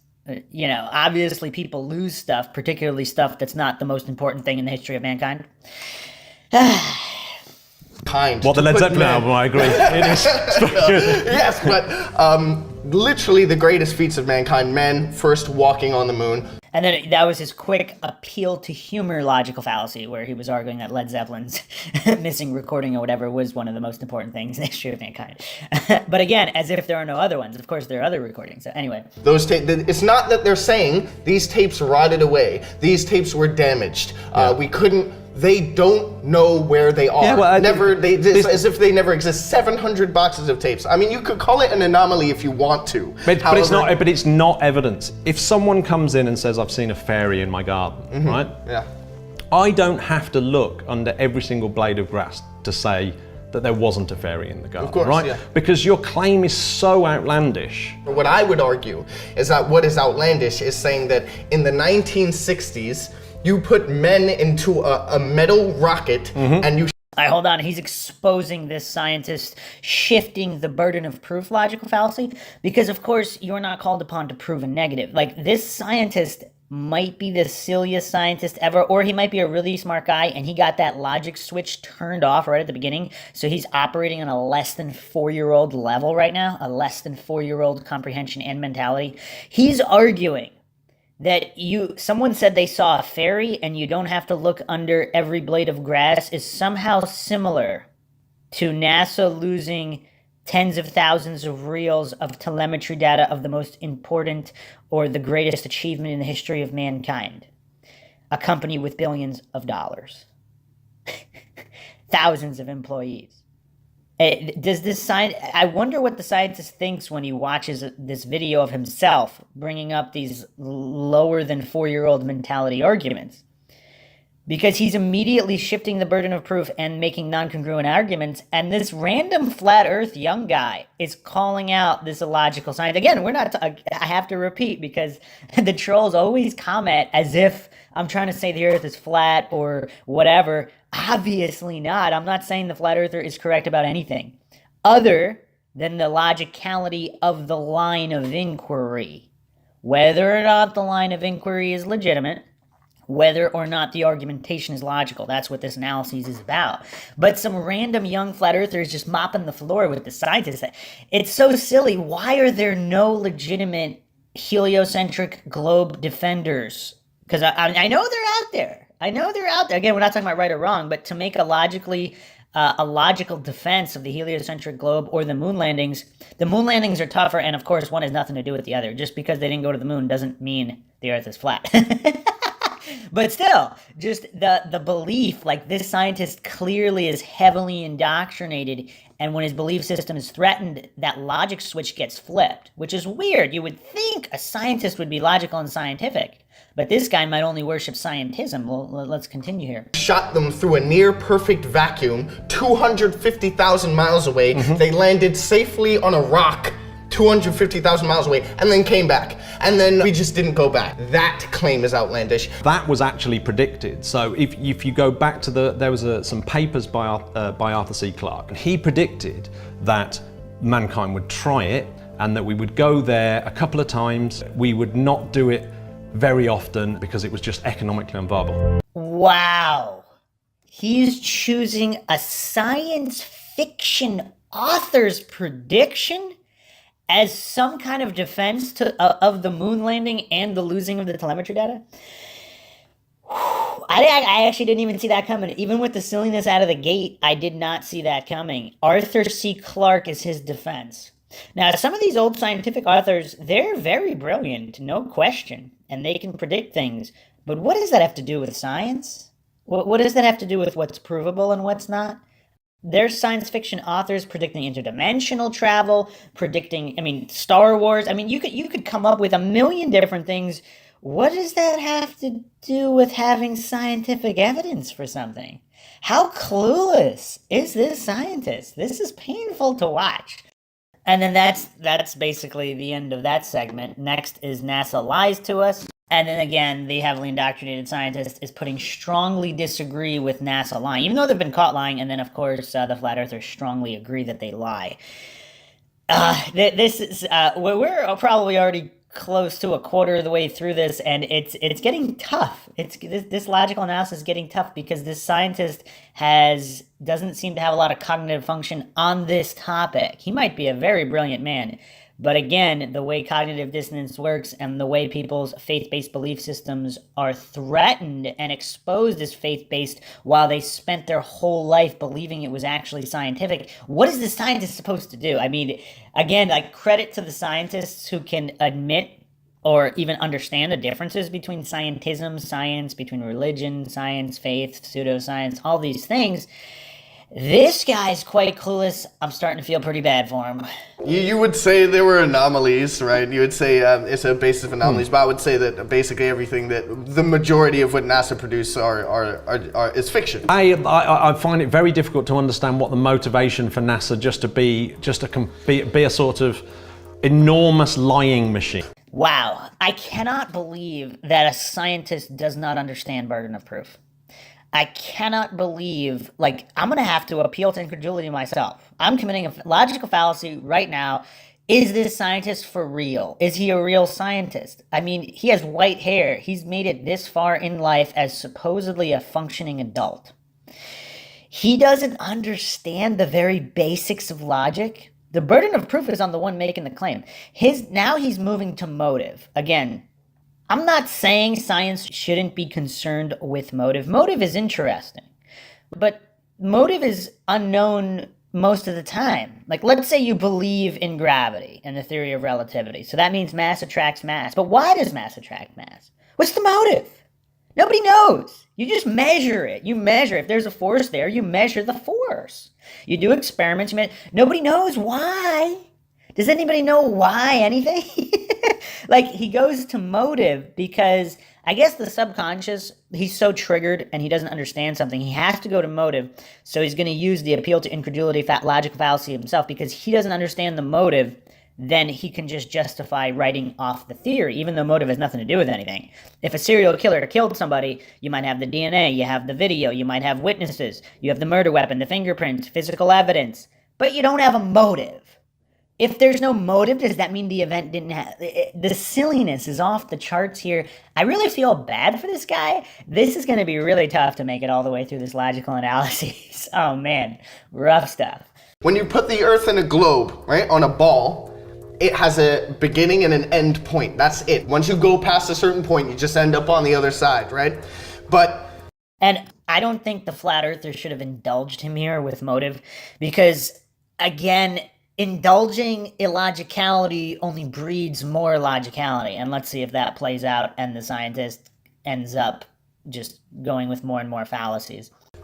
Say that's not the end of it. Say there were land masses found beyond what we're told is the end pole of the Earth. You don't want to keep those public knowledge because there's resources here that can be taken advantage of by people in high positions of power. What do? But who are these people in these high positions of power? Because we've had generations since then. And what are the Russians and the... Is he saying that familial lines, has he never heard of monarchies? Has he studied zero history on how families stay in power? Really? Zero? This poor guy. I mean, wow. I wonder if he regrets coming on here or if he's so clueless he actually thinks this is a good showing of logic or science. Then, and what are the Russians and the Chinese and the South and the North Koreans and the South Koreans and the Australians? Okay, so now he's just is he trying to say he knows how many countries there are and how many different people there are that live in those countries? Does he not? Again, I've used this example. This is just the silliness. Like, it's really weird when they can't even understand a theory being proposed or alleged. So if there are different churches in different countries, like what about the Russian Orthodoxy? What about these churches in Australia and Brazil? They all say God is real, therefore God must be real. And you got Bibles in different languages. Are all the Bibles lying? What's the motive? Just the silliness is just so off the charts here because he doesn't even understand what's being alleged. He's jumping to motive and, again, appeal to incredulity. His lack of understanding of a theory doesn't mean the theory is false. Because let's say some random crack addict on the street doesn't understand how certain biochemistry works or how molecules work. Does that mean they aren't real just because some random guy can't understand it? It's just really bizarre. It's the silliness, again, off the chart silliness by this scientist. I really feel bad for him. To just this public display, this is his public display of his cognitive ability. It's weird. I would say, once it gets to a certain point, I would say when it gets to a certain point, they're all involved. China's all these space agencies, every single one of these space agencies are doing the same thing. In fact, if you look at China's work, it is some of the worst faking of space that's ever happened. You look at what they're producing and saying is real space travel, and it's people in pools. And so, again, to critique the flat earther side, I don't know why they're indulging this silliness. The burden of proof is on the one making the claim. If you're claiming that all of this footage is real, it's up to you to prove it's real. It's not up to other people. You're not called upon to prove a negative. These are the basics of logic. Otherwise, we should all believe there's some flying invisible spaghetti monster that rules the world, because if it can't be proven untrue, we have to believe it? What kind of silliness is that? I mean, come on. These flat earthers really dropped the ball in this regard because they keep indulging illogicality, which just promotes more illogicality. He's allowing this illogical, silly scientist to dictate how this logical debate or argument is taking place against all logic and science. It's really, really bizarre. And I guess the flat earther doesn't realize what's going on or doesn't even understand argumentation while accidentally being more logical. Again, we're not talking outcomes. We're not talking conclusions, who's wrong or who's right. We're just talking the logical debate itself, the argumentation itself. So just because someone can't comprehend that you don't even need a formal conspiracy when interests converge. So again, I've used this example before too, like slave plantation owners. It's not necessarily that all the plantation owners are in on it. They have a formal contract and they go to Bilderberg-style meetings. I mean, maybe they do. If they do, they do. But they don't have to. But anything that threatens the institution of slavery, they would be against. Even if they compete with each other. Like one plantation might want to have more money or more crops, more tobacco export, be seen as more prestigious or more elite, more rich, whatever. So they're technically in competition with the other plantation, just like countries could be in competition with each other. But the overall institution of slavery or their wealth. So, and again, not having the motive doesn't mean something's not happening. Why don't you just be scientific? Why don't you just look at the physical evidence, lack thereof, whatnot? Why is this weird obsession with motive? Again, people that get triggered, they turn off that logic switch. They think not knowing a motive invalidates something. It's beyond silly. They're not in space. You can see bubbles coming out of their helmets. It's a joke. And even if that's true, the flat earther kind of, even if it is all fake footage, doesn't mean they didn't go, right? So again, these black and white fallacies, but you can see from the face of the scientist, he is so triggered. He is so triggered, his faith-based belief system has been threatened. And I think he's also recognizing that he can't make a logical defense and he didn't realize it. So he's like kind of caught here. And I mean, what's he going to do? Stand up and walk out in the middle of this? I don't know. That's if this whole thing isn't staged. I really don't know. Now we're moving on to the Earth is flat. I mean, and these segments are kind of short without a lot of resolution. So I don't know, not the best format, but... So here is interesting. So the scientist goes strongly disagree on flat Earth, whereas the flat earther does not put strongly agree. He puts just agree. which is interesting. Let's continue here. Flat is probably the most probable. We cannot prove motion. Without motion, none of it works. And second, obviously being the major one, is that we can't detect curvature. The globe model is a little bit problematic. There's plenty of experiments that show the curvature of the Earth. I happen to live by the coast. I've got a really expansive view out onto the Atlantic, and I can see the ships and I can see them dip down over the horizon. So I've physically seen the curvature for myself. Okay, I don't know what to do here. This scientist has picked literally the worst, easily debunked example. Now again, that doesn't mean the Earth is flat in any way, but this is literally the worst example. If you live next to train tracks and you see the train tracks touch, well, that settles it. Train tracks touch. I see it every day in the morning. I wake up, I look out my window, and I see the train tracks touch. That's the scientist's argument here. It's like he's never studied perspective of any kind. He doesn't understand convergence. He doesn't know anything about atmospheric distortion. He doesn't know that the true horizon is higher than the horizon that you see. He's never thought to even take a video camera and zoom in on that ship. Again, this does not prove flat. The error on the side of the flat earthers, they think it proves flat. It doesn't, but it doesn't prove globe either, because you'd have to deny all this atmospheric distortion, convergence, the way the human eye works, perspective. You'd have to deny all of it to pretend that the ship going over is actually evidence of curve. And the fact that the scientist seems to be serious with this support, that's a little troubling that this guy is a scientist. Because, I mean, this guy is not his mental processes are so deficient to think that that's evidence. That's the most easily debunked. I mean, there's legitimate evidence for the globe, but he picked that. This is sad, and this is why some people think that the whole flat Earth thing is a psyop, because the heliocentric globe is being intentionally defended, completely bereft of all logic and reason. So it's causing a rise in flat earthers when you have supposed scientists like this guy coming on. This is his defense.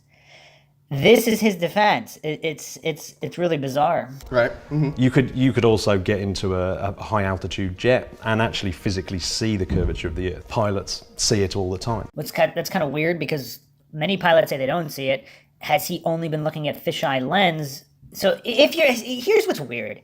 If you're a scientist that gets invited to debate a flat earther, if this whole thing is not a setup and part of a psyop, you're a scientist that gets enlisted to debate a flat earther, wouldn't you at least spend even 10 minutes looking at the common arguments just to make sure you have reasonable rebuttals? Like, we're not saying the scientist is wrong about his conclusion, but to just not completely embarrass yourself and be mopped the floor with, like the scientist is by this random flat earth guy. It's just beyond silly, because even Neil deGrasse Tyson, I know people use this example, but some people respect Neil deGrasse Tyson. I would ask the scientist if he respects Neil deGrasse Tyson, but it's not even about Neil deGrasse Tyson. He explained it succinctly that even a high-altitude balloon is not high enough to see curvature, just because of the size of the Earth. Because if the Earth is 25,000 miles in circumference, that's not high enough. So they're using examples that other scientists are saying, they're all heliocentric globe believers, but they're saying you need to be higher. But this particular scientist is saying that you don't. So again, where's the consensus? If you're using, obviously, I'm not saying consensus proves anything, but those who appeal to popularity logical fallacies that claim a scientific consensus proves something, where's the consensus on how high you have to be? And if he's just using easily debunked examples, it's beyond silliness. I feel really bad for this scientist to be embarrassed publicly this way, if he's not some actor and this isn't all a psyop. It's just weird. A lot of physicists will completely disagree with you. Do you remember when Felix Baumgartner did the jump, the Red Bull jump, right? Mm-hmm. He'll be the first to tell you that they were using a fisheye lens in the camera, because from his altitude, it would have been impossible to see curvature. And I agree with you, if you're in a jet or a bomber, you may see a curve to the Earth when you're high. However, that's because you're in glass shaped like this. Plenty of pilots who fly passenger jets who will tell you that it's flat the whole way around. This is hard-won scientific knowledge. that you just can't just put in the bin because you've read a couple of websites or you've seen a couple of experiments. It's certainly not the case. And you've read things that aren't necessarily by the consensus of scientists. Well, again, what does he mean by consensus? So he only has the appeal to popularity logical fallacy. Obviously, science is not ruled by consensus. Just a quick scan of the past 100 years of scientific theory will show you that, the silliness. This guy is completely out of his element, mopped the floor with by a random flat earther. Again, doesn't mean the scientist is wrong about his conclusion, but saying there's a bunch of hard-line science without citing the science. I mean, that's just preaching religion. That's like saying there's God without showing the proof. Scientific skepticism has to take an evidence-based approach. And where's his evidence? Like, he's talking about evidence-based approaches. He's not cited a single piece of evidence for anything. And I think this is where you could bring in something like Occam's razor. Oh, wow. Oh, wow. So now he doesn't understand Occam's razor. No surprise here. This is a very, very silly man. I feel very bad for him that he was embarrassed publicly here. And you can see from his micro expressions, too, he knows he's out of it. So he's just trying to randomly grasp anything he can to sound smart and try to retain some kind of vestige of intelligence because he's supposed to be this intellectual, where he's offered nothing to support his faith-based religious claims other than claim that science should be evidence-based, but he's actually not presented any evidence. Is say, what of these two different things requires us to have the least amount of assumptions? Stationary and flat versus globular and moving, right? I'm looking around. I feel like I'm standing still. I don't feel like anything is moving. So the least amount of assumptions based on Occam's razor is that I am still. That's weird. I don't know if they edited this weirdly, but this scientist just made a very weird defeated face. Maybe it was edited out of context, I don't know. But if it wasn't, he offered nothing in response to that. That's kind of weird.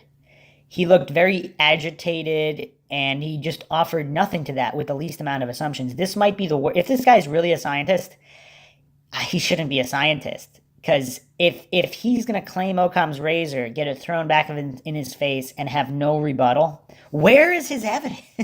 and what's even more strange is, if this isn't the most illogical goofball ever, how is he not prepared for the flat earthers' arguments? You could just look at any flat earth in 5 minutes or flat earth debunked, whatever videos you want to look at, just to hear the arguments, to understand the arguments, so you don't look so foolish. Again, nothing to do with which model of the universe is true. This is beyond weird. Gravity is only a theory. That's the next segment. So this is interesting. The scientists only put disagree, not strongly disagree. The flat earther put strongly disagree. So that's interesting that this scientist is not putting strongly disagree that gravity is only a theory, but maybe he does understand the definition of theory. Newton's laws, they've been unbelievably successful in describing the world and predicting things and bringing us new technology. What? How does that bring new tech? What? I mean, you could predict a lot of things. I mean, supposedly they used the geocentric model for quite some time with the astrolabe and all these things for navigation. You can predict, I mean, the ancients were predicting eclipses and all these things using either flat models or geocentric models. Does that mean the model is true just because you have accurate predictions? I mean, it could mean it's true. It doesn't prove it's true definitively. This whole prediction thing is very strange. It's like someone accidentally guessing things. That must mean that their understanding is completely true. It's really, really bizarre, because you can predict a lot of things with limited information. You're basically just guessing. And then if you're using certain variables to guess, even if you have those specific variables correct, that doesn't mean your overarching theory is correct at all in any way. And for whatever reason, that's very difficult for many people to understand. It's not that they're wrong, they're just not fully described yet. Think of knowledge as being this big building up of a pyramid of knowledge. You never achieve the truth. You're just adding layer upon layer as you get nearer and nearer and nearer and nearer the truth. And that's a very good example. This is the first sign of intelligence here. We've waited we're more than halfway through this debate, and this is the first sign of intelligence exhibited by the scientists. But if he understands the pyramid of knowledge model, which I've actually discussed this many times, if that base layer is incorrect, everything built on top is incorrect. So hopefully, if the flat earther knows how to argue, that's the point he would rebut with. Let's see what happens. Right. Well, Newton was categorically wrong. I admire your optimism. However, I don't feel like those gaps will ever be filled. I don't think the pyramid to the truth will ever be finished. You don't trust the bottom layers. It takes the scientist to bring that up. Okay, another point in the scientist's favor. I actually didn't expect this. He's finally showing some signs of cognitive ability here. Okay, so by trust, does that mean it requires faith? Because if you present irrefutable evidence, there's nothing to trust. Like if you're saying 1 + 1 is 2, you don't need to trust that it's 2 and not 3. If you do it with apples, you do it with rocks, you do it with you do it with everything, and 1 + 1 always ends up 2. There's nothing to trust there because you're providing irrefutable evidence. So if he's insinuating that you need to trust, is this faith-based? Let's see what they say. And therefore, anything that you see, you're almost having to start from scratch. Which is essentially why you almost have a BC style knowledge of things like flat Earth, because you're going right back to the beginning and ignore. Well, it is archaic. No, it's not. It's certainly not archaic. And so, so that was a straw man logical fallacy there, because he's pretending that all this is ignored. Now, I don't know what this particular flat earther believes. Let's see what he says. But in general, the people were believing in flat earth, let's say geocentrism. Up to even in Einstein's time, he was saying you can't tell the difference because of frame of reference and the lack of technology and experimentation, whether it would be a geocentric or heliocentric system. And you have, of course, documentaries like The Principle, there's cosmic radiation showing that the Earth might be the center of all these things. So he's saying you're going to BC. So he's saying over 2,000 years you need to go back for the geocentric principles here. It's very, very bizarre, particularly when most of the ground was made up in the past 100 years or so. So again, does the scientist not understand any history? It's very embarrassing. He did make that slight comeback with the pyramid example. So it seems like his brain isn't completely dead. Like he's capable of having thoughts and some kind of deduction, but the problem is he was so heavily triggered he can't actually utilize his ability on any of these topics. He's too triggered, it seems. And now he's strawmanning, pretending that they threw out all that without examining it. Because how does he know what was examined? I mean, he's very clueless about this entire debate, all these points, but he's strawmanning, he's pretending it was all thrown out instead of just taking on faith. He's pretending there were no alternatives. Again, you have Nikola Tesla versus Einstein. You have people debunking the theory of relativity even now. Run Z Cow's debunking. I talk about it all the time. Obviously, this goofball scientist probably has never heard of it. So he wants everybody to stick with the dogma of those base layers as if they can't be wrong, as if humans are infallible. It's very, very weird. Because up until NASA was founded and we were shown so-called proof, this argument has never died. The flat Earth has been a contender in this argument between globe and Earth for a long time. It's been fringe for 2,500 years. No, it has not. That's absolutely not true. We're both probably skeptics, but my form of skepticism is religious scientism. He must not understand what skepticism is if he thinks he's a skeptic. He just takes on blind faith as gospel truth, whatever authorities present him, as he's proven this whole time. A scientific skepticism. I would actually disagree and say that my form of skepticism is a scientific skepticism because it follows the scientific method, natural science. One of my favorite physicists ever was Richard Feynman, and he described science in a fantastic way. He said, the steps of science is that we observe, then we guess. That's it, it's a guess. We use nature and experimentation to either verify or nullify that guess. If it disagrees with experiment, it's wrong. That's it. That's what Richard Feynman said, and I totally agree with it. If Richard Feynman's your hero, he's absolutely my hero. So we agree there. I've just finished Surely You're Joking, Mr. Feynman. Okay, yeah. He understands that science is this building up slowly of knowledge. To be honest, he would be horrified at your take on science. Well, again, now he's pretending to know what Richard Feynman would think. That's quite silly. Now, again, I'm not an expert in Feynman, so I don't know the proclivities of his personality or whether or not he would appreciate dissent. But in general, it depends. It depends on what kind of scientist he is, because Nikola Tesla, of course, he wasn't a dogmatic scientism follower. He actually argued against some of these newer theories, relativity, the way that science and physics was going, because he understood the dogma and the belief that it was being built on in the past 100 years or so. Whether or not Feynman did or not, I mean, the Feynman experts can chime in.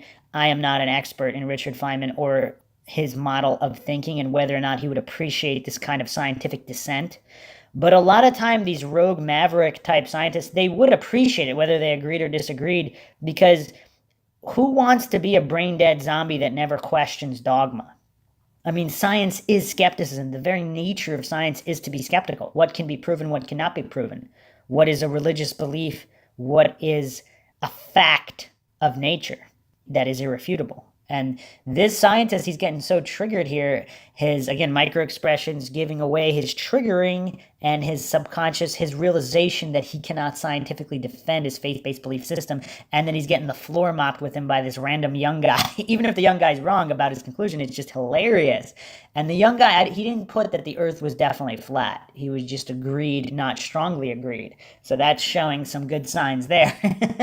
Particularly how you just put it there, because it's not quite right. He is a fantastic advocate of science, and he would of course be horrified by flat Earth. He genuinely would. The presupposition that he would of course be horrified. I'm not sure about that. Even if he completely disagreed, he might like the passion which with flat earthers doubt that base layer of dogma that modern science or modern corrupt physics puts forth. And it would be interesting to see what he thought of Runzi Cow's debunking of relativity and all these things. Very interesting. But this scientist is pretending to know the reaction of another human being. It's just the level of silliness has skyrocketed. I really didn't think he would get sillier than he did, because from the opening, other than that point about the pyramid, this scientist has been completely brain dead. It's really bizarre. The next point, YouTube is wrong to censor flat earth videos.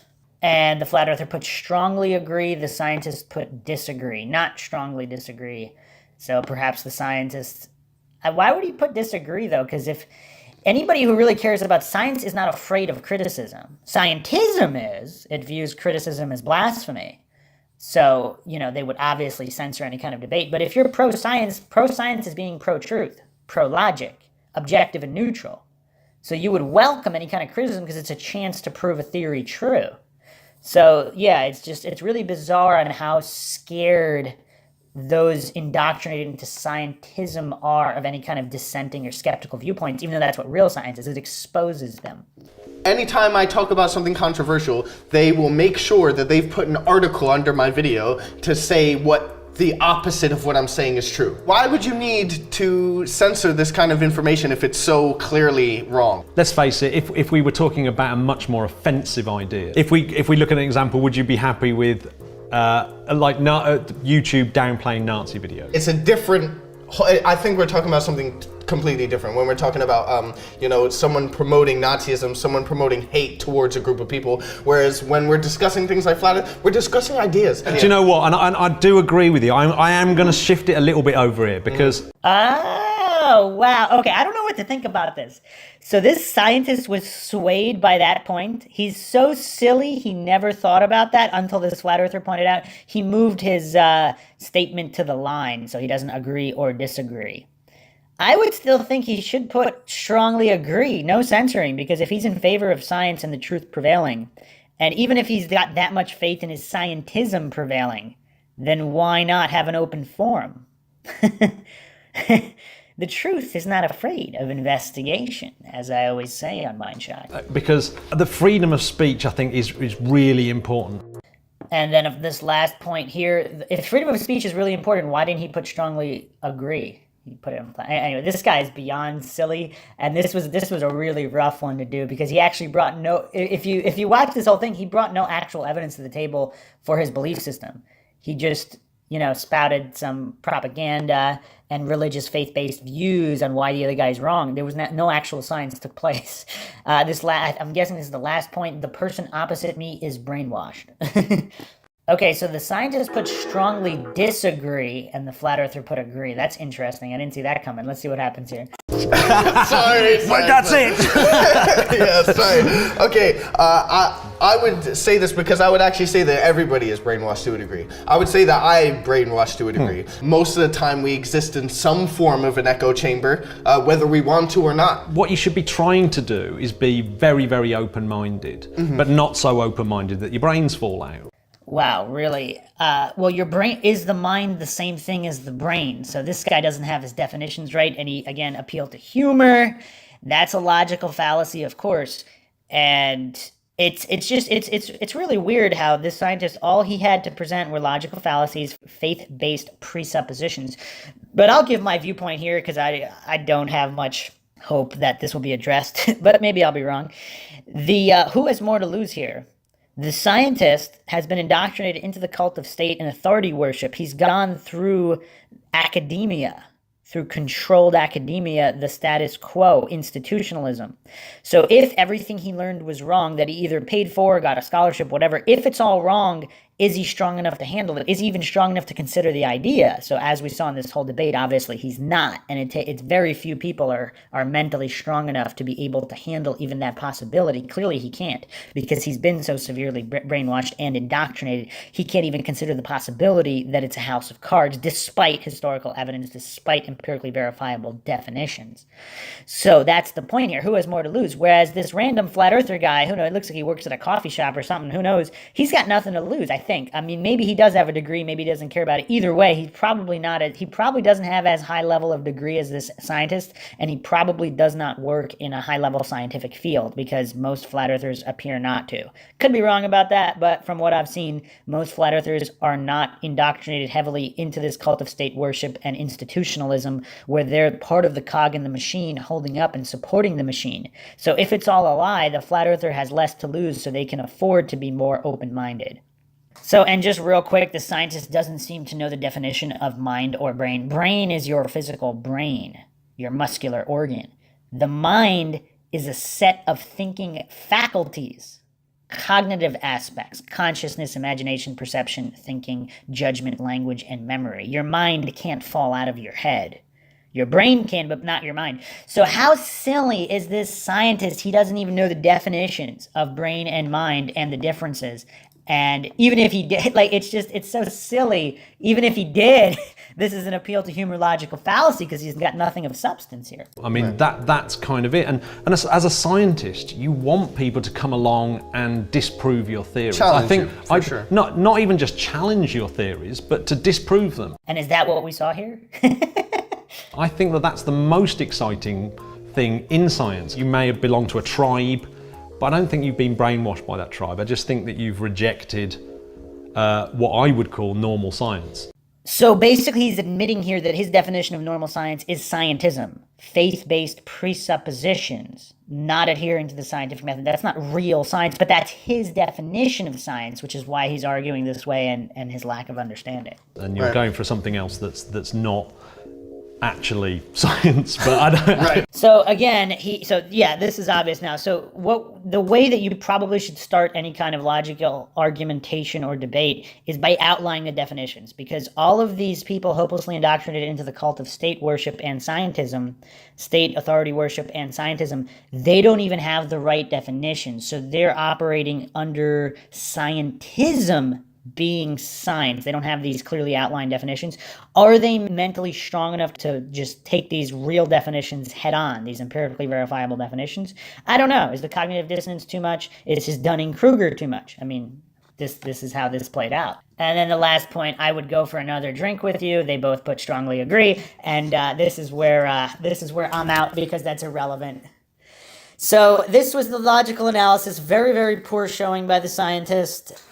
He did seem to understand the pyramid structure of what some of scientism is built on. It's more of a house of cards, really, though. When you examine that base layer, does it all fall apart or not? Again, I for people really interested in science, I encourage everyone to look at Run Zkow's easy-to-understand debunking of the theory of Einstein's theory of relativity, and how all of these house of cards are built, not just in science, but you have this across every field, not just physics.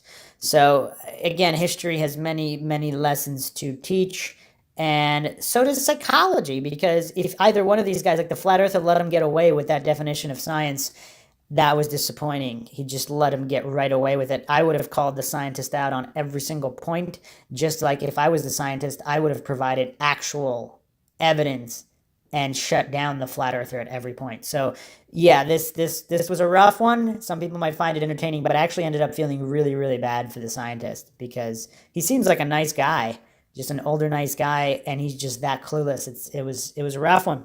But I hope you guys enjoyed another logical analysis on the MindShock podcast. If you like the podcast, you can donate to our PayPal. Just check the link in the description. Make sure you subscribe to the channel, hit that bell for notifications. Make sure you allow your device to have those notifications come through. Hit that like button, share it across social media platforms, of which we are on Twitter, Reddit, Patreon, and Facebook.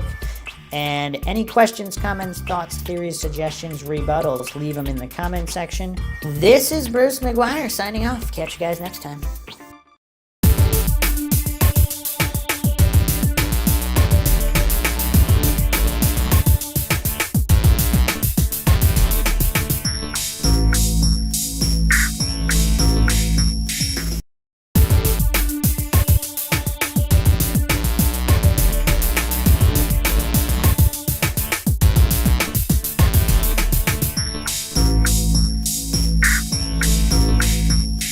If you like audiobooks or audio shows, check out a free trial of Audible. Just click the link in the description. Welcome to MindShock. This is your host, Bruce McGuire. The logical analysis of the day is this video posted on Jubilee YouTube channel, The Middle Ground segment, Flat Earthers versus Scientists. Can we trust science? And this, of course, was a requested logical analysis. Not everybody is a patron. If you just want to do a one-off request, you can just send it with a PayPal donation. That's how some people are doing it for some very specific requests. But if you can become a patron, help support the channel, and we can get more logical analyses out to you. Not to mention paranormal podcasts, true crime podcasts, and more. If you enjoy the podcast, make sure you subscribe to the channel, hit the bell for notifications, make sure you allow your device to have those notifications come through. If you like this particular podcast, hit the like button, share it across social media platforms, and bring logic and reason back. Let's make logic and reason pop culture. A lot of the problems in the world today are because it's not. And also this scientism delusion and this dominant world religion of scientism. Even this video itself, it's titled, it was released October 11th, 2019, so almost a year ago. And even the title here, Can We Trust Science? Well, is it science or scientism? And that these are the questions we will answer while going through a logical analysis of all these individuals and their arguments. Once again, just to reiterate for all the trolls or Dunning-Kruger sufferers out there, I am not a flat earther advocating flat earth. It's not about the conclusion. These scientists could be, or should I say priests, could be accidentally correct about the shape of the earth. What I am only analyzing here is the arguments themselves. Are they logically fallacious or not? This isn't about jumping to conclusions. It's not about who's right or wrong about the conclusions. It's about whether or not the arguments themselves are logical. And of course, I bring this example up all the time. Exercise is important. If you're playing a game of basketball, it's not about winning. That's not the most important thing. It's not about who wins at the end. If you get the workout, so your brain needs a workout too, unless you want to be a cognitive dissonant sheep thoroughly indoctrinated into the cult of state worship and scientism and not able to utilize logic and reason, then don't exercise your brain. But if you don't want to be a zombie, or an NPC as people online are calling them, then it is very important to learn about logic and reason and have non-fallacious viewpoints and being able to support them without deferring to faith and fallacies. As always, Questions, comments, theories, thoughts, suggestions, rebuttals, debunkings, leave them in the comments section, and you can check us out on Twitter, Facebook, Reddit, and Patreon. Patrons, of course, do get priority case topic, logical analyses requests, co-podcaster requests, and you can have any of your questions answered in priority order. So let's jump in right here. What do you think the shape of the Earth is? I don't think. I know for a fact it's a globe. So immediately we have this first scientism or priest. He says, I know for a fact it is globe. So a scientism priest would, of course, think this issue is settled. Anybody employing real science knows there's no real definite end of anything because everything is open to analysis, open to experimentation, because the fallible human mind, if there was a mistake made somewhere, I'm not saying there was, but if there was, being religious and dogmatic like this individual here, that you'll never know the truth because you'll bury your head so far into the sand of cognitive dissonance, confirmation bias, and just the institutions of scientism all based on dogmatic faith. Unless, of course, this guy personally executed experiments, empirically verified them. Otherwise, he's just taking on faith that the previous experiments done were legitimate and definitively determined the shape of the Earth. And I'm not saying they didn't. It's just he took it on faith. And a true man of science would probably never say a theory can be proven 100% true. But this guy is clearly not a man of science right off the bat, and we know that he's indoctrinated into scientism. The Earth is flat. It's like we have this picture of reality that's a big puzzle piece, and then one of those pieces just wasn't fitting. I'm always open to having a discussion with someone who is holding a wrong belief like this. So again, the ego holding a wrong belief. So already we're going into circular reasoning, logical fallacies, where he just presupposes on faith again because he's thoroughly indoctrinated into scientism. He can't even consider the possibility that he's wrong and someone else is right. I mean, that says more about his ego than anything else here. Are you willing to change your mind on this? I'm not. The evidence is so much. Nobody wants to be a flat earther, but if you showed me incontrovertible evidence, I would definitely go back. Who wants the ridicule? And that's interesting. The flat earther, the flat earther seems more logical and reasonable and scientifically minded than the dogmatic scientists or scientism priests. I'd like to tear them to pieces. I'm Jim Underdown, Executive Director of the Center for Inquiry West in Los Angeles and the chair of the CFI Investigations Group. I'm Spencer Marks, one of the senior members of the CFI Investigations Group, Science Advocate. I am Malina Yeri. I'm a theoretical physicist, and I'm with the University of Irvine.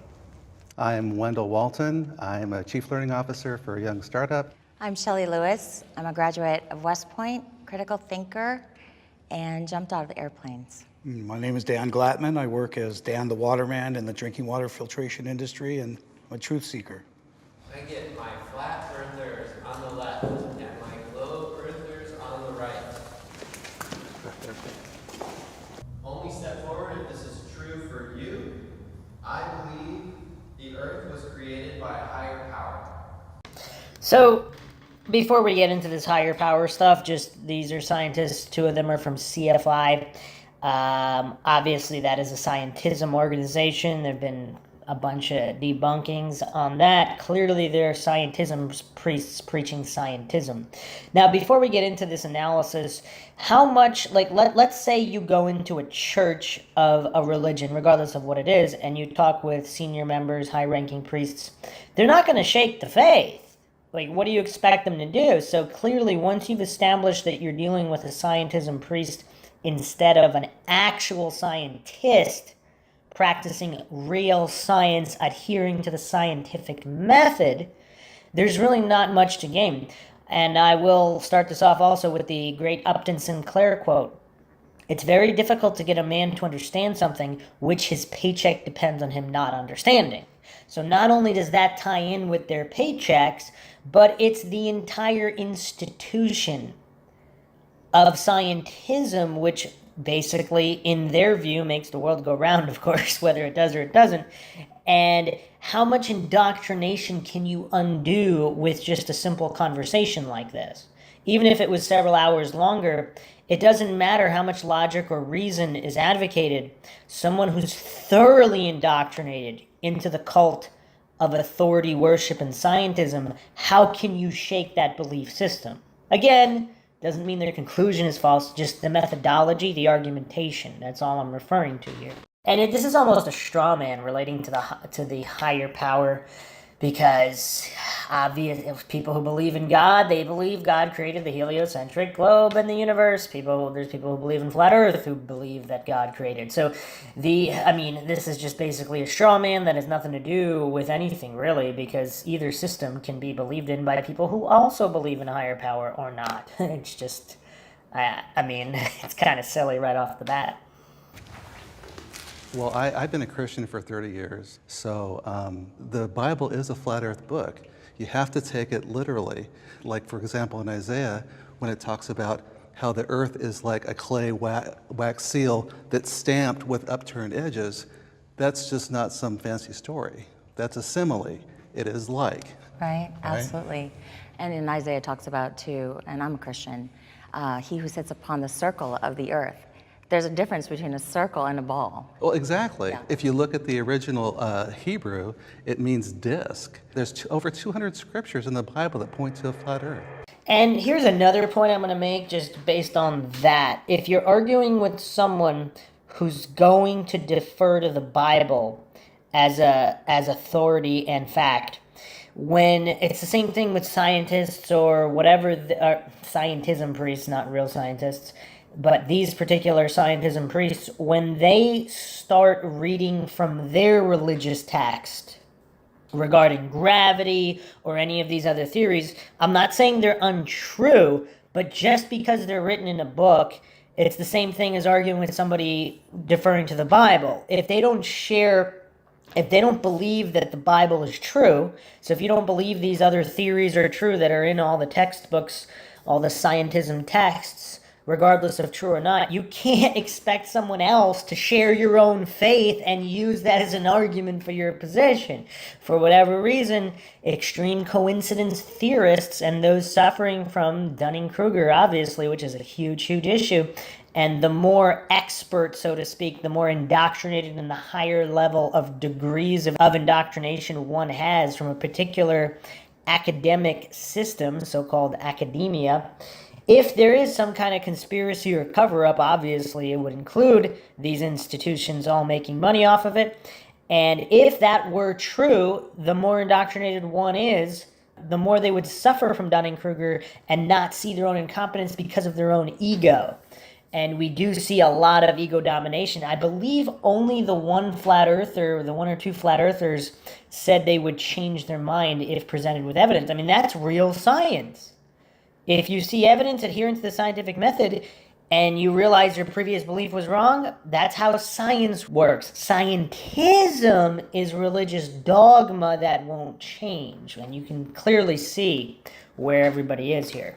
So this notion that you need God or some higher power to create the earth or the universe is very old, and was initially posited by people of a pre-scientific age. Whoa!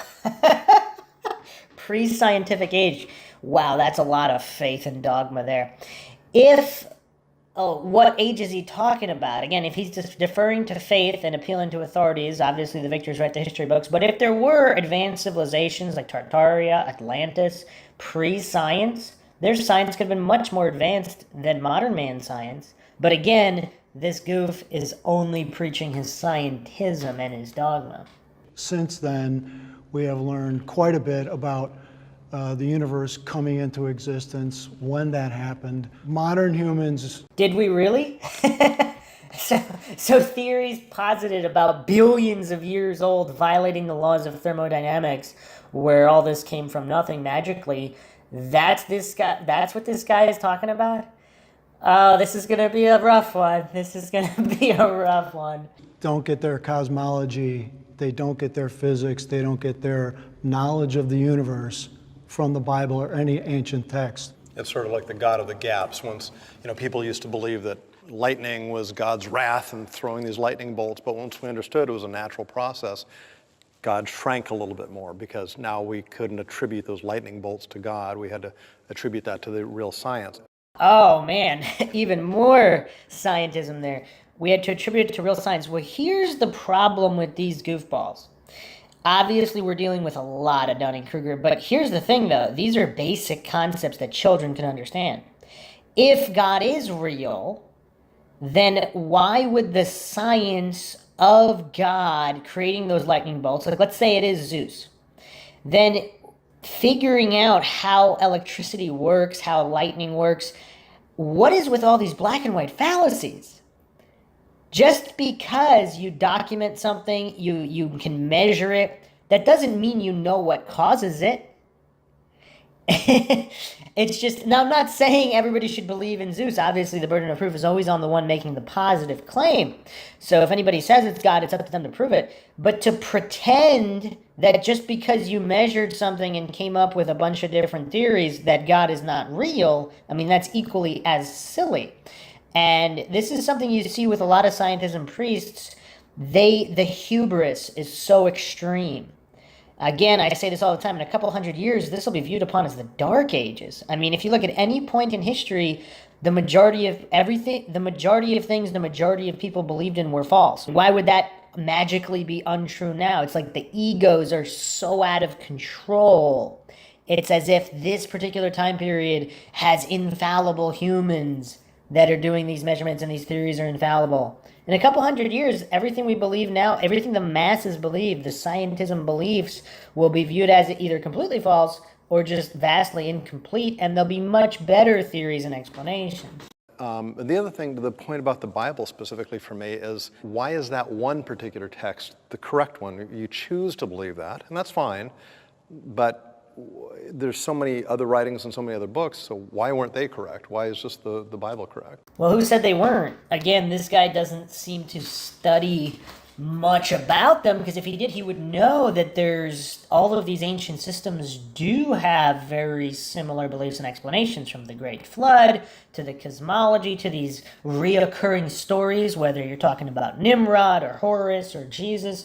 They're all the same stories. I mean, is this guy's supposedly educated? I guess we should use the word indoctrinated. He doesn't know any of this. I mean, this is 5 minutes on Google. And he's here making a fool out of himself because he doesn't even know these basics. Well, what you'll find in a lot of these ancient religions is they're all flat earth religions. All their cosmology goes back to being a flat earth with an enclosed system. So it's not just the Bible that teaches this. It's many different religious books. Notice how that scientism priest had no rebuttal for that. So one problem I have is to trying to explain phenomena happen in nature by holy books. So again, this other scientist, Ali here, he's automatically, you can see what kind of language he's using. One of the problems I have. So it's all about him. So you can see how out of control the egos are of these so-called scientists, religious scientism priests. It's as if it's a problem because these other people don't have the same faith in scientism that he does. So if someone else isn't hopelessly indoctrinated into the cult of authority worship and scientism, his church of scientism, he views that as a problem because he is so ego-dominated. His Dunning-Kruger is so extreme. He can't even consider that he's wrong, so everybody has to join his cult of scientism, and it's a problem when they don't. And it gets him frustrated. It's a problem he has. Those are religious books. Those are not books of science.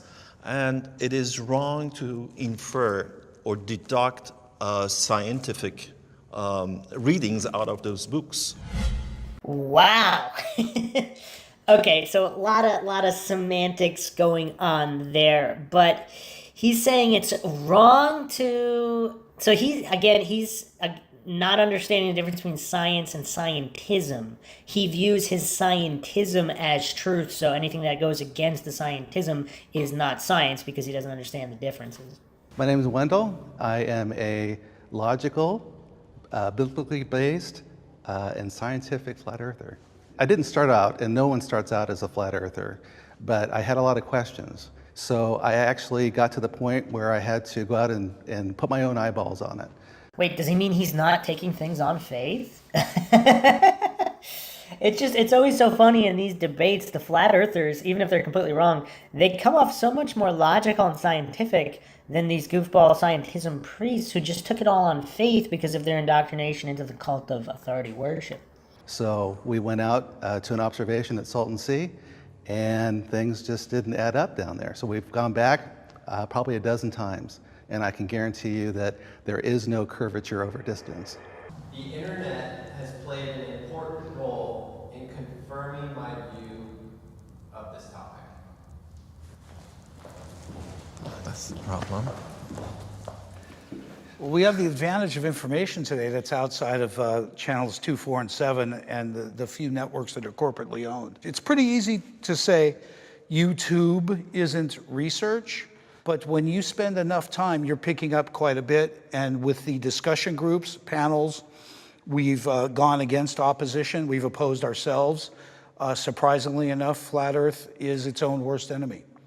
And that's actually a good point, because you see this ad hominem and genetic logical fallacy employed by illogical globe earthers and the hopelessly indoctrinated coincidence theorists, where they pretend, oh, you saw it on YouTube, it's not true. Do they not understand that literally everything is on YouTube? So if you're learning arithmetic or you're learning your ABCs on YouTube, well, ABCs are on YouTube, that's wrong. But whether it's wrong or right has nothing to do with whether it was on YouTube or not. I mean, the silliness, there's a lot of legitimate criticism you can make of flat earthers and their arguments. And this is why some people think this is all a psyop, because the logical globe earthers, they seem to be silent. It's like they're hanging back on purpose, watching all these illogical globe earthers making fools out of themselves with these debates with flat earthers. And it's like they're just laughing in the background. They don't want to come out and give a logical defense of the heliocentric globe, which I will still be doing.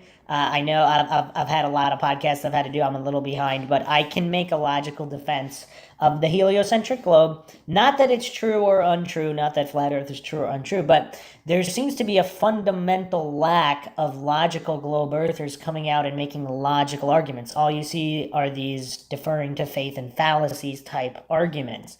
And again, like ad hominem or genetic logical fallacies attacking YouTube. Literally every single scientific theory is on YouTube.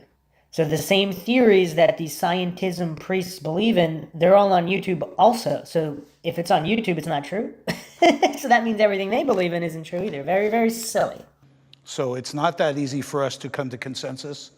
And we find that consensus is orchestrated and not actually scientific in any way. You know, my grandfather used to tell me growing up, never believe anything you read in the newspaper, right? He told that to me. Now, with the age of the internet, it's like, you know, how much of this misinformation are you getting there? And when you have like eyewitnesses taking video of something, you do have to take everything with a grain of salt. That's why, because of my my multimedia background, I knew that all that stuff could be faked. You know, take it into Photoshop, take it into After Effects. Science is skepticism, of course. Okay, this is at the core of the issue of why there are so many flat Earth believers out there right now. The problem is the information from someone who decides to start a website or produce a YouTube video is not reliable. Well, that's actually true. But if you're not hopelessly indoctrinated into the cult of authority worship, no authority is so-called reliable. That's why you have to examine any kind of theories or claims based on their own merit, not who is making them. I mean, this goofball doesn't understand that. It's bizarre. When I have a toothache, I go to a dentist. When my car breaks down, I go to a mechanic. So again, appeal to authority, logical fallacy. This is it's pathetic, really. You can have two opposite opinions from every single expert. You go to two dentists, they might say something completely different. You go to two mechanics, they might have a completely different solution to your problem. They might not agree. And so again, this so-called scientist, the scientism priest, is so illogical. He's picking these really childish fallacies to lean on to try to make his point and call the whole thing a problem. It's a problem that people are doing real science. Because that's what flat earthers are. Regardless of their belief is wrong, they don't trust, they don't take on faith, so they're non-religious, they're scientific, they are skeptical. Obviously, let's not go through any hasty generalization logical fallacies. There's a whole bunch of flat earthers out there that are just completely silly and don't understand the scientific method. But even more, heliocentric globers fall into that category as well. When you have questions about cosmology, you should go to an astrophysicist, you should go to a physicist, you should go to people who have spent years and years studying these ideas. So if you don't believe in God, you have to go to the church, you have to talk to the priests, the ministers, you have to talk to people who've spent years studying this stuff. So if you don't believe in God, you have to go to a priest and listen to the priest. Not some 6-minute YouTube video. There is a percentage of people that if they saw a YouTube video that was not within their scientific chops to refute on the face of it, would believe anything out there. One of the things I will say is NASA.gov has their own documents out there that we get to vet, which is through the Freedom of Information Act.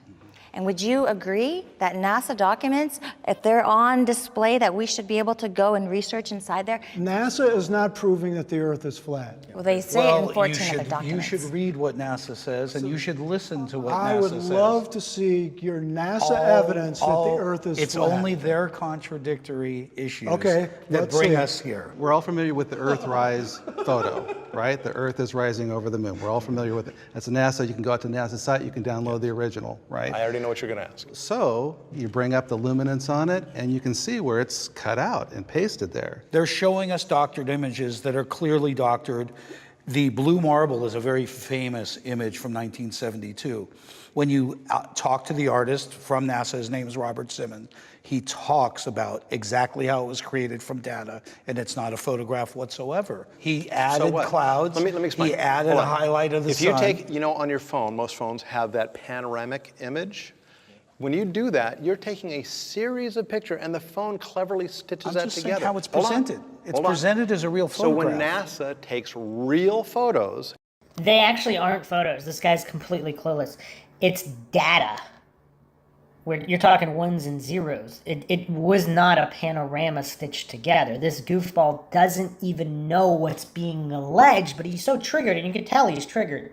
So instead of actually taking a moment, really thinking about the different possibilities like a scientist would do, he reacts like a devout religious follower encountering heresy, encountering blasphemy.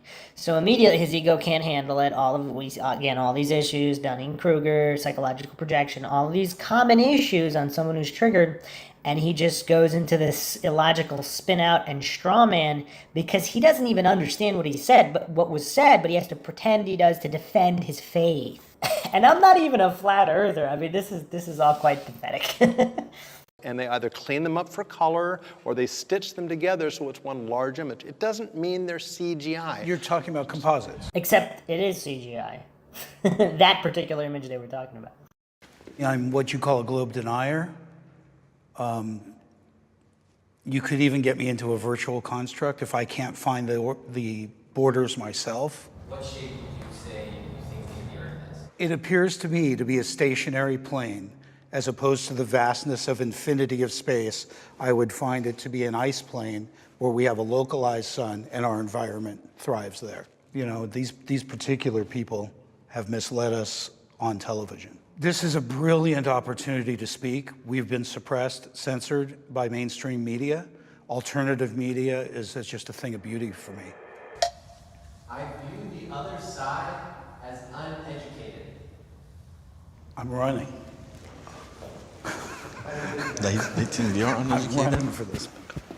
Well, they certainly think they're educated. And they're following quite a bit of the university system, what we call scientism, Right, scientism. obviously is the belief. Oh wow, we got a scientism drop right here. They are addressing it. Major brownie points for the flat earthers. Most flat earthers don't even address the differences between science and scientism, which of course have nothing really to do with flat earth specifically. Scientism has been a problem for a century now regarding mostly the theory of relativity and a lot of things of that nature, and fraudulent medical science, where these corrupt profiteers basically fund these studies that don't adhere to the scientific method, and then of course all the sheep lap it up.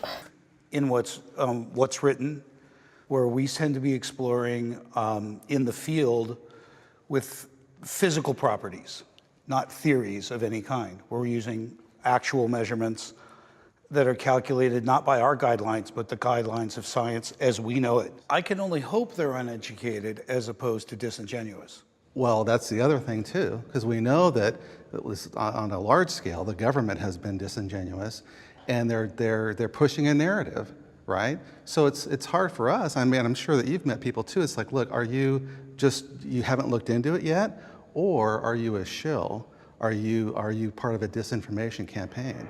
He might be giving them a little too much credit. I mean, these goofballs just look really thoroughly indoctrinated and clearly severe sufferers of the Dunning-Kruger effect, which is, of course, individuals who are too incompetent to realize their own incompetence. And, of course, they are not logical. They don't even understand the scientific method if they're deferring to faith and fallacies, which is, of course, due to them being triggered by this topic because it exposes that their scientism is only masquerading as real science, and it's not, because if you only have faith and fallacies to support your position is not scientific. I don't think you guys are uneducated. I think you're wrongly educated. I think the problem with what I've seen in the flat earth crowd is that it's not that they're undereducated, but they, instead of looking at evidence and letting the evidence guide to where the ultimate conclusion is, they start with a conclusion and then they try to cherry pick evidence to support their pre-drawn conclusion. And so, okay, we have a lot of psychological projection there because he accurately described what these guys are doing, because they already, since they're hopelessly indoctrinated into the cult of authority worship and scientism, they already knew the earth was a globe before they even looked at flat earth. So they're going to cherry pick the evidence. Now, that's also demonstrably false about flat earthers. Now, I'm not saying flat earthers are correct about anything. However, they did not start with the earth being flat. They all started with the earth being a globe. So everything this guy's saying is false. I don't know if it's disingenuous or he's just really that clueless and has less than a children's level understanding of these logical fallacies. He's just that triggered. It just, all logic and reason went out the window when he got that triggered, and his faith is exposed. They cast away all the bits of evidence that actually is contrary to their beliefs. And again, demonstrably false, because they all started with the same beliefs as what scientism peddles. Again, regardless of whether it's right or wrong, this guy just, I don't know if he just lied through his teeth or he's that clueless, because everything he just stated was false. I mean, how many people start out as flat earthers? It seems like the other way around. The more they looked, they found the evidence unconvincing, again, either due to misunderstandings or they're looking at the wrong arguments, because this does seem to be a psyop where globe earthers and scientism pushes the silliest arguments. You have Neil deGrasse Tyson, Bill Nye putting out just these absurd logical fallacies that they say are proofs for the globe. I mean, there are actual legitimate logical proofs, and nobody's talking about them. So is that by accident? I don't think so. It seems that this is just either a comedy show for certain individuals in position of power, or there's something else going on here. I think that you're very well educated, as well as you are Jim. But, certainly Ali is. He's probably got the best education of all of us. Exactly, and he paid for it too. But more and more professionals are coming on board. They're starting to question their reality. So the thing of it is once you start to really take a hard look at the evidence, and you are unafraid of just standing for the truth, wherever that may lead you, then people end up becoming flat earthers. I'm hoping to be able to tell our side of the story from the inside out. So many times, flat earthers are depicted from the outside in. And I want to be able to share with others empirical data that proves the Earth is not what we've been told. I have changed my mind at some point about this topic. So when I was 12 years old, I went to space camp and I met Alan B. Shepard. Oh, nice. Yep. And I wanted to be an astronaut and I wanted to be the first woman to walk the moon. Oh. So for me, I'm a glober. I went into this completely wanting it to be true. And again, completely disproving what the other scientism goofball said, where he was pretending that the flat earthers started out with the conclusion that the Earth was flat. Obviously, they didn't.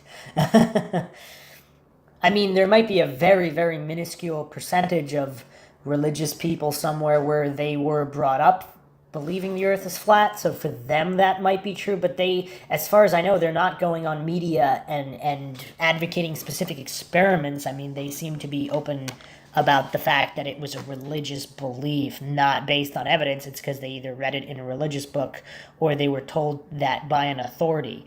So this is a vast, incredible minority. I mean, it would be less than 1% of the flat earthers would believe that the Earth started out with that belief as a child. It's the other way around. So the one thing you can't knock flat earthers for is mental strength, because again, like the other guy said, who wants to ridicule? And also to be able to question your reality, that takes a lot of mental strength to just not go along with the crowd, especially when you know the level of ridicule. So again, I'll be getting into these. I've mentioned this before, but you don't see this triggering when someone denies something. Like, for example, let's say someone says cars aren't real. It's a giant conspiracy. Or cell phones aren't real. Just nobody cares. Nobody gets triggered because they know their own belief is not faith-based. It's empirically verifiable, so there's no reason to get triggered. It's a who cares situation.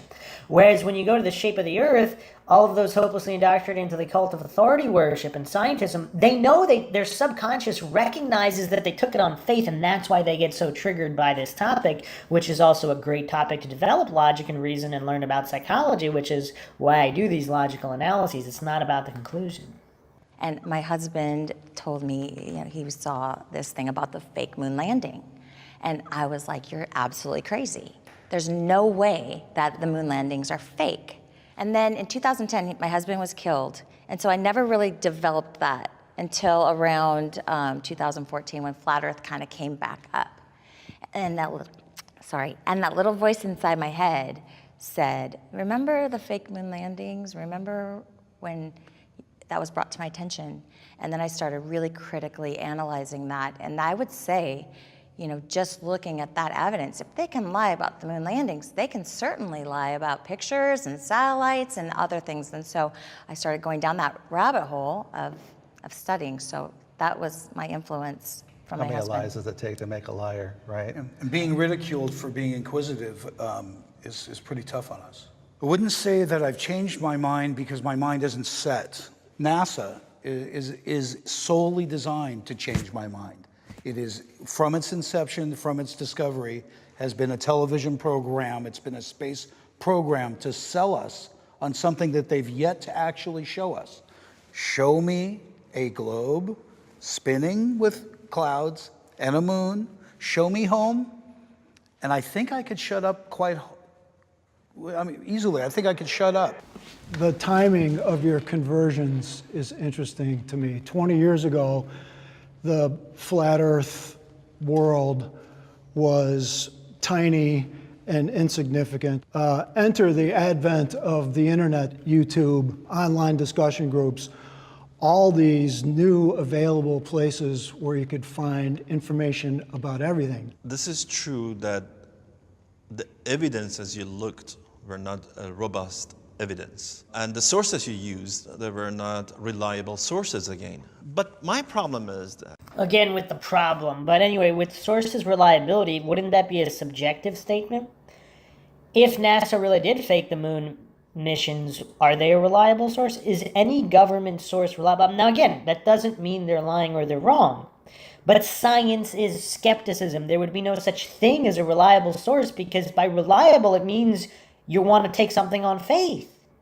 So what difference is it? You could take the most unreliable individual.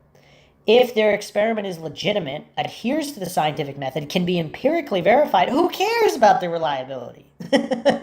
Like, let's do real science here, not scientism and faith and religion. And I like you guys that you are very skeptical. But at the same time, you are not skeptical about your belief system. You That keep should going have come back. first. You think that that's my foundation for why I believe the earth is flat. And I'm telling you, you're wrong.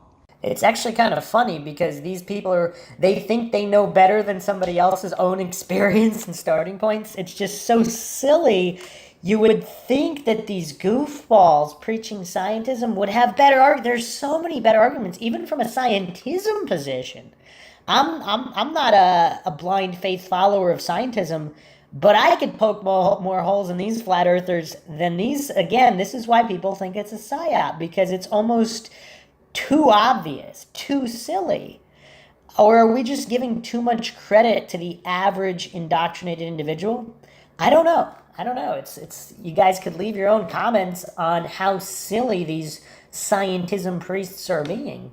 Okay. I have evidence that proves it's flat. What type of proves evidence? It's not a ball.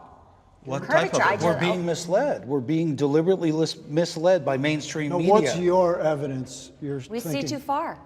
We see too far. We should not be able to see. I live in Dana Point. Okay. I can see San Clemente Island, which is 60 miles away. So what? That's very high. What do you mean, so what? No, I'm It's on the 1,100 beach. I'm feet on tall. the beach. It is What do you mean by tall. so what? So what? Wait a second.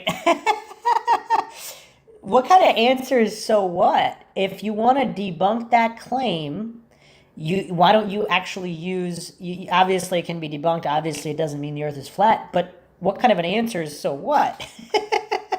This guy's really triggered. What do you mean by so what? I'm on the beach. Yeah, But yeah. Can you see a ship which is going? We're not talking let's talk that. about the ship that goes Yes, over the curvature okay. of the Earth. I love So- it. You like how he immediately strawmanned what he learned in school as a small child. He's immediately deferring to the faith of the scientism. He's, again, these straw man fallacies, these black and white fallacies, because that's one of the silliest arguments, of course, because it has nothing to do with whether the Earth is flat or round. It has to do with the way the human eye works, the way perspective works, and the way the atmosphere works. So again, the real science is all these things are measurable and they have nothing to do with the surface you're on. If train tracks are touching in the distance, that doesn't mean you're on a flat Earth. That doesn't mean you're on a globe Earth. And it's just the goofiness is just, again, that's why people think this is a psyop. So science has said that when I see a ship go out of my field of view, it's going over the curvature of the Earth, correct? Yes. But then I bring my P900 up, and guess what? I can zoom it back in. Not So all is of it it, going over the curvature of the Earth or not? Absolutely. Oh, not all the No, you time? can't. It's not all the time? No, you don't see all the ship. The bottom part of the ship is hidden by the At that curvature. distance, you shouldn't see the top At of it all. either. If the Earth were truly flat, there would be really hardly any limit. You would be able to stand at the top of the Empire State Building and look towards Chicago, a mere 1,000 miles away, and see the lights of Chicago at night. No. Okay, this is done. We have to be done here because Bill Nye's used that one too. This guy's never heard of atmosphere. This guy's a scientist. He does not know what precipitation is. Really? Or is he just that triggered that he's dropped below a 4-year-old comprehend? I mean, I don't want to insult 3-year-olds out there because a 3-year-old probably knows the difference between rain or shine and being able to see clearly without a fog versus not being able to see clearly in a fog. Maybe even 2-year-olds. I don't know. But this guy thinks that if the Earth were flat, then magically precipitation would not be a factor or exist. What? I'm just, the silliness just went completely off the charts by this poor goofball. Why No, wouldn't because you? you have an atmospheric disturbance. Very thick. I've been water into alone. astronomy since I was 10. And he doesn't know what a fog is? He doesn't know what rain is? He doesn't know, he's never seen a weather report about visibility. So he's been doing this since he's 10, and he's this clueless. I don't know, this is rough. This is rough. It's faulty logic. It's completely faulty logic. That's actually good logic. And then I have a more interesting. Okay. One of the big things I do is investigate extraordinary claims like flat eartherism or ESP or all sorts of different things. I wonder if he investigated the extraordinary claim of the moon landing. The Earth is undoubtedly a globe and not flat. This is well supported by gobs of science. Gobs? Science or scientism? Notice how these so-called scientists have not actually presented any logical arguments. They just brought faith and fallacies to the table. They haven't cited a single definitive experiment that can be empirically verified. Obviously there are those, but they don't know them. So these, I mean, they're clearly the wrong people here. These are just clueless goofballs, hopelessly indoctrinated into scientism. They shouldn't be speaking on the topic. They should have got some actual individuals who actually know the proofs for the globe Earth, so they don't have to just be this silly, unless this is, of course, this entire video could just be a sham made for entertainment featuring actors, because would a real scientist, like a non-scientism priest, an actual scientist, would they make arguments this silly? Scientific consensus is possible. Scientific consensus is possible. What is the question? I don't understand the question. Scientific consensus is possible. Possible. Anything is possible. I mean, anything is possible. I've got a tremendous issue with consensus and peer review. If you haven't checked out the MINDSHOCK Peer Review Debunked podcast, check that out, because of course peer review is just appeal to popularity and appeal to authority fallacies rolled into one. And again, historical context, the masses are usually wrong. If you look at the majority of issues in the past, what the majority of people believe the majority of the time is false. Not everything, of course, not everything, but if the so-called scientists, if they're all working with the wrong information, they're all going to get to the wrong conclusions. So there'll be consensus over something that's not true.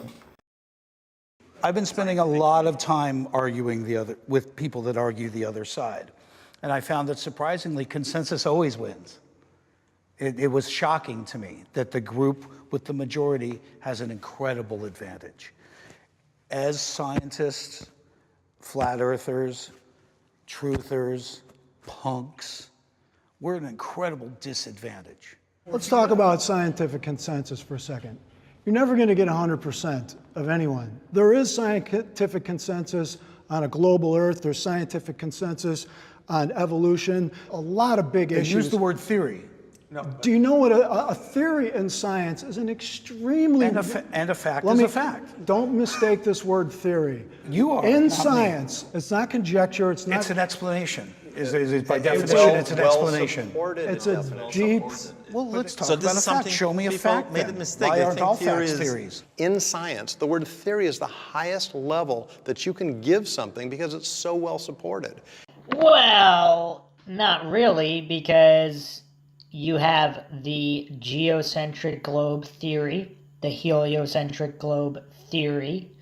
You have a lot of theories supported by facts and evidence, but how those facts and evidence are interpreted based on the fallible human mind, fallible human technology, and experiments that may or may not adhere to the scientific method. So these goofballs, they took it on faith that these theories are supported by experiments or whatever, that it aligns to the scientific method. If it doesn't, how much is the theory worth? And of course, they're all talking over each other, heavily triggered, all those things. What about a fact? That is a fact. It's not a fact you would call it a fact. You know why? Do you know why? Because in science, there's always room for improvement. There's always room to find better, to tweak and find better information. So that is how science works. So with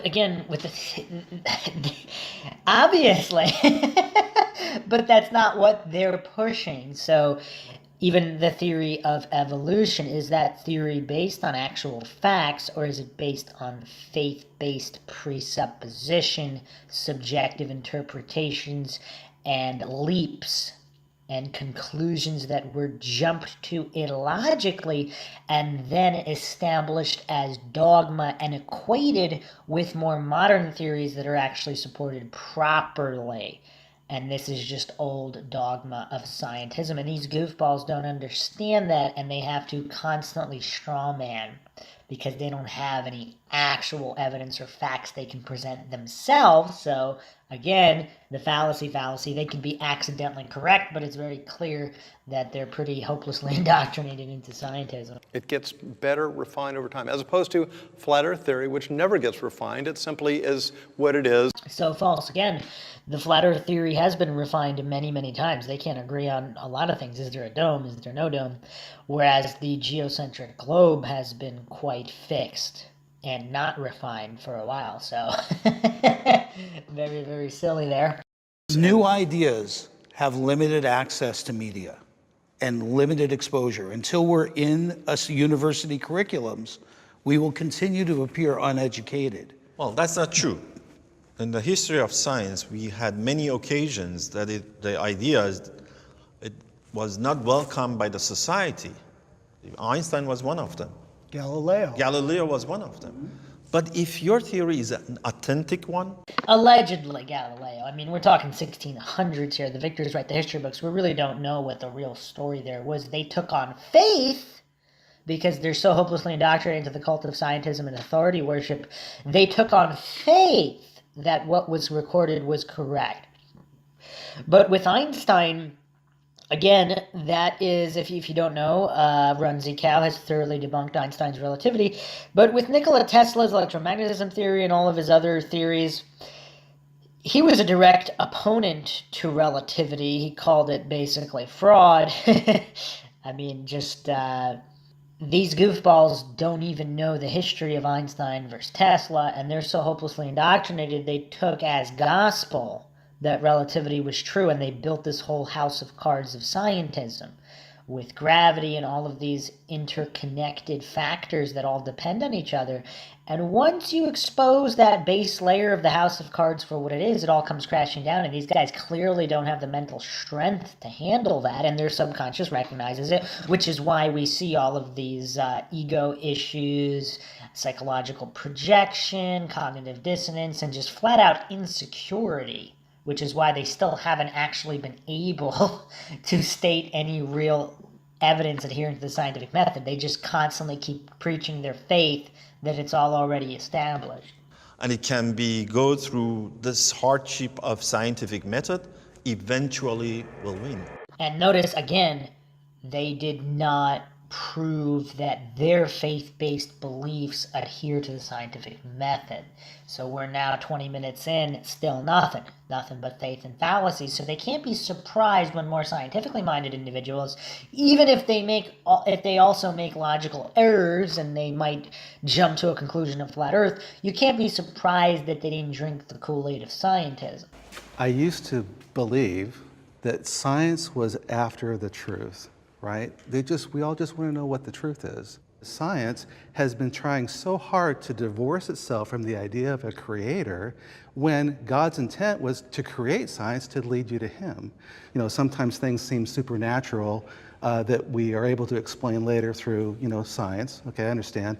But there are other things as well that are supernatural, that go beyond the natural, that we can only explain through believing in a creator. Right? This is my big issue with science, scientific approach and non-scientific approach. You are absolutely right. In science, we are after the truth.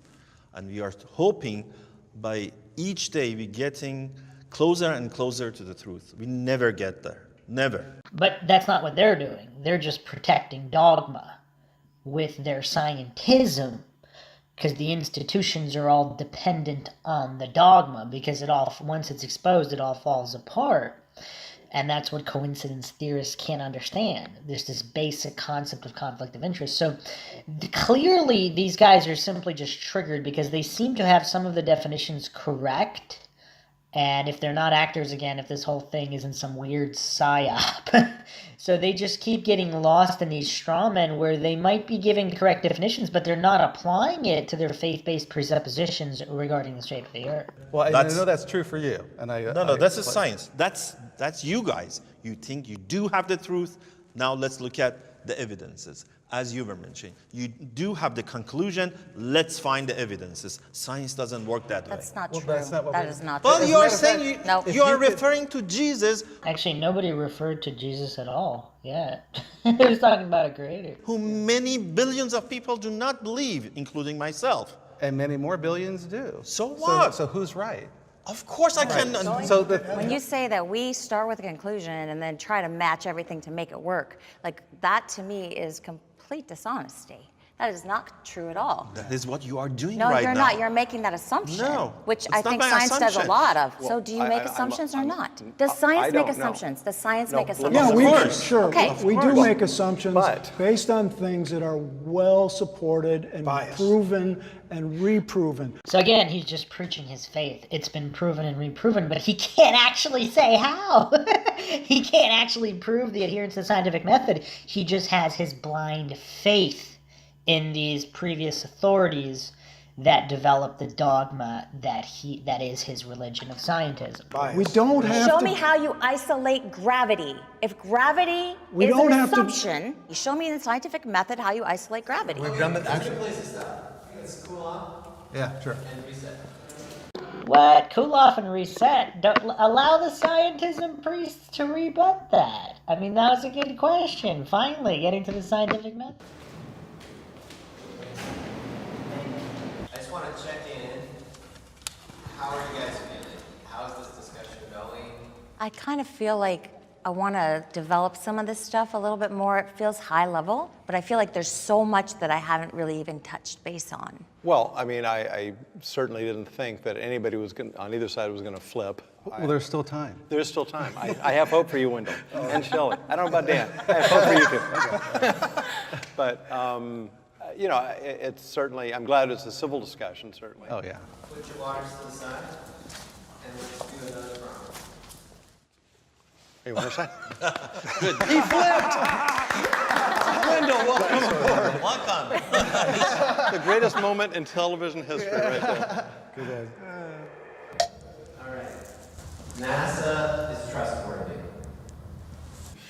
So, I mean, obviously any organization can be wrong with certain things, and they may have individuals that lie or deceive or something, but as a general organization, they're looking for the truth. Yeah, the idea that NASA and the government is lying to us about the shape of the Earth is the height of conspiracy theories.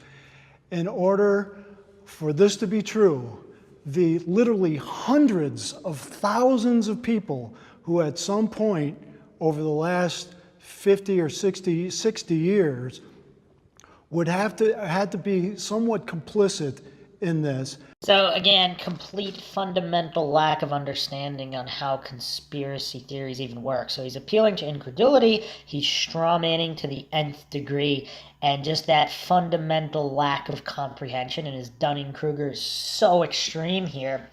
Obviously, it'd be very few people. Just look at any conspiracy that has been carried out successfully.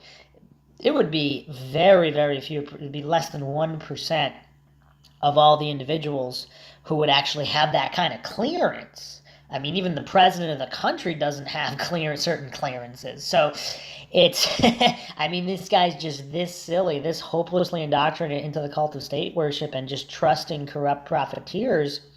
And again, he can't see his own hypocrisy. Is NASA a trustworthy source? Well, if you're being purely scientific, purely skeptical, you'd say no, because you're not going to take anything on faith. And the more extraordinary the claims, the more extraordinary the evidence required. Does that evidence align with the scientific method, or does it rely on faith?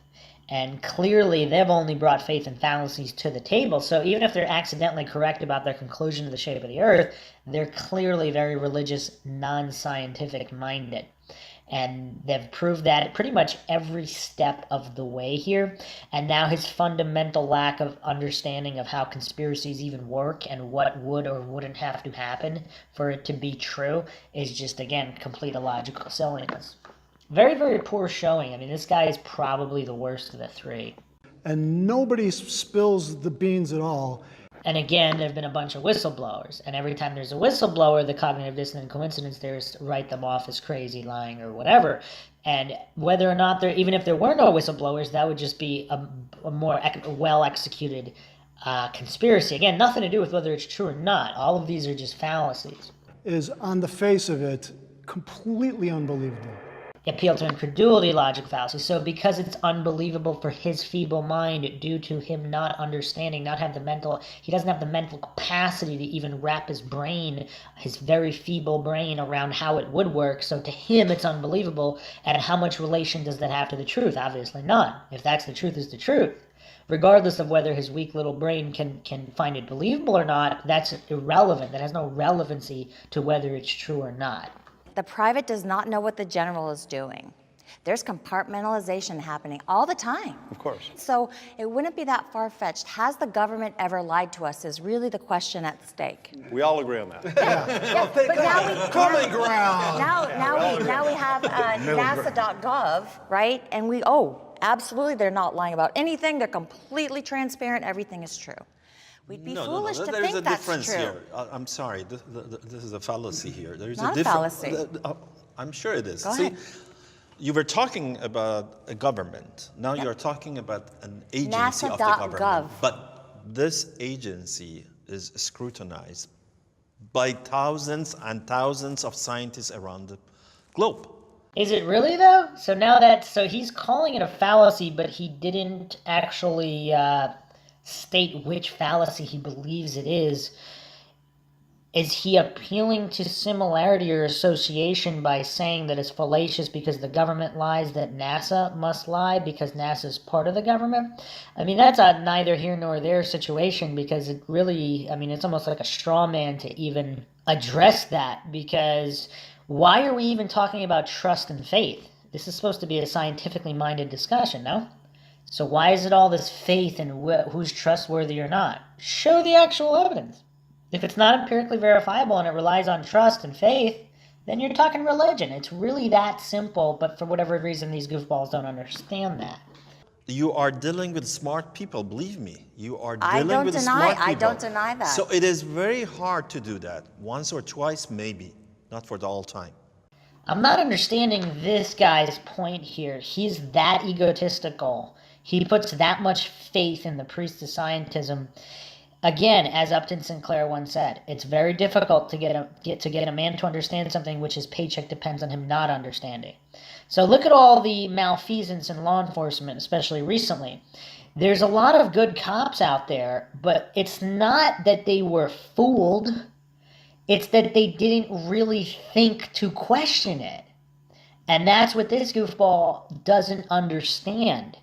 That this level of Dunning-Kruger indoctrination, support for the status quo, nobody's thinking. How many people at NASA, especially years ago, in the past few years, how many of them are thinking, wait a second, those telemetry guys are lying. Let's go catch them in the lie. Of course how many people are thinking that? And he's saying other scientists around the world would blow the whistle. First of all, they did. There's some whistleblowers on the fakery. Again, nothing to do with the shape of the Earth, but there's obviously fakery going on. There's mistakes in all the footages, even in Chinese space agency. They're passing off underwater training footage as actual spacewalks. You can still see the bubbles. So this kind of fakery, it's all very, very obvious. But again, what this guy doesn't understand, conflict of interest. I've gone over this many times.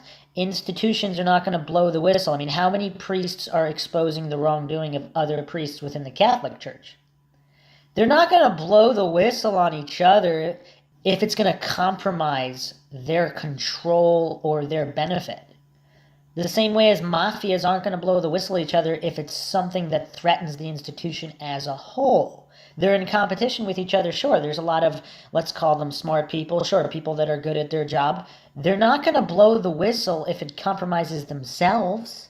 So this goofball, his faith in authority is so high, he's that indoctrinated that he really thinks it would work this way. Very silly. Raise your hand if you think we went to the moon. Okay, no surprise. The three scientism priests believe that the moon landing was legitimate, and they have to. Once again, it's very difficult to get a man to understand something which his paycheck depends on him not understanding. What is the proof? Hundreds and hundreds of pounds of moon rocks and dust. And we have distributed those freely to PhD scientists around the world. And they actually found them to be petrified wood from Arizona. And a lot of them actually went missing. And not one of those geologists have said, what is this? Been proven to be fake. And also and collected on the ice in Antarctica and in the Arctic as well. Those are collected. You don't have to go to the moon to get moon rocks. As a matter of fact, all U.S. Air Force photography prior to 1958 shows a flat Earth. Only NASA shows That's a not sphere. true. That's That is absolutely not true, true. Jim. I wouldn't lie to you. And the other NASA's lying to you, my friend. The other bit of proof Not myself. is we have a laser retroreflector on the moon. That we're using now. We still use to this day. It's sitting there. And that's, okay, finally, something something above a 4-year-old level. Actually, I don't know, maybe some 4-year-olds could bring up the laser reflector. So that obviously needs to be addressed, but if something was placed on the moon by a probe or some kind of lander, that doesn't mean a human walked on the moon, right? Again, I mean, these guys are that silly, they can't understand that. It's really bizarre, number one. Number two, can we prove adherence to the scientific method with the tests of these laser reflectors? Again, I'm not going to go too deep into it now because, I mean, I'll see if any of these guys bring it up. I mean, the flat earthers are doing decent, but they're not really shutting down these scientism priests the way I would because, again, there's nothing but faith and fallacies. I'm not sure how knowledgeable these flat earthers are. They seem like they're pretty nice people, so maybe they just don't want to make these guys look as silly as they're making themselves look. I don't know. They don't want to they don't want to pour it on even more. But because these guys are heavily triggered that their religion is even being questioned, that the doctrine is even being scrutinized. And you can see it in how quickly, instead of really thinking about what is said, they immediately start shaking their head and get twitchy, and just the emotional triggering is so obvious that their faith-based dogma has been questioned and they don't like it because that goes against their indoctrination. So, I mean, no cognitive dissonant sheep wants that exposed that he's a sheep and he took it on faith when he's pretending to be a man of science, even though they're not. So, again, very, very, very damaging to the ego. They can't handle it. So, regarding this reflector, let's say the surface of the moon itself, you can bounce a laser off, just for the sake of argument. I'm not saying that's true, but if it's that, then you could say you put a laser reflector on the moon when you could just bounce it the same way without it. That's what controls are for. Now, if these were accounted for, that's fine, then the experiment is legitimate. I'm not saying it is or it isn't legitimate. I'm saying the burden of proof is on the one making the positive claim. So if these scientists and priests are using this laser reflector as proof, it's up to them to prove that any kind of experimentation adheres to the scientific method with all controls accounted for. Let's see if they do that. My bet is no. You can find to the inch how far away the moon is. No pictures of home. That only is there. By the way, there are not. My question to you is, why? Why would all these honest, hardworking people perpetuate this massive fraud? Why would they do this? So appeal to motive, again, not surprised. The silliest scientist here is the one appealing to motive. I mean, this guy is just an absolute goofball. The poorest showing out of all of three of them, which isn't really saying much because all these scientists and priests here had a poor showing. But appeal to motive. Okay, serial killer killed somebody. Do you need to prove why? I mean, having the motive is nice. Nobody's disputing that knowing the motive isn't nice. But physical evidence, scientific evidence, I mean, that's what makes or breaks a case. I mean, you could have, if someone gets killed, you can find a bunch of people that maybe really hated the person. They hated them. They have really good motives. Maybe they got screwed over. Maybe the motive is just, it's all there, but there's no physical evidence. So what good is the motive? Obviously, the motive is the least important part of anything. But also, not knowing the motive doesn't mean there isn't a really good motive. Because obviously, if this conspiracy is true, obviously the motive would have to be excellent to perpetrate something on this mass scale. But with this goofball, again, because he doesn't understand how compartmentalization works, none of these hardworking people are deceiving anybody. If the conspiracy is true, 99% of everybody, they don't know it's not true. They're just doing their job, just following orders. They have no reason to suspect it's not true because they're also thoroughly indoctrinated into the cult of authority, state worship, and scientism. So they truly believe they're doing good. There's no deception on the part of 99%. What's the benefit of doing Okay, the benefit of it. They make $52 million a day. Follow the money. No, the little Follow guy. the money. The little guy. That's what. Then when you say all, okay. But it didn't start out that way. And NASA was not founded to prove the Earth was a globe. It had nothing to do with the way they were founded. Well, if you go and study. Are you sure? Yeah, positive. Really? Yes. Well, how would he know? If the true reasons are top secret, and we all know the origins of NASA, Project Paperclip. I mean, maybe this goofball doesn't. He doesn't seem to really know anything. But so maybe he doesn't know the origins. But if it were founded, like if the conspiracy is true and it were founded primarily for this deception, how would he know? It's like, as a private citizen, he expects to know, like, he's debunking himself here. If the conspiracy is true, of course he wouldn't know. Are you sure? Yeah, positive. Really? Yes. He's positive, so he has all the secret top level clearances. He knows exactly why every agency was founded. Oh man, it's getting sillier and sillier. Somebody has to be a voice for reason, and somebody has to be a voice for truth. It would be a fantasy to believe that I would change anybody's mind from the other three. However, if there's somebody sitting on the fence, and this is the first introduction to this debate, perhaps they'll hear the reasonable voice and say, yeah, that makes more sense than having this pizza-shaped Earth. The irony of those things. If I was on the fence and I saw how poorly these guys defended the globe, I didn't really understand too much about logic or reason, I would immediately jump to the side of the flat earthers just based on how silly and hopelessly indoctrinated these goofballs came off. I can put myself in the mindset of the other side. Wow, so 2 of the 3 scientism priests don't even have the mental capacity, the wherewithal to consider the other side, whereas all 3 flat earthers consider the other side. I mean, I guess if they were hopelessly indoctrinated at one point in their life and they just believed authorities, then they would have been on that side. But it's very telling that the 2 goofiest and silliest and most thoroughly indoctrinated could not even consider the mindset of the other side. I used to be a ball earther. Everything you say right now is completely what I used to agree to. So I completely understand where you're coming from. For me, I think the correct way to do any kind of investigation or to examine things is by literally putting yourself in that mindset of the other person. So I do that. I disagree with your position, but I completely understand from your perspective what you're saying. The trouble I have understanding your perspective is, in the modern world, unless you live in a cave somewhere, you have to believe in science implicitly. I met a flat earther, a young woman who said, I don't trust anything that science does.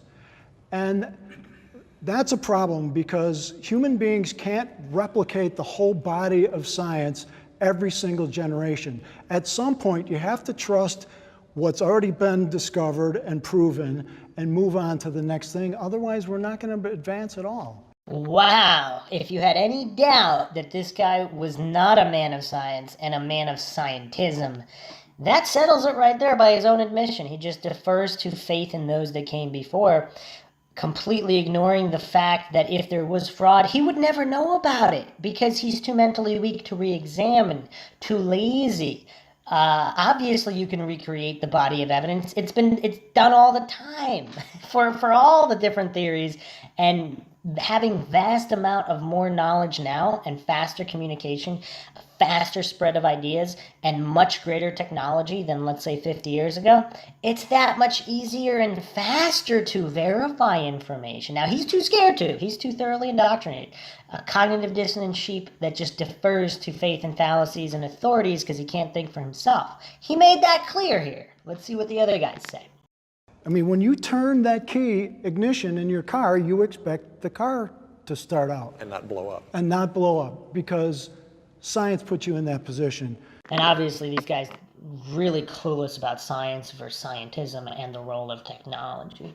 So it's really hard to understand how people would know in their hearts that science achieves wonderful things and then just jumping ship when it comes to this other issue. And it's not jumping ship, it's applying the same standards as were applied to the development of the technology of, for example, a car and turning the ignition, applying those controls, experiments adhering to the scientific method, the empirically verifiable facts, as opposed to this issue, which again, due to his religion, he cannot examine logically, neutrally, scientifically. We're not drawing conclusions. We understand the mechanisms that made that car work. There is no theories and no disputed conclusions involved there. It's not a good analogy. Can I admit a great compromise that we have to experience being against the grain people is we have to literally sit in a group and decide whether or not we can afford to have an opinion, and that's tough. I agree with you there, because we're the same thing. I mean, I think skeptics go through this and atheists go through this. I don't believe in God. When I'm around religious people, I take a chance socially when I tell them I'm an atheist. So I know it takes some courage to follow your beliefs, and I appreciate that. But I think I've done a lot of research in that venue too. Clearly not.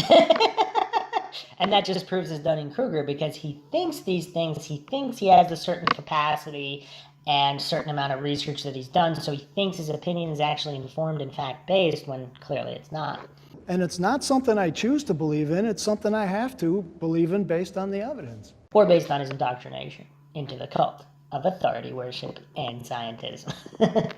See, what I get from you guys is that seeing is believing. So how come you believe in God or Jesus? You haven't seen neither of them, right? I've seen evidence, though. Well, exactly. So we are looking for evidence. There are many, many other evidences for Earth not being flat. My point is that they keep referencing all these evidences, but not actually giving them. It's just, this is why people think this whole thing is a psyop. Can these guys really be this silly? Or is this whole thing orchestrated? these experiments clearly show that the Earth is globe. And you don't need to go outside the globe to see its globe. Like what? Which experiences? It's a theoretical... You told me you want the evidence.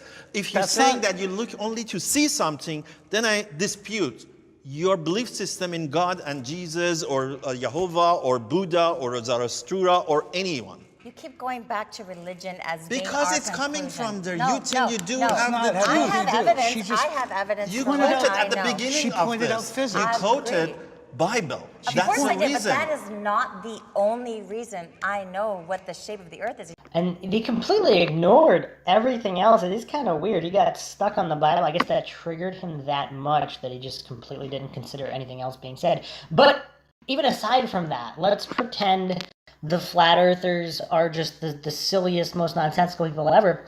If they made that positive claim that the Earth is a heliocentric globe, it's up to them to defend it. Again, in adherence with the scientific method, which they haven't even come close to doing. I mean, this is, again, every time I do one of these logical analyses, I can't believe these scientism priests are that silly, because regardless of whether they're intellectually honest or not, the fact that they didn't bring at least slightly more legitimate arguments. I mean, obviously I wasn't expecting the best of the best proofs for the heliocentric globe, but at least some reasonable, half reasonable ones. But they literally picked the silliest of the silliest and then did nothing but straw man and defer to faith and fallacies. It's quite embarrassing. You keep, that's fallacy. It's not fallacy. It is a Actually, fallacy. it is not fallacy. It is a fallacy. It's a straw man fallacy. The guy doesn't even know his fallacies. This is descending to be quite pathetic. I'm a theoretical physicist. What I'm doing is the combination of string theory and cosmology. So we try to understand what happened during the Big Bang, after the Big Bang, or even before the Big Bang. So if there was no Big Bang, I mean, this guy's out of a job. So he has to believe, he has to keep the faith. Otherwise, again, I will quote Upton Sinclair again, it's very difficult to get a man to understand something which his paycheck depends on him not understanding, this is the textbook definition of that kind of guy. Well, I hope I would be able, particularly to the young generation, to convince them that first, they should think critically and don't believe anything. They shouldn't take anything for granted. And yet, that's all that these scientists and priests expected them to do throughout the whole process because they offered no actual proofs.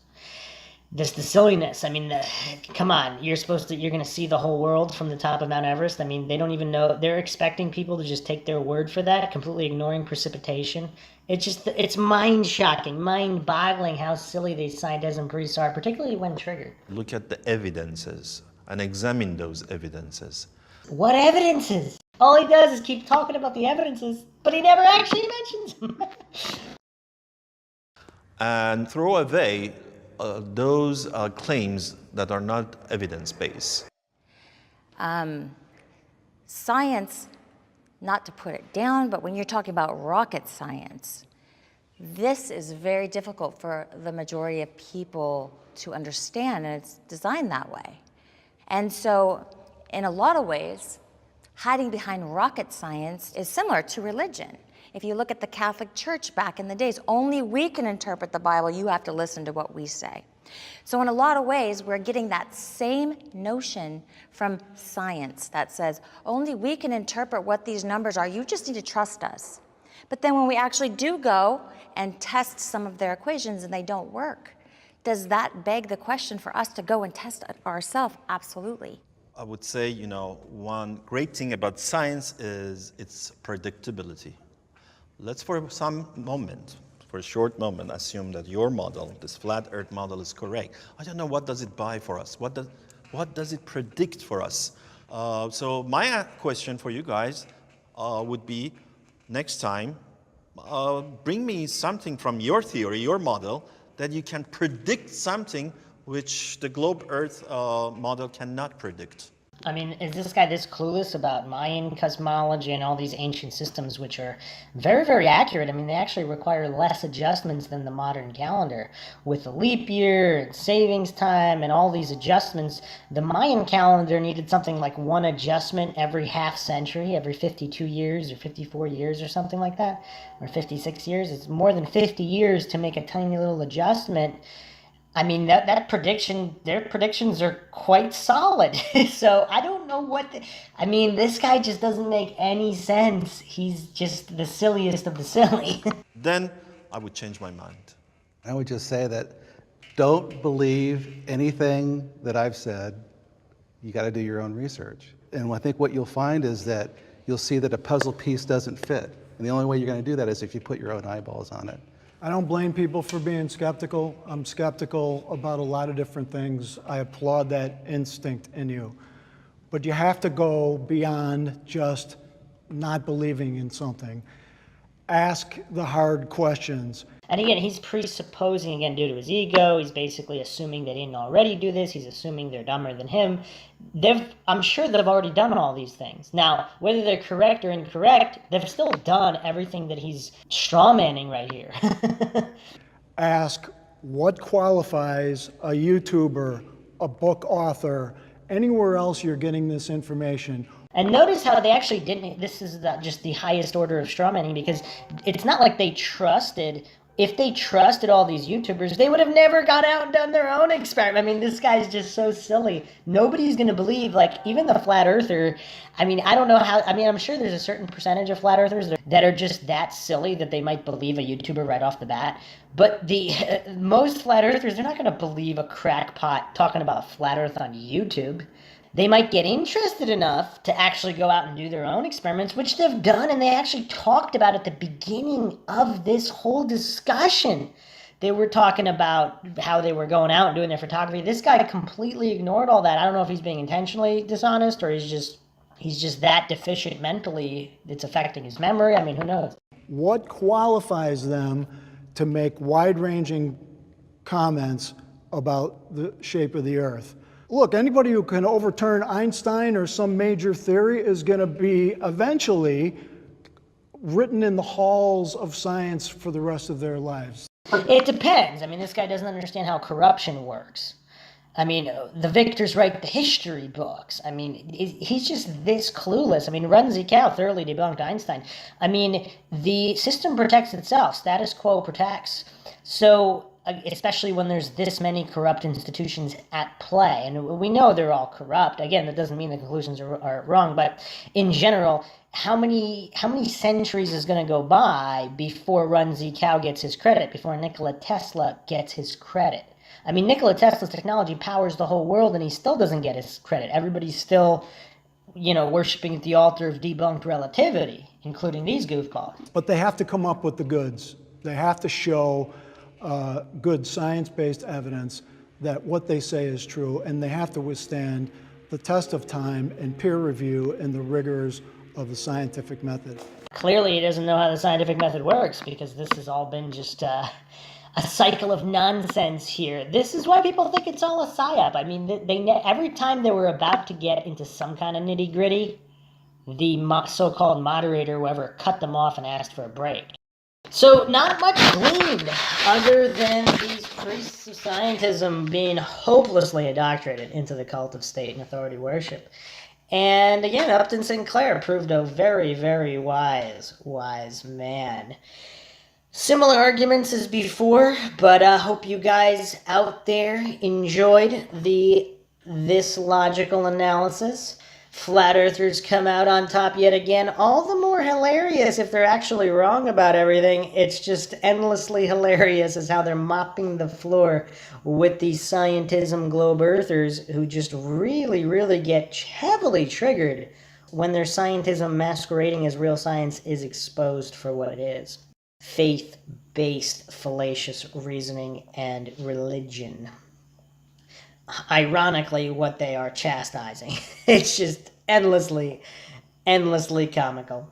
If you enjoyed the podcast, you can donate to our PayPal. Just check the link in the description. Make sure you subscribe to the channel, hit the bell for notification. If you like this podcast, hit the like button, share it across social media platforms, of which you can find us on Facebook, Twitter, Reddit, Patreon. Patrons do get priority for case topic logical analyses, requests such as this one. Questions, comments, thoughts, theories, suggestions, rebuttals, debunkings, leave them in the comment section. This is Bruce McGuire signing off. Catch you guys next time.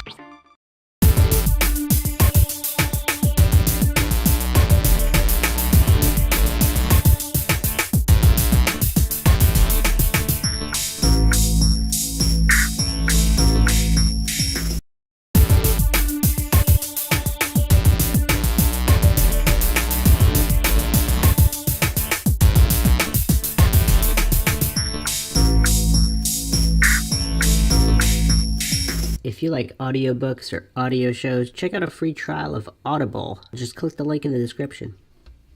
Welcome to MINDSHOCK. This is Bruce McGuire back again with another logical analysis in the realm of flat Earth. This is an interview with Mark Sargent. I've covered one of his other interviews with Viva Frey, and you can check that one out if you want. It was quite amusing, and once again, if you haven't listened to any of the MINDSHOCK Flat Earth analysis, disclaimer, I am not a flat earther. I am not advocating flat earth theory. I am advocating logic and reason. So people accidentally believing in something that may or may not be true, if they're right. So again, anything with a positive or negative, not to fall for black and white fallacies. If the earth is neither a sphere or globe or flat, and it's something else entirely, then both of these camps are incorrect. But the point is, that aside, if you're looking at something with a 50-50 chance of being right, you can accidentally guess it without being logical, without being scientific. So what I do on these logical analyses, which of course Flat Earth is excellent for developing logic, because you can see whether an argument has validity or not, what logical fallacies are being fallen for, are the people purporting to be on the side of science actually on the side of scientism. So in a way, this has nothing to do with flat or globe Earth. It's simply looking at the differences between coincidence theorists and conspiracy theorists, aka critical thinkers, and whether or not coincidence theorists even understand the conspiracy being alleged, which most of the time they don't.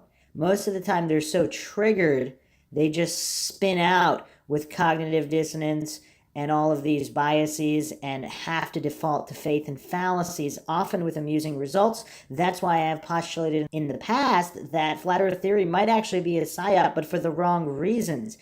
Is there some kind of concerted effort just to push forward discord, just civil unrest, by causing people to believe the earth is flat by using such poor defenses? Because it's hard to believe that supposed NASA scientists and all of these academics are putting forth such poor arguments for the globe when legitimate arguments do exist. Again, whether the argument is legitimate or not, obviously, we have the fallacy. We have all these things. It doesn't mean something is true or untrue, but at least is the line of inquiry legitimate? Is the reasoning sound for these arguments? And that is what we are exploring today. Today we're looking at the Studio 10 interview with Mark Sargent. It is titled Debunking the Flat Earth Conspiracy Theory. So, of course, right over there you have extreme bias, circular reasoning, logical fallacies, etc. So we know what we're in for. But the quick description here, astrophysicist Brad E. Tucker faces off with flat earther Mark Sargent over the flat earth conspiracy theory, as opposed to over the shape of the earth, which would be a little bit more accurate. Anyway, as always, if you enjoy MindShock, you can donate to our PayPal. Just check the link in the description. Make sure to subscribe to the channel, hit the bell for notifications. Make sure you allow your device to have those notifications come through, or you can just go to youtube.com/MindShock and manually peruse the MindShock catalog, including the most mind-shocking topics and logical analyses, conspiracy theories, paranormal, and true crime cases, with logic and reason at the forefront, not faith and fallacies, which is pretty much all you see on the mainstream media. Questions, comments, theories, thoughts, suggestions, rebuttals, debunkings of any kind, leave them in the comment section. You could also check us out, Twitter, Facebook, Reddit, and Patreon. Patrons do get priority for case topic, logical analyses, requests, co-podcasters. You could also be a guest on the podcast yourself, depending on your tier. And if you like this particular podcast, hit that like button, share it across social media platform. Let's bring logic and reason back to the world, not frantically and desperately grasping to one model over another, or just having this silly and illogical desperation to be on Team A versus Team B. Sheep-minded thinking or lack thereof. So let's jump in. Walking around on Earth, you notice that it looks and feels flat, and this has led to millions around the globe to believe that the world is flat. The Flat Earthers movement is documented in the Netflix movie Behind the Curve. It's today's conspiracy theory that we're tackling as part of our Conspiracy Week series, and we have people from both sides. We have Flat Earther Mark Sargent, who joins us live from Seattle, as well as our space expert, Brad E. Tucker. Nice to see you. Thank you. Mark, let's go to you first. So, again, this is part of their Conspiracy Week where they're tackling conspiracy. Sounds like damage control for the establishment. And of course, mainstream media just puppets for establishment thinking, dogma of the past. And let's see what they bring forward here. What exactly is the Flat Earth model? Sure. The Flat Earth model says that we are not living on this little blue globe flying through space at incredible velocities in an impossible universe. We are living on a stationary... So right there on the bottom, they have a little disclaimer, flat or round. We debunk the flat Earth theory, as opposed to logically, neutrally, scientifically examine evidence for and against whatever theory. So they made it very, very clear that they're just mouthpieces for establishment dogma and scientism here, just in case it wasn't already obvious. flat, round disc that is covered by a dome, and it's, despite what your model says there, it's not floating in space. It could be sitting anywhere. It could be sitting on my desk right now. So again, their propaganda, they have this 3D rendering, again, appeal to incredulity logical fallacy, where they're trying to make it so silly. They're trying to pretend that flat earthers believe that the earth is flat within the cosmological system of the mainstream establishment, where there's space and all this. Now they have some kind of weird stalactites coming from the circular Earth, which again, some flat earthers believe it's an infinite plane. So there is this intellectual dishonesty or just Hanlon's razor, where it's just sheer stupidity, where they don't understand the flat Earth model and they develop this CGI rendering to make it look stupid as a result of them not even understanding what the model is and the lack of mental capacity to do so? Or do they fully understand what the flat earthers are alleging and they're just being deceitful and dishonest to peddle their propaganda? But would they even need to go to such lengths if it really were that obvious what the shape of the earth is? Without resorting to faith or fallacies, of course. There you go. And Mark, when did you first come across the flat earth theory, or is it something you developed yourself? No, I didn't invent the flat earth theory. Wait, was that a serious question? They think Mark Sargent invented the flat earth theory in 2015? Oh man, we're in for some goofiness if it keeps going this way. By any stretch. I looked into it in 2014, and like most people in the flat earth theory, I tried to disprove it and thought I could shoot it down in a weekend. And 9 months later, I created something called Flat Earth Clues, which was a series of videos that asked the internet hive mind, hey, tell me where I'm wrong. Tell me where I made a mistake here. And that was in the beginning of 2015. And 4 years later, we've got 9 conferences this year. We have a documentary, tons of podcasts, and we're growing like crazy. So actually, I'd just like to interrupt here. Like, one of the points here is that you're communicating to us via satellite and via a round globe.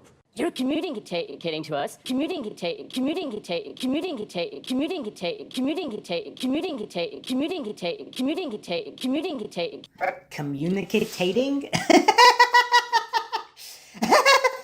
So this educated guy interrupts to fallaciously state, and we'll get into why it's fallacious in a moment, but he wanted to jump in. He wanted to play gotcha and make Mark Sargent look stupid instead of having a good faith discussion. And that's important to note here. So he's automatically looking to these intellectually unless he's really that dumb, but let's see how this unfolds. Right? There is no way for your signal to get here right now to our studio via a flat surface. There's no way for the signal to get to the studio except on a spherical globe.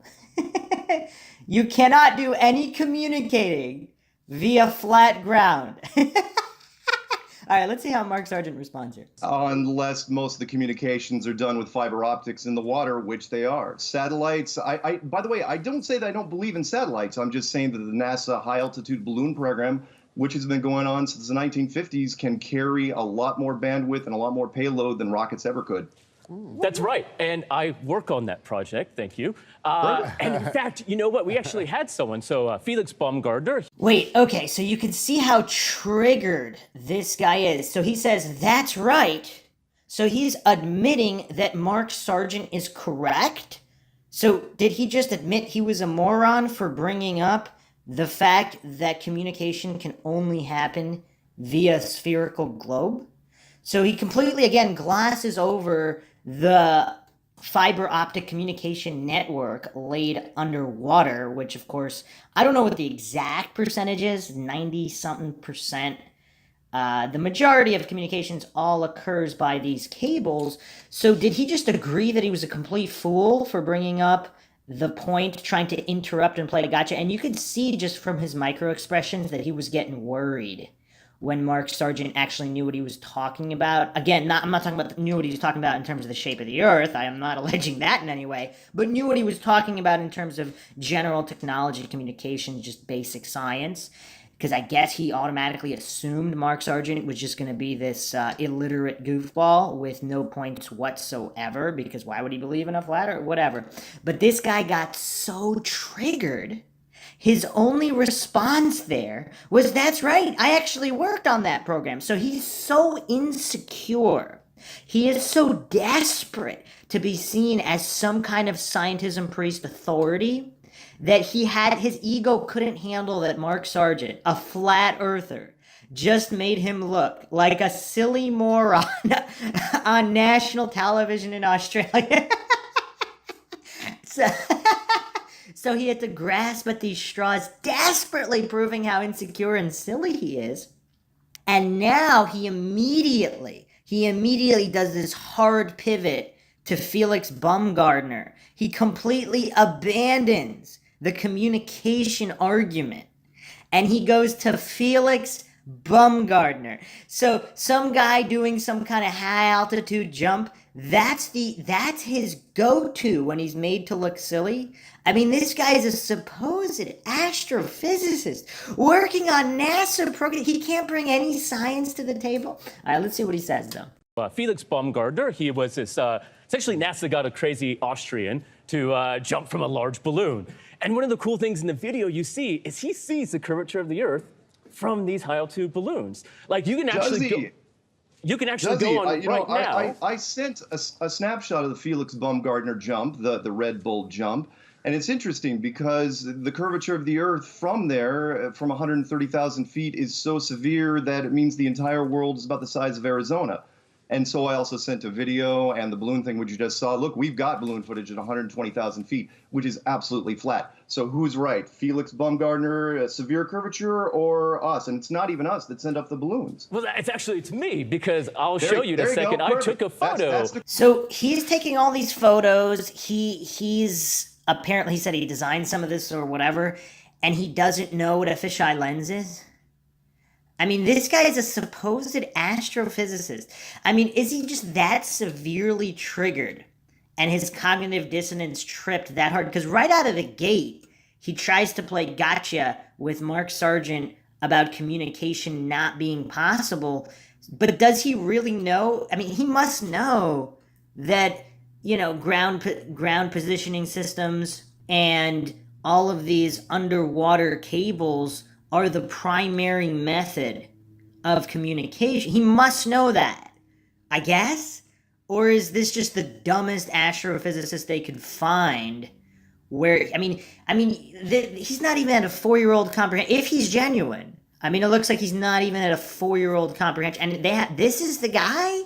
They want to defend the globe. See, this is why, again, I postulated that this flat Earth psyop, they're coming up with, they're finding the dumbest guys or dumbest arguments. So either the guys know what they're doing and they're being disingenuous, intellectually dishonest, and they're putting forth the silliest, most easily debunked arguments possible in order to drive up flat Earth membership? I mean, is that their goal here? Because this guy doesn't know what a fisheye lens is. I mean, come on, he's never played around with a GoPro. You can play around with a GoPro in your living room, and depending on your lens set, depending on the settings, you can see curvature there as well, or in your backyard. That doesn't mean your living room floor or your backyard, if it's flat, that it's curved. And if this is all he can bring to the table, I mean, this is just sad. This is sad and embarrassing. A photo that's the curvature where of you the can Earth. see the curvature. And I think this is the cool That's the curvature thing. right there. Sorry, roll that back. That's the curvature of the Earth at 130,000 feet, right there. Yep. No, not a chance. Mark, I've got to ask, have you ever reached the edge of the Earth if it is indeed flat? And again, this is all just really, really basic. Because it seems kind of strange to hinge the entire religion of scientism on this one Red Bull jump with a fisheye lens.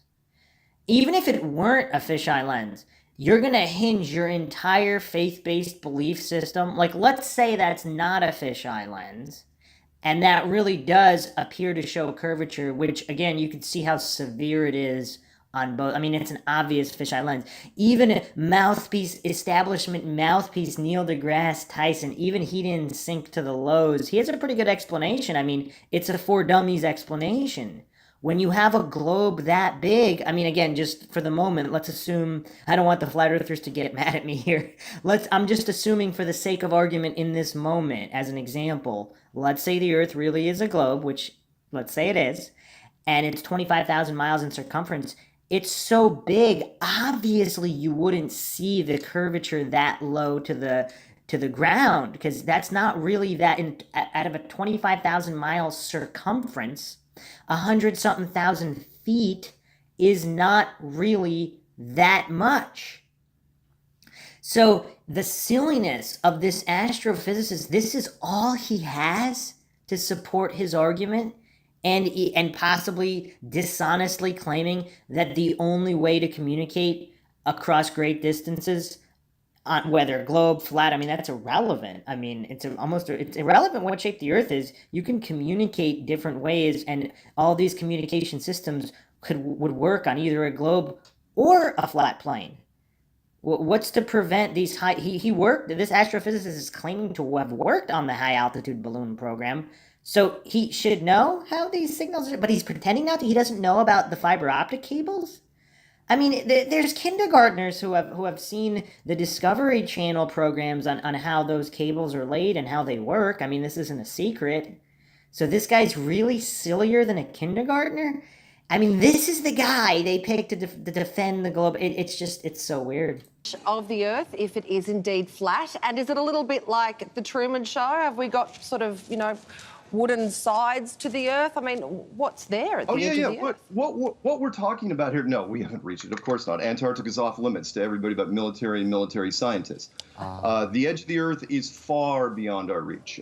Meaning the Antarctic coastline is just the beginning of the edge, and we are talking about something with walls and a floor and a ceiling, very similar to the Truman Show, which is why I talked about in the documentary and I talked about in my clues, which says that, look, why couldn't it be something like the Truman Show? A planetarium, we can see all sorts of fun lights on the sky. Who's to say when you walk out of a planetarium, you're just not walking into a much bigger one? So who built the dome, do you think, Mark? Oh, that's a big question. You really want to give that? I'd like to jump in, right? My friends have been to Antarctica. First off, it definitely wasn't us. It wasn't human beings. Human beings had nothing to do with the construction of this place. At that point, you're really going off into one of two areas, which is, okay, an advanced civilization that's much older than ourselves and much more powerful, or the divine. And take your pick. Really, you're just splitting hairs because one man's advanced technology is another man's deity. And are we the only flat Earth, or are there other flat planets out there with domes? Has the deity or other civilizations built other flat Earths? No, that's an excellent question, because first off, we would say that anything you see in the sky are just pretty lights. And he actually just said that. Who's to say you're not walking out of a planetarium into a much bigger planetarium? So that's the theory that Mark Sargent is alleging. I haven't, obviously, he's not providing that proof for that theory in the moment. He's just explaining it. I don't know if he has definitive proof. I think he himself claims he does not. But these goofballs didn't even listen to what he said. So there's other flat Earths. So I'm not sure how he came. I mean, again, he seemed to kind of be genuine. He didn't seem that triggered or insecure like the astrophysicist Brady Tucker goofball, who's just squirming in his seat there. I mean, you could tell how triggered he is that anybody is even questioning the Church of NASA or his religion of scientism. It's quite silly. So Venus and Mars and Saturn and Jupiter and all those, I mean, they look spherical, but they're just part of a light show. But could there be other domes and other structures out there? Sure, why not? If I was more powerful enough to build this place, I wouldn't make it a one-off. Not by any stretch. I'd make more than one this. Sorry, Kate, I just want to do a thought experiment here. So I think we would probably agree that a good cover-up would involve money, right? That someone is paying to cover it up, right? Lots of money, yes. Right. So then people would then profit from this cover-up, right? I think that's kind of... profit in a way, sure. Yeah, right. And then so we would say that NASA is complicit in this to some degree, and so they would be the beneficiaries of this, right? In this case, we're not covering up for profit. We're covering up for power. And you can see already, like, he thinks he's playing gotcha, like he's even smirking a little bit. Like, he's so silly and insecure. His only purpose here, it's not to even understand the theories Sargent is alleging. It's to defend his church and his faith-based belief systems. But even that, he can't even do that in a professional fashion. It's all, he just wants to play gotcha with Mark Sargent. That's all he wants to do. You can see it's plain and obvious. Now, I'm not sure in what dimension he can't even understand the flat Earth conspiracy being alleged. I mean, if NASA's getting $50 to $60 million per day, what do people do for even $100? I mean, you could find somebody, people will kill each other for $5. This guy doesn't think 50 to 60 mil a day plus, I mean, technically the $1 trillion systems all propped up on the deception. If it's true, again, I'm not saying it's true. I'm not saying the flat earth theory is true. But if it is true, again, being objective, neutral, not going for these circular reasoning fallacies or any of these other fallacies that these scientism priests have to cling to, since they can't really bring anything else to the table in these media debates. I don't know why they don't actually bring somebody who can, I mean, they're not even bringing, Mark Sargent, again, I don't want to insult Mark Sargent, he seems like a relatively smart guy, but I don't think he's one of the top minds in the world, and I think he would agree with that. He doesn't seem to claim to be a genius of any kind. He's on a basic level. He seems to understand the basic definitions of words. He seems to understand fallacies to a certain extent. And he seems to be able to elucidate certain points in conspiracies, and he understands how conspiracies work, true or untrue, and certain motivations behind them. But this goofball is so triggered, he doesn't even understand the money involved or I mean, does he not understand anything about any conspiracy that was eventually unraveled? Tobacco science, sugar science. I mean, obviously there's benefits, but there's also defending the dogma and status quo. It's all intertwined. I guess he doesn't understand that. I don't know. So yes, power's NASA money. built. And what I'm saying is the only reason NASA was even built, and by that we're talking about the United States military. NASA is absolutely Department of Defense. NASA's actually civilian, by the way. You can get a job with NASA. You know that, right? No. Wait, what? So whether or not you can get a job somewhere depends on it being civilian or not? What? Wow, this guy's mentally gone. I mean, civilians can get jobs with military all the time too. I mean, you could be a civilian, you're just designated as such. Nobody was stating that NASA only hires military. NASA is clearly a .gov agency. That's why you go to nasa.gov. What does civilians being able to get jobs places have anything to do with anything? I mean, you can get a job at even, there's certain janitors at CIA installations that are civilians. I mean, I'm not sure what his point here is. Whether or not you can get a job somewhere as a civilian, that's his metric. I mean, this guy's sillier than anybody thus far presented as an astrophysicist. Can he really be an astrophysicist being this silly? I don't know. Afraid not. NASA's I'm afraid so, because I've worked for them. Defense. Look, fine. I just want to finish my. He's worked for NASA, therefore NASA can't be military. And notice how he keeps interrupting Mark Sargent, not even letting him finish his point. I don't think Mark Sargent was insinuating here that he actually does the opposite in other interviews. Clearly this guy hasn't done any research, but at least let the guy finish his point. He said NASA's military. He didn't say every single individual working at NASA is directly military and in on it. He's actually saying the opposite, but this goofball is so desperate. His ego is so triggered. He's that insecure. He's spinning his wheels so severely he can't even let Mark Sargent finish the point, so he doesn't even understand what's being alleged. Mark Sargent was not denying that civilians can work at NASA. This straw man that this supposed astrophysicist built and just keeps building up higher, this is the epitome of silliness brought forth by the scientism priests to defend the model, and people are wondering why there's so many flat earthers out there? Really?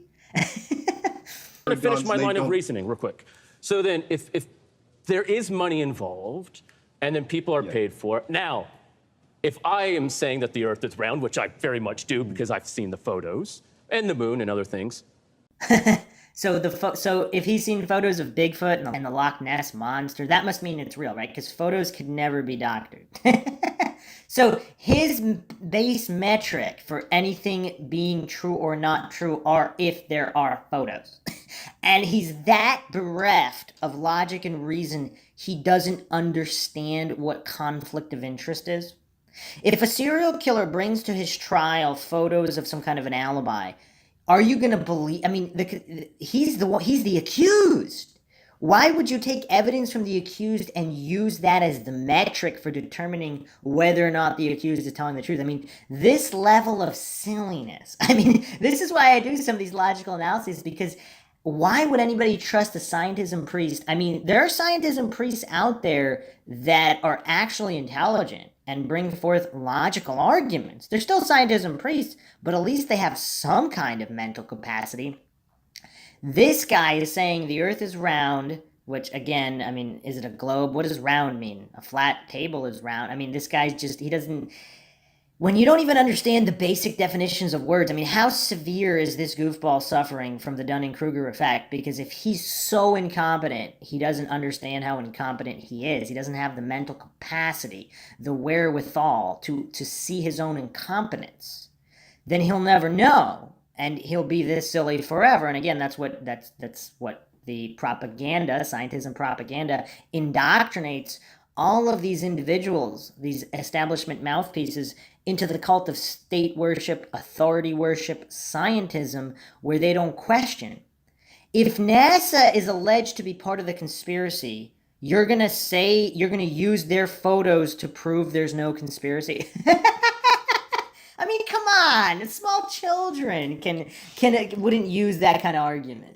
Then where's my money? Because my 2008 Ford Focus and my mortgage would disagree that I'm profiting from this. Wait, so he wasn't paid by NASA when he worked at NASA? So he volunteered at NASA? He didn't receive a paycheck? He said before he worked for NASA. So did he work for no paycheck? And how did he afford his Ford Focus? Like, what money? Did that money come from the money tree? Or was he paid that money from his employer?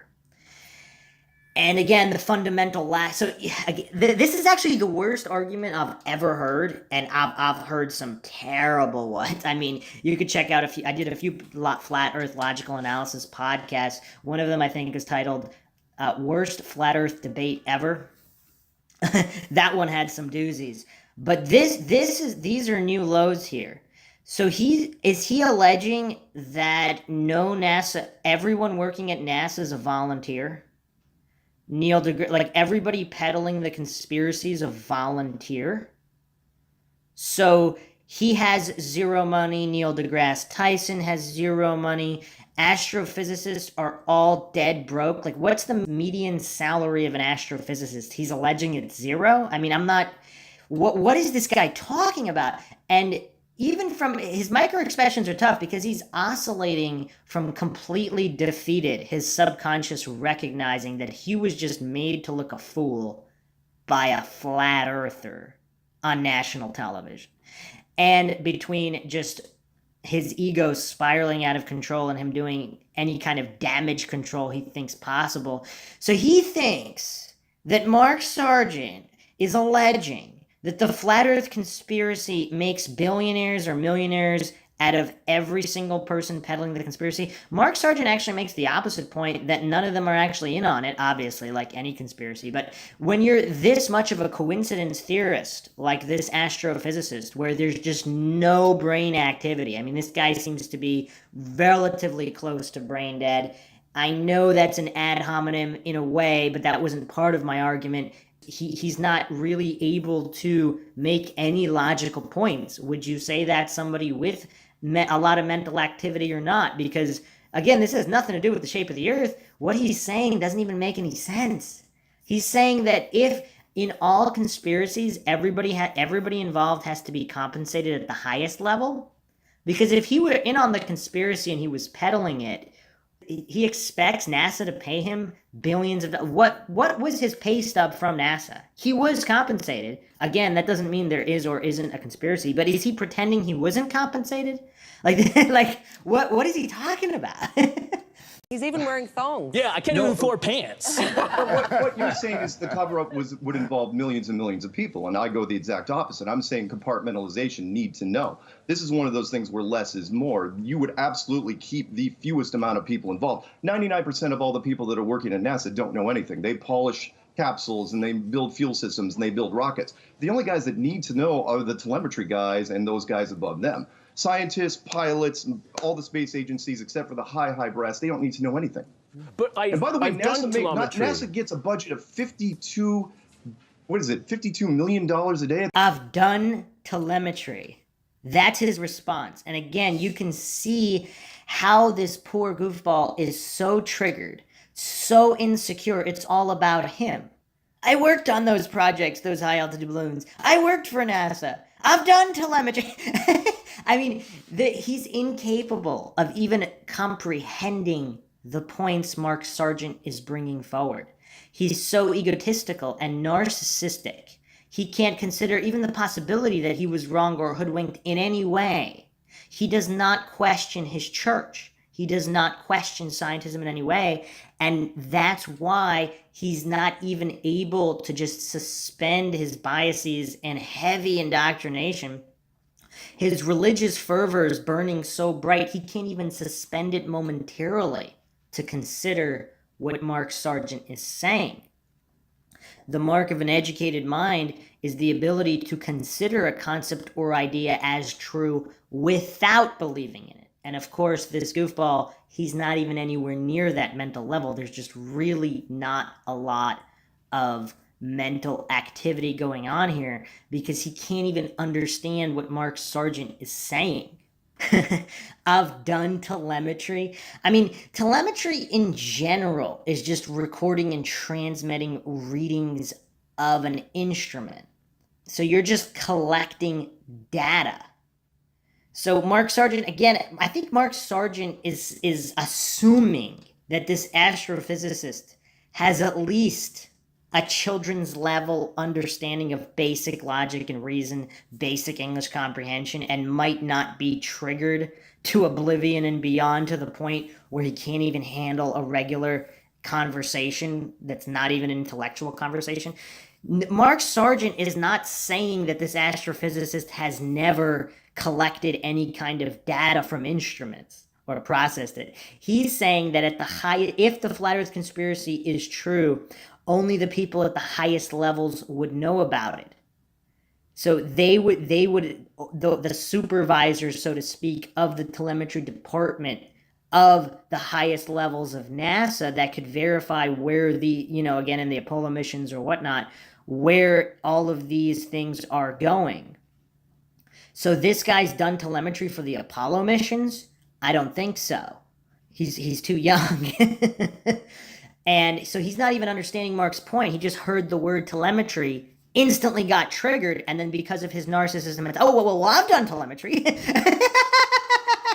I worked for NASA. I worked on that program. Like, it's just so silly. They picked the most insecure goofball to do this interview, and Mark Sargent is just mopping the floor with him, which just adds to the hilarity. If Mark Sargent is wrong about the conclusion of the flat Earth, it's just hilarious how he's just intellectually mopping the floor with this astrophysicist who, if he believed his church on the shape of the world and that happened to be correct, he might be correct by accident, but he's just an intellectual midget when it comes to even talking to Mark Sargent, who, by his own admission, is not anywhere near a super genius of any kind. So it's all quite hilarious. I think it was been up to $54 million a day. There's money to be had here, but it's not just about money. Well, but someone has to be making it. So I guess one of the points here is what I'm trying to make. Someone has to be making it? Of course they're making it. Does he really think everyone at NASA volunteers? I mean, I don't understand, like, this lack of just basic mental functioning from this astrophysicist. I don't understand what he's alleging here. Someone has to be benefiting. So he doesn't think any professors in academia make money? All college professors are volunteers? There's no such thing as tenure, pensions, they don't receive salaries. Nobody's making, I don't know. This guy doesn't know how, it's just really bizarre, actually. I actually kind of feel bad for this poor guy. I mean, it's clearly he's that insecure. I don't know. It's really sad now. It's moved from funny to sad now. Is that, we can always go back and forth. You can not believe what I'm saying, and that's fine. That's not the point. What the point is, when we do in science, we create experiments that are reproducible. I can go out and tell anyone when a lunar eclipse is happening, and you can see that the moon is going to look curved. You can see that as the shadow passes over the moon, it is not flat. All right, so a lot of presuppositions there, but in general, does this goofball not understand that all of the ancient civilizations had very, very precise predictions of eclipses and astronomical events using a flat Earth cosmology? I mean, this guy is just this silly. So he's pretending his scientism is science. Obviously, that's a staple of scientism priests. They pretend their scientism is actual, real science. But if you're going to use the metric now, so before he said he believes the Earth is a globe, he used round, but basically a globe because of photos from the accused. That's why he believes it. And now he's saying because of predictability. So does that mean he would believe in a flat Earth? Because does he just not know? Is he that clueless about the ancients and their very, very extensive knowledge of astronomy and astronomical events? It's really, I mean, this guy hasn't made a single legitimate point. Now he's saying the shadow over the moon, which he's presupposing is the Earth. So obviously he doesn't know. I mean, I'm actually surprised he made that point. I mean, this is the most cognitive function he's shown this entire segment. I mean, it's quite shocking, actually. But again, how does a shadow prove anything in either direction? Obviously, it doesn't prove a flat Earth, but how does it prove a globe? So he needs to spend more time looking at NASA material, and he's an astrophysicist, and he doesn't know about opaque astronomical bodies, opaque celestial bodies. He doesn't know about the visible light spectrum, or is this another case of him being intellectually dishonest?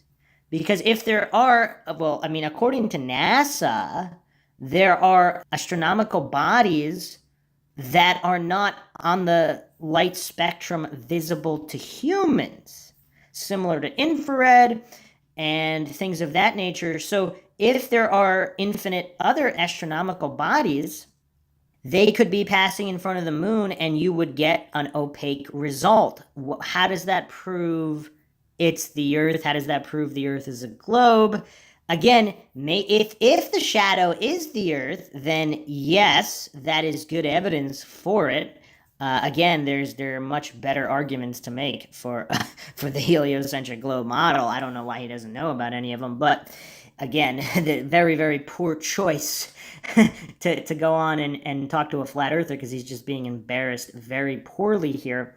But perhaps I'll do a dedicated episode on eclipses and all of the different possibilities there. But yeah, he's presupposing these faith-based presuppositions of all these different things, and then he's basically using these circular reasoning arguments because of ABC, which he presupposed. That means XYZ, and you can use ABC to prove XYZ. XYZ proves ABC. But if they're all presuppositions, how does that actually prove they are what he's purporting they are?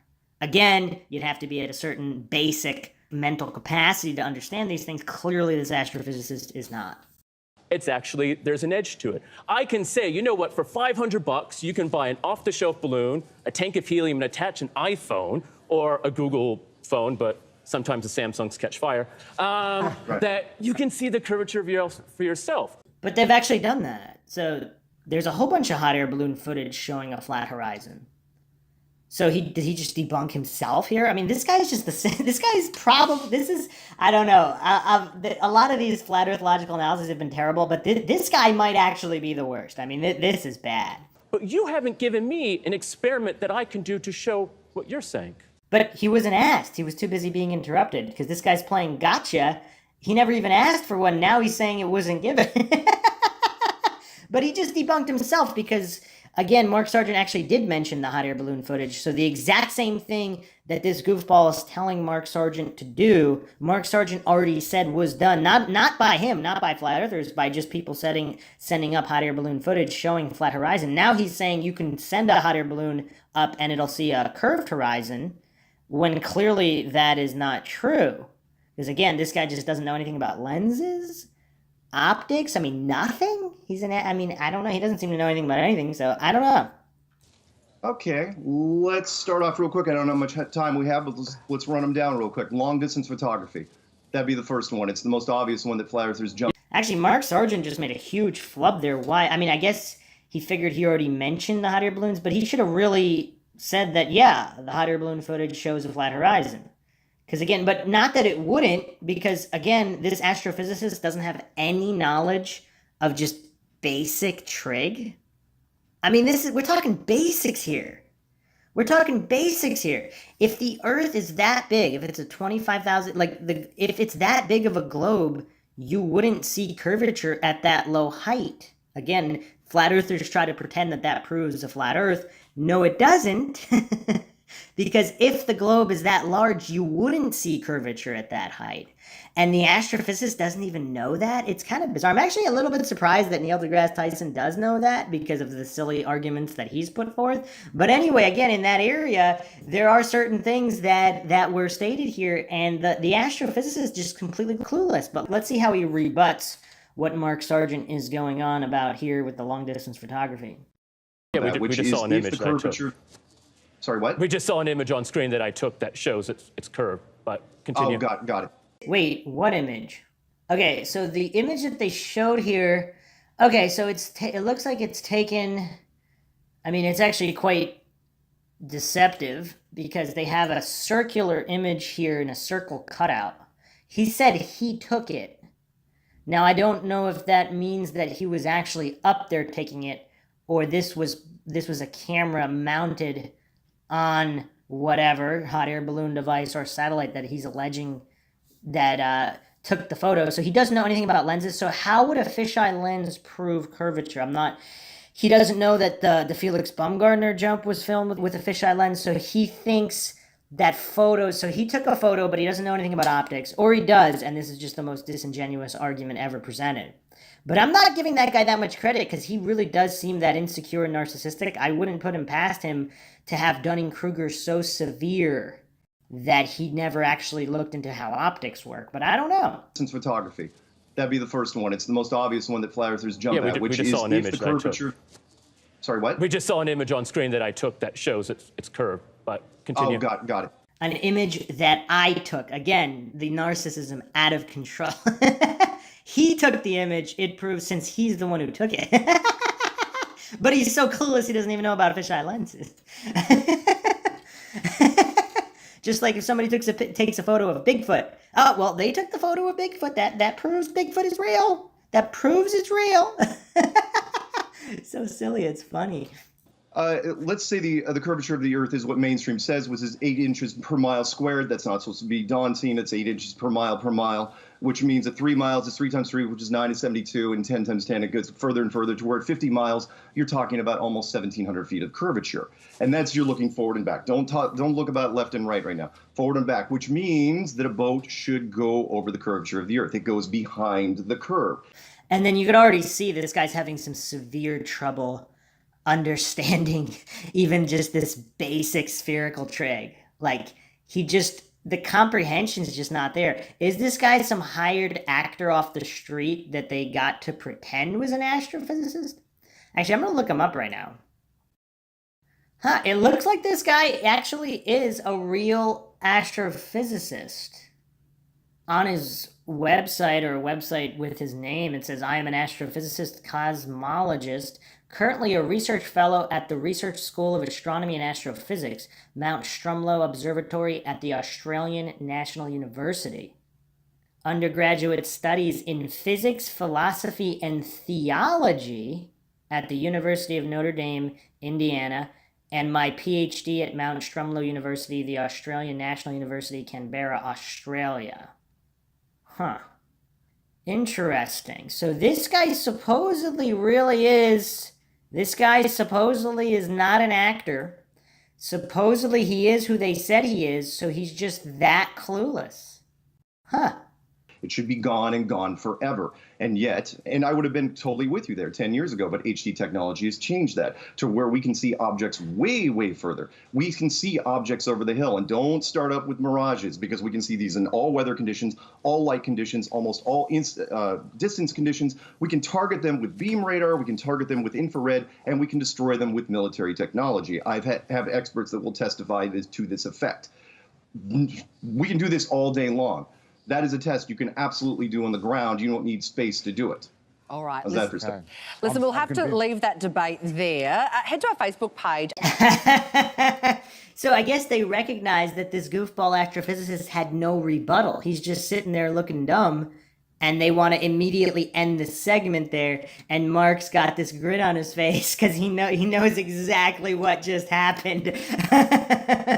Now, what's interesting is only the astrophysicist seems to be extremely triggered. The other anchors or the TV personalities here sitting there, it's hard to tell whether they're just sitting there in a cognitive dissonant stupor or they're genuinely curious or whether the subconscious was tripped to disrupt their idiot box programming. I can't really tell, but it's just Mark's face tells the whole story here of this so-called debate on their Conspiracy Week program where they're not even hiding their intentions. And vote again. Has this debate changed your mind on whether the Earth is flat or not? As well, do you believe in chemtrails? Well, tomorrow we'll be debunking the chemtrail conspiracy theory as part of our... Debunking the chemtrail conspiracy theory, which is now, of course, changing the name to geoengineering doesn't mean chemicals aren't being sprayed in the sky. I mean, I don't know, Studio Ted, does not seem like a very intelligent program. Next segment on Conspiracy Week, head to our Facebook page and take the poll to cast your vote. A huge thank you to both Mark and Brad for joining us today. Thank you. Thanks, guys. I like being here in person. I appreciate it. And I say we take Studio 10 on location. We'll launch a balloon and we'll go see the curvature for ourselves. Oh, that's a great idea. Yep. We'll launch a balloon and see the curvature for ourselves. So what is he? So he's gonna put that fisheye lens on it. So this clueless goof, has he never been on a hot air balloon ride himself without having to rely on the camera? I don't know. This guy's as silly as they come. I actually ended up feeling bad for him. Not just because of just his lack of mental capacity, but just his narcissism is so extreme. Everything's all about him. It's really, really sad to have to live life that insecurely, where your identity is that closely tied with the Church of Scientism and just no critical thinking or deductive reasoning of any kind. But yeah, good for Mark Sargent. He made a fool of another scientism goofball yet again.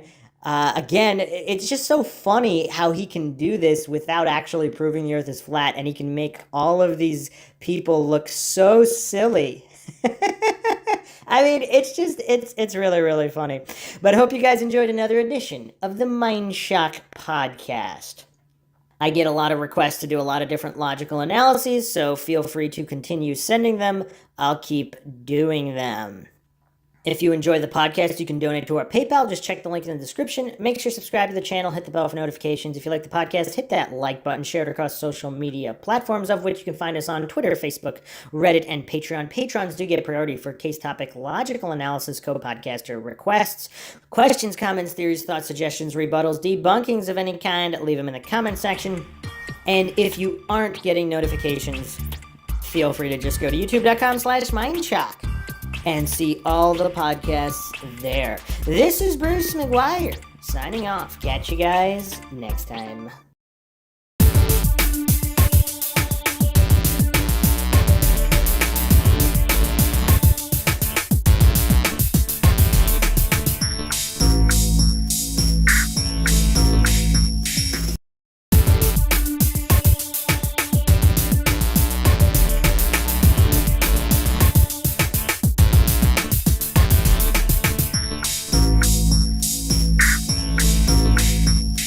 If you like audiobooks or audio shows, check out a free trial of Audible. Just click the link in the description.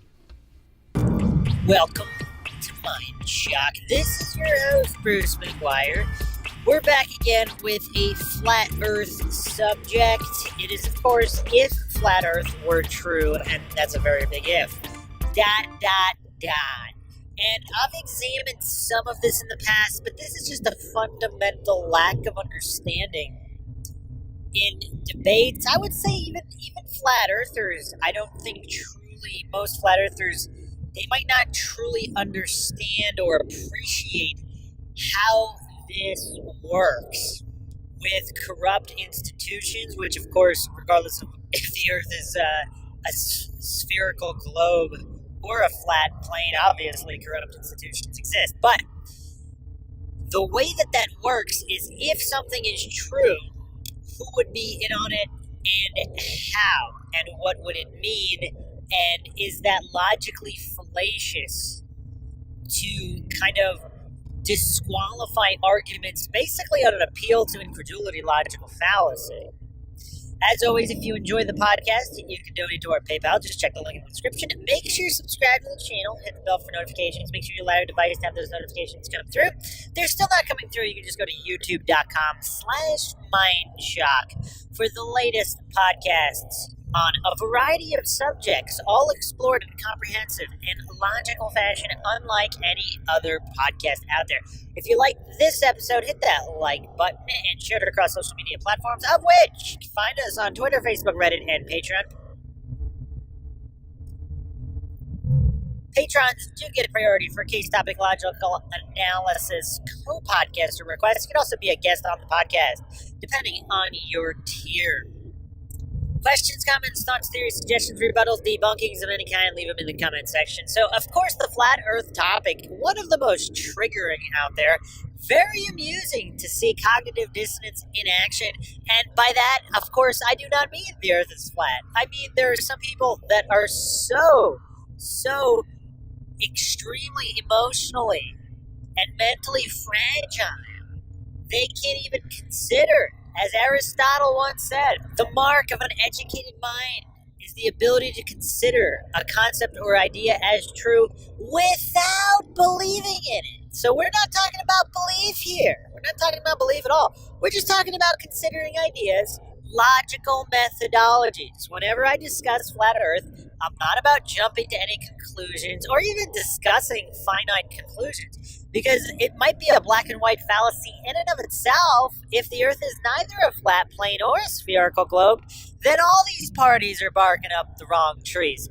But just the notion that humans are infallible or that academic institutions are non-corruptible or all of this nonsense that's propagated by many sides in many debates, flat Earth is a great topic. Flat Earth is a great topic to really develop logical and critical thinking skills, particularly in an objective fashion, and also just to see how human psychology works, how propaganda works. And just because something's propaganda doesn't mean it is false. Obviously, the majority of propaganda is false, but there has to be some kind of kernels of truth somewhere, because otherwise even the silliest of goofs would be able to say, wait a second, this is 100% false. There's got to be something there that's at least a little bit true, otherwise it doesn't quite work. So let's get into the topic of this podcast. So I think one of the biggest barriers, which is, of course, I mean, that's, again, if you've listened to Flat Earth podcasts on MindShock before, the Bruce McGuire theory is that for whatever reason, either to cause social unrest, to more easily propagate a new world order, or a one-world totalitarian type government, to cause as much unrest as possible, even creating conflicts where there are none, or these divide and conquer strategies built on the back of some truth, for example, corrupt scientism. Now, just because all of these, the academic establishment is completely corrupt and most of science is either corrupt or false, that doesn't mean the earth is flat. I mean, and again, that's something the flat earthers don't quite understand. Yes, the flat earthers are right in exposing the scientists, because it should be exposed. But that doesn't necessarily mean all the conclusions of scientists are false just because the methodology is false. It's kind of, again, like really, really dumb people can be accidentally correct about things. Which is why I always warn against jumping to conclusions and making all of these faith-based religious assumptions. Flat Earth, in a way, is kind of a knee-jerk.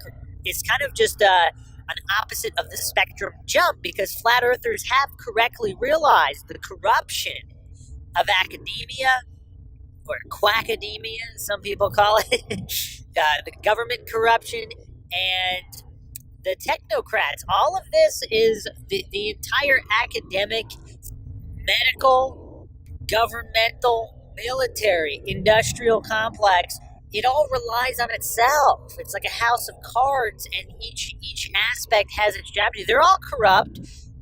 Most of what they preach, it's like different divisions of churches. It's mostly false, but obviously it's not 100% false in every single way. And that's where the flat earthers, not all flat earthers, I mean, there are some logical flat earthers out there, but jumping to the conclusion immediately that it has to be flat because of all this corruption and lying going on, that's a bit silly. And then all the cognitive dissonant, thoroughly indoctrinated scientism cultists saying, oh, well, they can't all be wrong or lying, therefore it's a globe. That's even sillier. So that's what's hilarious about the whole thing, that the flat earthers, even if wrong, are so much more logical than the globe earthers. It's just hilarious in its own way. And of course, the Bruce McGuire theory is this. There's a concerted effort to create more flat earthers, to create more discord. And the way they do that is by intentionally, fallaciously, and poorly defending the globe model, that it makes it seem much more likely that the earth is flat with such poor logical defenses. I mean, if you look at Neil deGrasse Tyson, Bill Nye, some of these astronauts, they put forth the silliest arguments that even children wouldn't use to prove that the earth is a globe. I mean, there are some legitimate scientific arguments out there, but they're never used. Is that all accidental, or is it a concerted effort to make globe earthers look so silly? Like the arguments, of course, of Neil deGrasse Tyson and all of these mainstream puppets and mouthpieces, they intentionally make the argument so poor for the globe that causes an increase in flat earthers. That, of course, is the Bruce McGuire theory, regardless of whether flat earth is true or not. Regardless whether the heliocentric globe model is true or not. Again, this is not about conclusions.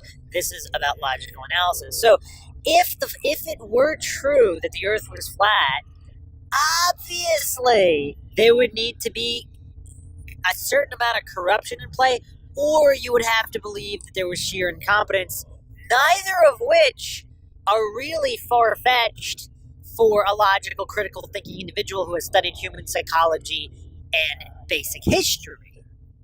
If you let's look at the coronavirus. Let's say,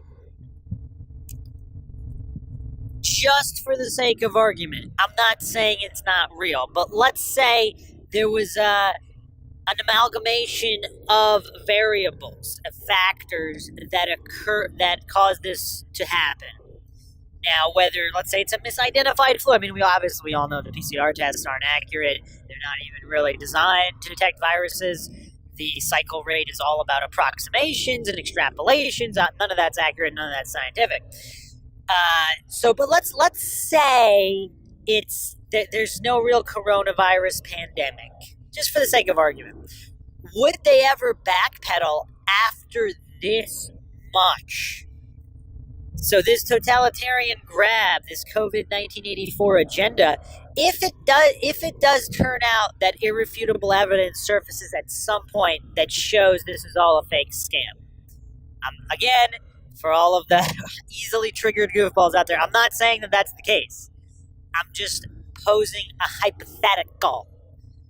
So no need for all the triggered comments that appear to happen anyway, even when I preempt them by explicitly stating that. I mean, the English comprehension of cognitive dissonant coincidence theorists is just not very extensive, not even at a children's level. But just for the sake of argument, now after everything that all these different governments all around the world have done, the only governments that might actually say, oh yeah, it was a hoax, would be the really, really tiny countries that people might find irrelevant. They have nothing really to lose. They're not part of any big world trade agreements. So they have lower populations. The faith in their government might not be that strong to begin with, so they have less to lose. But anyone that has more to lose, would they ever admit it? And for whatever reason, the mentally weak cognitive dissonant coincidence theorists, the sheep, the lemmings, hopelessly indoctrinated into the cult of state authority worship and scientism, they can't understand this very, very simple idea. It all comes down to not only ego, but perceptions.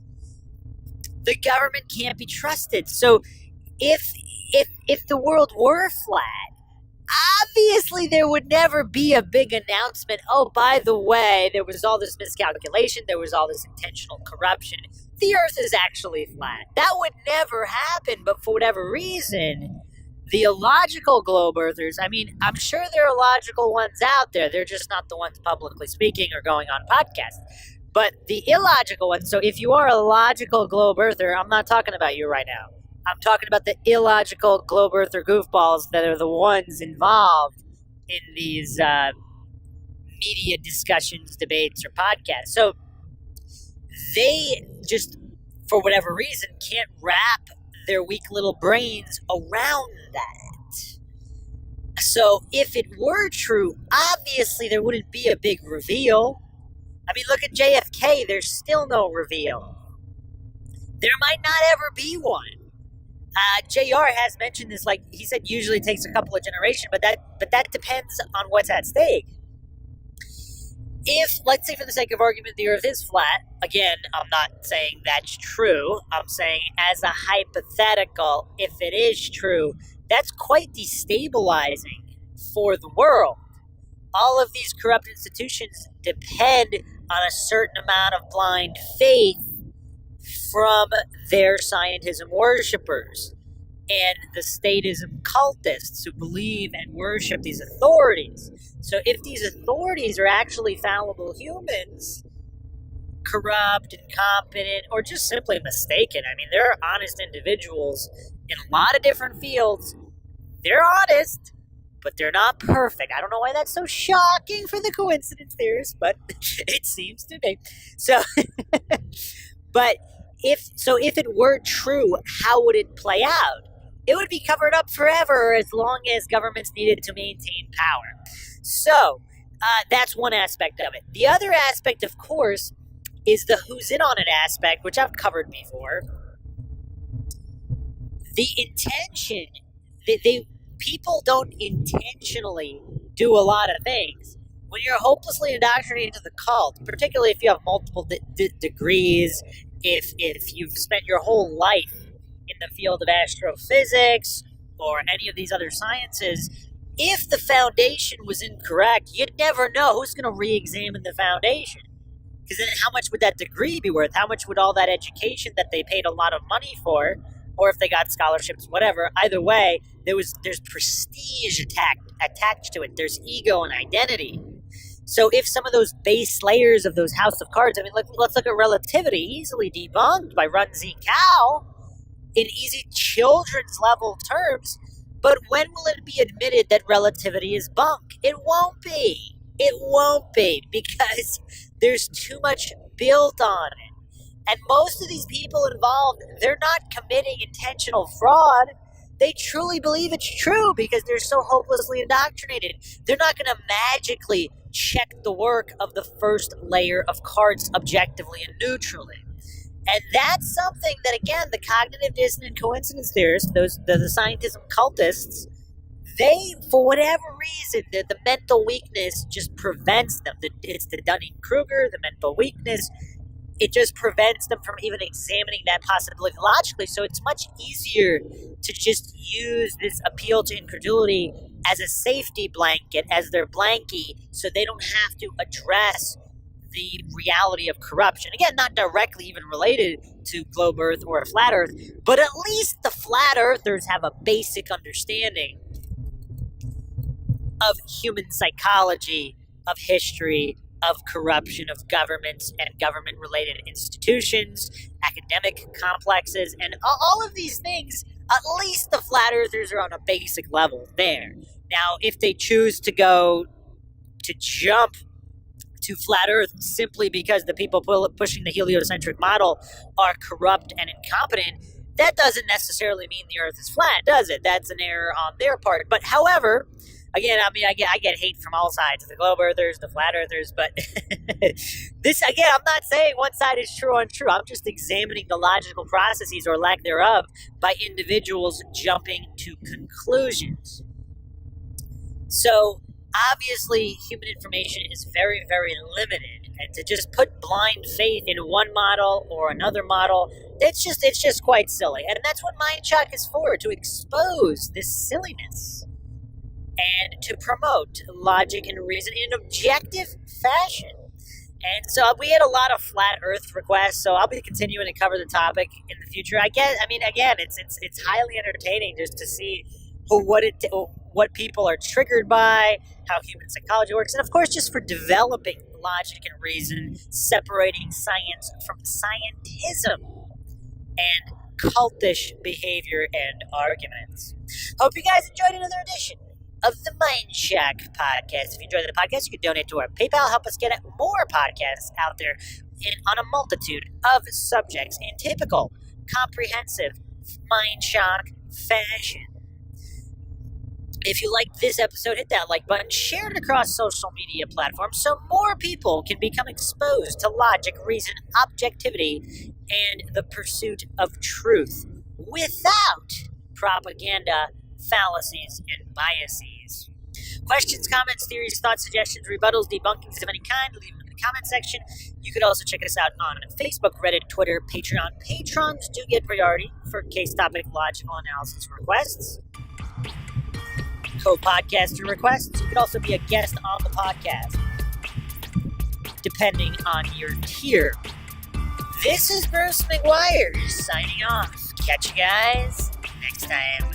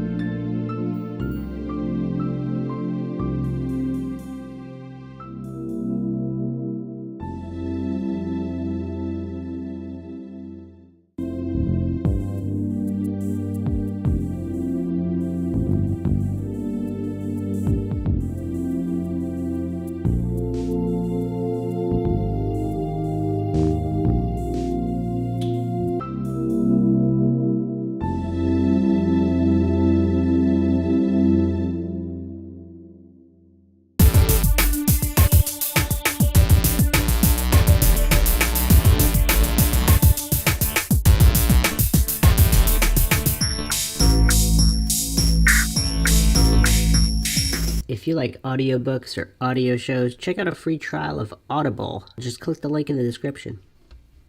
Welcome to MINDSHOCK. This is your host, Bruce McGuire. Just a short one today regarding flat Earth debate, because obviously a lot of triggered goofs came out of the woodwork for the previous flat Earth logical analysis I did between Flat Earth David Weiss, and Professor Dave Farina. And that one garnered a lot of attention, and I'll just make a few quick points on that, as well as points moving further for further flat Earth debate. As always, if you enjoy the MINDSHOCK podcast, want to help support logic and reason in a world where it is quickly becoming extinct, you can donate to our PayPal. Just check the link in the description. You could also become a patron, help support the channel that way. You could also become a YouTube member right here on YouTube for access to exclusive streams and chats. Make sure to subscribe to the channel, like and share Twitter, Facebook, Reddit.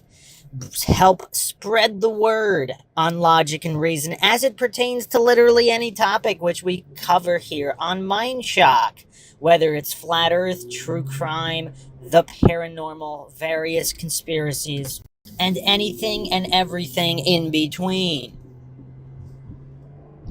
Questions, comments, theories, thoughts, suggestions, rebuttals, debunkings of any kind, leave them in the comment section. And regarding that point, I mean, there was so much riffraff in the comment section, which obviously is to be expected.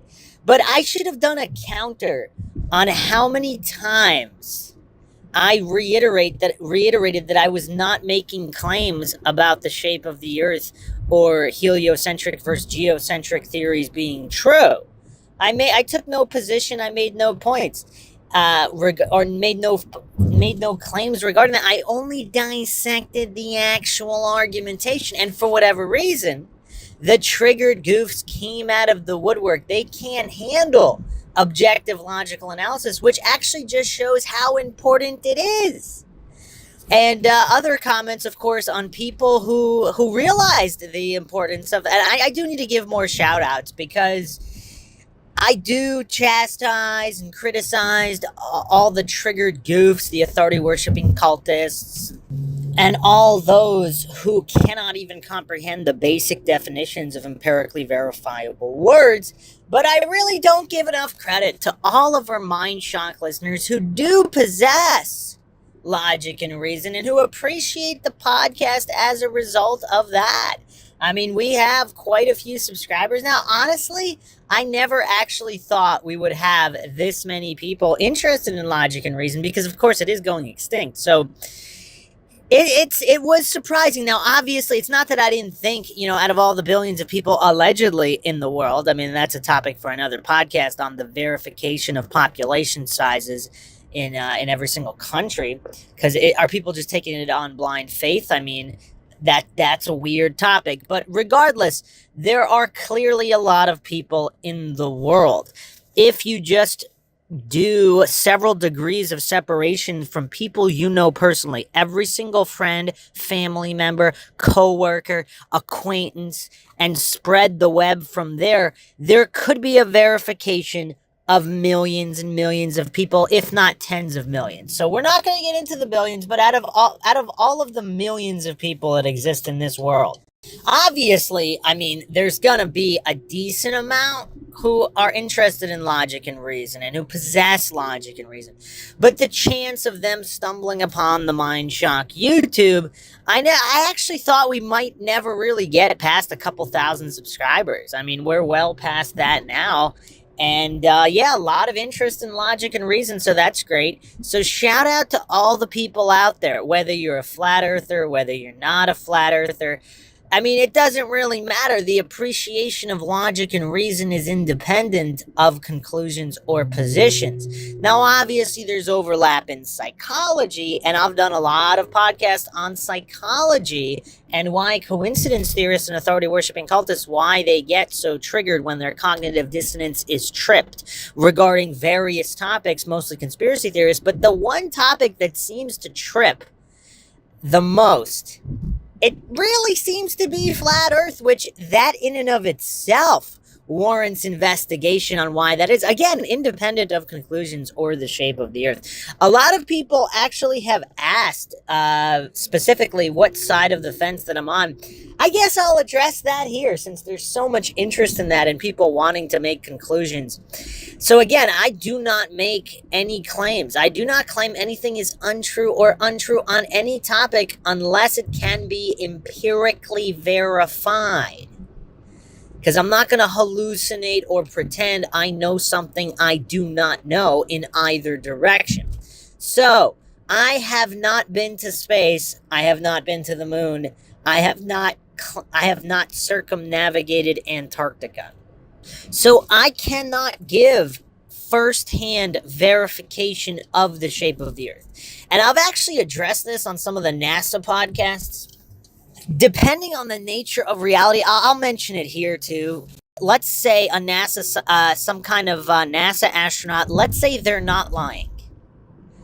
So let's say you hooked them up to a brain fingerprint scan and they actually claimed they went to the moon, they walked on the moon, etc., for those that did or claimed to have done.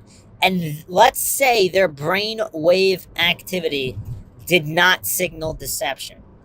Does that mean they actually landed on the moon and walked on the moon? Now, again, people without logic might instantly say, well, yes, because they're not deceiving. Well, hold on a second. They're not intentionally deceiving. If they were brainwashed or part of these MK Ultra programs, which of course exist, it's kind of funny actually, because back in the day, coincidence theorists, authority worshipping cultists, and corruption deniers, they pretended that that was all made up conspiracy nonsense and there was no mind control experiments by the government. Now, obviously, it's all out in the open, declassified documents and such on the MK Ultra program. So any layperson, coincidence theorist or not, can verify that. Now, a lot of these people, a lot of these coincidence theorists, authority worshipping cultists, and corruption deniers, they're too mentally weak. I actually did a few podcasts on that. Are you mentally weak? Is your brain weak, etc.? So you can check those out on the MINDSHOCK podcast if you haven't checked them out already.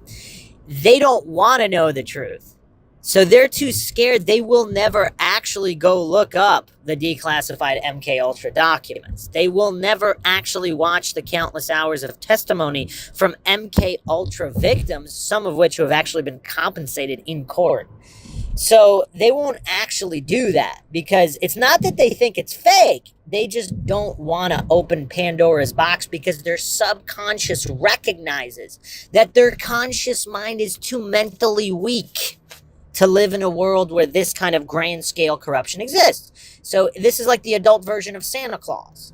The people who still have blind faith in government officials and all of these provenly demonstrable corrupt individuals and war criminals who they worship. It's just unshakable to them because their mental weakness is so extreme.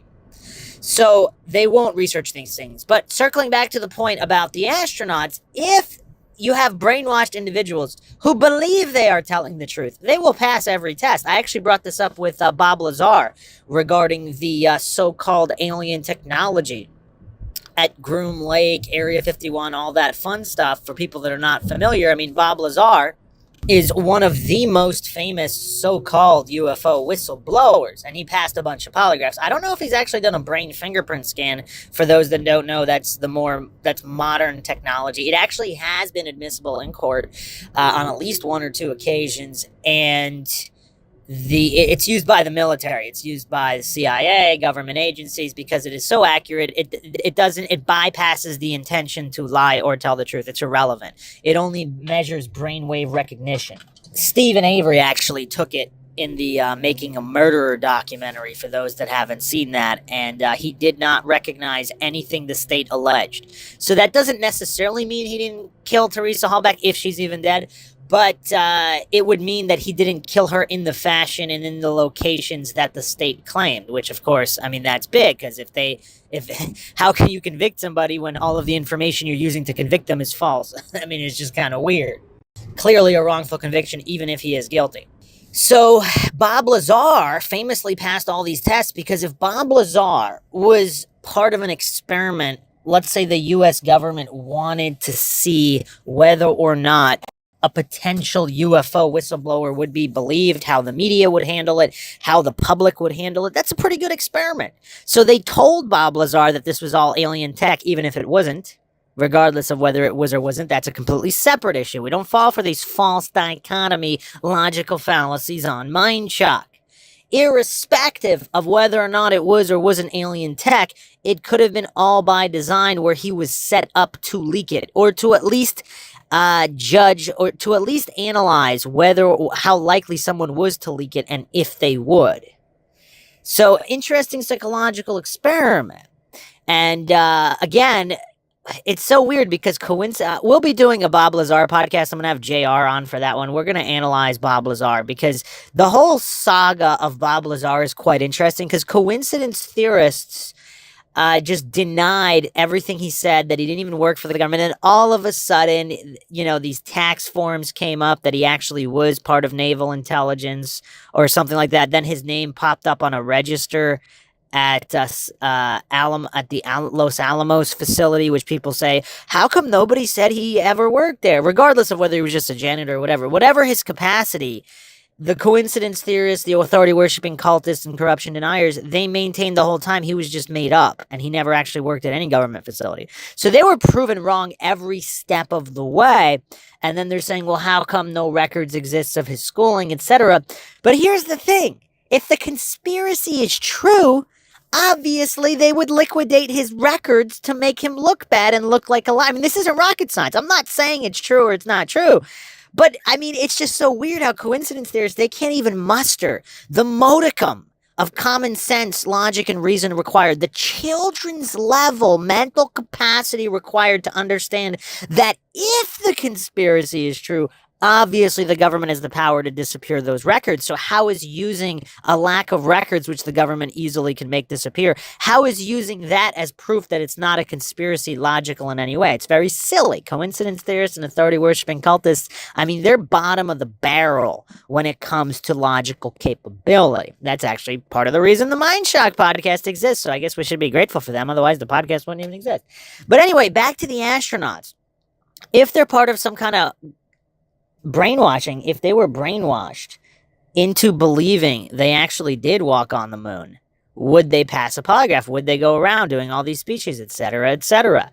So just like all the NASA scientists, I mean, not even brainwashing, but if they set up certain facilities and claimed they were what they weren't, I mean, how would anybody even know? Just like if you go to Antarctica, let's say you believe in the heliocentric globe, regardless of whether it's true or not, and you're told these locations are these locations. I mean, let's take an even more basic example. I've actually mentioned this before. If you're flying in an airplane, like let's say you go to wherever, you go to London from Los Angeles, how can you verify all the land masses? I mean, let's say you go around all the continents. Again, regardless of the shape of the Earth, flat, globe, doesn't matter. How can you verify the land masses are what is being shown on that computer screen? Now, even with radar, like what is the map the radar is being projected on? Because if the land masses look different and because the radar would theoretically be accurate because it's going to tell you where you are in relation to something else though, but it's extrapolated using a map, using math, which the math might be true, but it's based on the variables plugged in. So again, to verify all these land masses, that's very difficult to do unless you do a nonstop flight with people all along the way, with points of reference verifying every single point to stop along the way. Has anybody done that without ties to government or without having to do with anything with government or government technology? Have just random people done that all over the world? And if so, when was the last time they have done that? I don't believe that's been done. So it's very easy. I've brought this up before, but not for a while. It's very easy to prove the shape of the Earth.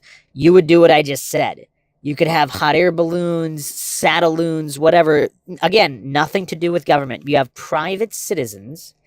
With the private citizens at those locations, you have them with various high-power light array setups in the hot air balloon on the ground. And therefore, you have, let's say, 4 people Four people circumnavigate Antarctica at the same time with visuals, with a lot amount of hot air balloons. You have 100 people with drones flying them all around to verify each other's positions. And you also have that in Australia, New Zealand, South Africa, and the southern tip of South America, and islands along the way. You do all that to verify the position of Antarctica. You'd also have to do that in the North Pole just to confirm continent locations, and you'd have to do that pretty much everywhere. But let's start with Antarctica, because you know what's weird, though? That still wouldn't really prove the shape of the Earth unless because you'd have to do that at the North Pole also, and then you'd have to verify all the points along the way. That's what makes it so difficult. Like, a lot of goofs out there, they think this is all settled and easy. That's what makes it interesting. As soon as you rely only on empirical verification and the scientific method, all of a sudden, it becomes very difficult to verify the shape of the Earth. Now, again, I'm not claiming it's one way or the other. I'm not even claiming it's not some kind of weird simulation. Now, here's another theory. I mentioned it once on MindShock. I'll mention it again because it's quite interesting. And for all our new MindShock listeners that haven't gone through the catalog of the MindShock podcast, I mean, you definitely should. But if you haven't yet, I'll drop this here. If we are living in a simulation with a lot of Easter eggs, who's to say the programmers can't change the variables of the simulation? For example, could they change the Earth from flat to globe and then back again? And would that account for certain inconsistencies in testing? Again, I'm just throwing that theory out there because a lot of goofs, they can't even comprehend that just because you're theorizing doesn't mean you believe it. There's an old quote. I mean, it's been attributed to Greeks. It's been, there's modern versions. The point of who said it doesn't even matter. The mark of an educated mind is to consider an idea or concept as true without believing it.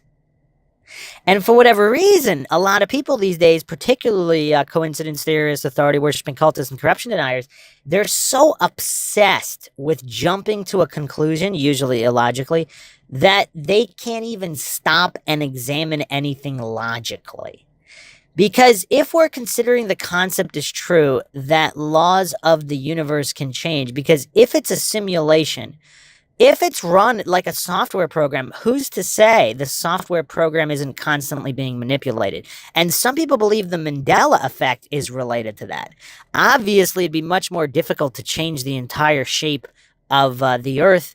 But again, if we're ants, and the creators of the simulation are far more intelligent than humans in relation to ants, like exponentially more than that difference, then it's kind of hard to fathom something that they wouldn't be able to do. And if there are these constant manipulations and changes, I mean, that could explain some of the convoluted history on Earth that we have. If you haven't checked out the Altered History podcast series on MindShock, make sure you check that out. I go over the manipulation of history throughout the ages because, of course, the victors write the history books. So, again, going all the way back to the beginning regarding Flat Earth debate, clearly, I don't know how many times I have to explicitly state it's not about the conclusions. It's about argumentation. It's about developing logic and reason. And the flat earth topic is actually, again, in my opinion and experience, it's actually the most useful and the most easy to demonstrate these fallacies because people are so triggered. There's a lot less nuance. Just look at the comment section. So I will be going over further flat earth debates. If you haven't seen the previous ones, I already did about, 6 or 7.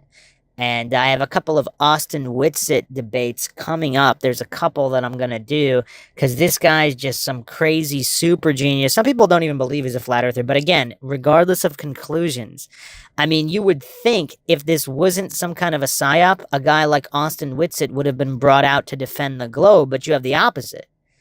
You have these people who are completely clueless, like so-called Professor Dave, giving the poorest defenses of the model. I mean, just rapid-fire fallacies. Austin Whitsitt is like the opposite of that. It's rapid-fire pure logic. I mean, this guy's command of logic and reason and the scientific method, I mean, I don't know where this guy came from, but his intellect is just absolutely undeniable. He's like a logical savant. I've been doing this for quite a long time. I have a couple different degrees. Obviously, they mean nothing, which is why I never use them for any kind of anything, because they're completely meaningless. Some papers you get at indoctrination facilities for jumping through hoops like a circus animal, regurgitating information that you have not verified to be true, and you don't know why it's true, even if you believe it is true. I mean, as Professor Dave clearly demonstrated, and a lot of these other goofs that publicly defend the heliocentric globe, for some reason they're brought out. But then you have a guy like Austin Whitsitt. I mean, this guy might be the best I've ever seen, and he's not even some like old professor. He's not like Jordan Peterson-esque, as some people worship Jordan Peterson. I'm not one of them. I mean, obviously his command of psychology and sociology is quite astute. But even I would put Austin Whitsitt far ahead of a guy like Jordan Peterson, just because it's not just his command of logic and scientific understanding, but the rapid fire mechanism by which he speaks and debates. I mean, it's just rapid fire, pure logic. He's running circles. He's like the Michael Jordan of debate. I mean, I'm not even talking about topics like forget flat Earth. Just in terms of logical fallacies and debating. I mean, this guy's lapping people. I mean, if we use a track analogy, I mean, he laps people several times before they even know what's going on. I mean, it's just absolute decimation. So it's not even fair. It's like an adult debating with a 2-year-old every time you have Austin Whitsitt on any kind of logical debate. It's not, again, nothing to do with flat Earth. So, again, I'm not even claiming he's really a flat earther. Some people believe the conspiracy is. This is some kind of like... this is somehow related to Discordianism or creating as much mischief and strife, discord, and anarchy as possible, where it's just madness as some kind of prelude to martial law or complete collapse of the system. So they have a guy like Austin Whitsitt debate so well on the flat Earth side, again, regardless of flat Earth being true or not true. I postulate it would be that much more hilarious if the Earth wasn't flat, and in all these debates, all these globe earthers and PhDs absolutely getting decimated by flat earthers if the world is not even flat and it is I mean, the whole thing's just hilarious. But in this clown world and the way that these so-called elites, these corrupt profiteers, they like to wink at people. They like to leave these little clues for anybody that's studied like Freemason symbolism. I mean, it's all out in the open, and they're these little winks. So is this all intentional to create as many flat earthers as possible, to create as much discord as possible by having the globe intentionally defended so poorly on all of these social media platforms and in the mainstream? Is that all by design?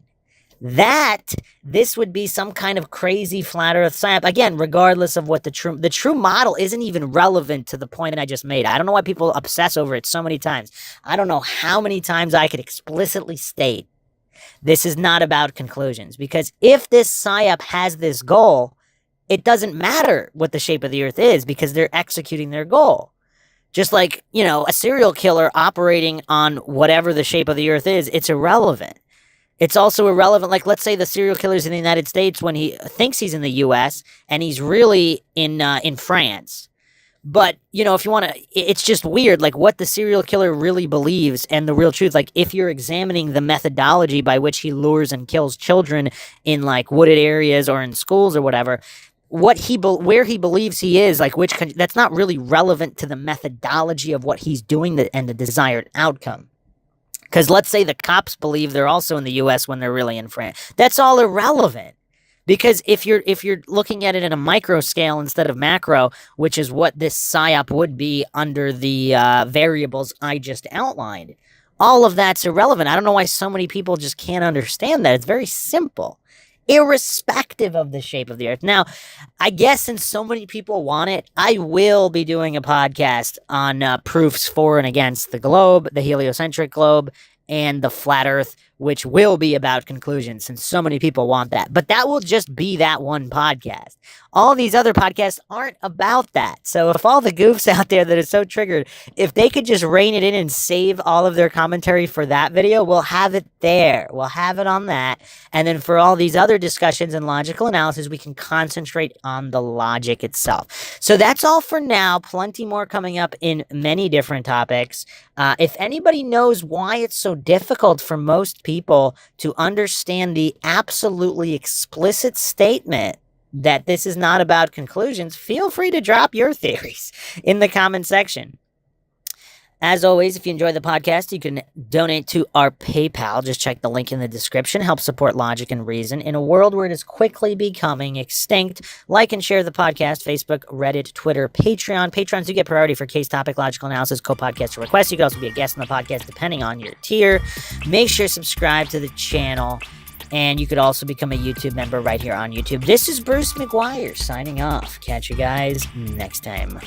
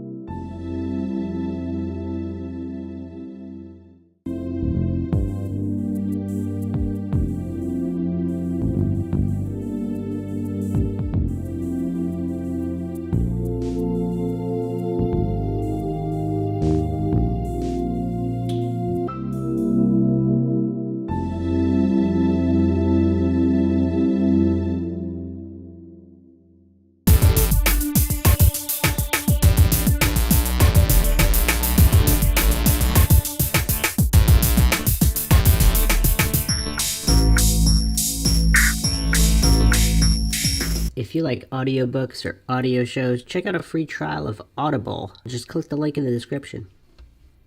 Welcome to MindShock. This is your host, Bruce McGuire. I am posing a very simple question today. Is flat Earth a good thing? Is flat Earth in the mainstream a good thing? I know a lot of goofs are going to get triggered. This is one of the most triggering topics because I don't really spend time speculating on whether or not flat Earth is true or untrue, like what the shape of the Earth is. I mean, there's so much that can be gleaned from the discussion without even focusing on conclusions or the actual truth. Just the argumentation and the psychological aspects of the cult of authority worship, science versus scientism. There's so much here that's beneficial without even focusing on the shape of the Earth. And that's why I'm posing the question. As always, if you enjoy the podcast, find it interesting and informative, you can donate to our PayPal. Just check the link in the description. Help us get more mind-shocking content out there with logic and reason in a variety of topics the mainstream is too terrified to discuss objectively or logically in any way. You can also become a YouTube member right here on YouTube for access to exclusive streams and chats. Make sure you subscribe to the channel, hit that bell for notifications. Like and share Twitter, Facebook, Reddit, Patreon. Patreon do get priority for case topic, logical analysis, co-podcast, or requests. You could also be a guest in the podcast depending on your tier. Questions, comments, theories, thoughts, suggestions, rebuttals, debunkings of any kind, leave them in the comment section. So, again, I'm not going to focus on the true nature of reality. I will post this hypothetical. Let's say, for the sake of argument, hopefully the flat earthers don't get mad at me here. Let's just say, for the sake of argument, that the Earth actually is a globe. Not necessarily a spinning globe, but a globe.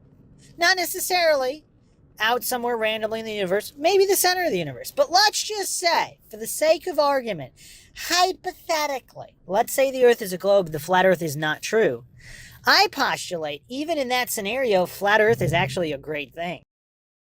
Because flat Earth has exposed the cult of authority worship and scientism better than just about anything. Now, people that have been studying the fraud of relativity and the history of physics, particularly the past century or so, and the amount of sheer fraud, like the hoax of 1919, which Einstein received his Nobel on. You can go back to the previous MindShock podcast episodes dealing with this. That's not the point here. But those that are familiar with the history and fraud of physics and the politicized field of science, they're not really that surprised by everything the flat Earth has brought. But for those not familiar, for those poor authority worshiping cultists that just toe the propaganda line unbeknownst to themselves, the Mr. Smith effect. I've gone over the Mr. Smith effect before too. I'll probably do a big dedicated podcast on it, but just touching upon it briefly here, because there's very logical, smart people. As soon as you say the words flat Earth, their logic switch is turned off. They get incredibly triggered, and they're like Mr. Smith in the Matrix, doing anything they can, whatever mental gymnastics they need to do to protect the Matrix and their belief system. And obviously, it'd be even funnier if the world really was a globe and all of these things are exposed anyway. But that's kind of the point here. Even if it is a globe, all of this is a great thing because it really exposes scientism for what it is, the main religion of the world. Now, I'm still going over a bunch. I do a lot of logical analysis on flat Earth, obviously not focused on the actual shape of the Earth, just on the people making the arguments. And it's kind of been almost comical how the globe, the heliocentric globe, has not been defended logically in the mainstream yet. It's almost as if on purpose for kicks. Again, even if the Earth is a globe, it's like all of these intelligent heliocentric globers, they just refuse to debate because it's too funny.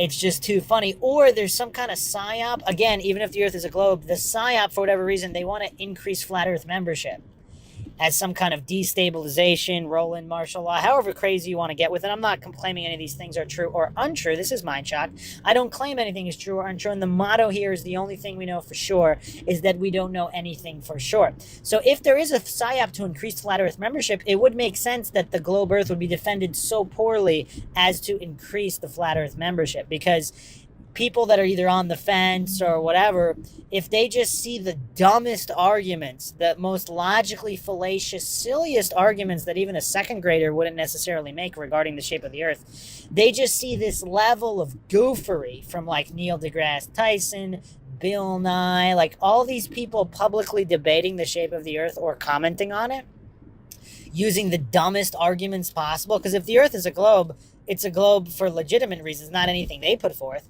So if the PSYOP is to intentionally defend the globe model so poorly as to increase flat earth membership, it seems to be working. This is, of course, again, running with the hypothesis that the earth really is a globe hypothetically. I'm not claiming it is, just for the point of this mental exercise. If it is, and looking at how it's defended. I am looking at a couple of newer flat earth debates with Austin Whitsitt and some highly credentialed individuals, which are definitely the best defenses of the globe thus far. They're pretty dense, so I'm still making my way through it. Obviously, those will not be short analyses because I want to cover all of the bases. Got those coming up shortly. But yeah, just the question here today, has it been a good thing? Because it's actually introduced a lot of people to logical fallacies that otherwise wouldn't be. And it's made people question why they believe what they believe, and also exposes corrupt authorities at a level no other single topic has been able to do, really. So I postulate that even if the earth is a globe, the flat earth movement, so to speak, has been an excellent thing. It's been excellent for science. It's been excellent for psychology. It's been excellent across the board. And also, it's been excellent for comedic purposes, for just laughing at the triggered Dunning-Kruger goofs that can only emotionally and fallaciously defend their viewpoints.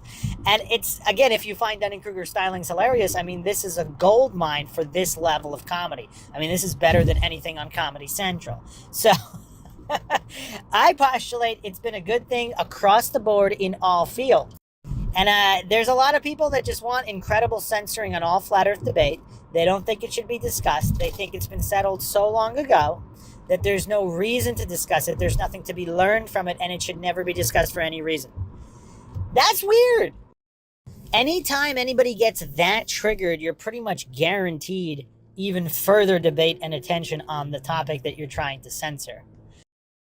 So at the end of the day, is the world a better or worse place since flat earth has been publicly discussed and kind of went semi-mainstream? I mean, there were news segments about it, Netflix documentary, et cetera, et cetera. It's semi-mainstream.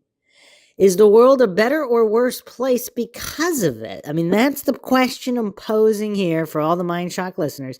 And regardless of the shape of the earth, if this topic develops logic and reason, proper argumentation for people to reflect on why they believe what they believe, instead of just towing propaganda lines and the dogmas of the corrupt, the cult of authority worship is, of course, responsible for the majority of the death and destruction throughout history.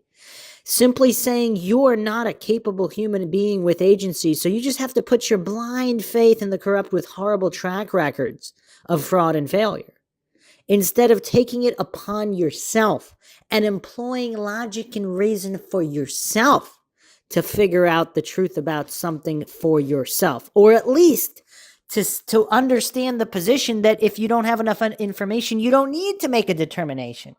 Understanding when there's not enough verifiable information to pick a side, I mean, that's very valid, and yet nobody really wants to talk about that.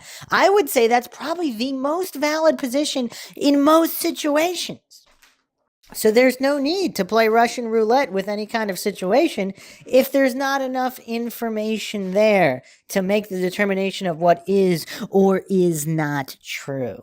That's it for today. I will be releasing a few more logical flat earth debate analyses, looking at some of the best arguments for and against the flat earth and the heliocentric globe model.